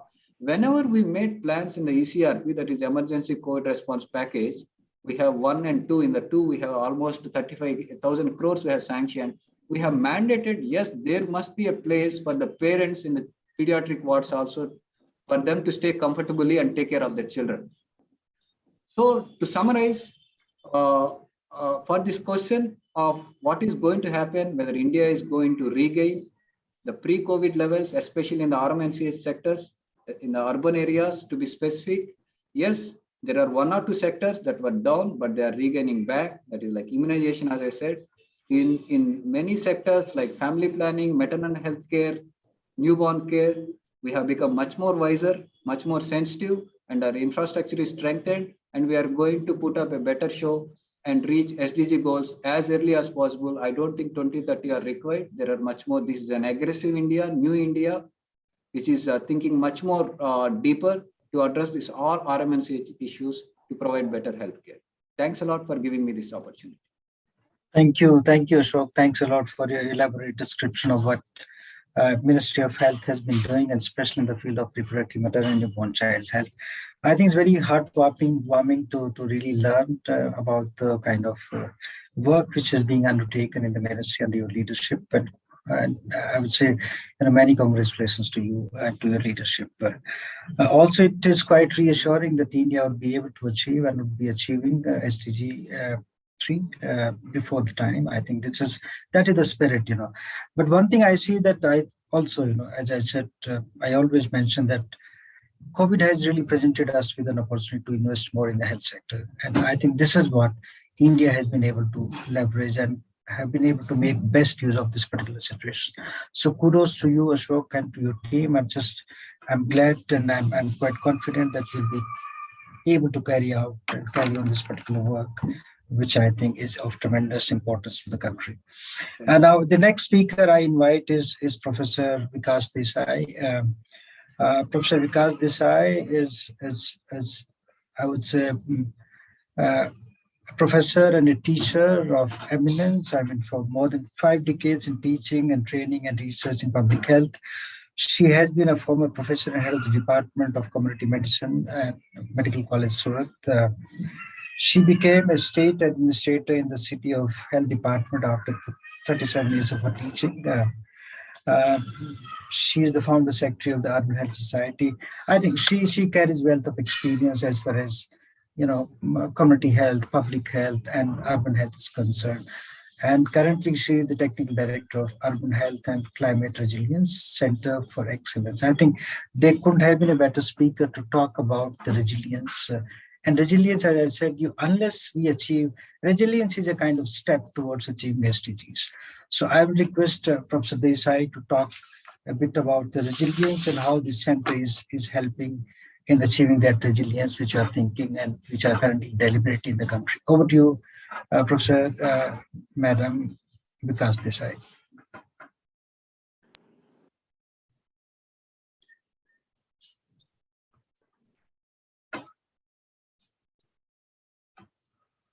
Is Dr. Desai there? Yes, sir, she's there, but any connectivity issue? Hello. Hi, Vikas ma'am, we cannot hear you. Can you unmute yourself?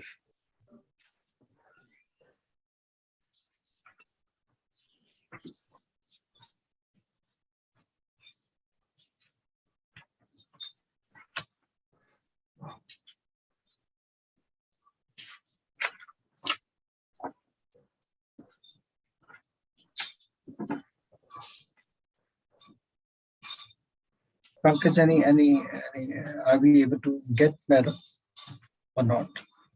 Yeah, actually, I am in contact with Vikas ma'am, and some connection lost is there. She's trying to join again. Yeah. Then we should wait for a minute, I think. Then. Sir, yeah, so you can take the other one first, and then. Okay.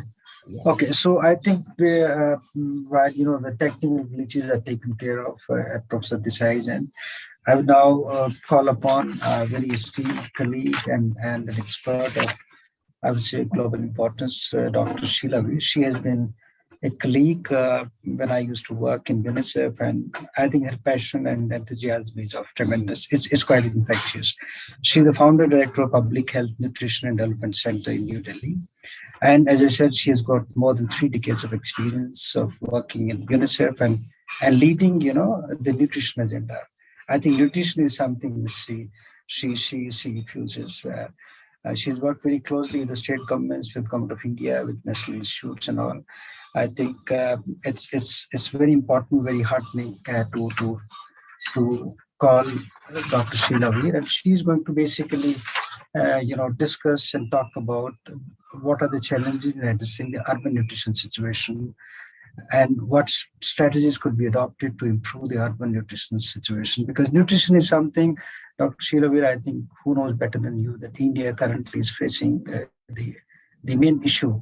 If you look at the nutrition, and especially if you're talking about the SDGs and all, the nutrition is one of the important things. And how to bring in a sharper focus on nutrition is going to be important. I'm sure you can teach us on this particular subject. Over to you, Dr. Sheila Veer. Thank you very much. I hope you can hear me, Dr. Rakesh. Yeah, very well, very well. Thank you very much for giving me this opportunity to be with you all and discuss nutrition issues which are viewed as social determinants within the Samagra, rightly so. I thought it would be best to come up with the situation only with reference to urban, because we are all familiar with the problems. I think when you look at urban situation, we find a data gap for urban. Actually, we have data on urban situation only with reference to what is the problem of stunting, wasting, anemia, etc. from NFHS 3 and NFHS 4. Dietary data is very lacking at India level, rural level, as well as urban level, which causes problems in, which is one of the issues. But what comes out from this data is that we have the highest problem of malnutrition, not only in urban slums, but urban clusters, poor urban clusters within the urban areas. So we need to map these areas. I think we need to know where is the problem. Another dimension that we need to understand, that malnutrition is not only in fact, undernutrition also, and then overnutrition is not only in the lower wealth index, but in the highest wealth index, we have 1/5 of 20% undernutrition, stunting. So that shows that there is somewhere lack of awareness. It's not solely due to lack of food per se or purchasing power. Unfortunately, again, we don't have many examples of good program implementations or lessons learned in the urban situation. Maybe Samagra project, which will be introducing a lot of innovative elements in the program, where we will get opportunities to link with the health sector. I think that will provide a lot of lessons. I would like to just focus on issues which really impact not the immediate determinants of malnutrition, but the underlying factors which impact the immediate determinants of nutrient intake, as well as other poor health, which then leads to malnutrition in women, children, and adolescents. I think the main factor that we are very concerned about in the urban sector is diet pattern transition. There is a change in food environment. Availability of food changes. There is a continuous rapid changes in the availability of food items which are available in the market. Inadequate diet diversity, because diet is more cash dependent than production dependent, as we can encourage in rural areas. It is solely cash dependent. Migration, employment, economic dynamics. Women working in unorganized sector is another big problem in the urban sector, and especially unemployment in small towns, lack of wages, which leads to maternity benefits are often deprived in this situation, which leads to malnutrition. And of course, it comes to inadequate and access to primary healthcare network structure, as well as I think we are not involving private sector where they're very dependent in the urban areas. And that is another big problem. So the contact points of health sector are really missed out much more in the urban sector than in the rural sector. I would come to that when I talk about what we can do. I'll be very brief though. And of course, climate changes which are leading to, and pollution, high density, poor living conditions, poor water sanitation facilities. These are the underlying factors which are of prominence in the urban sector. Domestic violence also is a very contributory factor of malnutrition, and more so in dense population, we see it more. Women's empowerment is affected in smaller towns where she's unemployed, the empowerment is even less. I think then what should we do? Because we don't have many examples, as I mentioned. But the more I reflect on it, and the more I think about what India can do to address malnutrition, I think there is more and more opportunities which health sector provides, health infrastructure provides. I've always mentioned that to Dr. Rakesh Kumar when he was in the ministry. I think we don't use the opportunities that health sector provides. Somehow we don't think it is within the purview of the health sector when we all know it is related to, eventually affects all the indicators of health, the under 5 mortality, IMR, etc. So I think we need to be serious, and I think Samagra gives an opportunity to show the way how health sector could be used for improving nutrition interventions in our country, especially with reference to the direct nutrition interventions, which you call, or essential nutrition interventions, of child feeding practices, exclusive breastfeeding, and also early initiation. We know that the percentage of institutional delivery is high and continues to be high even in this COVID time. But the early initiation of breastfeeding, which is very important for nutrition of the newborns, which were all 20% almost low birth weight, there is a gap in the percentage who get institutional delivery and the percentage who initiate breastfeeding within 1 hour. Why this gap? I'm sure we can close this gap very easily. We have to work on it. We haven't focused on it. Similarly, for exclusive breastfeeding, there is special problem in the urban context because women are working. Women have no time. Women have to, so how do we help them with expressing breast milk? Because breast milk can be kept at room temperature. How do we build their confidence in continuing exclusive breastfeeding? And then comes the very big problem, which is all over India. And I really plead to the health sector to come forward to address this issue of complementary feeding. Food and feeding are two components of complementary feeding. And I think when the health sector starts talking about the feeding practices, it will make a lot of difference. What I mean is at the right time of feeding, consistency of feeding, food, what foods to select, how to mix them up, what density it should be, what flow it should be, making it very easy, what food group should be. But I think the confidence that the public would have when the health sector comes in can be demonstrated by Samagra also. I think this is an anemia program we have. All these are part of Mission Pushan 2.0, and we need to strengthen it through the health sector. And I think when we look at the dietary intake data of urban sector, whatever is available and whatever is my observation also, we all know it's a very cereal-based diet remains with the urban poor, which is PDS, public distribution system, possibly for families or households which have pregnant women or a child under 2, where is the highest risk of malnutrition precipitating in our women and children. We could consider experimenting with giving and taking cost into consideration, but at the same time, how we could get the pulses and oil to these families, so that, because we don't have to give to children and mother, we have to give it to families, household. We had worked it out for an organization, and I think this can be worked out and this could be implemented so that we can overcome the protein gap. Fortified rice and fortified food will definitely contribute, I believe, in addressing the issue of lack of iron, folic acid, and B12. We cannot easily brush it aside, especially in urban sector, where micronutrients are very difficult to get. Look at the price today. It's very easy to talk of diet diversity. When I go and look at my bill, I see tomatoes are ₹75 a kg. And we say, no, for diversified diet, take tomatoes.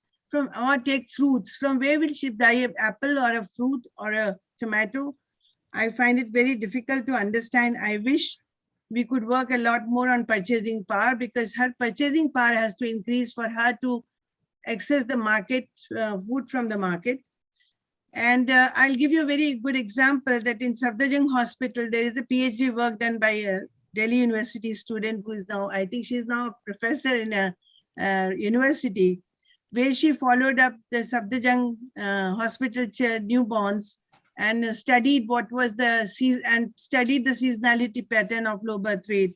And she found that the newborn and the births that took place in March, April had much better birth weight than in other seasons. And she attributed this to better availability of vegetables and fruits in the market at a much lower cost to the urban population. So I think these are issues which need to be seriously looked in. And I think as we talk about community involvement, I think another area where we need to involve private sector and private schools and government schools is on education and nutrition. I think community involvement will come only when our children are equipped with information and they become, from child to child, they become child to community messengers. I think these are, and so eat right food is another area. Then health sector, RMNCH+A, what better opportunity we have than introducing issues of nutrition very seriously. I think the ministry has a beautiful document and a very well worked out document on operational guidelines on home-based visits of early childhood, young child. How far are we implementing it for complementary feeding, which is very well defined there. I think that's an opportunity we should not miss. So RMNCH+A, which was very beautifully described by Dr. Babu, I look forward to building on it, nutrition issues on that. Maternal benefit policy. These are some of the things which are very, very, very focused for urban areas.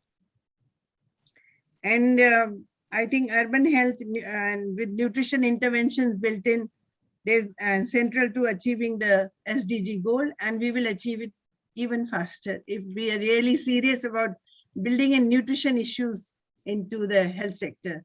Thank you very much. Thank you, Doctor. Thank you. Thank you, Dr. Sheila, for really covering this subject comprehensively. I think you did not leave even a single aspect, which needs to be connected with this. I think I take 2-3 lessons from this. The first one is that I think we need to integrate nutrition with health systems. I think I see these two things happening, in silos. So if we are working on health system, nutrition has to be a part and parcel of the health systems. The second thing, as you rightly mentioned, we, even if we start, let us say, early initiation of breastfeeding, even we do exclusive breastfeeding, but when we start with the complementary feeding, then, the kind of problems, especially chronic diarrhea, because of unhygienic conditions, the complementary feeding is being done. And I see, when I look at the data from the tribal health, and I find that if you look at the undefined mortality in tribal areas, IMR, I'm talking infant mortality rate, it is better than certain, communities when you talk about the other, lower communities. But tribal IMR is better than that. But as soon as we start with the complementary feeding, then because of unhygienic condition, diarrhea sets in, and then the under 5 mortality, it basically takes over the IMR. So I think, so it's already there. The one important aspect which I just want to bring and highlight here is that malnutrition is directly related with, it has got its correlation with the non-communicable diseases. When you talk about stunting, you see how, the stunted people are finally landing into diabetes and hypertension. When you talk about overnutrition, then obviously I think it's direct correlation. So malnutrition obviously becomes very, very important when we're talking about achieving SDG goal number 3. So thank you, Dr. Sheila, for bringing, everything so very well, into the discussion. Now, our next speaker is a very eminent, gender specialist. We have Dr. Aparajita Gogoi, who is the Executive Director of C3. It's a Center for Catalyzing Change. That's called a C3, a non-profit organization. I mean, Dr. Aparajita is a known name, and the kind of work which she has been doing. She has been associated with us since my days in the Ministry of Health. I think 2 points I just want to make before I go to Aparajita. The first one is that if you look at the gender violence, you look at the violence, domestic violence, close to 40% in urban areas is too high percentage. And the second point is if you look at the GII or index, India stands really very low. So how can we achieve, without having the 50% of population, I would say alone, how can we achieve the kind of economy which we are looking at? How can we achieve SDGs when we are talking to achieve by 2030? I think it's a huge challenge. And I especially mentioned about nutrition, similarly, gender is a major issue in the country when we talk about SDG 5. So we'd like to hear you, Dr. Aprajita, about your views on the gender and achieving SDGs. Over to you. Thank you so much, Dr. Rakesh Kumar, and it's really a pleasure to see you, to hear all the esteemed panelists speaking. And we are extremely kind of happy to work with PSI with the support of USAID in the Samagra project. And today's panel has a lot of learnings that we can take away and integrate into the Samagra project. And thank you also, Dr. Rakesh, for posing this question to me about, how does gender-related issues fit into when we talk of urban health and specifically women's health? Because in general, when you look at the discourse, gender-related issues do not really emerge majorly as an evident concern in the context of urban health. But we know, and like all of you know, that the life for women and girls who are living in low-income urban settlements is really, really characterized by one big thing, which is exclusion, which really impacts their lives and does impact their health also. There's evidence from India, from abroad, that from our own experience of implementing programs on the ground, we know that gender inequalities often affect the ability of women and girls to access care and other services, beyond healthcare. So generally, women in these areas have poor access to appropriate, efficient, confidential health services, for example. In certain cases, there is a physical lack of access where health services may not be very kind of close or may not be appropriate to their needs. But there is also evidence that even when health services are available, are being provided by the government and the private sector, it is physically accessible. Poverty in various forms do not allow women and girls to take care of their own health. So I want to kind of bring up the point that income poverty can make healthcare very prohibitive. Like I said, despite the close proximity of urban health centers, many women tell us that out-of-pocket expenses really kind of put the fear in them that they're afraid to go to a doctor or go to a facility, saying, we don't know how much more money we'll have to spend. And we can't really look at health of urban women separately from the other range of gender inequalities and injustices that persist in our urban areas.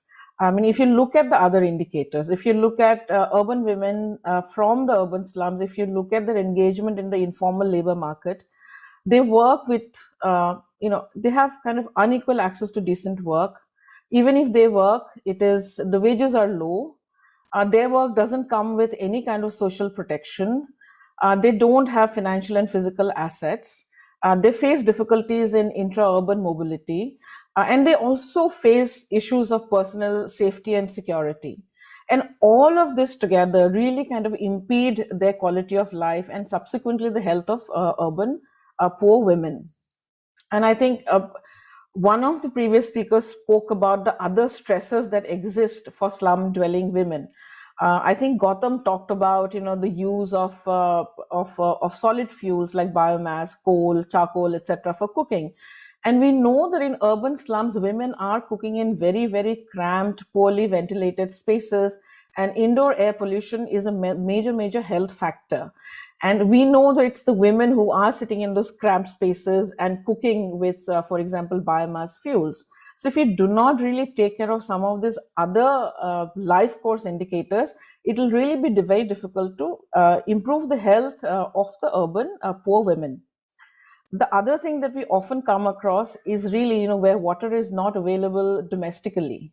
What happens, when you see women queuing up for water, whether it's in an urban slum or even in a rural area for that matter, who is the person from the family standing in the line for water? It's usually the daughter, the mother, the bahu, etc. And when women have to go far to fetch water, it is not only taking time away from the daily life and thus causing time poverty, but carrying water, it causes fatigue, it causes strain on the joints, it causes other ailments, which we know arise from carrying water over long distances on their head, on their waist, up and down hills, on rough footpaths, on over nalas, sewers, all of that.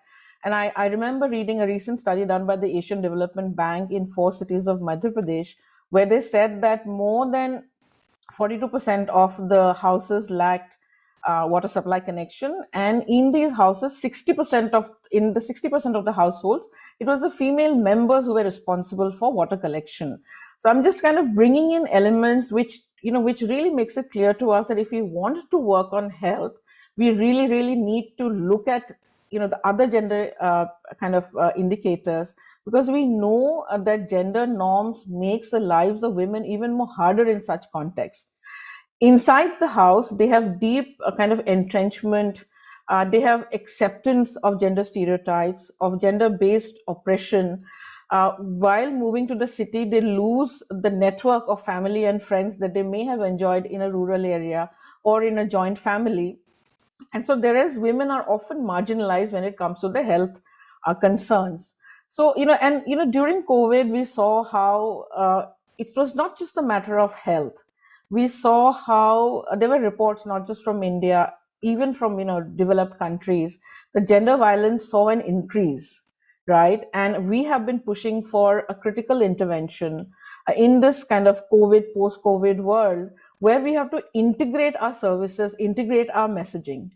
For example, when you're talking of health messaging, when you're talking of nutrition messaging, can we also integrate messages on violence prevention, messages that there is support, we have sufficient supplies and resources, that we are running the helplines, the shelters are working, that women and girls know that where to go to seek help if required. So what I'm trying to make a case for is that when we talk of the health of the urban women, we need to look at not just the health indicators, but other indicators, including gender-based violence. And the last issue that I want to talk about is that, COVID has also meant that many people have lost their livelihoods. Getting back in the market, joining the market, making this transition to a market is going to be very, very difficult for everyone. And it's going to be doubly difficult for women and girls. COVID saw a huge shift to remote and digital learning, digital working, but we also know that there is a gender divide in digital access. There is data, our own research tells us that women and girls don't have equal access to technology. They are less digitally literate. So in our response, like I said, in an integrated response, we also need to ensure that we have gender responsive approaches to remote learning. How do we kind of bridge the digital gap? How do we make distance learning materials, skilling opportunities more gender responsive? Whether it is actually providing kind of internet access, broadband, mobile to young people, young women and girls in the slums, or even designing courses for them which women and girls can take at their own pace, at their own time. Because COVID has also shown us that the burden of care when people are stuck at home, there is lockdown, or even when lockdown is lifted, falls on women. So I'm going to end by really making kind of the case that it's extremely important for us to recognize that there are gender issues that trigger differential health outcomes for women. And that's the reason why when we are designing programs for urban health, for women in urban slums, we need to look at how we can engender health in urban India. We need to design and implement better interventions for women in the slum areas. Beyond health, of course, health, but beyond health, can we look at affordable, safe housing with basic infrastructure services so that they don't have to cook in a dhua-filled small kitchen, that they don't have to walk miles to fetch water? Can some of the services be provided at a subsidized rate? How do we give them access to the range of basic necessities that they need to survive in an urban economy, be it security, safety, fair wages, medical insurance, and really document their stories and their experiences, and see that what is really working, which we can provide to women and girls in urban slums. I'm going to stop there, Dr. Rakesh. Thanks, Aparajita. Thanks a lot for your, I would say, very comprehensive account of especially flagging those gender-related issues and a very simple and possible solutions you have cited. I'm sure, I think we can't do much without, having the 50% of population, in the center stage. When you talk of anything, whether you talk about SDGs or anything, they have to be in the center stage, and I'm sure there are some robust steps are being taken by the ministry, by different governments, and obviously civil society organizations are there. But thanks a lot, Prajita, for your time and for your very comprehensive presentation. Now, I call upon the next speaker, Dr. Gaurav Arya. Dr. Gaurav is an esteemed friend and a colleague. He's a trained doctor and master's in public health from the prestigious Howard School of Public Health. He's served in UNICEF, with USAID, with WHO, with World Bank Institute, Novartis, and private sector. So he's got a varied experience of working in public health sector, and especially his experience of working, and connecting the civil society organizations with the governments, and obviously the private sector, institutions. Currently, he holds a very prestigious position of. He's the executive director of SIF, that is Children's Investment Funds Foundation in India. So Gaurav, as I think before I call upon you to say and speak about your subject, and my question is going to be a bit specific in the sense that you'll find that the private sector is mostly engaged in the secondary and tertiary care. But in urban areas, in the primary sector or primary care becomes absolutely important.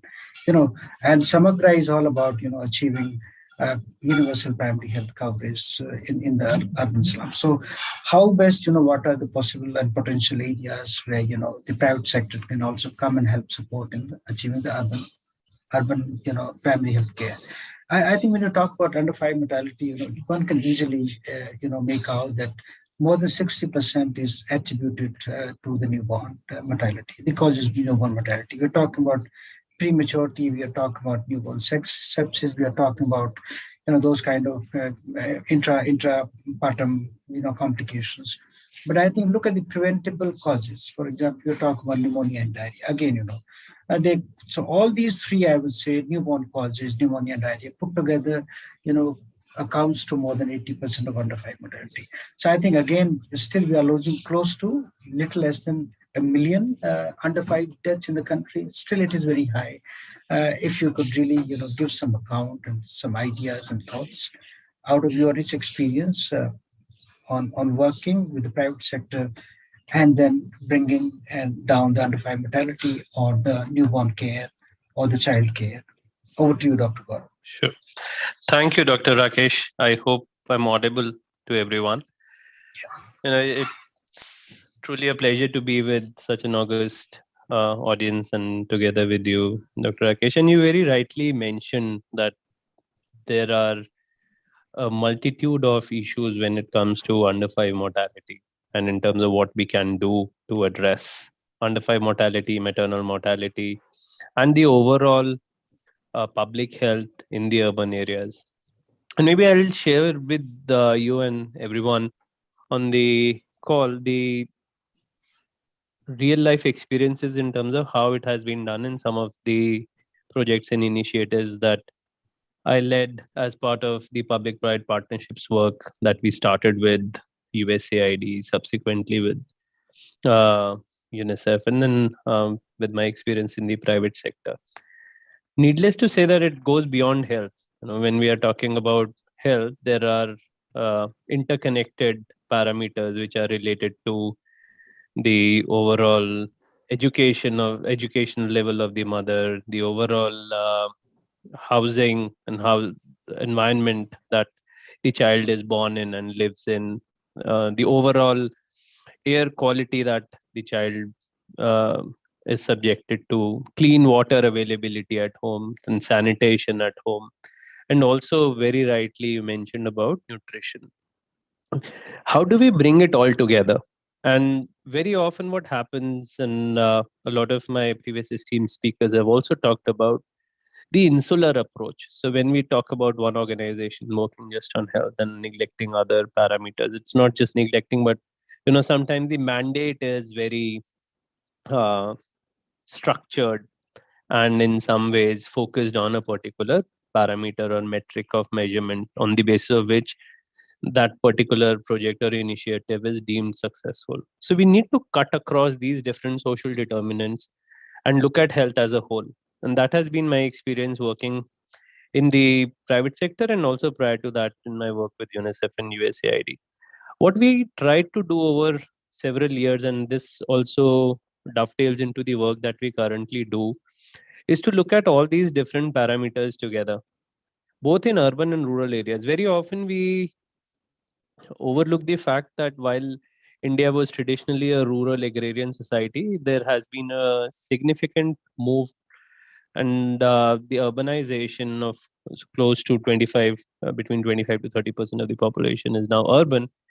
The health issues uh, almost diffuse from urban to rural areas, and in some of the rural areas the issues are same as urban areas, whereas in urban areas and in urban slums the issues are similar and in some ways worse than rural areas in terms of the healthcare parameters and access to healthcare. One of the important elements that I try to do in my work in the private sector is look at affordability of healthcare. So, having worked in the pharmaceutical industry, you do recognize that some of the medicines are beyond the immediate reach of people. So, I worked on innovative financing models as well. How do we actually see and leverage resources from other uh, available sources of funding like the MP-led funds, the private philanthropies, and so on. So that's important as well from the aspect of making all of these affordable for people who can't afford to pay for many of the innovative treatment modalities from out of pocket, because still a large percentage of treatment, especially when it comes to expensive therapies, is out of pocket in India. So those are the different elements, and I just wanted to put it in a bit of perspective for everyone. What we have tried to do, and in my previous roles, is to build coalitions and partnerships. We do recognize that uh, it can be one large corporate that's working on a particular aspect of health, but we can't do it alone. It's important to build coalitions and partnerships which can lead to uh, increase in access and affordability of medicines and healthcare services at large, both in urban and rural areas. Because even in urban areas, if you go to one of these tertiary care hospitals as well, even there the medicines have to be bought. Many a times out of pocket expenses are so high that people drop out of treatment. So it's not just in rural areas that there is challenge of affordability and accessibility. Even in urban areas we face the same issues. So one of the key elements that we have tried to do is looking at bringing together different private sector partners. And even in my current role, what we try to do is bring together the different stakeholders on common platforms, whether it is philanthropies, whether it's the public sector players, the civil society organizations, or the private sector people. Because one of the important things that we often overlook is that there is intent even in the private sector to do more in health and development largely, but they don't know where to invest in and how to invest in these areas. And I often receive these calls and queries from my friends in the private sector asking me in terms of where can we provide our CSR funds, where can we invest, where it would reach the beneficiary effectively. So there is an appetite. What we need are credible, reliable platforms that can take all of this work forward. We have some excellent organizations within India, both academic, non-academic, community-based organizations, which do very good, credible work on the ground, credible research on the ground, but very often stop short of resources that are required to continue the research. What I learned in my studies in US is that there needs to be, if not a single, but constant source of funding for some of the long-term researches and development interventions for them to take effect. So for example, we keep talking about Framingham Heart Study. Framingham Heart Study was started way long back, so it was prospective. I think it's completing close to 100 years now, but all of it was funded by different partners over the period of time, but there was consistency in terms of funding around the whole intervention, and that's exactly what we need to work on. So if there is one message that I would like to pass on to the audience here, is to maintain consistency and coherence in funding and resourcing of public health interventions. We don't need to look at just our immediate area of intervention, but a little broader than that. And we will find partners. And that's something that I have personally observed over last 15 to 20 years, that one would find like-minded organizations, funders, research agencies who would be willing to come together and build coalitions and take that forward. The only thing is we need to be the catalyst of that particular change that we need to bring about. The large organizations have also in recent past grown up to the realization that howsoever large the organization may be, they cannot do it alone.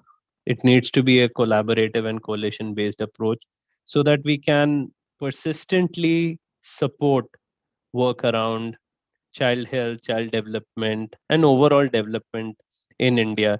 We have talked about, all of you have heard about how the healthcare indicators have changed and improved in the last 10 to 15 years. NFHS also clearly uh, demonstrate that there has been a significant improvement in healthcare, but also beyond healthcare in terms of development parameters and indicators as well.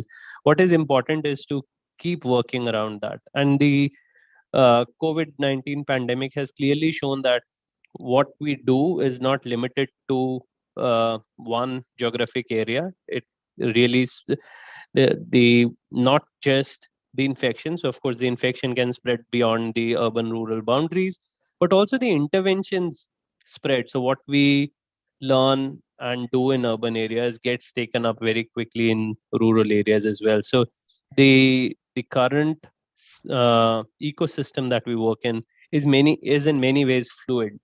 So the work that we do in urban areas, both as the private industry, but also as donors, would percolate to rural areas as well. So there is a significant need to keep investing in building sustainable models of this holistic support that we can do in terms of clean water, clean air, clean energy, sustainable housing, in addition to the maternal and child healthcare services, quality education, and the livelihoods that we have been traditionally supporting.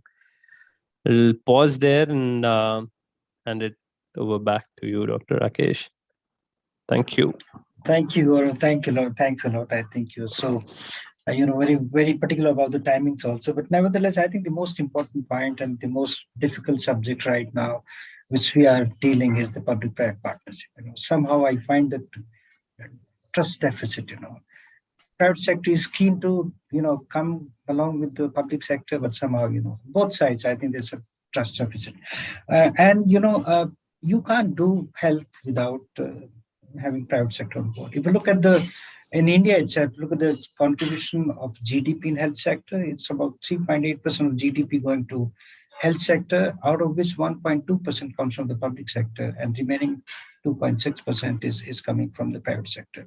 So more than 60% of healthcare comes from the private sector. So how can we really leave behind the private sector? So I think we have no option but to bring the private and the public sector together. And I think you brought in very relevant examples, and you cited so very well. The best part is that the new health policy of India of 2017, I think it brings in the point very well home.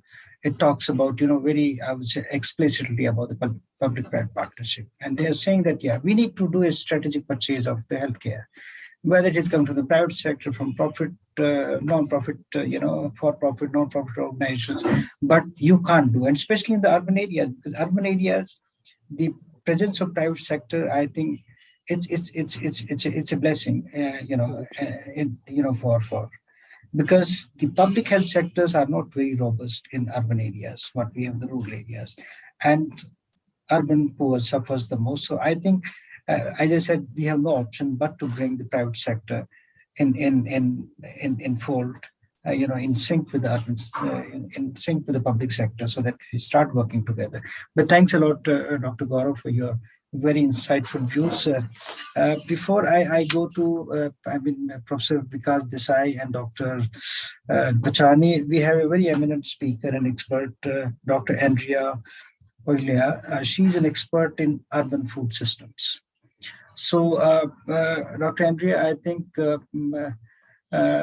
we were really, I'm grateful to Dr. Yoran because she suggested your name, and because we didn't have any speaker, from India, to talk on the food security, which is food systems, which is very, very important. So over to you, Andrea, for your views on the urban food systems and the security. Great. Thank you, Dr. Rakesh, for that introduction and for the invitation to participate in this really interesting session. I've been very much enjoying the conversation so far. And it's an honor to participate alongside such an esteemed panel. So I'll try to tie some of the issues that have been addressed so far through this intervention. And perhaps to begin with, we've heard in the session that urban food security at its core is mainly impacted by the lack of sufficient regular income. And however, from an urban health perspective, something that we like to add is that there's also things like inadequate housing and basic services, spatial segregation, lack of access to things like storage and refrigeration, and vulnerability to marketing. All of these things together are shaping the ways in which people purchase, cook, and eat their food. And even outside the city, so beyond the urban area, there are also some factors that are influencing how people eat. And I think especially right now with the pandemic, we've experienced how food prices have fluctuated, and this is something that will continue to happen, and not just because of a public health crisis, but it can happen because of climate, because of economic shocks to the system, and there's also the state of global and national trade routes and policies to consider. So in this sense, the urban food system, we could say, is a window into the experience of urban health, and especially into the experience of poverty by urban residents, and into the effects of population dynamics on the urban poor. And this is because the food system is one in which all urban residents have a stake, and hopefully 3 times a day. And it can therefore serve as an analytical tool to connect household livelihood strategies with global economic processes. So a very, very useful entry point. And also why perhaps food systems considerations are quite urgent today is because data is showing that cities are already consuming half of all the food produced in the world. And by 2050, we can expect this number to increase to 80%. So if cities are consuming everything in the world, we need to make sure that this food is healthy and sustainably produced, and it doesn't have any trade-offs. And I guess zooming into a very specific group within urban areas is children. And this is because, as some of the other speakers have pointed out, urban living is sort of becoming this barrier rather than an opportunity to eat and grow well. So we've heard today how cities have both high indexes of hunger in children as well as of obesity and overweight. So this is where we make the connection that the urban transition is interacting with the nutrition transition in which we're living in. So we really need to have a systems approach to tackle that. But It sounds complicated, but not to fear, because one thing we can think about is the food environment. And this is the place where people usually meet the food system, which is perhaps just as complex and intricate as the urban system we've been discussing today. So therefore, a food environments approach can help provide communities with access to nutritious food that is healthy, affordable, and sustainably produced. And what can cities do? I guess what has been happening a lot lately this year with the pandemic, but also momentum in many countries that has been generated by milestones such as the Food System Summit that took place in September. There's also the COP26 conference coming up next week, and it will have a lot of focus on food and the impact this is having on the climate. And then there's a Nutrition for Growth Summit down the line. And something that has been stated many times in all of this discourse is that local governments are very, very much key in developing policies and investing in land and infrastructure that can shorten food supply chains, that can ensure that space for farms that are close to markets is allocated, that can protect ecosystems. But more importantly, cities and local governments are very much able to regulate and protect the food environment. And of course, each city we know is different and faces conditions that are very specific to their context. But there are some very interesting experience of how local governments are already paving the way. And this is partly because they work closest to the populations they serve. And so they better understand their needs. And sometimes they are even able to take more swift action in areas where national authorities are often lacking. So some action examples, I mean, we could discuss this the whole day, of course, and I think there's no need to illustrate more examples of interventions from an urban health perspective, but something that really stood out earlier was the mention of integrating into the urban health system. So the question is, how can we integrate the food system, which is food, one of the most basic necessities of human life, with other supporting systems, such as water, sanitation, and this is all throughout the urban development planning cycle. Also, it was mentioned earlier today that schools can be places for healthy food infrastructure. So of course, interventions around that to foster community-supported agriculture and bring local farmers and producers closer to the city, because these spaces, such as markets, urban farms, can become really good entry points for city dwellers to get more familiar with the food system and become a little bit more aware and hopefully empowered with their dietary choices. And another thing, perhaps just to add, to the menu of actions that have been listed today, is to enable better access to retail outlets. So think about the role that businesses in the shape of supermarkets and independent vendors play in the food options they offer citizens. This is also important, so we make sure that we reduce influences that encourage obesity in and around settings, especially for children. So how can planning and regulation help with that? So all in all, I guess, just to start wrapping it up, is that the most important thing is that food and health systems are integrating with the planning of the urban environment, because there are some very systemic issues here that begin from the individual and then go to the city level and then to the national. And when it comes to food, it connects to the global level. So urban food systems can be a very, very useful entry point to address those connections between household livelihoods and wider economic processes. And more importantly, there's a useful window into the experiences of the urban food.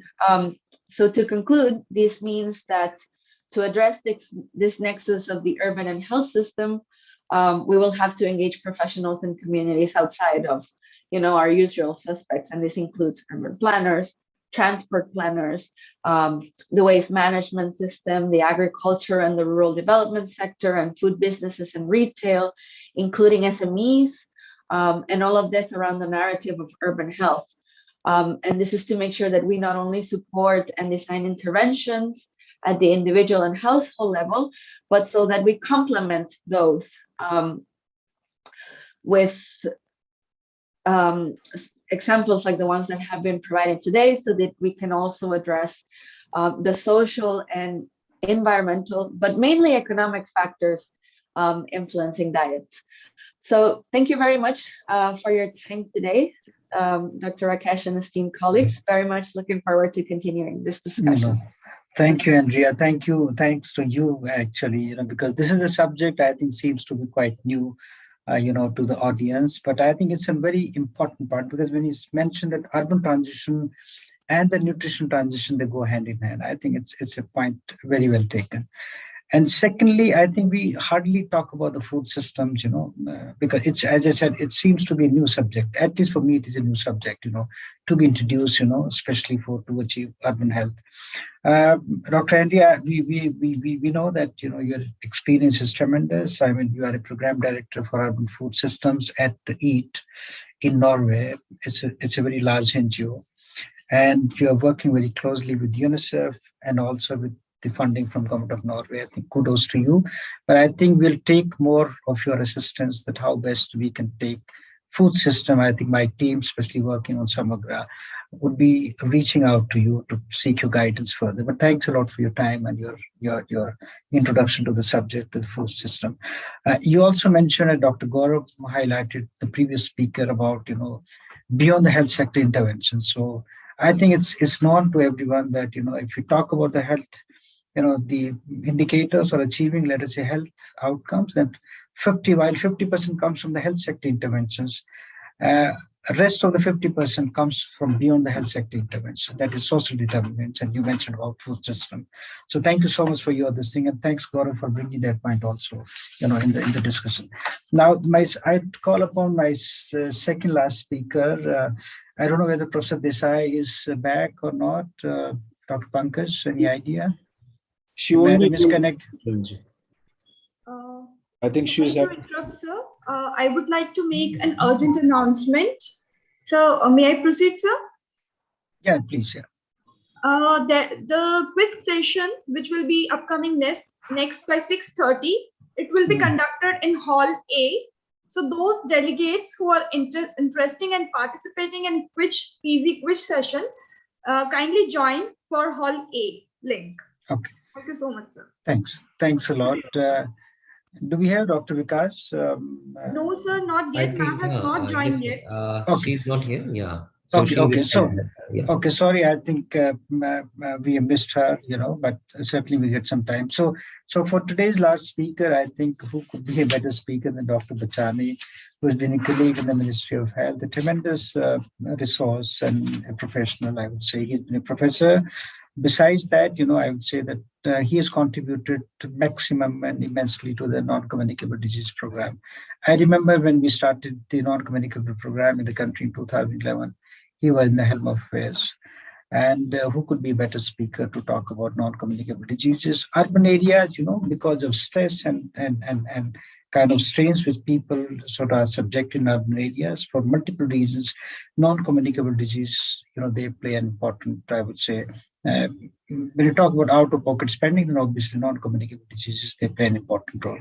I think the best solution to them is how best we can prevent. So when we talk about those high-risk, factors, whether we're talking about tobacco, alcohol, or unhealthy diet, or, that kind of routine exercise which we are supposed to undertake, physical inactivity, I think these are the four major high-risk factors.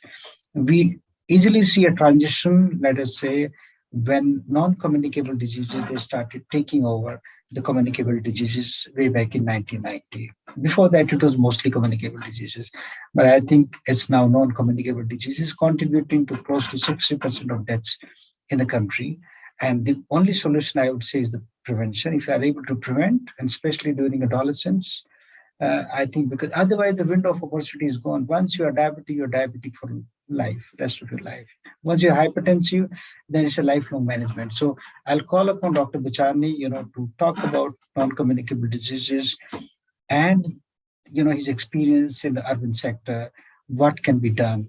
Dr. Bachani, I don't want to pose any questions to you, it's open to you because you are a person, you have wealth of experience. I would want you to speak whatsoever you want to speak about non-communicable disease and urban health. Over to you. Dr. Bachani is joining us from US, so thanks a lot. I know it must be quite early, in US, but thanks a lot for your time. Over to you, Dr. Bachani. Thank you, Dr. Rakesh Kumar, for giving me the opportunity. Of course, now it's pretty late, 7:30 a.m., but it was 5:30 a.m. when we started. Yeah. I would share definitely experiences of NCDs in the context of urban health in our current project, Building Healthy Cities, a USAID-funded project in 4 Asian cities. And in the context of the entire project, it was not just focusing on NCDs, but the holistic views on social determinants of health. And the 3 important strategies were the multi-sectoral approach. The second was how we can engage the communities and empower them. And the third was data-driven decision making. So looking to the data decision-driven mechanism, we thought that we should begin with some baseline assessments in year 1 of this 5-year project. And what we did in Indore, India, was to do an NCD risk factor survey in a city. It was never done in a city specifically. It has been done in provinces at national level, but at a city level, so that we get more in-depth information about the risk factors of NCDs. Added to that, of course, we followed the national technical guidelines and tools that were done for national survey, but we added one more thing, and that was why these risk factors, the behavioral risk factors, have origin in what are the various environmental factors that could affect these individual risk factors.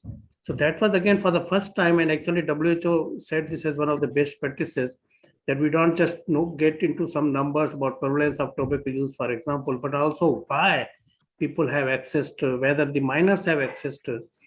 So this was done, and besides, of course, the 4 important risk factors, that's tobacco and alcohol use, physical inactivity resulting into obesity, unhealthy diet and all. We also included the 5th important risk factor, which now WHO has recognized, and that was air pollution.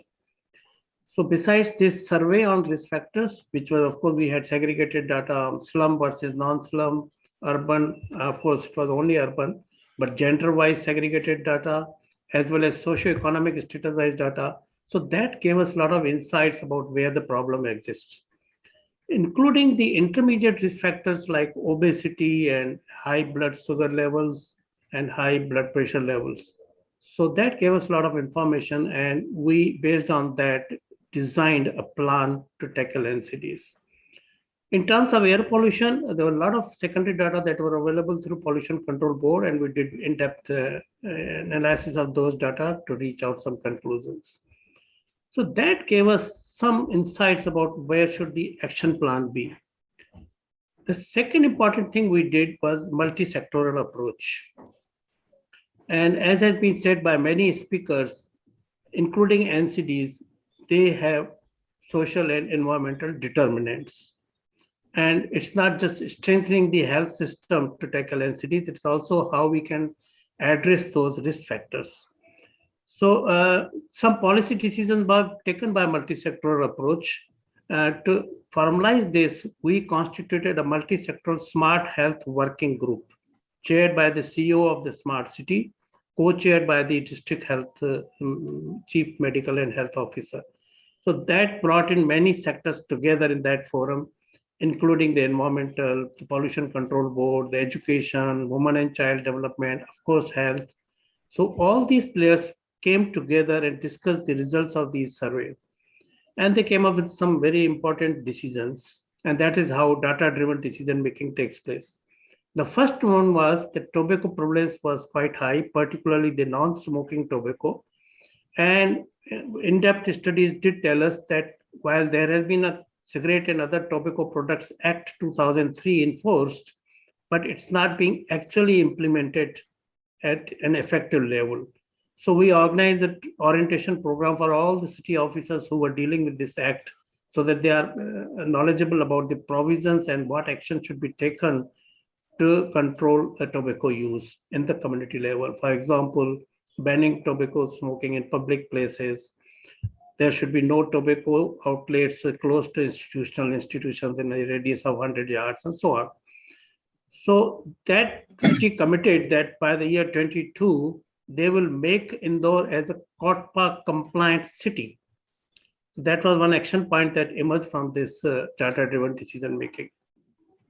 The second important finding was obesity was very high, particularly among women in virtually all socioeconomic groups, including the urban poor communities. And actually later on, we also did find that while we mean that diabetes and hypertension are more of a allied problems, it is not so. I think one or two speakers also did mention that even the urban poor communities, the prevalence of risk factors as well as common NCDs was as high, if not as high, at least quite high level compared to the others. So obesity being important cause, we found that two important risk factors of this. One was lack of physical activity platforms. And this influenced the city administration to focus more resources, particularly under Smart City Mission, on green spaces, on walkways, on specific pathways for cycling to promote more and more physical activity. Even the questions about utilization of the available parks, what were the hindrance factors behind those, why people are not using it, whether there's a lack of street lights or there's the presence of animals or whatever, security reasons. So all those in-depth studies were done to say that it's not just building environment to facilitate physical activity, but also ensuring its utilization by promoting people to use it, but also making it safe for people to use it. So that is one aspect. The second important aspect was the diet. The sodium consumption, the common salt consumption was almost 11 grams per adult, which is more than double what WHO recommends. So now this was a very ticklish problem because Indore is famous for its eateries, even the night markets and food streets, very famous streets. And the so-called sour snacks like what we call namkeens are very famous for Indore. Now this was a very ticklish problem. And we had two-pronged approach in this. One, we met the food associations, both of two famous eateries, the Chappan Dukan, that 56 shops eatery, as well as another important night bazaar, Sarafa Bazaar.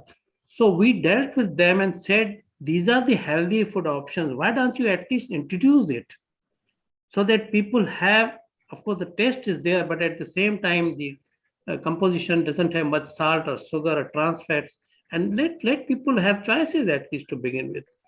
And also side by side, we also had efforts on food safety issues so that people, particularly the street foods, they should abide by hygiene. Of course, not NCD related, but it's a holistic approach, and definitely food safety is related with the reduction in the food-borne diseases. In addition, of course, the awareness programs were going on. Currently, we are doing a market research on what choices people are making now with the COVID implications, whether they are still going for street foods or whether they are having more of online orders. So that is also being done.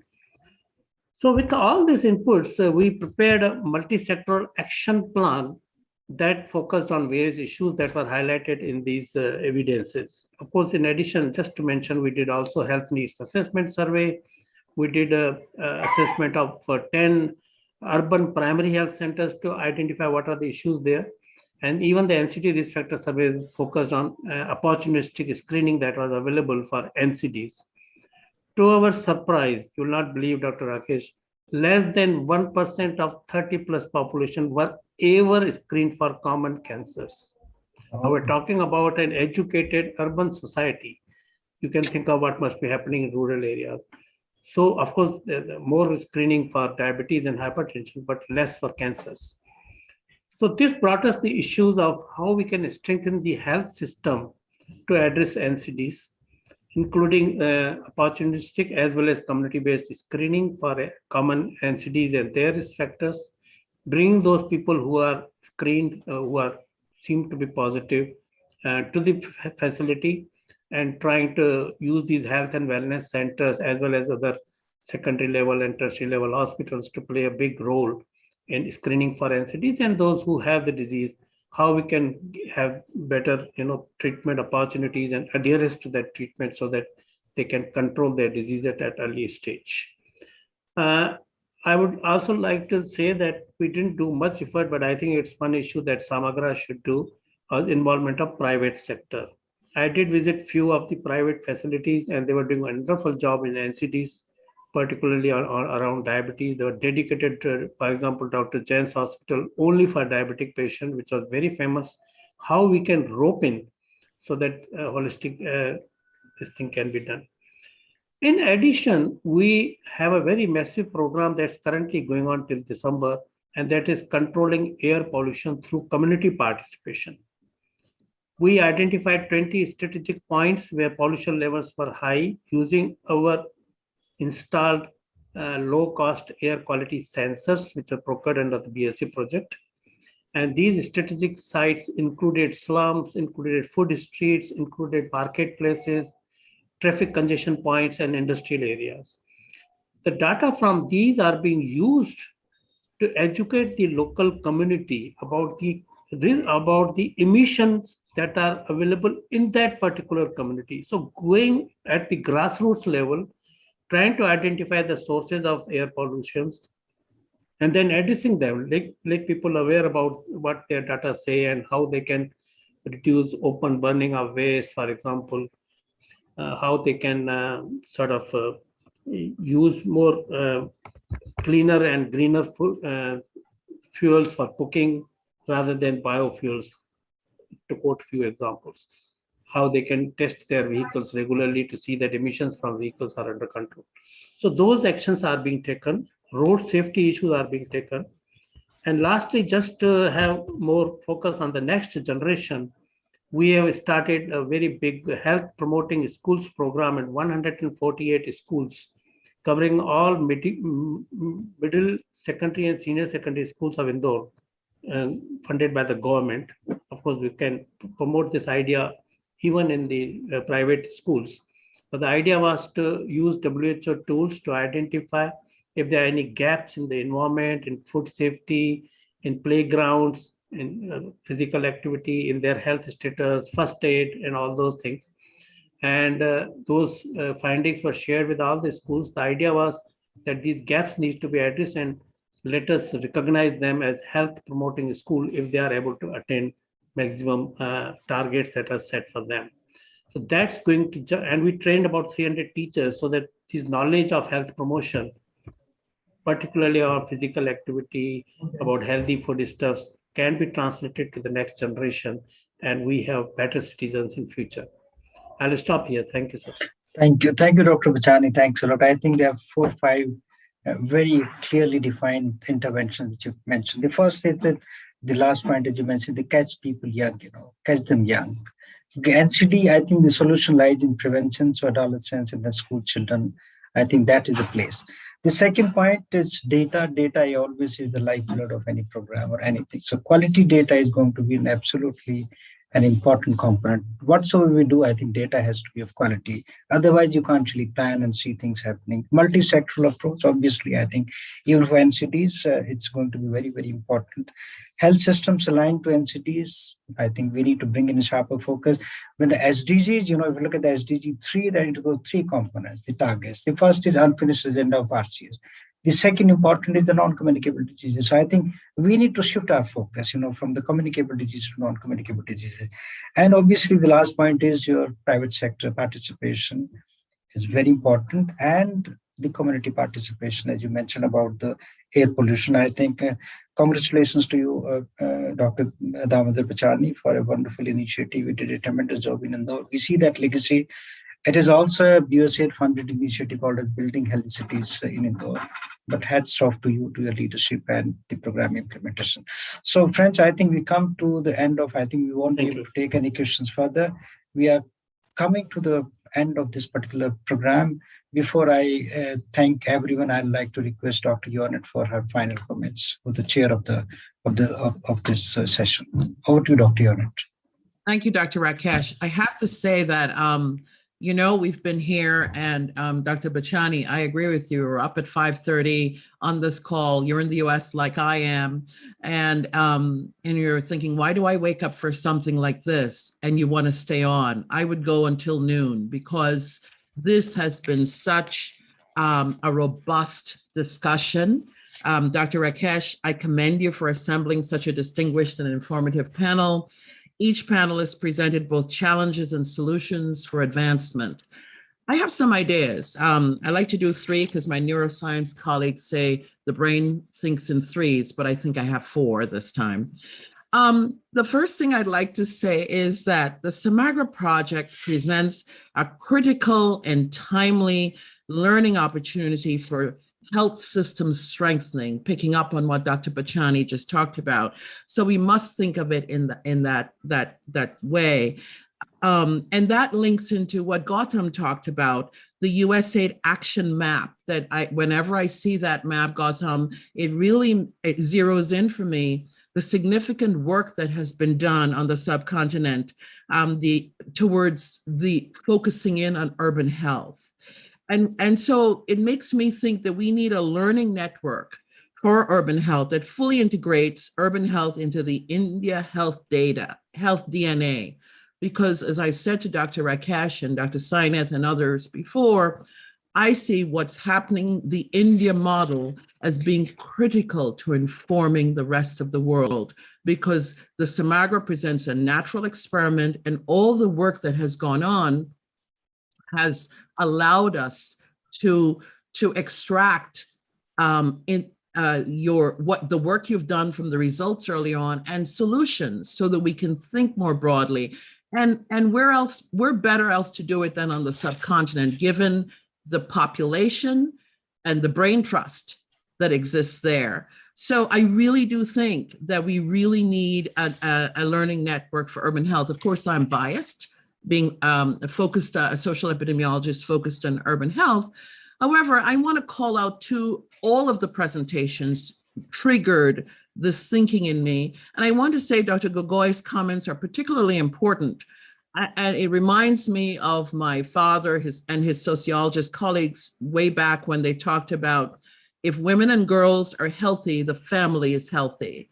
And if women and girls are made to be educationally and economically viable, society benefits. So we need to engender health. And again, what I heard from everyone is the notion of health beyond the healthcare sector. We have to think broadly: housing, nutrition, safety.